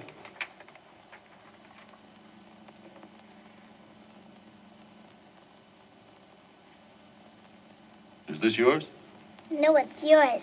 I had the last piece.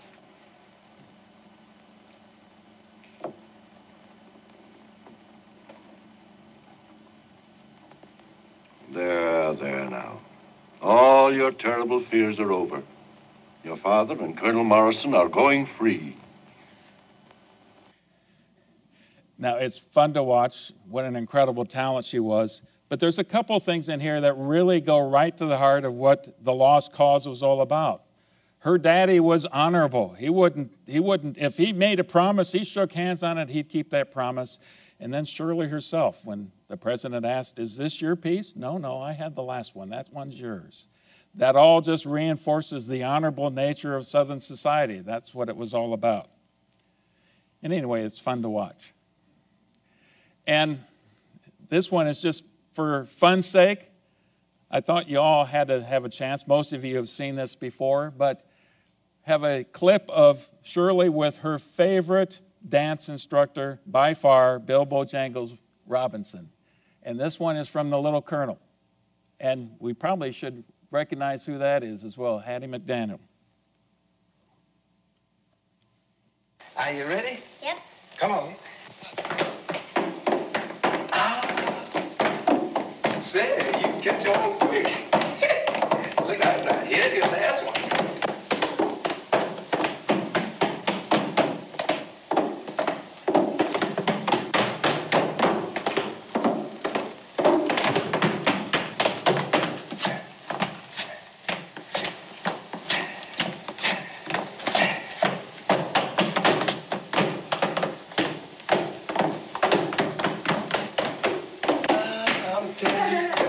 What's going on around here?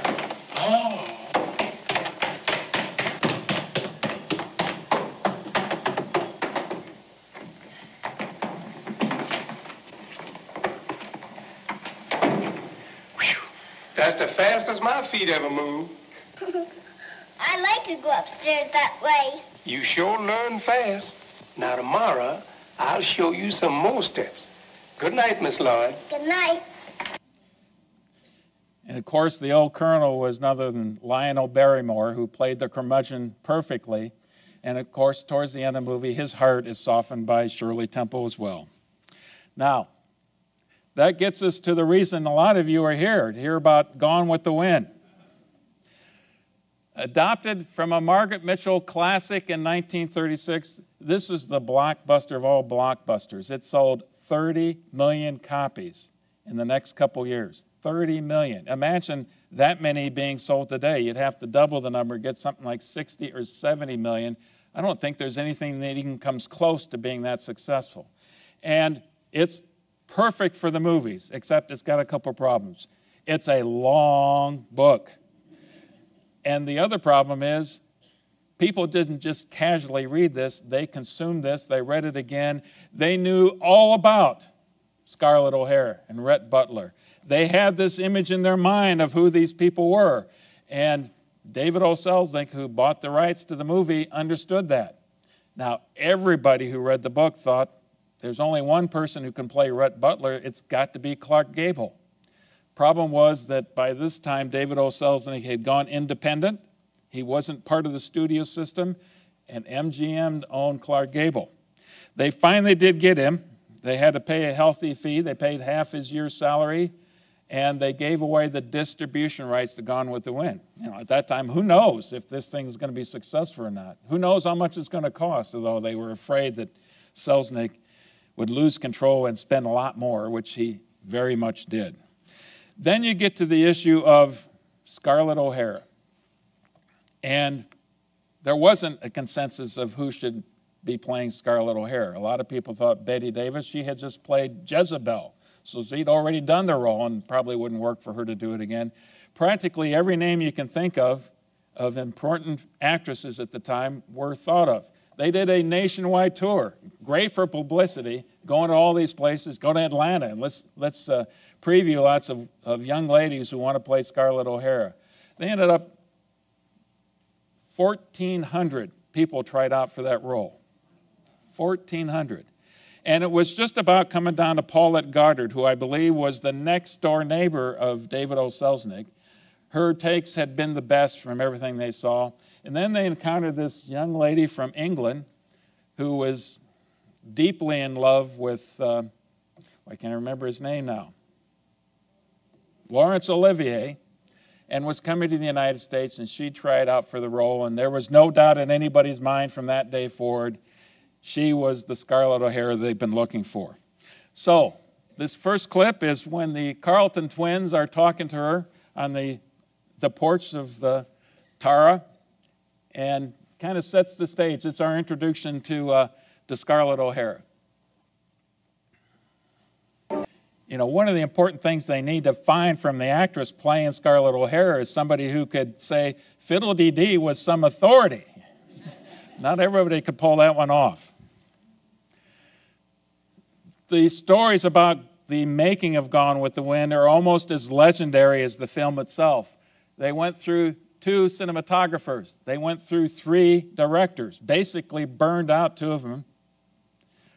They went through a platoon of writers, and in part the problem was every time a writer would get done with the script, a rework of the script, Selznick would sit down and he'd start scribbling away and send it off to somebody else. And the way it was actually written is every night before they did the next day's shooting, he was hard at work rewriting the script again. So legend says there really isn't a one script that exists for Gone with the Wind. It was just a mishmash. It was all in David O. Selznick's head.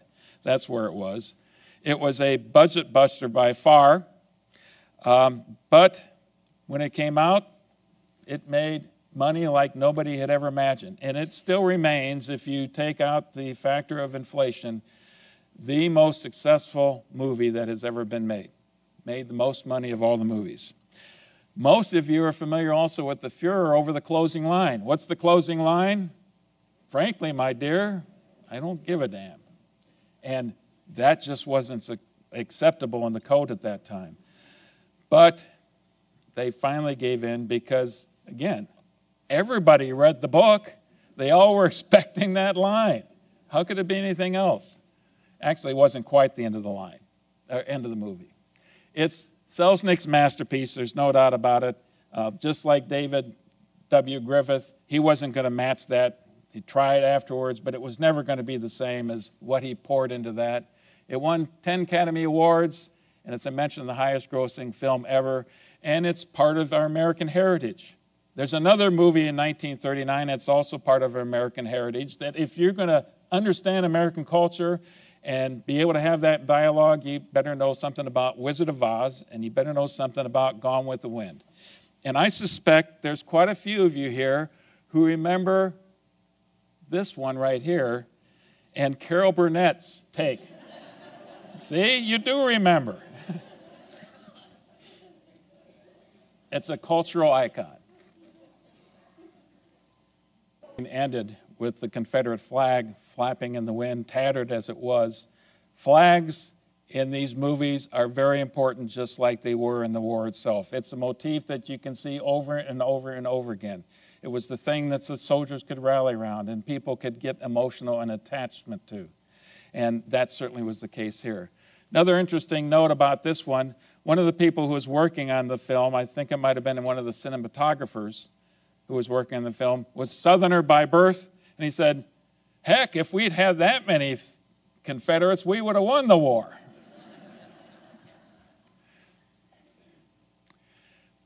That gets us beyond Gone with the Wind then. And now we get into the territory where really I have to take a diversion and talk about the Civil War as a plot device, or as a background, or the setting for these movies. And a couple of the more prominent ones, right after the war in 1940, for Santa Fe Trail, in 1941 for They Died with Their Boots On, both vehicles by Warner Brothers for their big star at the time, Errol Flynn. And of course, you got Errol Flynn, you got to have the love interest, and the love interest is going to be Olivia de Havilland for both films as well. In this case, Raymond Massey is playing John Brown, and so it's very thinly connected with the Civil War, and it's not very good history, but it's certainly good entertainment at the time.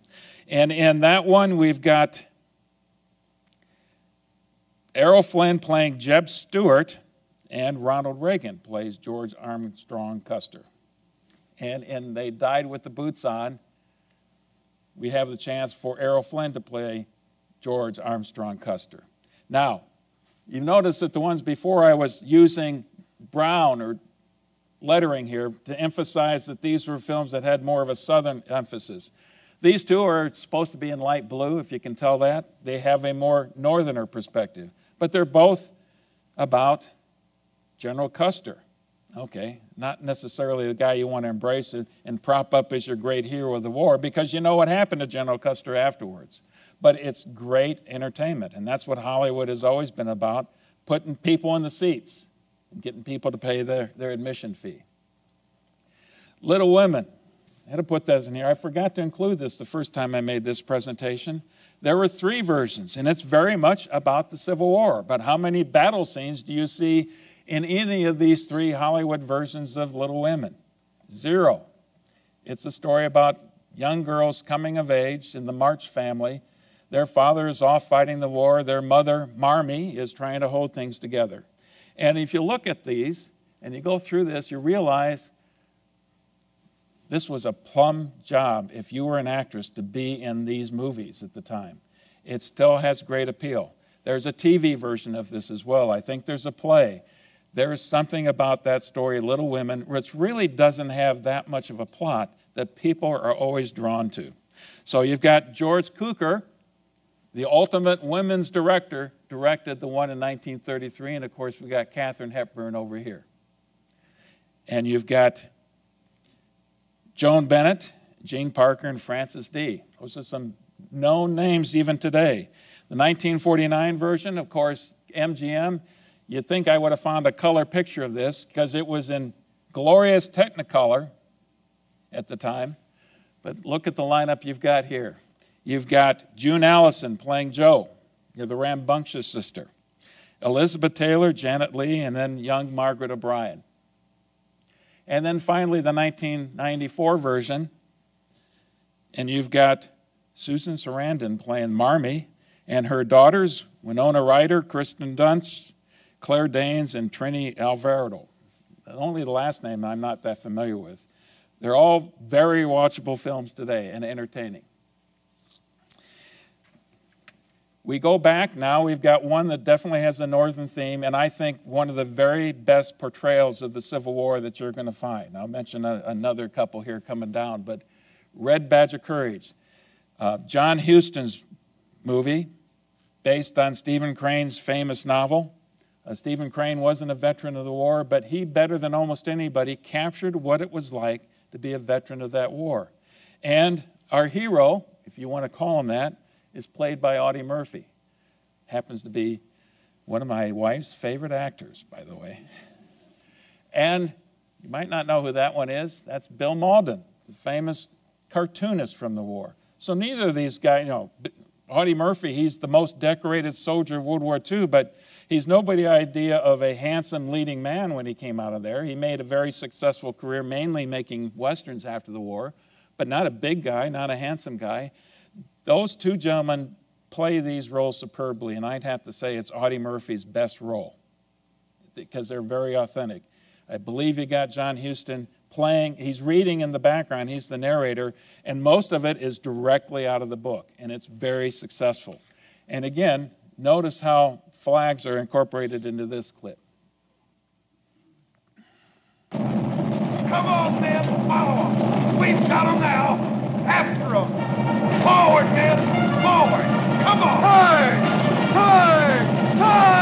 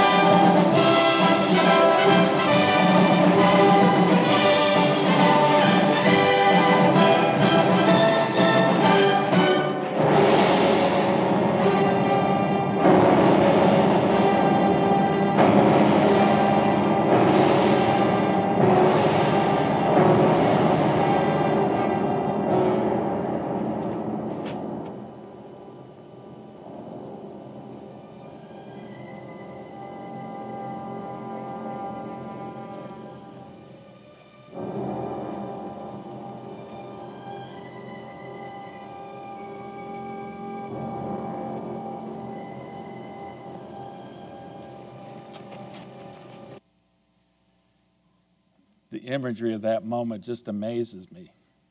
It still does every time I see it. Moving on, we get into the late 40s and early 50s now. In the mid-50s, we do see quite a few movies that have a connection with the Civil War. In both of these cases, though, it's pretty thin. There's not a big portion that deals with the war directly. In the one, you've got Friendly Persuasion, about a Quaker family and their son, and the father, Gary Cooper's the father, Anthony Perkins is the son, both have to struggle with a decision whether or not they want to defend themselves. They want to fight for a cause. And I think the highlight of this movie, it's a great movie to watch. I certainly recommend it. William Wyler is a master director. But if you do watch it, just check out Samantha the Family Goose. She does a better job than anybody in acting in that movie. And you say, how did they get the goose to do that? Raintree County, which I saw just this last year, quite frankly, it was a disappointment. Even though it had Elizabeth Taylor in it, it was still a disappointment, and not much of the Civil War plot there at all. And a very pale version of the Gone with the Wind kind of story. So moving along then. Then we get into this huge collection of movies that only a tangential connection with the Civil War. In most cases, Civil War veterans, North and South, found themselves in the West. In many cases, Civil War soldiers during the war found themselves in the Western theater. Oftentimes they're going after a shipment of gold or something like that, or vengeance when you talk about the end of the war. Scores, if not hundreds, of Western movies have that in the background, that thread that's connecting them. And it really is part of the thing that you have to, if you're going to make a Western and it's going to be a classic Western, you want to have that connection in some respect. Here is just some of them that I've listed. And I knew I had to have one that really illustrated the point, and so I have picked Shane, which is one of my very favorite Westerns, and I confess that I'm a huge Western fan. I'll watch bad Westerns and enjoy them. That's how much I like Westerns. Shane, George Stevens, Alan Ladd. He's not a good actor, but he plays the role of laconic stranger, quiet, strong, fast with a gun, as well as most anybody does at the time. George Stevens set out to make the quintessential Western, and he got there. He did it. So it's got the mysterious loner who appears out of nowhere. It's got the whole sodbusters versus the rancher and cowboys theme going through it, that conflict that you always have in good Westerns. It's got villains you can hate. In this case, it's got Jack Palance. And boy, does he play a good villain in this. It's got the struggle to civilize the frontier. And it also has gorgeous scenery. And in this case, Loyal Griggs has some of the most beautiful cinematography you're likely to see. And these expansive views in glorious color, it's worth seeing just for that. But what's the Civil War connection? Well, you've got Elisha Cook encountering Jack Palance outside the saloon. And not so gorgeous scenery. They tell me they called you Stonewall. Anything wrong with that? That's just funny.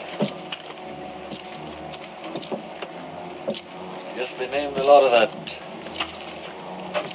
Southern trash after old Stonewall. What did they name you after? What do you know? I'm saying that Stonewall Jackson was trash himself. Him and Lee and all the rest of them Rebs. You too. You're a low-down lying Yankee. Prove it. No authority.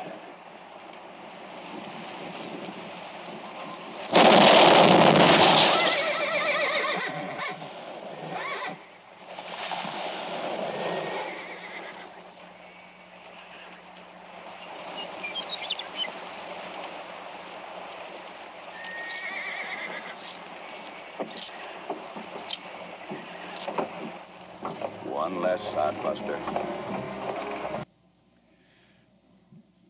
One less sodbuster. Again, another powerful image, I think. And some of you might be here for Elvis. I'm not sure, but I suspect that's the case. So what does Elvis have to do with the Civil War? In Love Me Tender, many of you have seen this movie. I'll read the synopsis for the movie. Elvis plays Clint Reno, one of the Reno brothers who stayed home while his brother went to fight in the Civil War for the Confederate Army. See, always the Confederate Army. When his brother Vance comes home back from the war, he finds that his old girlfriend Kathy had married Clint. See, she thought he had died in the war. And so Elvis married his sweetheart, his brother's sweetheart. Now, there's the complication. The family has to struggle to reach stability with this issue. Vance is involved with a train robbery, et cetera, et cetera. Well, some of you might know the way the movie ends. I'll kind of give it away. There are two big problems with Elvis Presley's first role in the movies. One, Richard Egan, who we see right here, a very handsome leading man at the time. Richard Egan had taken his shirt off and was impressing all the girls in the audience with that. Well, Elvis didn't take his shirt off in this movie, and no, that couldn't be in any feature movie about Elvis. The other one that was a serious problem was Elvis died. And, Elvis fans just weren't going to stand for that. So this is the first and only movie that Elvis died. And I think you'll enjoy this clip. Hey, folks, come this way, right this way. Take a chance, spend some money to build a school. Hey, you missed. One more. Hey, you missed again. Right this way, folks. Come on, get the money up to build a school. Everybody, come on this way. Well, I want a $20 bill. We want the money to build that schoolhouse.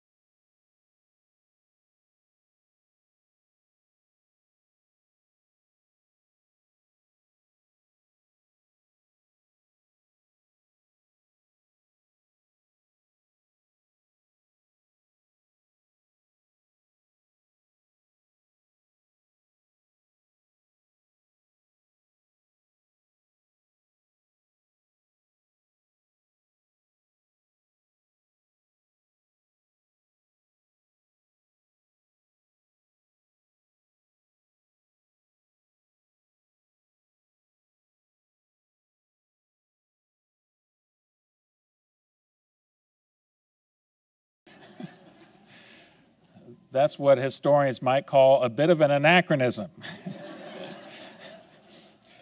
But it's fun, you got to admit that. And speaking of fun, comedies have featured in the Civil War as well. Now, I grew up watching The Three Stooges, and of course there was a couple episodes of Three Stooges. You've got Red Skelton over here playing a spy in the Southern Yankee, and you've got Glenn Ford in Advance to the Rear. And again, they've got this thin plot line that's connected with the Civil War, but it's fun, and it's good late evening entertainment, perhaps. A couple more notable entries into the story of the Civil War. Horse soldiers certainly had a northern perspective in this case. And this is the first one that I'm going to talk about that's a John Ford movie, though he had made several.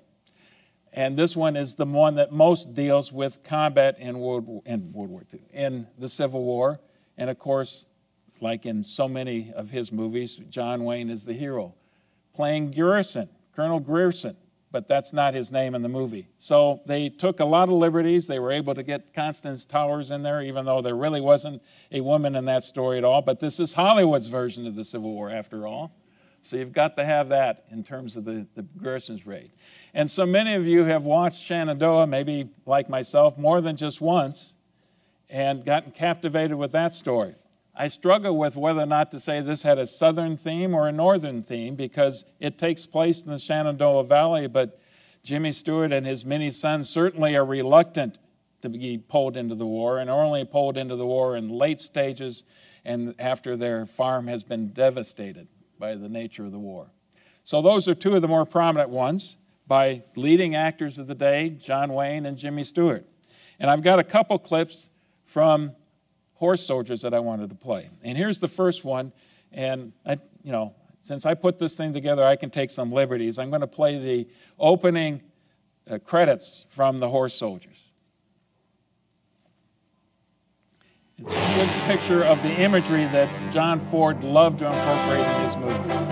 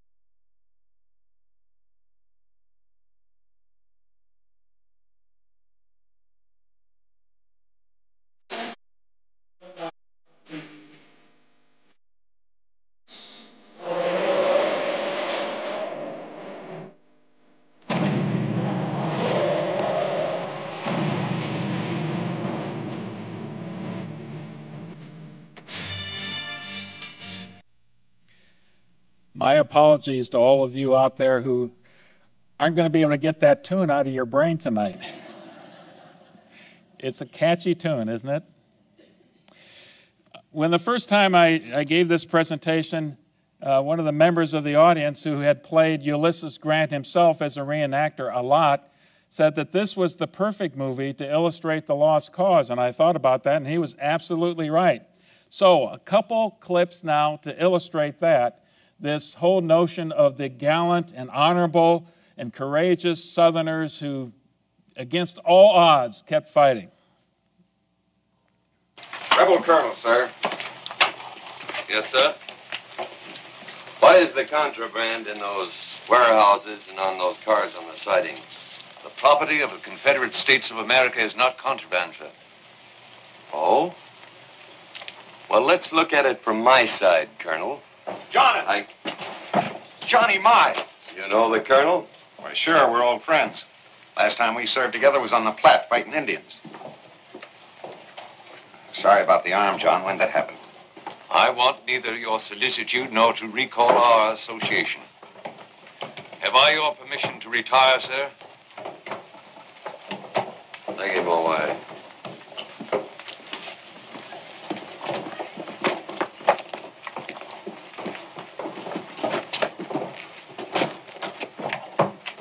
I can't figure a man like Miles giving up that easy. He's West Point, tough as nails. Maybe losing that arm took a lot out of him. The man I knew could lose both arms and still try to kick you to death. Poppy? Did you picket this whole area? Oh, yes, sir. Colonel, there's a Reb train coming in, sir. Seacard!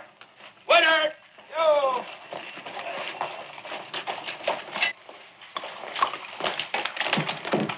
That glass closed.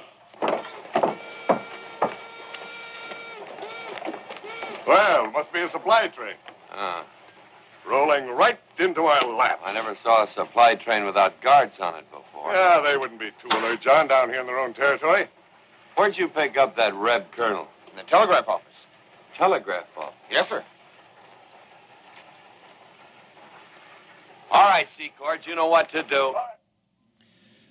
Lots of John Ford touches on that. The master sentimentalist and romantic loved to really develop the stories of the male camaraderie that you see so prominently in most of them. And here is the second part of this clip that really illustrates the lost cause.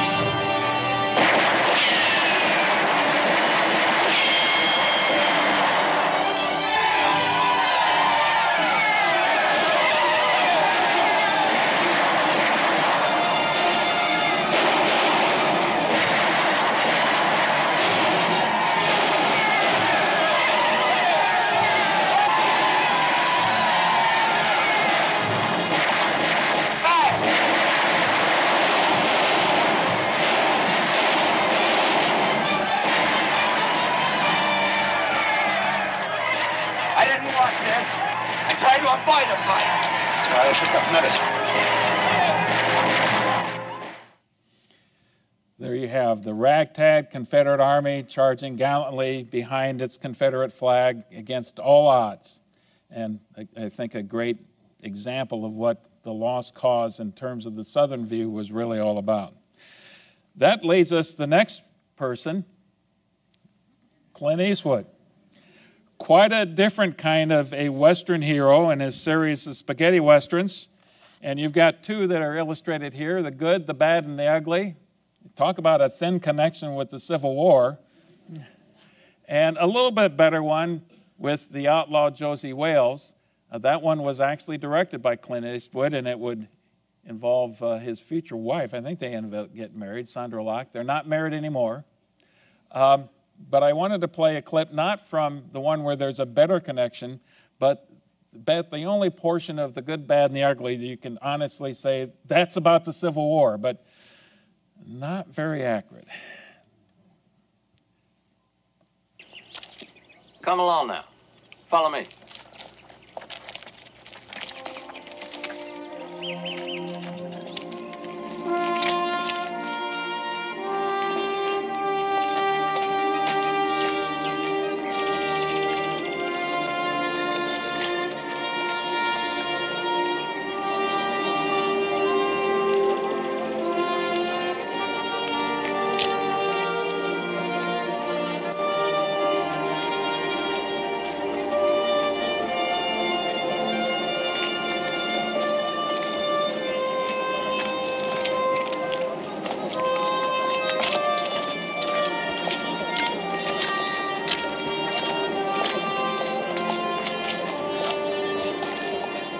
Near the perimeter, sir.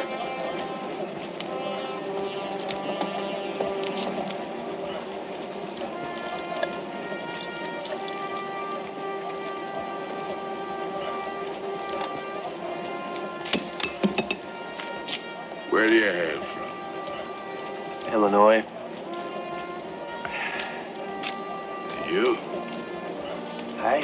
I'm with him.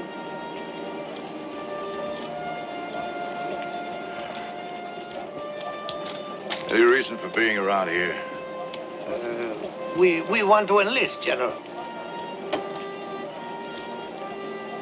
You better learn the distinguished rank of a captain. Get the hell out. Sure as hell might be you today, so go right you will. Yes, sir.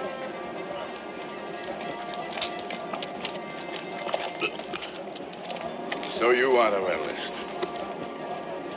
You gotta take a test to prove it.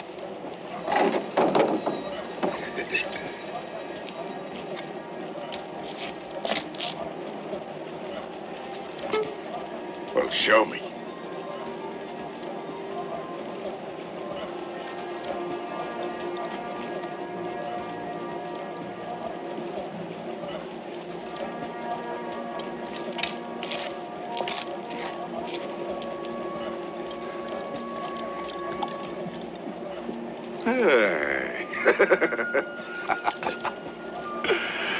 You've got a career. At the least, I'd say you'll make Colonel. Really? Sure. I don't remember that test myself when I joined the military, but it worked for Clint Eastwood. And the little screen has treated the Civil War, especially in the 1970s beyond, several times, at least during the era when they were making miniseries. And we've got three featured here, North and South. Blue and Gray actually came first, then North and South.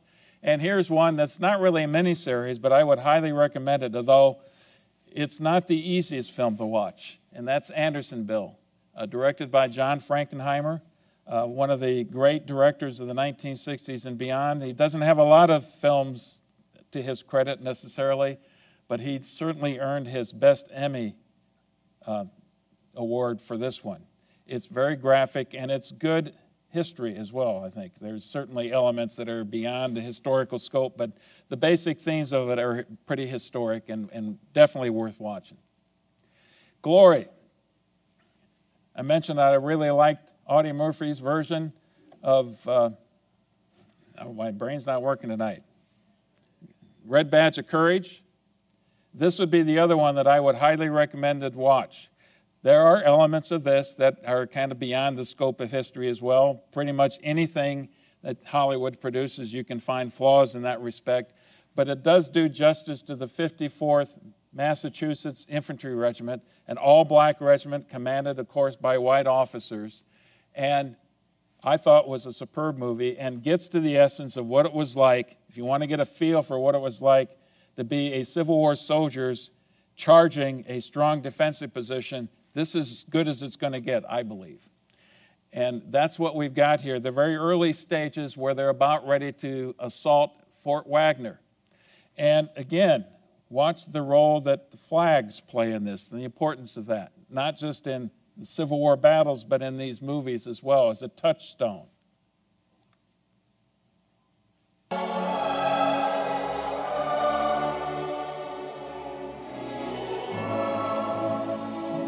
If this man should fall, who will lift the flag and carry on?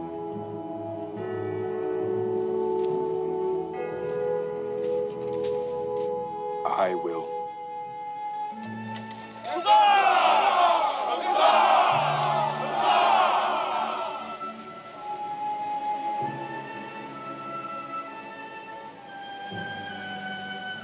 I'll see you in the fort, Thomas.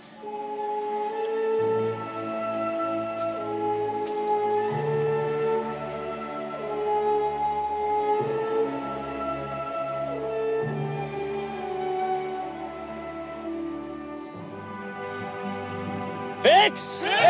Bayonets!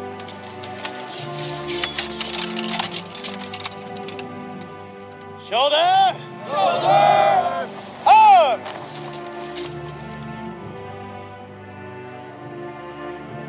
Charge! Bayonets!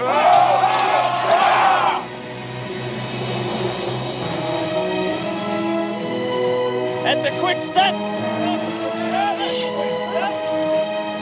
Forward! March!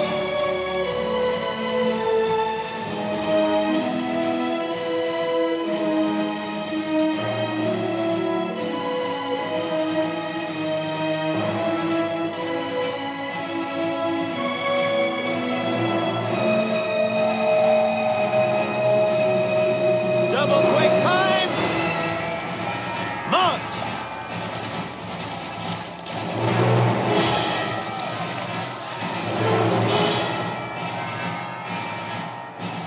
Steady, boys!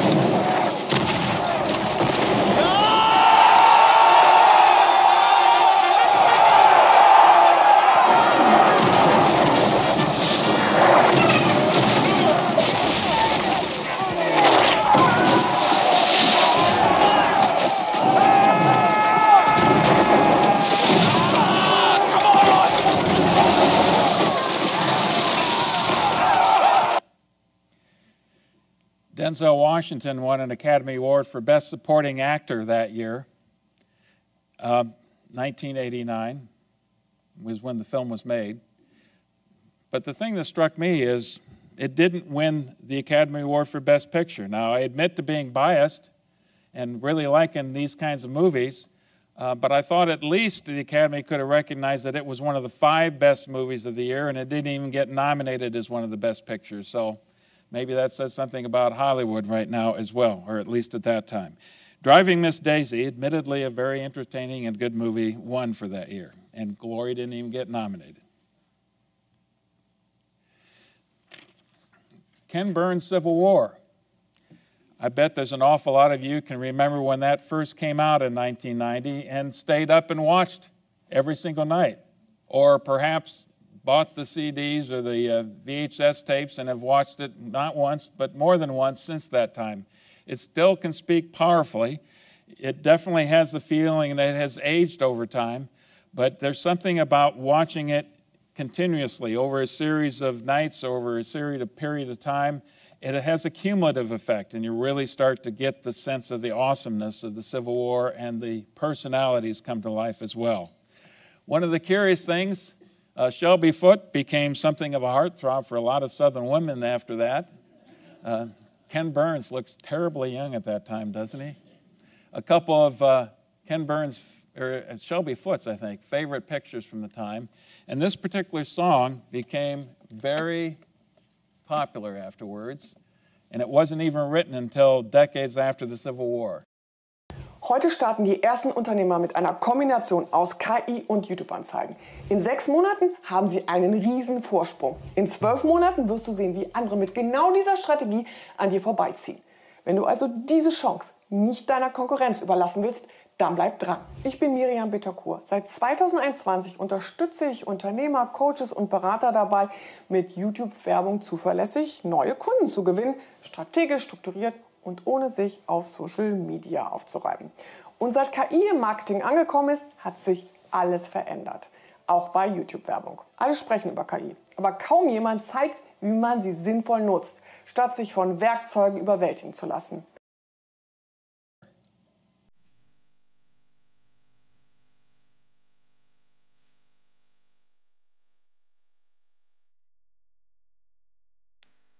It was written in 1982. And when Ken Burns heard it, he knew he had to be using that. And it is a very evocative piece, isn't it?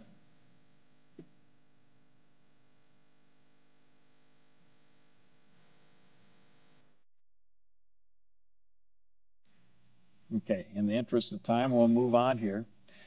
Ted Turner, a good Georgian, a good Atlanta, and very wealthy, and had his own TV network, had his version of the Civil War as well. And in the case of Gettysburg, he was able to use Michael Scharer's book, named Gettysburg as well, or excuse me, Killing Angels, and a very successful book, something that was being read in military academies and coursework. I read it when I went to the Commanding General Staff College, and I think there was 3 or 4 times I had to write book reports on various aspects of the book. And Gettysburg is an illustration of that movie. It's Ted Turner's version of the Civil War. Gods and Generals, Jeff Sharer, Michael's son, wrote Gods and Generals as well as a couple others. You can say it's the prequel of Gettysburg. Personally, I think I like Robert Duvall's Robert E. Lee much better than Martin Sheehan's. Just works for me better. But I did want to show one excerpt out of the movie Gettysburg of what is unarguably the most famous event in Civil War history, and that's the charge, Pickett's charge at Gettysburg.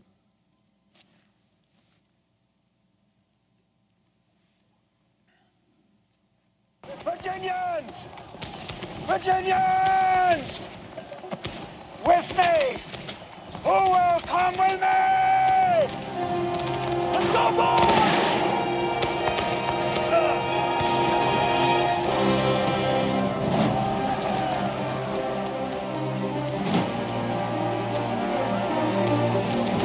That's the style, Lou! That's the style!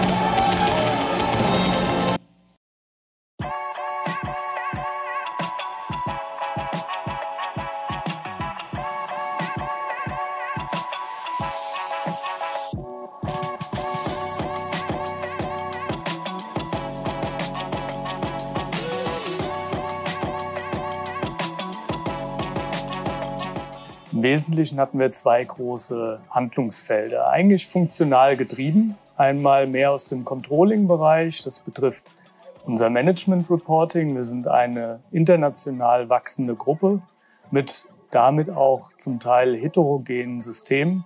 Und irgendwie mussten wir die Daten zusammenbringen. Das lief oftmals über Excel. Und mit wachsender Größe, mit wachsender Gruppengröße konnten wir das nicht mehr effizient handhaben. Das war der eine große Painpoint, den wir zu der Zeit hatten. Das zweite war natürlich auch das Thema Planung. Gerade im Vertriebsbereich, wir sind ein Markenartikelunternehmen, ist das ganz essentiell für unsere Unternehmenssteuerung. Und auch hier hatten wir viele Excel-Lösungen im Einsatz. Das heißt, die klassischen Themen Geschwindigkeitsverlust, fehlende Flexibilität und Versionierung waren mit die größten Herausforderungen, die wir hatten. Und die wollten wir professionell angehen und entsprechend lösen. Wir haben eine relativ lange JDocs-Historie bereits. Wir haben 2012 mit der Open-Source-Variante Palo begonnen und sind mit weiterer Lernkurve hin zu JDocs, erst on-premise und jetzt auch in der Cloud.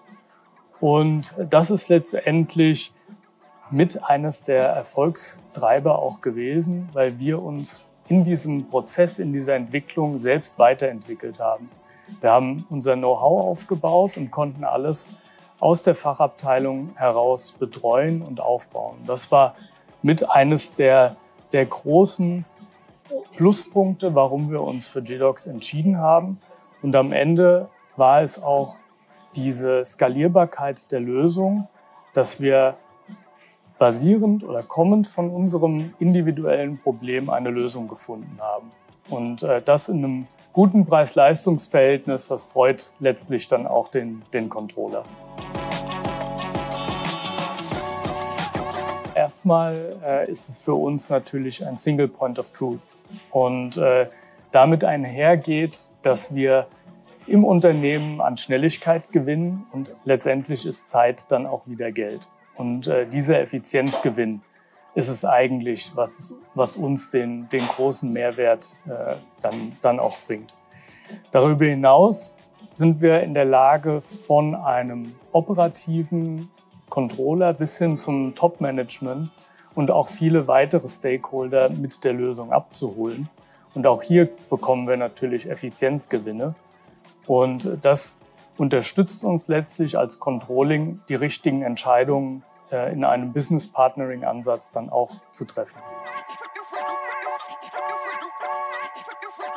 Also vor allen Dingen und als erster Schritt wird JDocs weiter in unsere Systemlandschaft integriert. Das heißt, wir möchten weitere Datenquellen erstmal anbinden und mit wachsender Datenanzahl bekommen wir natürlich auch deutlich bessere Aufsatzpunkte, gerade für Assisted.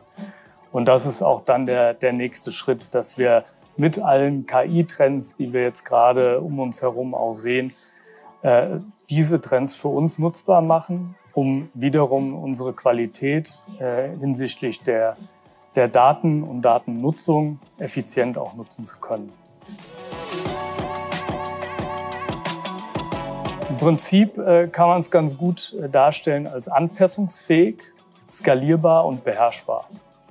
Anpassungsfähig, weil wir damit die Möglichkeit bekommen, uns an diese aktuell doch sehr volatilen Zeiten anpassen zu können.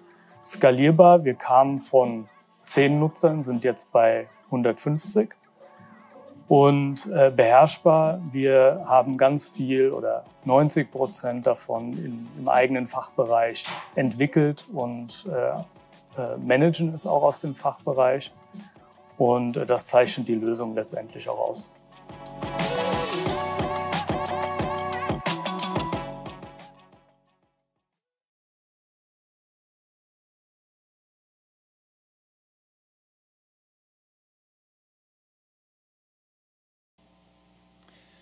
I'll let you decide whether Glory or Gettysburg does a better job of portraying a battle scene.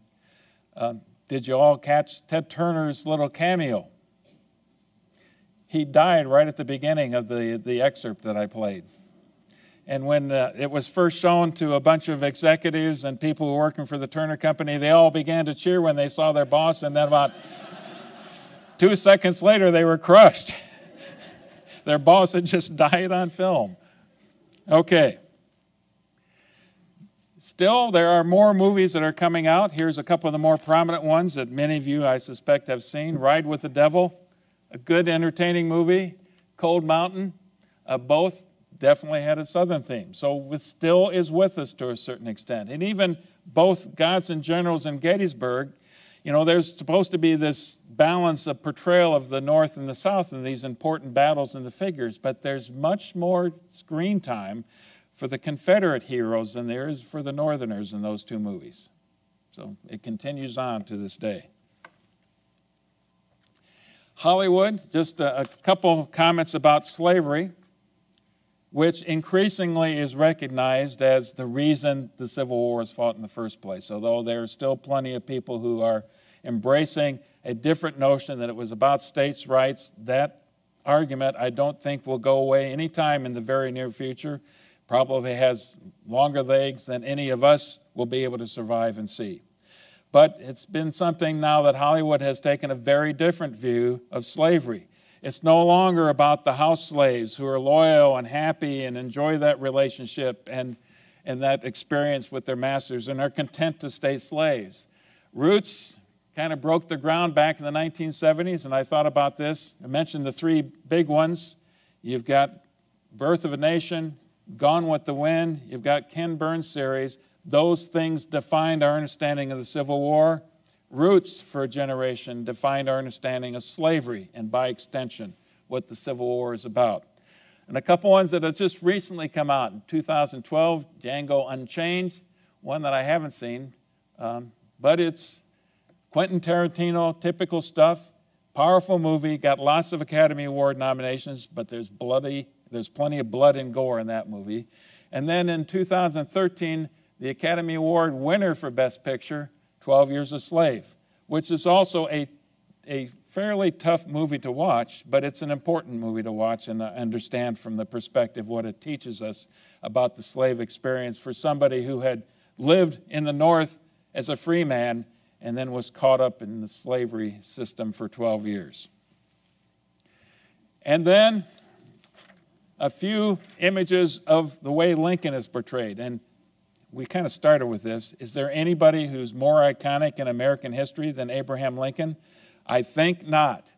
In this case, another John Ford movie, 1936. This one is about the doctor who had helped out the assassination attempt of Dr. Samuel Mudd, patched together John Wilkes Booth as best he could, and then was condemned and sent down to prison in the Dry Tortugas. And it's a very interesting portrayal of that. John Ford knows how to put together a very good story. And I don't know how many of you have seen this. I had to, as preparation for this presentation, watch Abraham Lincoln Vampire Hunter. And it's a different take on Abraham Lincoln, I'll admit. And I think perhaps the most interesting part of that movie is at the very end, and you're watching the Battle of Gettysburg, and in the background you hear the narration of the Gettysburg Address. And of course, you're watching the Battle of Gettysburg, and the Confederates are a bunch of zombies and vampires that are charging the Union troops. So maybe more than you wanted to know if you were anxious to go out and watch it, but that's how it ends. And Lincoln. And for these last couple, partly for copyright, but because they are so familiar to us, I don't have excerpts from those, but certainly a superb portrayal of Abraham Lincoln, and I think Daniel Day-Lewis certainly earned his Academy Award for playing Lincoln. Sally Field was nominated as well, and probably the definitive picture, although our scholars were able to find some things that they took issue with, but in general, a very honest and fairly accurate portrayal of Abraham Lincoln and what he went through while he was president. And finally,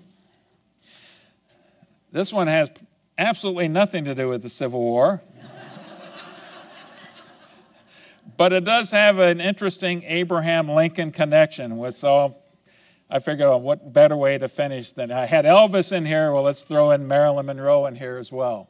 Bus Stop, directed by Joshua Logan, a movie that was based on a William Inge screenplay or a stage play. You've got the rambunctious and naive cowboy,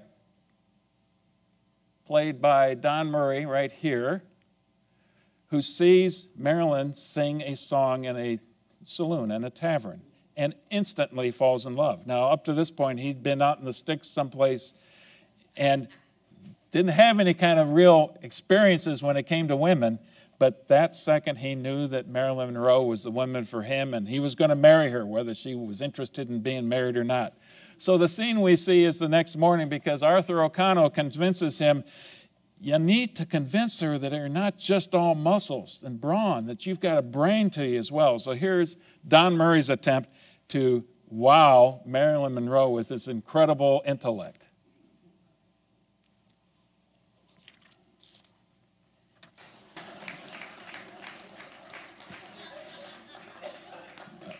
I just couldn't avoid including that clip. And that was kind of a sexy rendition of the Gettysburg Address, wasn't it? So, we finished with that. And I don't know if you've got any questions, but I certainly entertain a couple.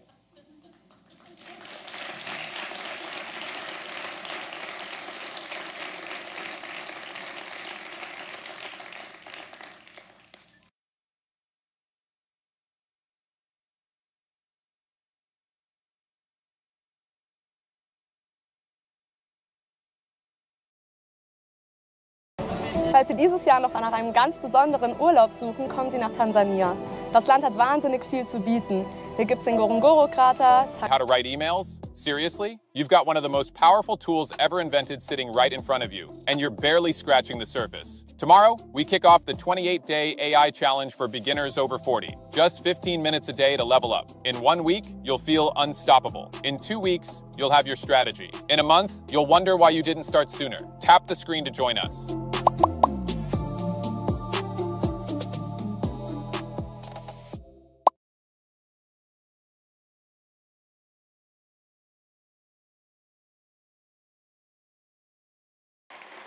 Thank you, Eileen. I think you were stretching it out so I would make that 8:30 mark. I hope to be done earlier than that. I think I've got a little bit less to talk about this evening, but quite frankly, this is a presentation I've been looking forward to make for a long time, because I think when you're looking at the surrender between Lee and Grant and then the surrender ceremony itself, that is a very important piece of American history to understand. I think it's the most poignant moment in American history, of all of our history, and has an incredible impact on what's going to happen after the war. Unfortunately, it was followed by what I believe is the most tragic moment in American history, and that's obviously the assassination of President Lincoln. But that's to set up the stage here a little bit. I have two assistants with me this evening. I have Mark Floto, who started writing poetry that centered on the Civil War, and especially the letters of Civil War soldiers, quite some time ago, early in the whole process of doing this. I don't know to any extent that I was responsible for that, but I've been very impressed with Mark's poetry, and we're going to hear a little bit of it this evening, and you'll have a chance to see some of that poetry during the reception period as well. So we have an accomplished poet with this evening. We also have Christian McWhorter, who works with the Papers of Abraham Lincoln, but I believe for your dissertation, Christian, you wrote a book on the music of the Civil War, the hymns of the Civil War, and he'll be talking to us briefly about that aspect. So early in this presentation, while we're still in the trenches of Petersburg, we're going to be talking about the experiences of the Civil War soldier, which I think are quite universal. Doesn't matter much which side of the fighting you're on. And that's one of the things that especially strikes me about the Civil War. These soldiers on either side had so much in common, so much.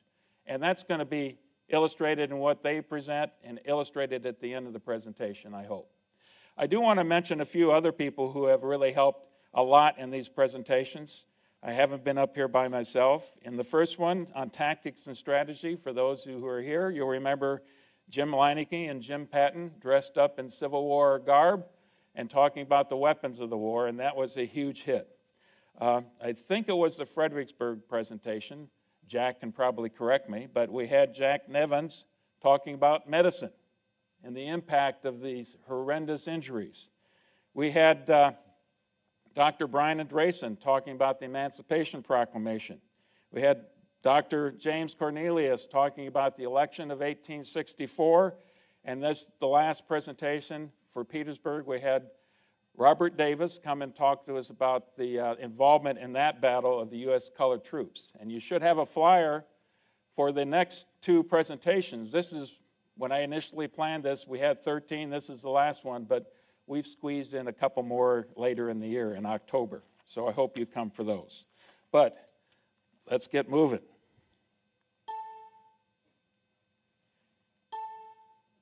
Well, that's a good start. Petersburg siege lines. For those of you who were here for the Petersburg presentation, this should look familiar. And what we basically have is Petersburg.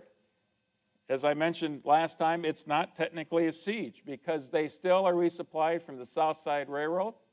And these siege lines don't end right here. As you recall, they go across the Bermuda 100 right here, and they extend all the way up and wrap around Richmond, Virginia.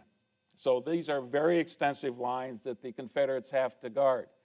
And as we saw in the last presentation, Grant kept pushing the lines farther and farther west, and Lee kept stretching out his troops thinner and thinner as the war extended to the west.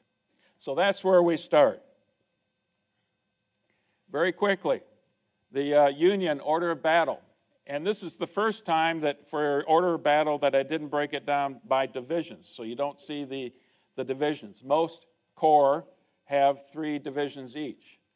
In this case, we've got some new faces here in command. Lieutenant General Ulysses Grant, the only lieutenant general in the Army at the time, commanding the entire United States forces, not just here, but Sherman throughout the entire Western Theater as well. The 2nd Corps, that was Winfield Scott Hancock's Corps. And at the end of our last presentation, actually October of 1864, he was just worn out. Hancock the Superb. And he decided to hand in his resignation and do something a little bit more peaceful for the end of the war. So his chief of staff, General Humphrey, took over. On the opposite side, you've got the 9th Corps, you've got Major General John Parke, and he is taken over for Ambrose Burnside. And of course, that has everything to do with the disaster of the crater.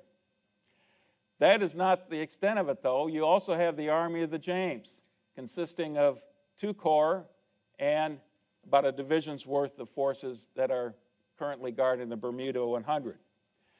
The 15th Corps has 2 U.S. colored troop divisions. The entire divisions are U.S. colored troops. So the vast majority of that corps is made up of colored troops. And we're going to hear a little bit about them later. They performed very well in this campaign. And then you have the Army of Shenandoah. As we start tonight, the Army of Shenandoah is not in Petersburg. It's still up in the Shenandoah Valley, finishing off the rebel forces there, Jubal Early's forces. But by the time we get to March or April, Sheridan is going to be coming south and joining Grant's forces. And that's going to be critical for the rest of this campaign because he's got the bulk of the cavalry, and there is nobody in the Union Army who is more aggressive, who has that fighting spirit more than Sheridan does, Phil Sheridan. He has a cavalry corps under Major General Merritt, and when he was in the Shenandoah Valley, he also generally had Wright's 6th Corps with him, another good, solid fighting corps. Army of Northern Virginia, not much change here from what we've seen before. You've got James Longstreet now returned from this horrendous injury that he had at the Wilderness Battle. he came back to take command. It had been under the command of Lieutenant General Anderson, and Lee decided to go ahead and form a 4th Corps and give Anderson the command of that. But you notice it only has 1 division, so it's a very light corps. He also has the Department of Richmond, which at this time is commanded by Lieutenant General Ewell. There's a name that we've heard quite a bit before, been kind of out of the picture for a while. He has a division, Lee's division. This is Major General Custis Lee, one of Robert E. Lee's sons, his oldest son, I believe. But Custis Lee doesn't have much combat experience, and his soldiers don't either. They are primarily naval sailors that are beached and no longer have any ships to fight on, some reserve forces, some scrap forces that they've thrown together that make up the Department of Richmond. Then you have the Cavalry Corps, much fighting the Cavalry Corps. Wade Hampton has been sent south to help out Johnston and to do some recruiting. So the former commander of the Cavalry Corps is out of the picture. That means that it transfers to Major General Fitzhugh Lee, Robert E. Lee's nephew. He is command. And you see one more Lee here, William Lee, otherwise known as Rooney Lee. That's another one of Robert E. Lee's sons who's one of the division commanders. So that makes up the Confederate forces. Winter at Petersburg. Life in the trenches. So what was life like for these soldiers? It was miserable. That's the easiest way to say it. It's got rain, cold, mud, lice, and monotony. And there's going to be a lot of quotes that I read tonight because I think that really illustrates better than I ever could what life was like and what these situations were like. Here's a Maine soldier describing it. We had an indefinable dread, our nerves subjected to a continual strain, which we know cannot end till the war ends, or we will be wiped out. A Confederate officer talking about life at the front described it this way. This life in the trenches was awful, beyond description. It was endurance without relief, sleeplessness without exhilaration, inactivity without rest, constant apprehension requiring ceaseless watching. Not the least of the evils encountered was the unavoidable stench of the latrines. Now, that brings it home. Another New York soldier said, we lived and ate and looked like troglodytes. Now, getting to the issue of monotony, that's always the soldier's fate. You're either in the heat of battle and scared to death, or you are bored to tears. And here's how a couple people have described it. Dull, duller, dullest. Nothing can exceed the monotony of camp life. And here's a Confederate staff officer. We are waiting for something to explode. Killing time, for time was killing us. So, moving on then, I have a quote here of an artillery barrage, because when they're not bored to tears, as I mentioned, they're oftentimes scared to death, and artillery barrages became a fact of life, a normal routine. And they had artillery bunkers, mortar bunkers, but you still live for fear. If you got a direct hit, you might be in serious trouble. Here is one.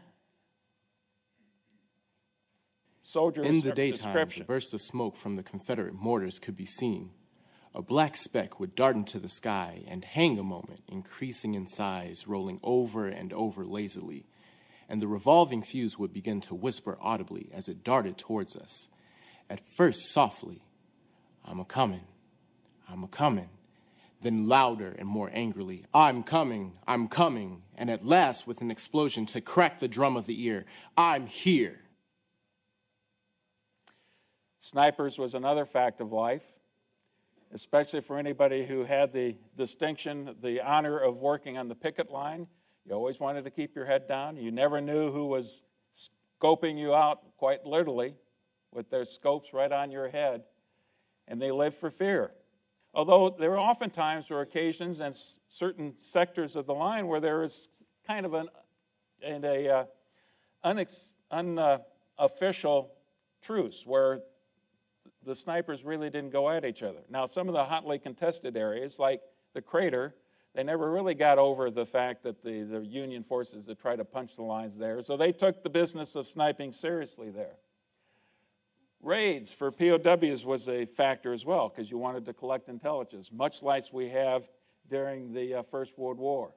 But as I mentioned before, quite often there were unofficial truces.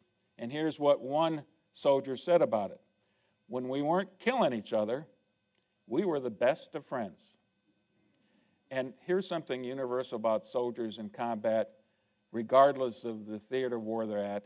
In many respects, once they've been in combat for a long period of time, they have much more in common with that guy across no man's land than they have with their relatives back home that cannot begin to comprehend what their life is like in those trenches. Finally, desertions. By this time, especially in the Confederate side, but it worked both ways, the soldiers were demoralized and oftentimes thought that the only escape for them is to desert. And oftentimes the only way to desert was to cross no man's land and give themselves up to the enemy. Hard to imagine, but between February 15th and March 18th, something like 3,000 Confederates made that decision. 3,000. Maybe about 55,000, 58,000 at the beginning of January that Lee could count on. He could not afford to lose those soldiers. But as I said, it worked both ways. And a couple quotes here. Both of these are Union soldiers who are quoting. Those who had simply deserted to the enemy and had been recaptured were shot, while those who, after deserting, had to avoid imprisonment, enlisted in the Confederate Army, and then again had deserted from that army into our lines, were hanged. The chief diversion, this different quote, the chief diversion of the latter part of 1864 was attending of hangings in the vicinity. We were treated to a hanging exhibition every Friday, and the men had grown to enjoy the spectacle. We lose all human feeling towards such dastards and traitors. And what I've got here from William Hopkins of the 7th Rhode Island is a description of a hanging. The condemned were brought forth from the guardhouse and escorted to their fate in the following manner. A band playing a dirge, 2 coffins borne by soldiers, the 2 culprits, good-looking and apparently intelligent, with wrists handcuffed behind them, 2 chaplains, an infantry guard on either hand, and a cavalry guard surrounding all. The army overcoats buttoned about their shoulders were not removed, but they could not conceal their violent, though ineffectual efforts to free their hands, the drawing up of their feet, the heaving of their chests, or the spasmodic tremors that frequently darted through their frames, but constantly becoming weaker and more infrequent until they finally ceased. In other words, for either side, there was just no escaping the fact of death. But there were distractions. Soldiers throughout eternity have looked for various ways to entertain themselves, and they generally found their own entertainment. Included theatrical groups, card games that time. Euchre was one of those games. I'm sure there were plenty others. Poker, no doubt. Musical ensembles. Many of the regiments or brigades had their own bands that they used quite often, and they were regaled with the music, although I understand from Christian that didn't happen nearly as much at Petersburg as it had early in the war. Horse races and letter writing, but I'm going to let Mark talk more about that. I do want to mention one of the social occasion of the year for the Confederates. Hetty Carey was the belle of Petersburg society, and she was courted by all of the eligible bachelors, and finally General John Pegram won her hand, and they were married on January 19th, 1865. And one of those who saw the wedding writes this about Hetty. There was a murmur of delight at her beauty, her complexion of pearly white, the vivid roses on her cheeks and lips, the sheen of her radiant hair, and the happy gleam of her bright brown eyes seemed to defy all sours. The most beautiful belle of the South at the time, and now she's married. So those are the kind of distractions that they had. And at that time, I'd ask Mark to come up and tell us a little bit about the letter writing and poetry.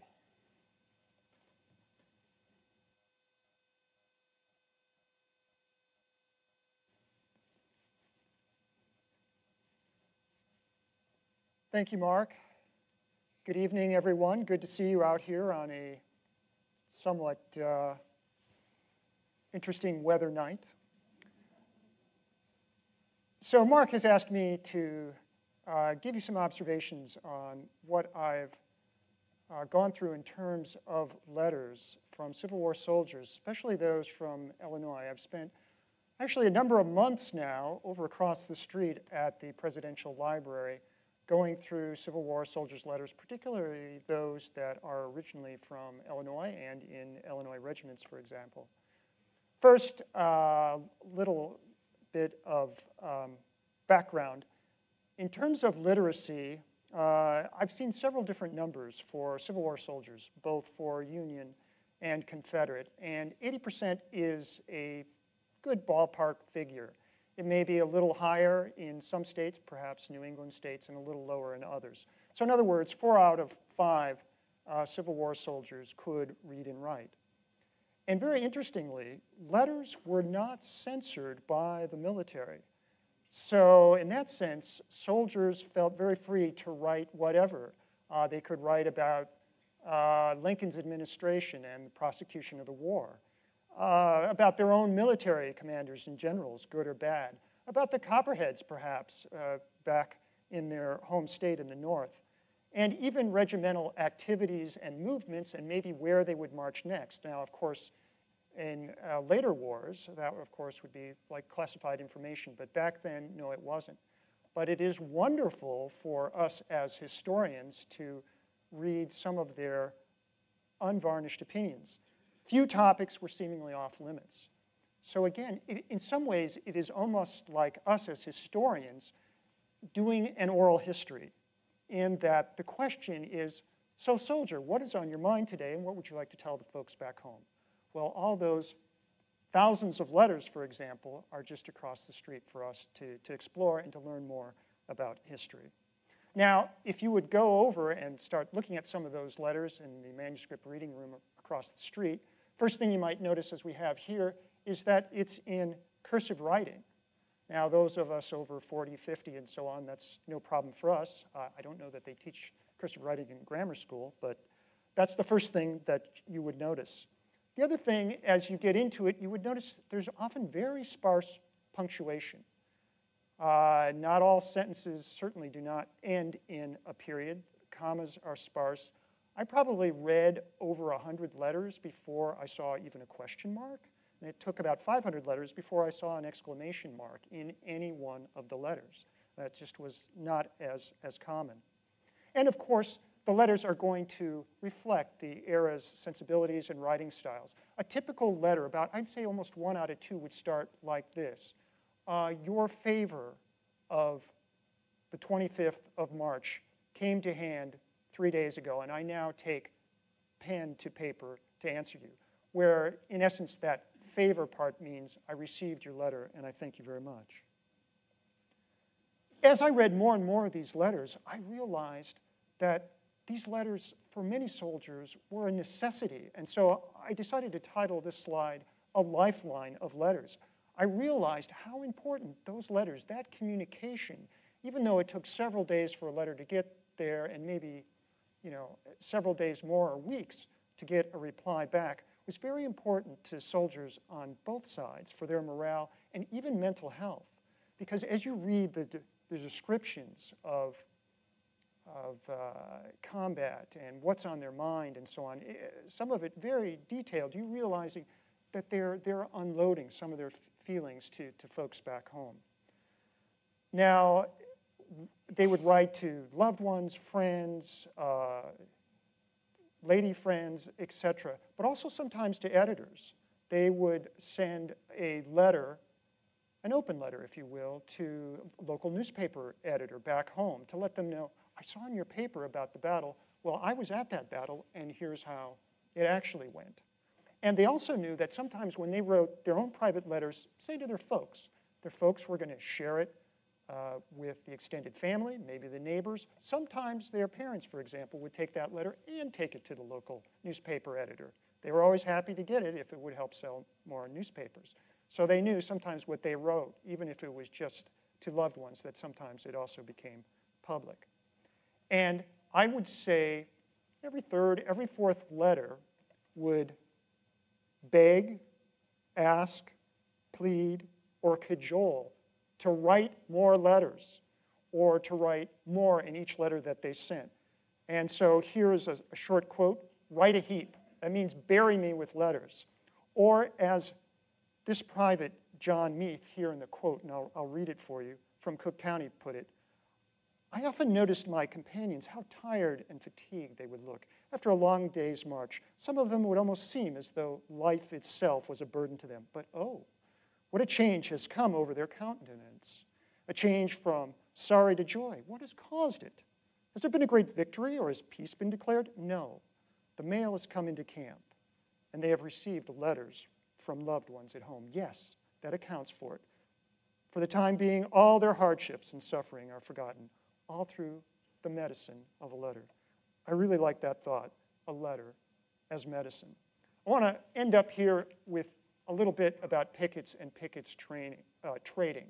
Pickets, if you will, are the peripheral eyes and ears of the Army. Whenever they're camped or they are in some sort of combat position, that is to keep them from being surprised by the enemy. And the enemy is doing exactly the same thing. So sometimes, even when they're in battle lines, but combat is not necessarily imminent,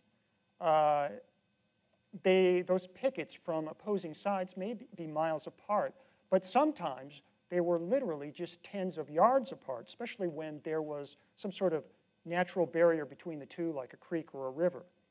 So at that distance, if it was 100 yards, even 200 yards, and you're downwind, you can tell what they might be eating. You can tell if they have tobacco or not. You can hear them singing. You can hear them laughing, and so on. So there's often a lot of conversation then between pickets from opposing forces. And in the letters, they never say, oh, you would not believe what happened. We met the other picket. No, it always comes across as a matter of course, as part of picket duty. And for privates and corporals, it came up quite often, perhaps every week or so. So they sometimes got to know the pickets on the other side, and so they would trade. So why would they trade and meet with them? Well, I have some things up here, but I've also written a poem that illustrates some of these things. And the poem is for three voices, so I would like to have Mark Depew and Christian McWhirter come up, and we'll read this poem. Mark will represent a Union picket, and Christian will represent a Confederate picket, and I'm a third voice as a narrator. So, gentlemen, begin. You there, what is the news? Shouts he. You have any coffee, says me? No, there are these unwritten rules that sort the quick ones from the fools. What else you got to trade today? Can you spare some sugar this way? No officers should be in sight. They think fraternizing ain't right. Is that some bacon I'm smelling? Need tobacco, if you're selling. Just 100 yards. There's the signs to cross no man's land between lines. Have here some preserved pies, top shelf. That hardtack you keep to yourself. Military talk not allowed, nor politics among this crowd. Here are newspapers from last week. John has a story. Let him speak. That's how we learn current events and make this war business less tense. Quit taking all the euchre tricks. What you got for whittling sticks? Being neighborly beats bereft or mulling dark thoughts about death. Any back home news from your wife? Let's see again that pocket knife. Peaceful commerce. Don't interrupt. A cannon shot makes us sit up, picked up quick as a deck of cards. Give your general our regards. They are parting words made on the trot, with giving as good as we got. Thank you, gentlemen. Christian.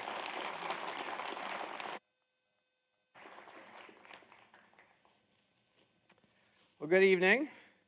As we've already said a few times, I'm Christian, and thank you all for coming tonight, and thanks for Mark for giving me the opportunity to speak. Mark has given me what I think is the challenging task of summarizing music within the ranks in only 10 minutes, and I've also tried to make sure I don't repeat any of the information I gave last year. For any of you who came to my talk last year, I talked about music in the war, so we'll see if I pull it off or not. Anyway, I wanted to begin by saying I thought it was very fitting for those of you who some of you may already know this, but today, the anniversary of Appomattox, this very special anniversary, I think, was commemorated by 4 minutes of bell ringing across the country at 2:15 Central Time. They rang for 4 minutes to represent every year of the war. And personally, I found that was very fitting because the Civil War was a particularly musical war, and music was a quintessential part of the lives of Civil War soldiers. Furthermore, Civil War soldiers knew this. The Civil War was special because music was played all the time. Almost every aspect of camp life was somehow influenced by music, and this heavily experienced their memory of the conflict for years afterwards. The soldiers, the men, they brought their love of music with them into the ranks, both in the Army of the Potomac and the Army of Northern Virginia. They brought songs with them that they'd already known from home, songs they would sing with their families, songs they would sing with their friends, minstrel songs, sentimental songs like Home Sweet Home, probably the most popular song in America at the time, Annie Laurie and Lorena. But the martial spirit that imbued them when they first enlisted in 1861, and yes, I'm jumping way back before Petersburg, but I'll catch up, don't worry. When they first enlisted in 1861, the songs they heard at that time, these new martial songs, these anthems that conveyed to them what the war was about and resonated with them, those were the songs that I found they carried with them and that they performed most often, and that after the war had the most meaning for them. Each side adopted 2 anthems that they carried with them through the war. I'm going to see if this music works. In the South, those 2 anthems were Dixie and the Bonnie Blue Flag, and I've got a medley of both those songs here. I can't get this stuff. Hang on. Let's do it the cheap way. There we go. All right. In the North, the 2 anthems that they embraced were John Brown's Body, which I won't play for you tonight, but it had the same melody as the Battle Hymn of the Republic, which most of you know, and the Battle Cry of Freedom, which is the other song I've got to play for you tonight, although it has a long intro, so bear with me. Es ist, als hätte ich Fühler und 1000 Augen für die Schönheit der Welt. Lichtjahre im Jetzt zwischen Küsten der Kosmos.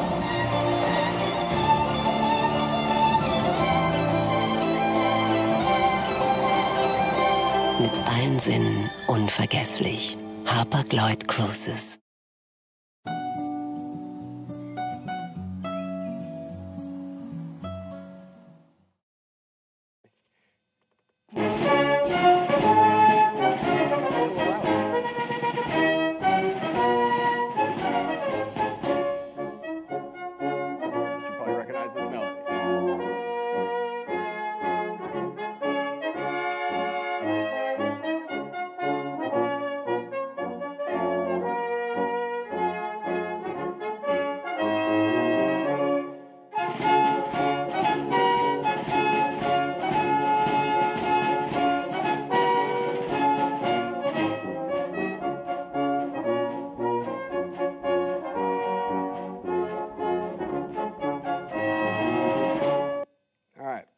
So these are the songs you would have heard them performing, and they carried these songs with them through the rest of the war.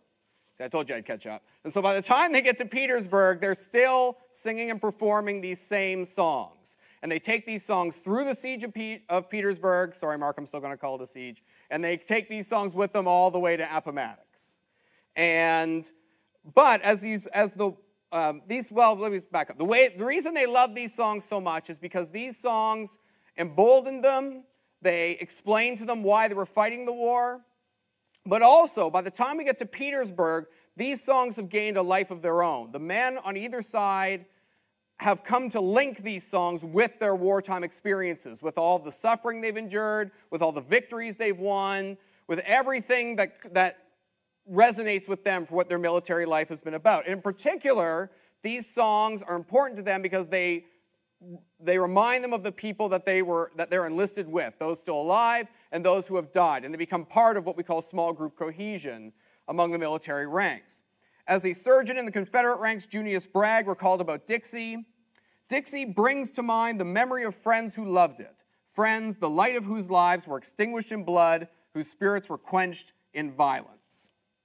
However, by the time we catch up to where Mark is today, these songs have started to change a little bit for both sides. In the Union, they know victory's coming. They're really starting to feel like they finally got it now. And so they start to adopt new anthems. They still cherish these old ones, but they also adopt new songs that serve not just as victory anthems for them, but also really define for them what the war had been about and the way they want to remember that war. And again, we've got two anthems in the Union. One is the Battle Hymn of the Republic. The Battle Hymn of the Republic is written in late 1861, published in early 1862, but it really doesn't catch on in the North until late 1864, early 1865. And part of the reason for that is because its lyrics provide a sense of comfort to the Union soldiers for what they think they were fighting for. The other one is Marching Through Georgia. Marching Through Georgia is a very kind of jaunty tune, but it shares with the Battle Hymn of the Republic a sense that victory has arrived and that victory is an emancipationist victory. The way they embrace these two songs illustrates how far the Union has come from 1861, when it was a war just about Union, to 1865, when many men in the ranks are defining this as a war to save the Union and destroy slavery. And the songs they choose to celebrate the end of the war reflect that idea. And it's the way they choose to define themselves and what they had done. In the South, the opposite is the case. In the South, many Confederates, both in the ranks and on the home front, start to abandon Dixie and the Bonnie Blue Flag. For them, these songs remind them of how they are losing, of those days in 1861 when they felt emboldened, when they felt proud, when they thought they were going to win. Now when they hear these songs, they sound bitter to them. They cause pain for them. And there's a period, really over a decade, from 1865 through the Reconstruction, when a lot of Southerners reject these songs because they see them as a painful reminder of the rebellion they once waged. It's not until the veterans start doing reunions in the late 19th century that Southerners embrace these songs again. But regardless of how these songs evolved and their preferences and beliefs, these soldiers always kept music close by. And the last thing I'll talk about today is a little bit about the kind of music these soldiers had, the way they played music for each other. Many literally carried their music with them in little books like this one. This is from our collection. These little books are called songsters. They are very small. This one we put this one in hardback for preservation purposes. Most of them were softcover. And most of them do not include any notation, although this one does. You can see, I don't know if you can see from here, but there's a little bit of notation here. But most of them just had the lyrics and would just give you the melody that you were supposed to sing it to. So for instance, the Battle Hymn of the Republic, if it appeared in a book like this, it would have the lyrics that would say, "To the tune of John Brown's body." And soldiers kept these. They're perfect size to put in your pocket. Soldiers kept these, and they carried them with them through the whole war. And there's tons of them all over this country in libraries everywhere, just like this one, which is, from what I see, a testament to how cherished these things were, because the soldiers kept them. And they kept them throughout the war, and their families kept them, and they donated them to libraries. However, they also carried the means of making music with them. Their voices, of course, they had with them all the time. Group singing, for any of you who've seen me speak before, group singing was extremely common in the 19th century, so they were perfectly comfortable singing around each other, but they also knew how to play instruments. Soldiers brought along guitars, banjos, fiddles. They did string instruments in particular. They brought into the ranks with them. These weren't professional musicians for the most part, but if they brought an instrument from home, it tended to be a string instrument, and these would be used mainly in camp. But there was also a large class of professional musicians attached to the Civil War ranks.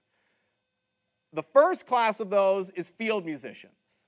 Field musicians had long been a part of military tradition throughout the Western world. These were fifers, drummers, and buglers. And their primary function was to issue orders by performing certain calls and certain roles on the drums. And there were 2 for every company on average. They were paid pretty well. We generally think of them today as being children, but they really weren't. Some of these guys have been in the Army their whole lives. And as a result, they became a kind of part of military culture and Civil War military culture. This is a sketch from the Civil War. This is of field musicians. This is a field musician in front of that camera on the bugle playing reveille. And these are 4 field musicians playing tattoo. These guys became kind of a romanticized part of the way soldiers were called and experienced their soldier life. Later in life, they would always remember that what these field musicians played, and it takes them, hearing reveille, hearing tattoo, hearing meal call, takes these guys right back into their time in the ranks. However, they also kind of hated these guys because they hated getting up in the morning and they hated going to sleep. And so a lot of the soldiers made up joke lyrics for these calls. And I'll read a couple to you here from my book, available on Amazon and in the gift shop. Now in softcover. Reveille has long been made fun of by soldiers, right up to World War II. And the lyrics Civil War soldiers had it were very typical of what you hear today. I can't wake him up, I can't wake him up, I can't wake him up in the morning. I can't wake him up, I can't wake him up, I can't wake him up at all. The corporal's worse than the private, the sergeant's worse than the corporal, the lieutenant's worse than the sergeant, and the captain's worst of all. I can't wake him up, I can't wake him up, I can't wake him up in the morning. One of my favorites was meal call. Soupy, soupy, soupy without any bean. Porky, porky, porky without any lean. Coffee, coffee, coffee without any cream. And my personal favorite, sick call. Are you all dead? Are you all dead? No, thank the Lord, there's a few of us left. There's a few left yet. So you can see a certain kind of soldier's gallows humor and snarkiness behind these lyrics. All right, but what really made the Civil War special in the history of American warfare in particular was the preponderance of another class of professional soldiers, the regimental bands. The regimental bands were almost every unit in the Civil War when they first enlisted tried to get a regimental band to accompany them. The Civil War came at a critical moment in the history of band music in the Western world. The Germans had started developing these brass bands. They were usually attached to military units. They became really popular during the Crimean War in the French army. And when America started its Civil War, these bands had started to permeate the United States. And so every guy who enlisted, North and South, wanted a regimental band with his regiment. And there were tons of these guys. These bands could be as big as 24 members attached to a single regiment. Some regiments had a band for every company. I mean, these were phenomenal numbers of guys enlisting in these bands. Some of them were very good. Some of them were professionals. Some of them, not so much. One guy complained that he wanted his band to stop playing near the mess tent because it was souring the milk.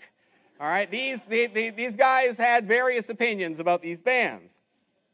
But like the field musicians, they became a quintessential part of Army life in the Civil War. Robert E. Lee famously remarked, "I don't believe we can have an army without music." And he was saying this to a regimental band. So these bands were just quintessential. The commanders like Lee believed these bands were good for morale. Future President Rutherford B. Hayes remarked that a regimental band is better than food and clothing to give spirit to the men. That's how advantageous he felt these bands were.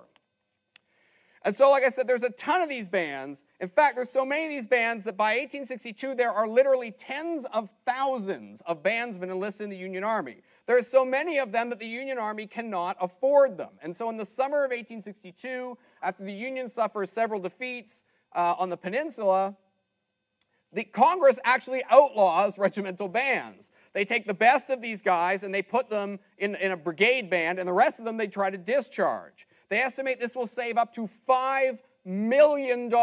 This is in 19th century dollars, $5 million.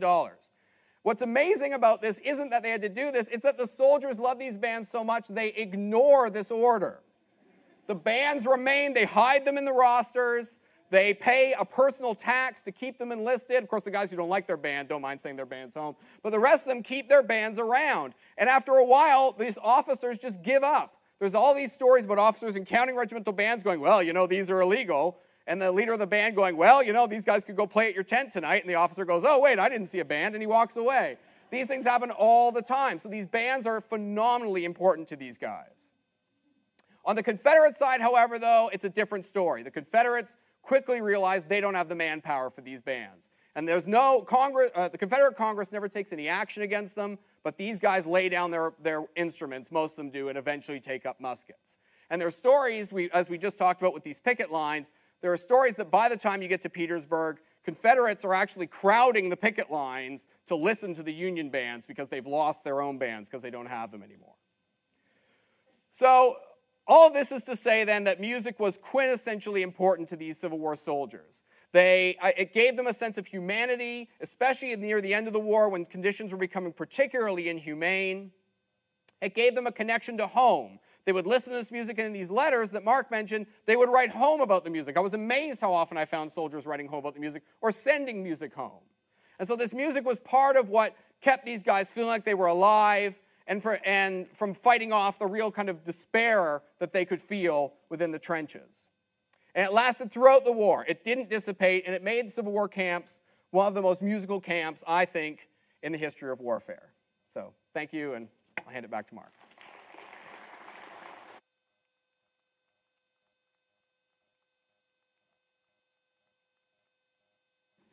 Thank you, Christian.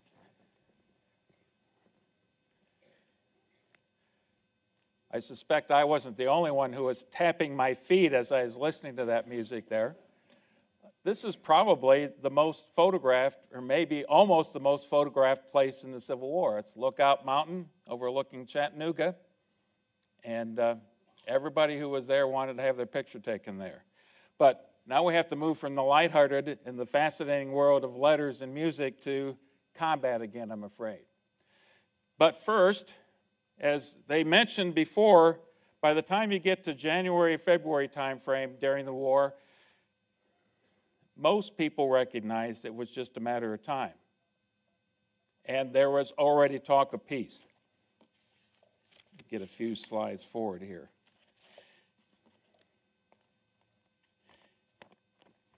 In fact, in 1864, Lincoln wrote to Horace Greeley, and he wrote this about the propositions, what terms of peace that he would expect. Any proposition which embraces the restoration of peace, the integrity of the whole Union, and the abandonment of slavery, and which comes by and with authority that can control the armies now at war against the United States, will be received and considered by the executive government of the United States.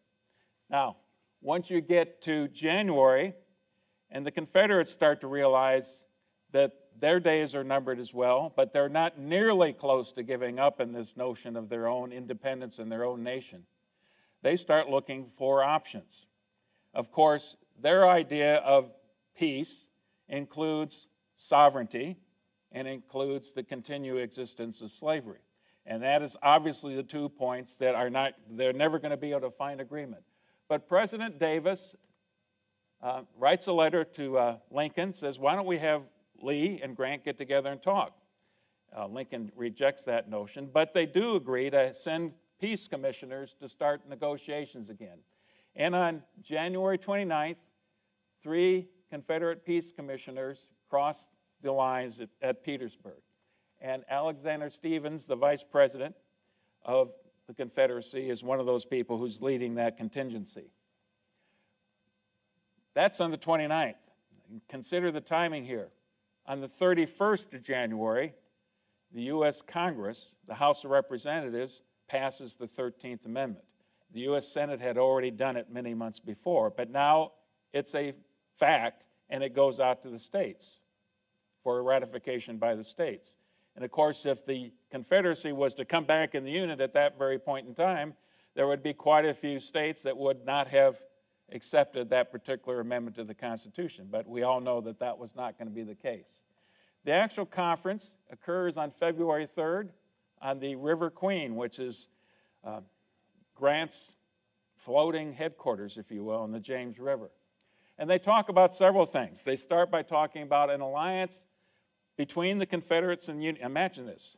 The Union and the Confederate soldiers fighting together in Mexico against the French who are at that time, you've got Emperor Maximilian, who's the puppet emperor of Mexico. Why don't we do that? Well, of course, that's roundly rejected by Lincoln. The next one is the future of slavery. And we know that that's not going to go anywhere. So there wasn't really much to talk about in that respect. But this third one came up. How about monetary compensation for slaves? You know, if you're not willing to let us keep slavery, and you're going to abolish slavery, that's property. And so we should be compensated for that. And Lincoln actually recommended that perhaps as much as $400 million in Civil War dollars, $400 million could be set aside to repay Southern slave owners. But these first two, these right here, that was a killer. That just was not going to happen. So the only thing that they could essentially agree on was the exchange of prisoners. And that seemed pretty straightforward. Always a big concern in any kind of peace negotiations that you have. If the war is going to continue then, and it obviously was, what is the strategy of the two commanders in theater? In Grant's case, he wants to continue to stretch the lines, just like he did all of the fall of 1864. Keep pushing the lines west, farther west. As you do that, you're stretching out the Confederates with much smaller numbers.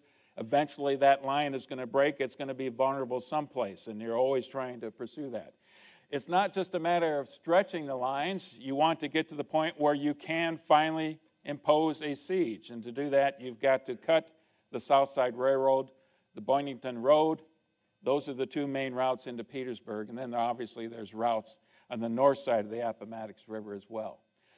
But the big goal in Grant's mind, you do those things because what you really want to do is to get Lee and his forces out in the open field, away from entrenchment someplace, where if you're attacking them, you know that it's 3-1, and then you still have a tough time of defeating an enemy that's entrenched. If you got open terrain, then you can maneuver again, and perhaps you can have that decisive victory. That's what Grant wanted. For Lee's case, he was a realist. He knew that in his heart of hearts, he knew that the Confederates' days were numbered, but he was always audacious, always aggressive, looking for something to do. His proposal, his thought was, if you have to leave Petersburg, and that's obviously the goal that Grant has in mind, then to move his army west until you get to the Richmond-Danville Railroad. And once you get to the railroad, then you can put your army, much of it on the railroad, and drive down to Danville, which is in southwestern Virginia. And once you get there, you can move the army south into the Carolinas, link up with Johnston, Joseph Johnston's army that's trying to keep Sherman at bay at the time.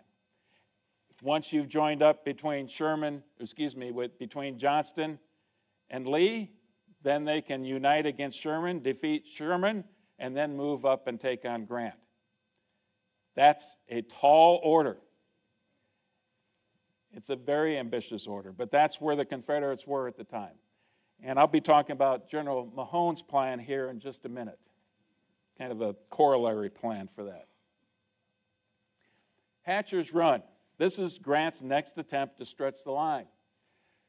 And you see three basic blue lines here. You've got Gregg's Cavalry Division.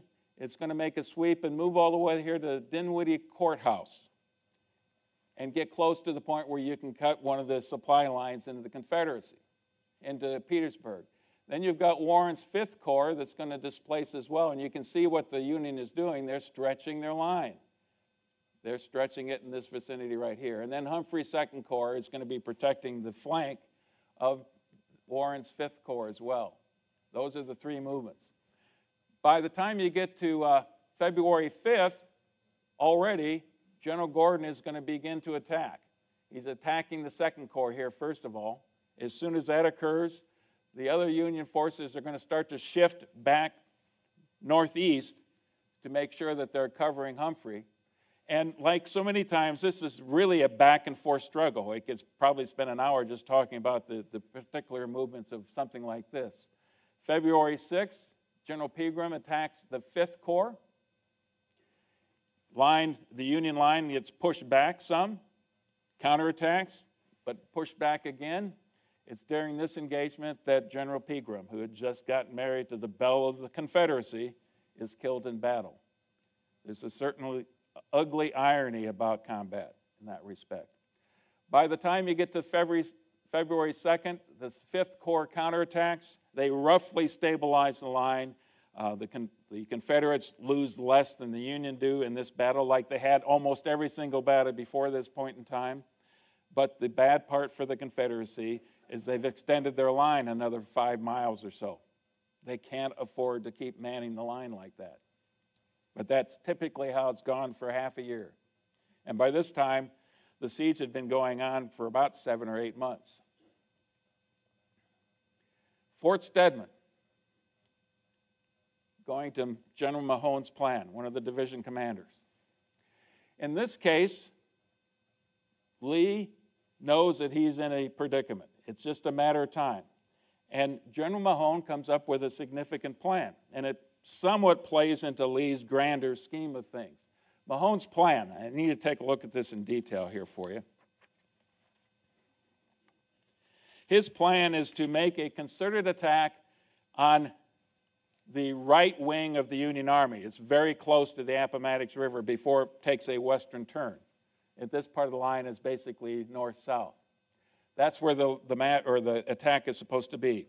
At night, in the midst of the night, special squads will go out and clear paths in front of the Confederate line so that the Confederate troops can move forward. Then they will have picked men who advance quietly up to the Union pickets and take some of the pickets out. Then they will cut pathways through the Union abatis. You remember these cross sticks that they were preventing, kind of today's version of concertina wire. They had to take axes out to cut their way through those. Then they would have 3 100-man storming parties that would rush through in these 3 locations here and capture Fort Stedman, which is right here, and 3 artillery batteries, the 10th battery, the 11th, and the 12th. And all of this is happening in the pitch of night, in darkness, if you will. Nothing more confusing than when you're moving around in that kind of terrain, that kind of condition. Once those 3 100-man parties are through, then another 3 100-man parties come through, and their job is to reach the high ground, the significant terrain behind the front lines, and to seize that so they can control movement, prevent the Union from reinforcing. Once that occurs, then the rest of Mahone's corps comes through, peels off to the left and right, and start working their way down the trench lines. That's the plan. If it works that way, and the reason that Lee accepted was that would disrupt what the Union was probably attempting to do, cause the Union to contract their lines, which might give Lee enough breathing room to head his army west and then south and link up with Johnston, to give him enough time to do that. Risky. So, the attack begins, and it's at night, as I mentioned, and the first few phases of the attack go like clockwork. In fact, one of the interesting things was, here's going back to what Mark especially was talking about with the pickets. The Union pickets are hearing all this noise. It's 2 o'clock, 3 o'clock in the morning. Something's going on over there. What are you doing over there, Johnny? Never mind, Yank. Lie down and sleep. We were just gathering a little corn. You know, rations are mighty short over here. Now, in the honor of the day, when they did get close to the attack, and this one, and maybe this is an apocryphal story, but this is one that was preserved, one of the Confederate pickets yelled out, "Hello, Yank, wake up. Look out, we're coming." So that's the way the attack began, but again, it went very smoothly for the first hour or so. But things start to turn. And even before you get to daylight, things are turning. You've got a couple Union commanders who have their heads screwed on straight, and know how to react. They are seasoned soldiers by this time, and much of the Ninth Corps now is going to seal this penetration and basically blunt it.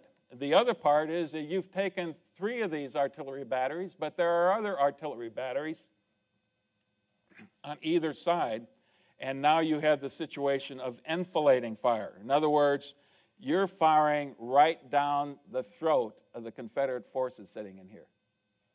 Right down the throat. Now, this is Gordon's position right here, but eventually they're going to be back in the trenches. So these lines right here are a little bit later in the battle. In other words, finally the battle turns. It's not going to be a success. The Confederates just don't have enough soldiers to make it happen. And Lee, at about 5 a.m., decides to call it all off. And by 7 o'clock, the Confederates are running back across the lines. And one of the soldiers describes that experience of returning back across no man's land, now in daylight. I only escaped capture by running as hard as I could a quarter of a mile through open fields swept by their fire, expecting every moment to be knocked over as the dead lay in long line, being killed attempting to get away as I did. And I can assure you, I drew a long breath of relief when I jumped into our works, for it was a miracle almost that I got through it safe. Casualties. Union suffered 2,134. They could be that precise. The Confederates, by this time in the war, were never precise, but the estimates ranged anywhere from 2,618, that's the official count on the Confederate side, but others thought it was as high as 4,000. That's soldiers Lee cannot replace. Grant can replace his troops. Lee cannot. So this was not a success. About that time, March 28th, a few days later, there is a council of war, so to speak. It wasn't officially called that, but once again, it's on the River Queen. And in this case, you've got 4 of the most famous commanding generals of the Civil War. Sherman, Grant, here's Abraham Lincoln, of course, and here's David Porter, the commander of the naval fleet in that region, and also very well acquainted with the rest of these gentlemen. They talked about 2 things primarily: the rest of the war, and then what's going to happen after the war is over, because it looks like it's just a matter of weeks or months. In the respect to the war, Grant was announcing that Sheridan's cavalry was just about ready to join his army, and that was going to make a big difference. It gives them a movement factor that they just didn't have before. And that once they've got Sheridan's cavalry, they're going to go after cutting that rail line again and trying to force Lee out in the open country. Lee would attempt to flee, and then Meade and Ord would pursue aggressively. That was the plan. And here's what Lincoln said. And I think, again, I'm going to be using a lot of quotes because it's so important to get the flavor, the attitude that these people had. Must more blood be shed? Cannot this last bloody battle be avoided? And then he goes on with this comment. Can't you spare more effusion of blood? We have had so much of it. That's Lincoln talking to his 3 top commanders. Later, Admiral Porter quotes Lincoln as saying this as his desire for what kind of peace terms to have. And this is also important. Get the deluded men of the rebel armies disarmed and back to their homes. Let them once surrender and reach their homes, and they won't take up arms again. Let them all go, officers and all. I want submission and no more bloodshed. I want no one punished. Treat them liberally all around.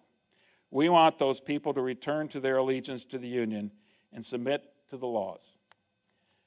Both Lincoln and Lee on his side, it's always referred to the other side as those people. Those people. I'm not sure we would use that kind of vernacular today in discussing our enemies, but that's what they used at that time. That gets us to the next major engagement, Five Forks.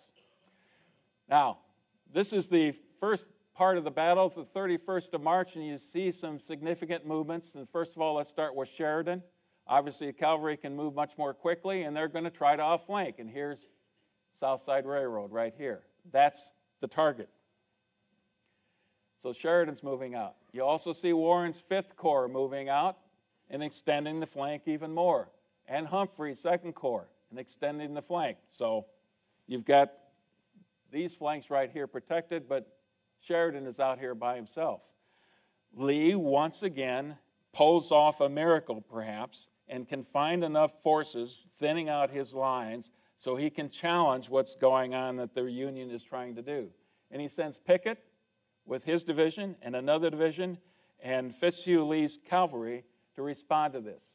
And they first attack Sheridan in the flank on here on the 31st of March. You can see the route that Sheridan takes. This is another seesaw battle between the 31st, that first day or so battle. But it's also important to remember as we talk about this particular engagement, as so often is the case in the Civil War, weather plays a role.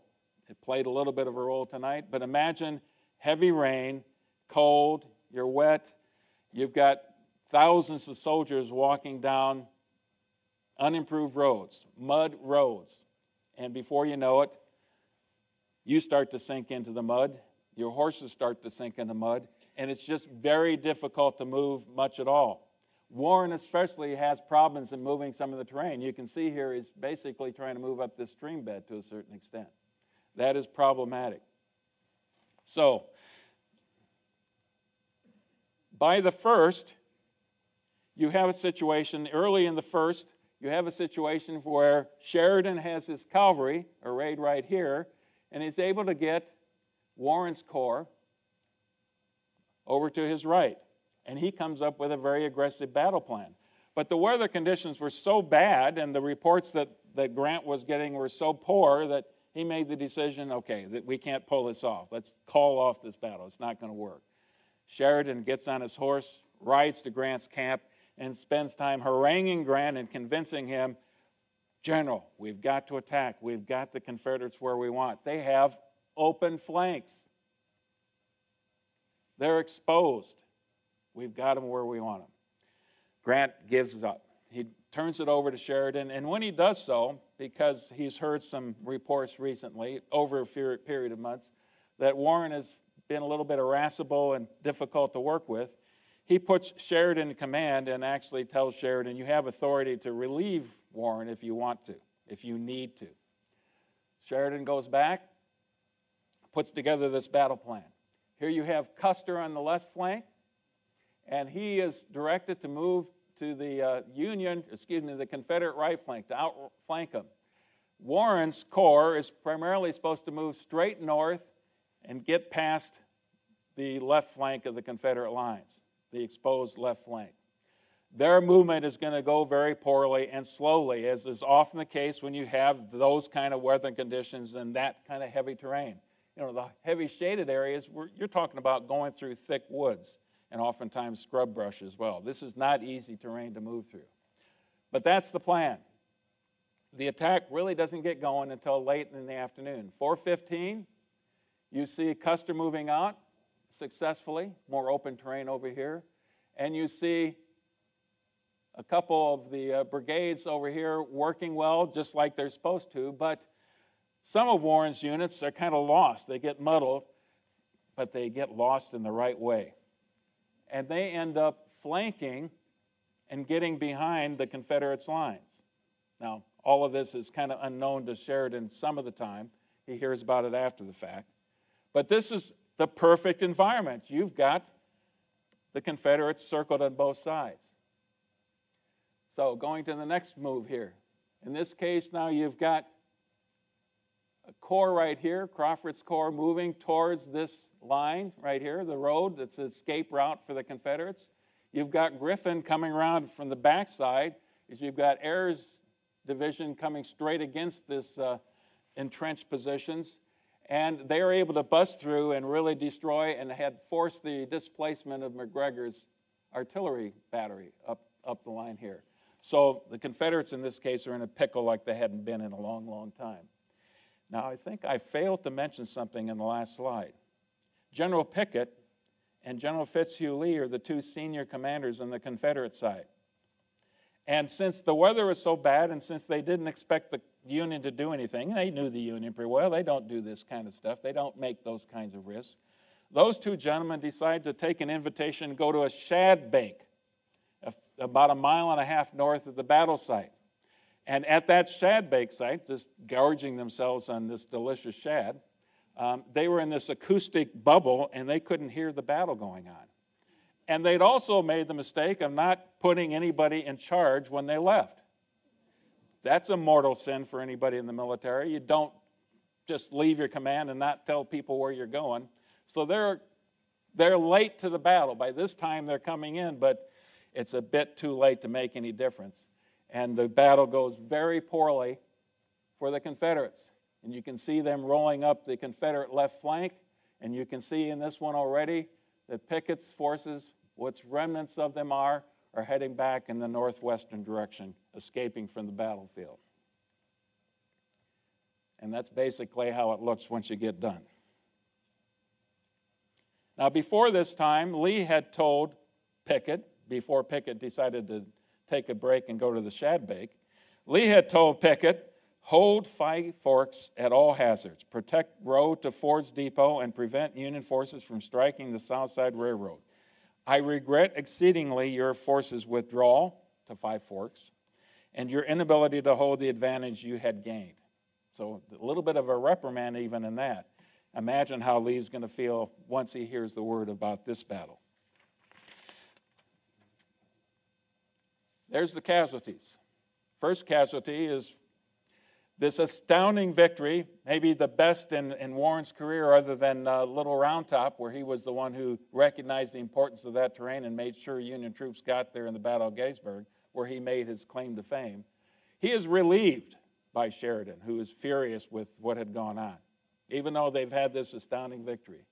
Union casualties, look at the disparity there. Oops.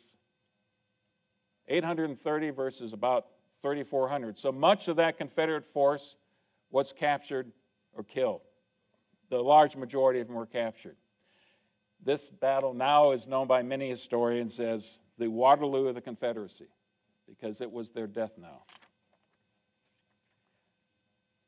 The next piece, then, the next phase of the combat, I think, is fascinating. What do you suppose Grant's going to do? The first thing he hears about the success they just had at Five Forks. And maybe a fourth of the Confederate force is out of the picture now. He knows that they are very thin across the entire Confederate line, and he orders a general advance the very next morning. And that's what you've got. April 2nd, you have attacks across the entire front. And we're just going to work from right to left here primarily. Park's 9th Corps, you can see that the lines are closest there. It was roughly in this territory right here where Fort Stedman was. They have initial success as they move out, but Gordon is one of the best commanders the Confederates have, another one of those seesaw battles, but eventually the Union is held at bay. Then you get to Wright's 6th Corps. They've got a long chunk of the terrain right here, and a couple portions of the 6th Corps attack. It's right here, in this part of the line against A.P. Hill's forces, that the Union has success. And again, it's primarily because these lines have been so thinned out. They're just not manned like they need to be anymore. In the respect that just like Mahone had done before, Wright's troops, they go forward with selected axemen, they chop through the barriers that they've got, and then they push through. And now here's what's especially interesting in this particular camp. Once these elements get through here, they basically go right down the Confederate trenches, cause them to kind of peel out, and then they get close to the Boynton Road, and they head back northeast again and head towards a line that Lee now is very hastily trying to assemble, moving Longstreet from the north side of the Appomattox over here to try to protect Petersburg, the core of their defense. So that's what the 6th Corps has done to great success. Then you've got the 24th Corps under General Ord. And his forces, now you can see it's going to take a similar route. They can kind of almost, with minimal resistance, walk through these defenses because Wright has eliminated those to a certain extent. And now they go against Fort Whitworth and Fort Gregg, and especially Fort Gregg. The battle there, The Confederates send a couple regiments, select regiments forward, some really hard-fighting units to hold those forts. It's, in some respects, later in that battle, it's hand-to-hand combat, very bloody. And here's a comment from a Louisiana soldier who was there. Fort Gregg raged like a crater of a volcano, emitted its flashes of dead fire, enveloping our flag of honor in flame and in the smoke of death. It was a terrific struggle and slaughter. And a Union soldier talking about the same place. The interior of the fort was a pool of blood, a sight which can never be shut from memory. The rebels had recklessly fought to the last. These are determined men by that time. They are seasoned soldiers and the best that either side had to offer. So they do fight to the last in many cases. But it's a tremendous defeat for the Confederates, and Lee now has little choice but to look for an evacuation of Petersburg. And that's the next step. Casualties. 3,900 for the Union, roughly 5,000 for the Confederates. And if you remember from the Petersburg presentation, in almost every battle that we had before, those numbers are always reversed. The Union always suffered much higher casualties than the Confederates. And now it's gone the other direction for the Confederates. And as I said before, and I'll say a couple of times more probably, Lee cannot afford to lose those men. He cannot replace them. The evacuation of Petersburg. Lee's evacuation plan for his forces in Petersburg itself to cross the Rappahannock River, to get across and take a left turn and move towards Amelia Courthouse. And he had already arranged that 35,000 rations were going to be on store that they'd moved down from Richmond, waiting for his army in Amelia Courthouse. Once there, if they beat the Union, and this is the key for the rest of this, if they beat the Union forces there, they can get to the railroad and head south and go to Danville and then keep going south once they get to Danville into the Carolinas and join forces with Johnston, just like he'd wanted to do before. It's a midnight evacuation, so the stroke of midnight, beginning of April 3rd, is when the evacuation begins. And by early morning, I think it was 4:38, something like that, the first Union troops start to sneak into Petersburg, expecting to find pickets or something there, but finding little or nothing except the enemy that had evacuated. Now, in the process of evacuating, you certainly don't want to leave anything for the enemy, so Lee directs that any kind of military munitions be destroyed. So you're talking about wagons are destroyed. You're talking about rail cars are destroyed. You're talking about tobacco warehouses. So imagine a huge tobacco warehouse going up with smoke and the stench of that's filling the air as well. So you've got the Union troops. The 1st Michigan had the distinction of being first into town. And we do have another quote here. This one is General Porter Alexander, the artillery commander for the Confederates, and his comments is saying, Petersburg burning. It was after sunrise of a bright morning when we turned to take our last look of the old city for which we'd fought so long and so hard. It was a sad, a terrible, and a solemn sight. The whole river front seemed to be in flames, amid which occasional heavy explosions were heard, and the black smoke spreading and hanging over the city seemed to be full of dreadful portents. I rode on with a distinctly heavy heart and with a peculiar sort of feeling of orphanage. Of course, with Petersburg evacuated, there was no choice but to evacuate Richmond as well, the capital of the Confederacy for 4 years. The place that they had been successful holding the Union Army at bay for all those years. The Confederate government flees towards Danville. That's where they're going to reset up their operations. And you can imagine the kind of things that the government officials wanted to take with them. Their wagons were filled with whole paraphernalia of all kinds of different items. But the city was turned over to the engineer squads, the the explosive squads, because they're going to do the same thing that was done in Petersburg. They're going to destroy anything of military value. But there were some other things that were going on there as well. In one case, there was a whiskey factory that was discovered, and those barrels were emptied into the gutters.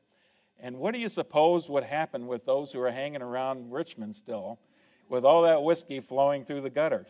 Yeah, they're going to scoop it up in anything they can drink, anything they can find. There were a lot of people who are left. Now, the prisoners who were in Libby prison had already been evacuated down south in Georgia about a year before, but there were other kinds of prisoners. There were thugs and thieves and prostitutes and lots of deserters and lots of convicts, and they're kind of roaming through the city and causing general havoc wherever they go. And here's one description of what it was like at that time, watching the city burn in the background. It was an extraordinary night. Disorder, pillage, shouts, mad revelry of confusion. Mobs were seen besieging the commissary stores, destroying liquor, intent perhaps upon pillage and swaying to and fro in whatever momentary passion possessed them. The sidewalks were encumbered with broken glass. Stores were entered at pleasure and stripped from top to bottom. Yells of drunken men, shouts of roving pillagers, wild cries of distress filled the air and made the night hideous. So that's the evening of 3 April. And what's interesting, that's what it looked like the next morning in much of Richmond. And it was the next day that Abraham Lincoln showed up. He arrives at the dock with, now by that time General Weitzel and his 15th Corps had already arrived. Remember, he had 2 divisions of U.S. colored troops, black soldiers at the time. By this time of the war, these are disciplined, seasoned soldiers, and not only that, but by all accounts, they behaved themselves exemplary manner. They helped the poor. They fed some of the people who were near starvation. They actually went to Mary Lee's home and made sure that she was protected, set up guard, and kneel at his feet and want to kiss him and want to talk to him and touch him and anything they wanted to do at all. It was an amazing scene. In fact, one gentleman came down, knelt on his knees, kissed Lincoln's feet, and Lincoln immediately protested and said, this gentleman said, "Bless the Lord, the great Messiah," and some other things after that. And Lincoln replies, "Don't kneel to me. That is not right. You must kneel to God only and thank Him for the liberty you will enjoy hereafter." Again, to get a sense of the man and that moment at the time. Shortly after this, Porter is able to find a platoon of cavalry that come to their rescue, and after walking a couple miles, they even find a carriage for the president, and he can tour the city after that in the carriage for a while. But an extraordinary moment, taking some great risk, arriving very shortly after the scene of battle in a chaotic city. The Confederates' flight west, and you've got different version of these same maps, and hopefully you can tell. It looks rather confusing on here. But what you're looking at is various routes that the Confederates and the Union are going to be taking to the west. Now remember, as much as possible, Lee wanted to get a jump on the Union. That's the key. You get out of the city quicker, you have a chance of of getting west and then getting south like you want. The trick is that you want to beat the Union forces. Now, at one point in time, General Meade, who's the commander of the Army of the Potomac, is talking to Grant and says, the thing to do here is to pursue. That's the ultimate thing that any general officer, a strategist, is going to want to do at this time. You pursue, you dog their heels, you engage in combat, you keep gnawing away at the back until you can catch up to them and destroy them. And here's Grant's reply at that point in time. My reply was that we did not want to follow him. We wanted to get ahead of him and to cut him off. Pretty simple. And he had the perfect tool to do that. Phil Sheridan and his cavalry. You want to get ahead of them and cut them off. So here's the routes that they had. And several routes to begin with. You've got, first of all, Pickett's forces at 5 forts that are defeated. They're going to take this route and move south of the Appomattox River to Amelia Courthouse, where again they're all hoping that they're going to run into some supplies, because almost all of these soldiers in the Confederate side are starting this journey, most of them on foot, with no food. They're already close to starvation, and they've got no rations to take with them. So that's Pickett's forces. The main force in Petersburg, Longstreet, Lee, and Gordon's forces are on the north side of the Appomattox River. I said Rappahannock, it's the wrong river. Appomattox River, and moving towards Amelia Courthouse there. Then you've got the troops that were in Bermuda 100, and you've got the forces that were in Richmond. Ewell and a wagon train, and much of that wagon train in this case are civilians, government officials, and you can imagine the hodgepodge of vehicles that they would have had on that route, all trying to converge in Amelia Courthouse. They get there, lead forces get there on April 4th. Union was shared in the lead, and very quickly, as much as possible, the Union infantry following close behind. And to a certain extent, by this time in the war, they know the gig is up. If they can march fast, if they can keep up a pace, they can beat the Confederacy at their own game. And for those who've been to many of these lectures before, you know that the Confederate Army was superb at being able to march fast and exceeding anybody's expectations of how far a soldier can march in one day. So the Union forces, they said, okay, we might even get ahead of our supply lines. It's worth doing. We'll be hungry, but we're better fed and better shape than they are. We'll get there first. That's their goal. Grant's pursuit of the rebels, I already talked about the importance of doing the pursuit correctly. You've got rebel soldiers who are relieved, finally, of being out of the trenches. After something like 10 months in those trenches, even though they're starving, they're not in the trenches anymore. They're on the move. They feel like they're doing something. But they're near starvation, and they are totally exhausted. And now they're expected to march day and night. In many cases, day and night, without hardly any rest at all. What would you expect to happen? But hundreds and thousands of stragglers start to fall out. The biggest group of stragglers are those people from Richmond who weren't seasoned combat veterans in the first place, the ones who were under General Custis Lee's command. They started with something like 6,000, and quickly you've got, by the time you're in about 2 or 3 days, you're down to 3,000. That gives you a sense of the scale of the stragglers in that respect. But it's not just the men who are exhausted and near starvation. You've got the horses and the mules that are already there as well. And they're falling over, and they're dying, and they're caught in the mud. And before you know it, you're leaving more and more and more of the riffraff of your soldiers, but all the accoutrements of an army are laying by the side of these roads as well as they move west. They get to Amelia Courthouse, and Lee finds not 35,000 rations, but 0 rations. Nothing. And can you imagine the sinking feeling his army has at that time? There are munitions there. There are lots of artillery caissons there. That doesn't feed his army very well. And now Lee has a problem. He needs to get his army assembled at Amelia Courthouse, first of all. Instead of being scattered on 5 different routes, they need to consolidate there. And that's going to take almost a day to do that. But the other problem is there's no food. So he directs his quartermasters out in the countryside on the 4th and into the 5th of April. This is precious time he does not have. The Union is on the move. They send out to the countryside and basically go begging for food. By this time in the war, these farmers don't have any food. They've been stripped clean long before that. And basically the only thing these wagons come back with is some field corn. Corn that you'd want to feed to the livestock and not the troops. And that's essentially what the troops have to eat for the next couple of days. That is it. So you imagine how more people start to drop out and they decide it's better to surrender or just to kind of drift off into the woods someplace looking for anything to eat. And by this time, by the 4th and the 5th, you've got Union troops to the south. They have cut off. They're not in Amelia Courthouse. They are on the rail line a couple miles south of Amelia Courthouse.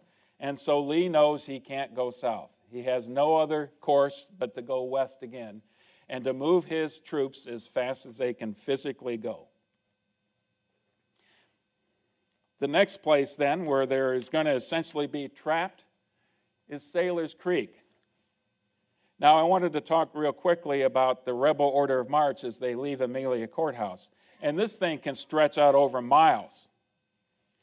Longstreet's in the lead with Heth's Corps, that's easy to say, Heth's Corps, in close following behind that. Then Anderson's Small Corps, remember there's only one division there, and Ewell's Richmond garrison follows that. And then the Army trains, and Gordon's Corps follows the Army trains.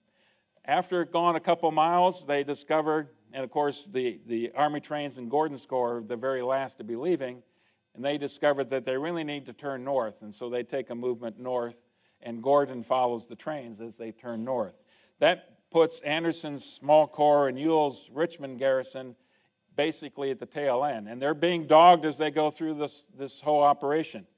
Once they get to Sailor's Creek, they cross about 3/4 of a mile, and they discover that they're in this vice again. To the south is a division under Merritt, right here. Actually, a couple divisions of cavalry, and they take on Pickett, Johnson, generally Anderson's Corps as well. And in the north, you've got Ewell in command. He's got one division, a seasoned division with Kershaw here, and then he's got this hodgepodge of forces. And again, you've got some combat that's going on where the Confederates in some cases are holding their own and proving themselves to be every bit as good as they ever were in the past. But they're overwhelmed by the numbers. And it quickly turns to the Union side. And you have, once again, the remnants of Pickett's forces, the remnants of Ewell's forces, but especially Pickett's forces are able to escape. Ewell, something like 8 other general officers, and 6,000 others are casualties. The vast majority of those are captured. So General Ewell and 8 other generals and 6,000 soldiers are removed from the ledger of the Confederate Army at that time. So you can see how Lee's forces are whittled down day by day as they move west. What's after that then? Lee has to make more adjustments to the plan. The next fight is going to be at High Bridge. There's High Bridge. It truly is a high bridge. Right next to it, that's a railroad bridge right there that extends over the Appomattox River. Close to that is a wagon bridge that was much lower. But the Union forces, once again, there's a couple cavalry troops that get there first and try to control that bridge. The Confederates know they have to have control of that bridge. So Longstreet's rear guard takes them on the 6th of April. An attack and a seesaw battle, but finally Longstreet's troops are able to overcome the resistance because there just wasn't enough Union forces there, and hold the bridge long enough so that the rest of their army can get through, and then to continue to hold the bridge. And the rear guard action by the Confederates now is going to be Mahone's units, and the last thing they want to do is to burn those 2 bridges. Unfortunately for them, they're successful in burning parts of the High Bridge, but not putting to torch entirely the wagon bridge. So the Union forces are going to be able to use that bridge to continue the pursuit. And by the meanwhile, you've lost more soldiers in the plan. Now, Lee's plan is you hope to get to Farmville. And at Farmville, maybe you can get some supplies. And you see the Farmville is close to the rail line here. This is the South Side Railroad. And more likely, you really hope to get to Appomattox Station right here. Now, it's just a mile or so south of Appomattox Courthouse. Appomattox Courthouse was this major way station between Richmond and Danville, or Lynchburg, I think it was at that time. And then once the railroad was built a mile or so south of that, it's kind of a backwater. It didn't amount to too much anymore. But Lee had heard that on this rail line right here, there is a supply train waiting for him with some rations. But again, he's got to get there first. He can't afford to have the Union get there first. And put all these pieces together. His soldiers are starving. They're exhausted. They're falling out left and right. And he's just trying to get the forces, pushing them forward as much as he can. It's looking very grim, and both sides know it. So at this point in time, they start thinking about, especially the Union side, they start thinking about peace. And remember back to those comments that Lincoln made on March 28th on the River Queen, told his commanders at the time. That rebels would at once be guaranteed all their rights. I want no one punished. Treat them all liberally all around. We want those people to return to their allegiance to the Union and submit to the law. So, late on April 6th, Sheridan mentions to Grant, if the thing is pressed, I think Lee will surrender. Grant passes some information back to Lincoln, who's keeping close link with on telegraph. And the comment that comes back from Lincoln, let the thing be pressed. Grant to Lee. Grant opens the first opportunity and writes to Lee on 5 p.m., April 7th. The results of the last week must convince you of the hopelessness of further resistance on the part of the Army of Northern Virginia in this struggle. I feel that it is so, and regard it as my duty to shift from myself the responsibility of any further effusion of blood by asking of you the surrender of that portion of the Confederate States Army known as the Army of Northern Virginia. 9:30 that night, that message gets to Lee, and in his tent, he's also got General Longstreet with him, his old war horse, his right-hand man. Lee reads it, passes it to Longstreet. Longstreet reads it, looks up and says simply, not yet. Not yet. So they have to have some kind of response to Grant. And here's the response. I have received your note of this date, though not entertaining the opinion you express on the hopelessness of further resistance on the part of the Army of Northern Virginia. I reciprocate your desire to avoid useless effusion of blood, and therefore, before considering your proposition, ask the terms you will offer on condition of its surrender. It's a glimmer of opening there. Not willing to give up the fight yet, but maybe it would be the kind of terms that Lee and the Confederacy could accept. Here's the response now that Lee gives. And remember, that Grant gives him. This is unconditional grant, unconditional surrender grant. That was the terms at Fort Donelson early in the war that he became famous throughout the newspapers and throughout the North. Unconditional surrender grant. Here's what he now offers to Lee. That the men and officers surrender shall be disqualified from taking up arms again against the government of the United States until properly exchanged. That's the essence of it. The men and the officers. And this is very significant to Lee and to his officers, who could very well be considered traitors. What's the definition in the Constitution of a traitor? Anybody who takes up arms against the United States, a citizen who takes up arms against the United States. They fit the classic definition. There is absolutely no hint of this in Grant's statement. There was no hint of that in what Lincoln was telling his officers. But this is in the midst of both these armies moving back and forth, so communication is a bit spotty, to say the least. And Lee now says, to be frank, I don't think the emergency has arisen to call for the surrender of this army. And when Grant hears that, his only comment is, it looks as if Lee still means to fight.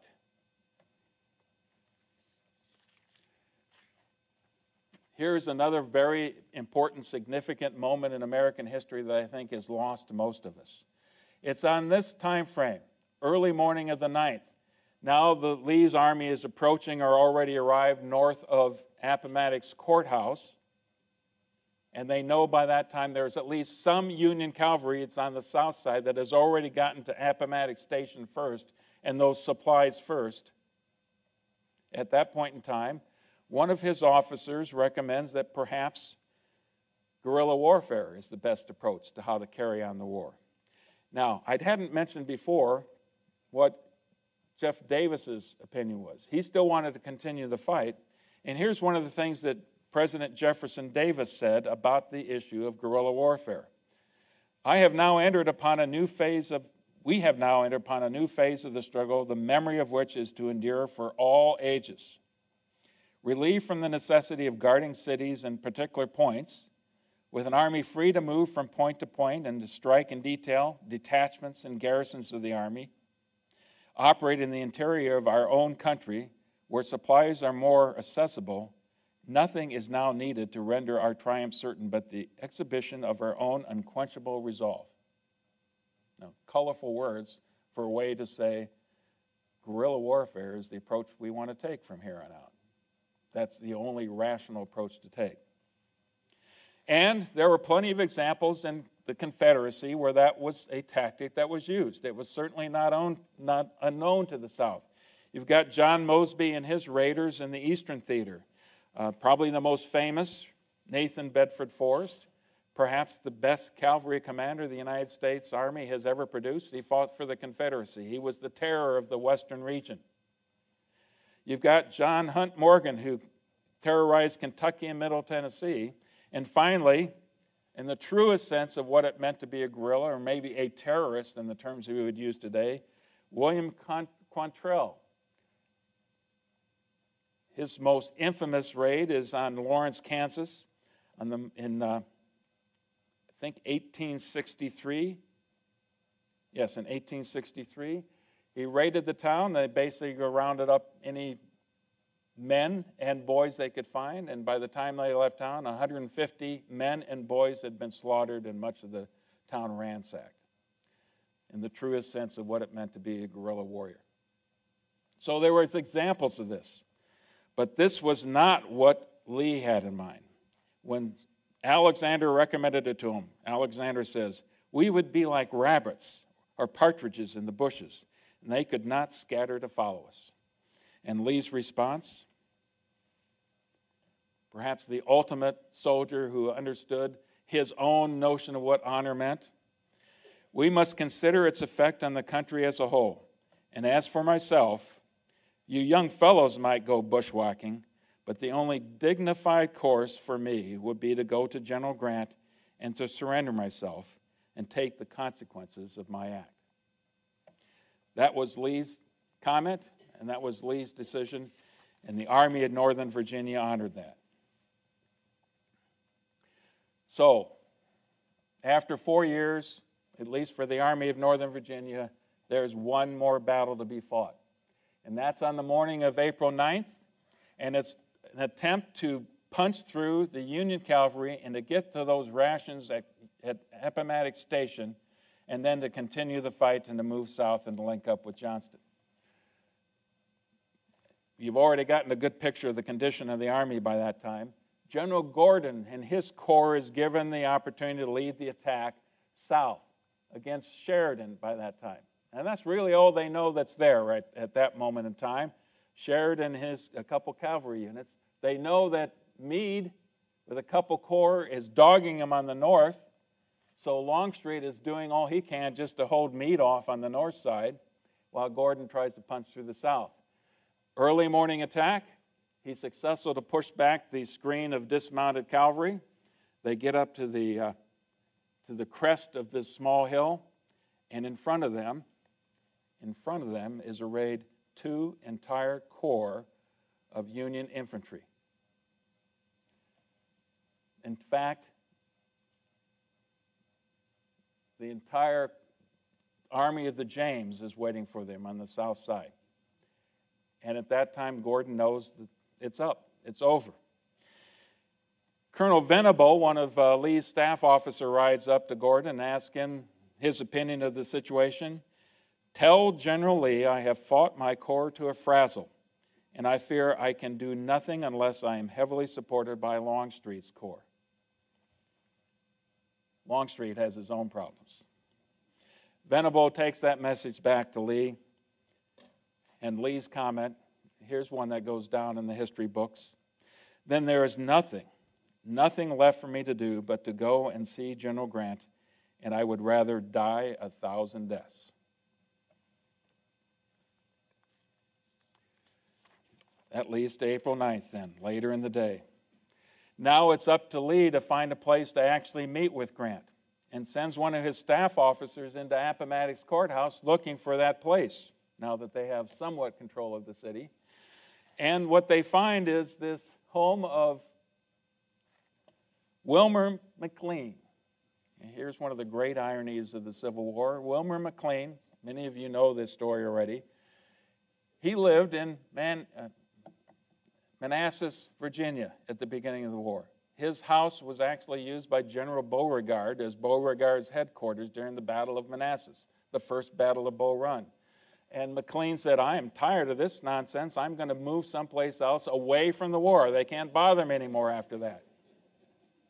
And now, one of Lee's staff officers has selected his home for the surrenders. Lee arrives. Grant arrives 30 minutes later. Lee is dressed impeccably, wearing his best uniform, sword on the side, his dress uniform. Grant had been suffering from a severe headache, a migraine headache, for several hours, wasn't even able to sleep. As soon as he heard the word that Lee was waiting for him to talk about the surrender, his headache went away, got on his horse, he rode to Appomattox Courthouse, got there 30 minutes later. The two officers talked a little bit outside of McLean House. They had actually met way back in the Mexican War. Lee was a much more senior staff officer at the time. He didn't remember Grant. Grant remembered Lee. People who met Lee remembered Robert E. Lee. They exchanged a couple of pleasantries. They talked about that experience. Grant was a little bit nervous, melancholy about the notion of what lay ahead of him, and we think would be just the reverse. And it was Lee then that brought them back to the subject at hand. General, I think we need to talk about our surrender. So they walk into the house. Here is the best, most accurate picture of what that surrender ceremony looked like in the house itself. And as they discussed it, Grant finally took one of his order books out and started to write down the terms of the surrender, what the surrender agreement would actually be like. Once he got that done, one of his staff officers handed it over to Lee to read. And here, the best thing to do is to get a sense of what those surrender terms actually are, and I think that's on one of your handouts. In accordance with the substance of my letter to you on the 8th, I propose to receive the surrender of the Army of Northern Virginia on the following terms, to wit: rolls of all the officers and men to be made in duplicate, one copy to be given to an officer to be designated by me, the other to be retained by such officer or officers as you may designate.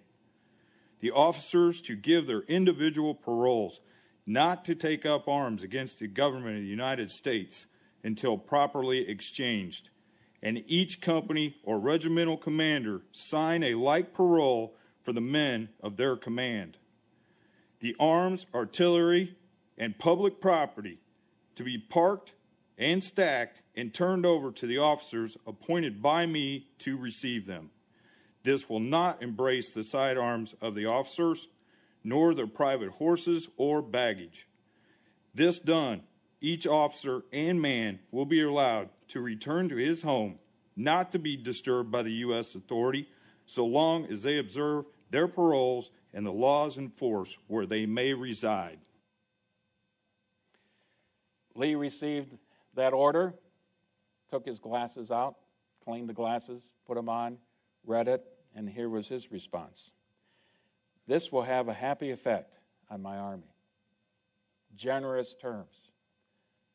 Then he reflected, and he mentioned that unlike the Union Army, the Confederate Army, the soldiers in both the cavalry and the artillery owned their own horses. And after all, it was planting season.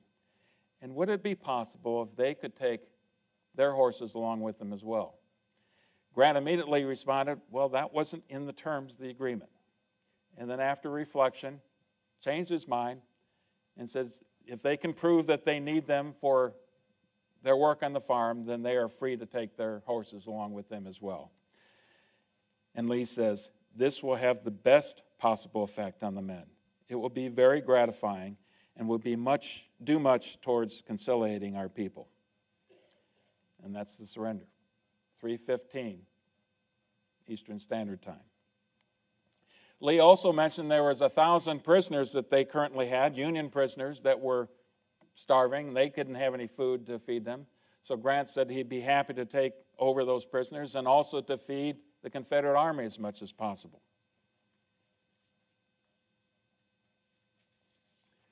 After the surrender, the two men go outside. Lee goes out first. As he approaches his horse, the officers take off their hats and render a salute. And Lee, very unconsciously, goes like this, clenched fist while he's wearing his gloves. Then he mounts the horse. Grant comes out, taps his hat. Lee does the same thing and then rides off. That evening, as word spread throughout the Union camp, there was great celebration, as you might expect. People hooting and hollering, screaming and yelling and just having a grand old time until Grant sends out the word.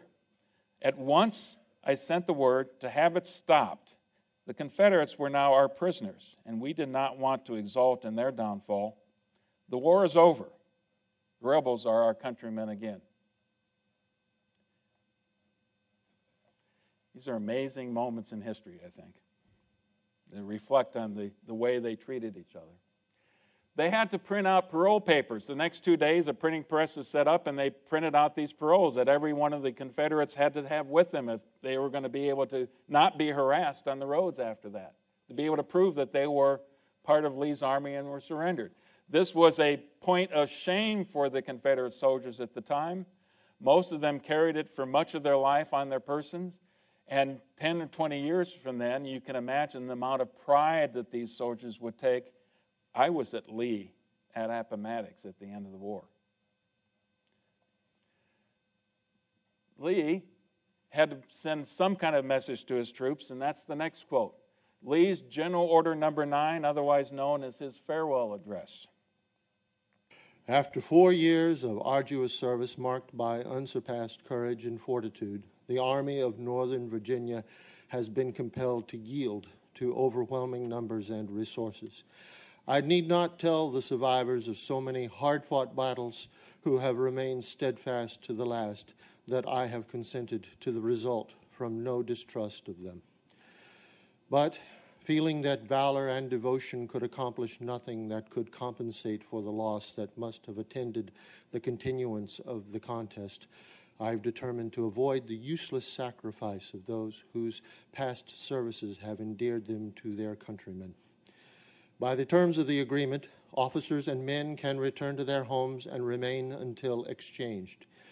You will take with you the satisfaction that proceeds from the consciousness of duty faithfully performed, and I earnestly pray that a merciful God will extend to you his blessing and protection. With an unceasing admiration of your constancy and devotion to your country, and a grateful remembrance of your kind and generous consideration for myself, I bid you an affectionate farewell. For decades after the war, just like young boys, young girls in the North would recite the Gettysburg Address and take great pride in that, many young Southerners were being taught to recite Lee's General Order Number 9, holding on to the significance of that. This isn't quite the end. One of the things Grant insisted on was some kind of a formal surrender ceremony. Lee was hoping that the soldiers of his army could simply stack their arms and their flags and keep it short. And they selected two people. On the Union side, they selected, and General John Gordon on the Confederate side had been wounded himself 4 times, one of their best field commanders. Much of the Union Army was already leaving by the time the surrender ceremony occurred on the 12th. It was a cold, drizzly, rainy day. We're used to that around here right now. And I think it's much better to hear Chamberlain's description of the surrender than to listen to me talk about it. And 2 quotes in that respect. I was told that General Grant had appointed me to take charge of this parade and to receive the formal surrender of the guns and flags. Pursuant to these orders, I drew up my brigade at the courthouse along the highway leading to Lynchburg. This was very early on the morning of the 12th of April. The Confederates were stationed on the hill beyond the valley, and my brigade, the 3rd, had a position across that valley on another hill, so that each body of soldiers could see the other. My men were all veterans, the brigade being that which had fired the first shot at Yorktown at the beginning of the war. Their banners were inscribed with all the battles of the Army of the Potomac, from the first clear through the long list down to the last. The arrangement of the soldiery was as follows: the 3rd Brigade on one side of the street in line of battle, the 2nd, known as Gregory's, in the rear, and across the street facing the 3rd, the 1st Brigade also in line of battle. Having thus formed the brigades standing at order of arms, the head of the Confederate column, General Gordon in command, and the old Stonewall Jackson Brigade leading, started down into the valley which lay between us, and approached our lines. But it was a most impressive sight, a most striking picture, to see that whole army in motion, to lay down the symbols of war and strife, that army which had fought for 4 terrible years after a fashion but infrequently known in war. Now, Christian told us before the importance of these regimental bands and of musicians. There were no bands. There were no drums. They kept it as simple as they possibly could. And to illustrate that, here's the second part of Chamberlain's quote. At such a time and under such conditions, I thought it eminently fitting to show some token of our feeling, and I therefore instructed my subordinate officers to come to the position of salute in the manual of arms as each body of the Confederates passed before us. At the carry arms, as it was then known, with musket held by the right hand and perpendicular to the shoulder. When General Gordon came opposite me, I had the bugle blown, and the entire line came to attention. The general was riding in advance of his troops, his chin drooped to his breast, downhearted and dejected in appearance almost beyond description. At the sound of that machine-like snap of arms, however, General Gordon started, caught in a moment its significance, and instantly assumed the finest attitude of a soldier. He wheeled his horse facing me, touching him gently with the spur, so that the animal slightly reared, and as he wheeled, horse and rider made one motion, and horse's head swung down with a graceful bow, and General Gordon dropped his sword point to his toe in salutation. At a distance of possibly 12 feet from our line, the Confederates halted and turned facing toward us. Their lines were formed with the greatest care, with every officer in his appointed position, and thereupon began the formality of surrender. Bayonets were affixed to muskets, arms stacked, and cartridge boxes unslung and hung upon the stacks. Then, slowly and with a reluctance that was appealingly pathetic, the torn and tattered battle flags were either leaned against the stacks or laid upon the ground. The emotion of the conquered soldiery was really sad to witness. Some of the men who had carried and followed those ragged standards through the 4 long years of strife rushed, regardless of all discipline, from the ranks, bent about their old flags, and pressed them to their lips with burning tears. And it can well be imagined, too, that there was no lack of emotion on our side, but the Union men were held steady in their lines, without the least show of demonstration by word or by motion. There was, though, a twitching of the muscles of their faces, and, be it said, their battle-bronzed cheeks were not altogether dry. Our men felt the import of the occasion, and realized fully how they would have been affected if defeat and surrender had been their lot after such a fearful struggle. I think Chamberlain does a wonderful job of painting the picture. You don't even need to have this picture to look at to see exactly what's happening. And the other thing that strikes me listening to this and trying to comprehend it, it's that this moment again, as Grant had talked before, that they're all Americans again, that they're going to try to put the war behind them and recognize the things that they shared in common. That's why I think this is the most poignant moment in American history, and it gives me goosebumps even to think about it. Unfortunately, 2 days later, as I mentioned before, the most tragic event in American history, and I don't need to lay out too many of the details. You all know the details of Lincoln's assassination. he and Mary decided to celebrate, go to Ford's Theater in the evening of the 14th to see My American Cousin, a nice relaxing comedy. They take a young couple along with them, an engaged couple, to enjoy the scene. They get to the theater a little bit late. The orchestra sees them enter, strike up Hail to the Chief, and they settle in and relax. What I wanted to do, rather than to tell you the rest of the story, is to tell you the story from this person's perspective. This is George Sizer, formerly of the 24th Iowa Volunteer Infantry, had fought with Grant at Vicksburg and Champions Hill, had gotten banged up quite a bit, and then went down to Louisiana and got a serious case of malaria, so he was considered unfit for combat duty and put into the Veterans Reserve Corps. That's why he's on patrol in Washington, D.C. the night that Lincoln was shot, because he's no longer fit for frontline duty. But during the whole war, he wrote to Tamer Bates, his sweetheart, back in Iowa, something like 140 letters. And he wrote rather extensively about his memories of that night while he was on patrol. And 20 years later, I suspect, writing this synopsis again so he could give a speech to either a Remembrance Day, maybe the 4th of July celebration, he wrote this.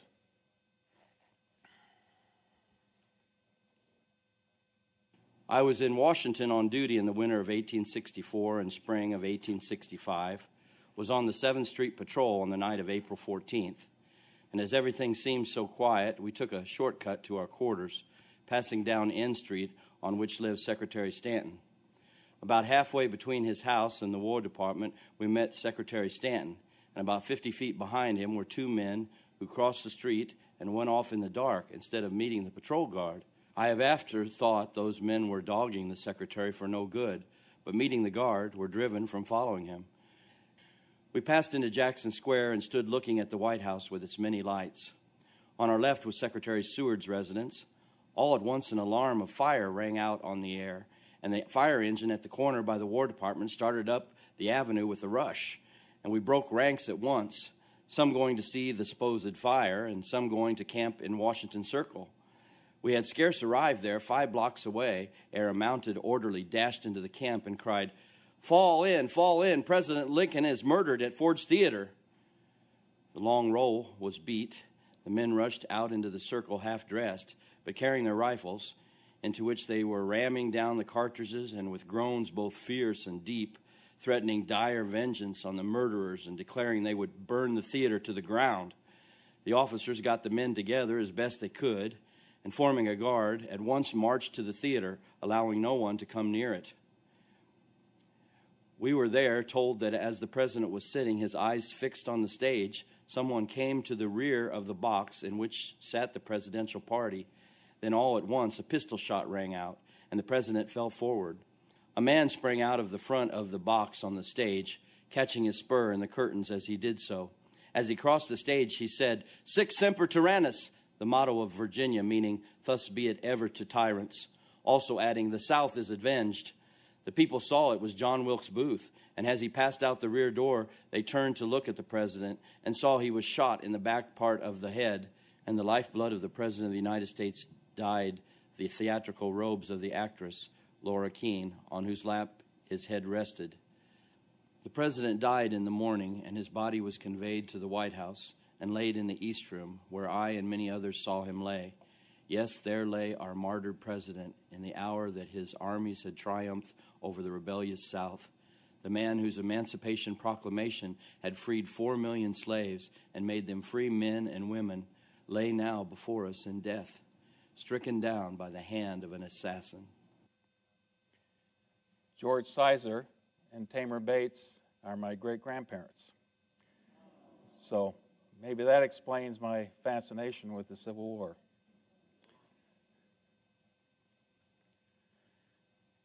Of course, Abraham Lincoln wasn't the only person who died during the war. There was, by many accounts, 620,000, maybe higher than that. Historians debate the number to this day. But where to put them all, where to bury them, especially those who are dying in Washington, D.C. Early in the war, Robert E. Lee, actually Mary Custis Lee, owned an estate, 11,000 acres, right across the river from Washington, D.C., in Arlington. Arlington House, a grand house. She had to flee and move to Richmond for the duration of the war. The Union Army occupied the land. And after a couple years, Quartermaster Montgomery Meigs said, you know, that would be an ideal place to bury Union dead. And he was able to convince Stanton rather quickly to make that decision. And by 1864, they were starting to bury people there. And by 1865, the numbers were quite high.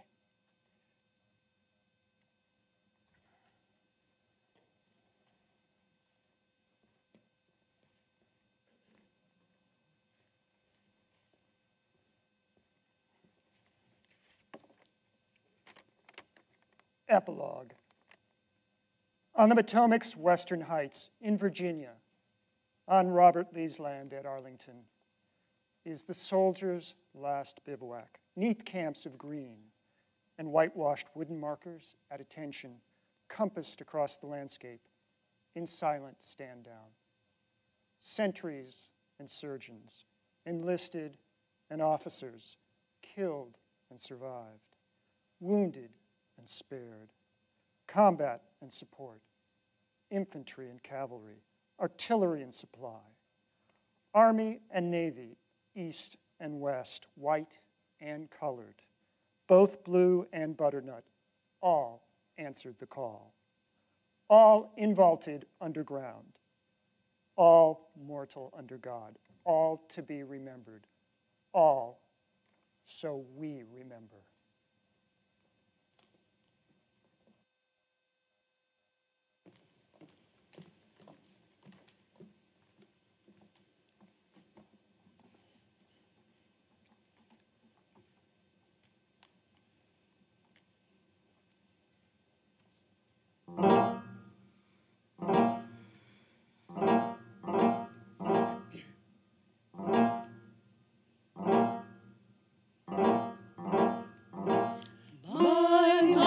Seen the glory of the coming of the Lord. He is trampling out the vintage where the grapes of wrath are stored. He has loosed the fateful lightning of his terrible sword. His truth is marching on. Glory, glory,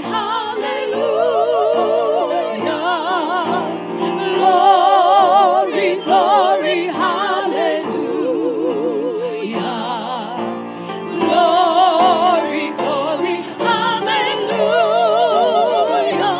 His truth is marching on.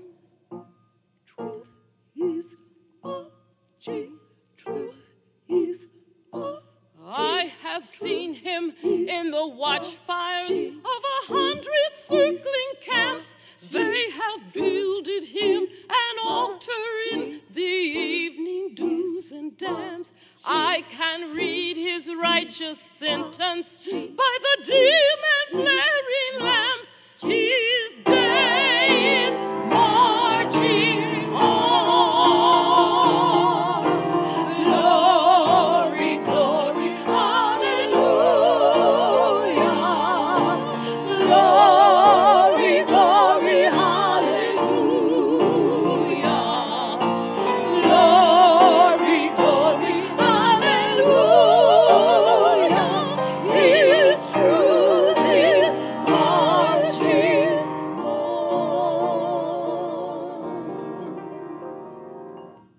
In the beauty of the lilies, Christ was born across the sea with the glory in his bosom that transfigures you and me.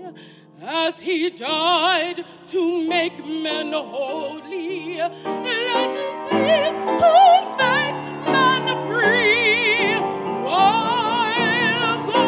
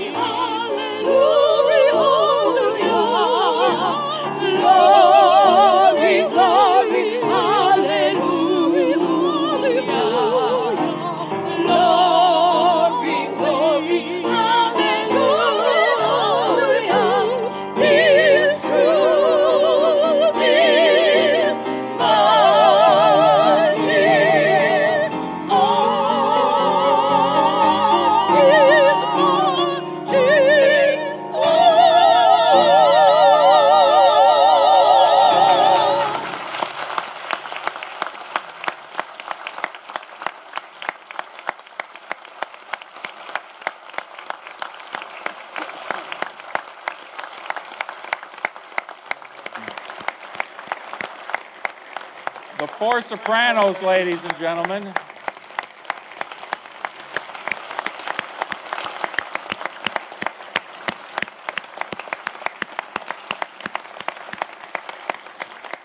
Please join us for refreshments. Whatever questions or comments you might have, you can take it up with us out there. Thank you very much for coming.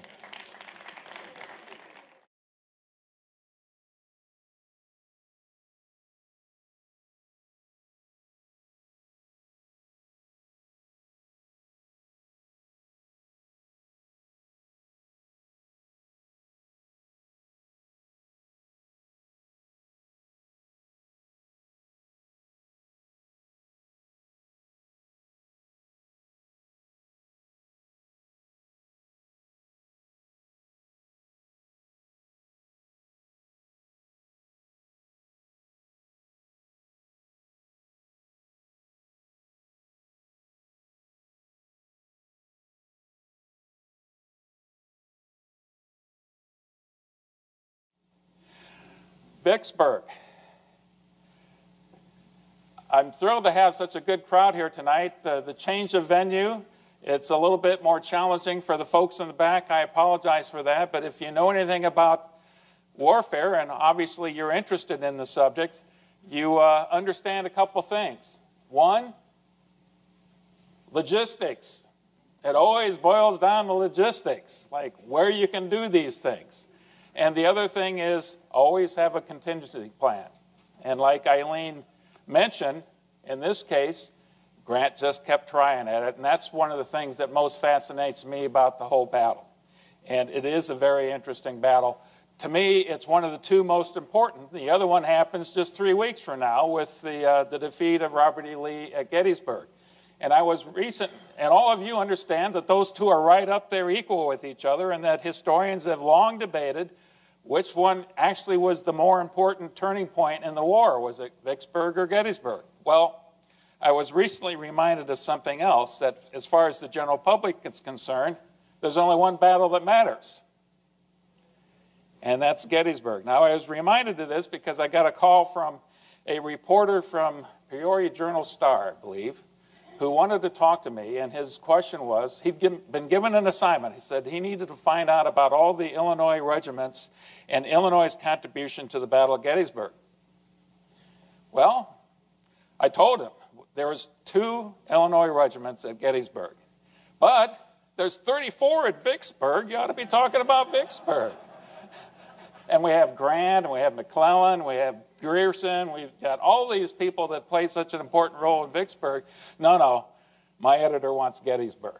So there you go. So come 3 weeks from now, I want to hear all about Gettysburg. But let's talk about Vicksburg tonight.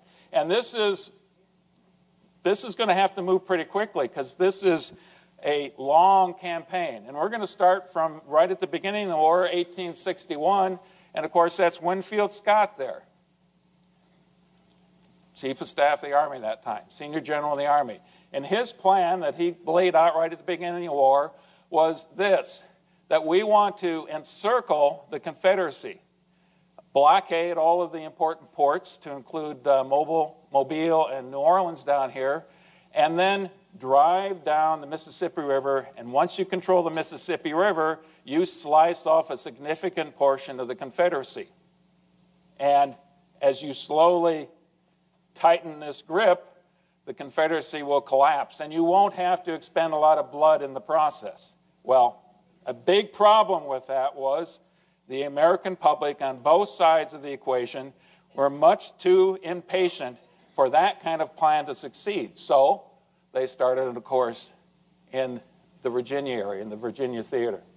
Now, one other thing I want to point out in this map before we move on. If you look at this, there's essentially 2 theaters. You can divide it up into lots of sub-theaters beyond that point. But as far as the Confederacy is concerned, there's this theater right here, and that's the Virginia, maybe into North Carolina. But look at all the combat that was fought in Virginia, Maryland, and Pennsylvania. And those are the battles that we seem to know quite a bit more about. And then there's the entire rest of the Confederacy. And look at this. This is an area that's much larger than France. So if you think about it, the scale of the operations here are mind-boggling, and what in recent human history had prepared these people to fight this kind of a battle. So, one other thing we want to look at here, the Mississippi River. This is a close-up, and we're going to see some other maps to talk about once you get down to the Mississippi, but this map shows a pretty good job too. It's not just the Mississippi, it's 1,000 tributaries and backwaters and bayous and everything else that you've got. As a very young man, as a teenager, Abraham Lincoln got a chance to see what this looked like firsthand, floating down the Mississippi River. He saw slavery firsthand. He also saw things like these commanding bluffs at Vicksburg. And we'll look at some maps that really detail that a little bit better. But I wanted to give you a sense of this from Lincoln's perspective right from the beginning. Now, this is a quote that David Porter, Admiral David Porter, recorded, I don't know, several years after the war in a meeting that he attended. So he must have either had an incredible memory, but maybe he took a little license in quoting Lincoln at length. But I think it's the kind of quote that illustrates the point. See what a lot of land these fellows hold, all of which Vicksburg is the key?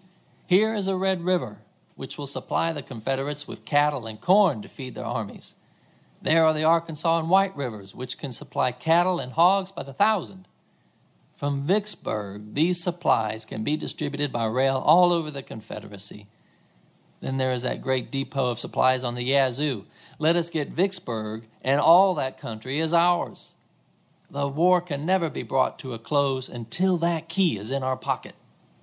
I am acquainted with that region and know what I am talking about, and valuable as New Orleans will be to us, Vicksburg will be more so. We may take all the northern ports of the Confederacy, and they can defy us from Vicksburg. It means hogs and hominy without limit, fresh troops from all the states of the far south, and a cotton country where they can raise the staple without interference. So that's Lincoln, his view of the importance of the river. A closer view of this, and now you can begin to see what the terrain is really like. This is Vicksburg right here, and if you can imagine, without all the units there, I don't want to get you confused by that. Look at here's the Mississippi River. I've highlighted that a little bit darker, but look at all the backwaters and other rivers and bayous and things like that. This is what happened over centuries, millennia, eons with the Mississippi River. It repeatedly would change its course. Oftentimes it would leave places like this, which are nothing more than where the river used to be, and then it changed its course, and now you've got all these backwaters and bayous and swamps and everything else. Now, on the eastern side of the river, the reason why I didn't go any farther east is right through here is a series of commanding bluffs, and Vicksburg is right at the heart of that. And notice the hairpin curve it takes right here at Vicksburg. What that means, especially in the sailing ship days, if you're sailing up or down here, imagine trying to change course as you're in a sailing ship. But it's just as difficult for a steamship or these gunboats. They have to slow down to take these hairpin curves as they're going around the river. And so you've got high commanding bluffs looking down into the river. You've got to slow down as you're going around. It's a tough place to get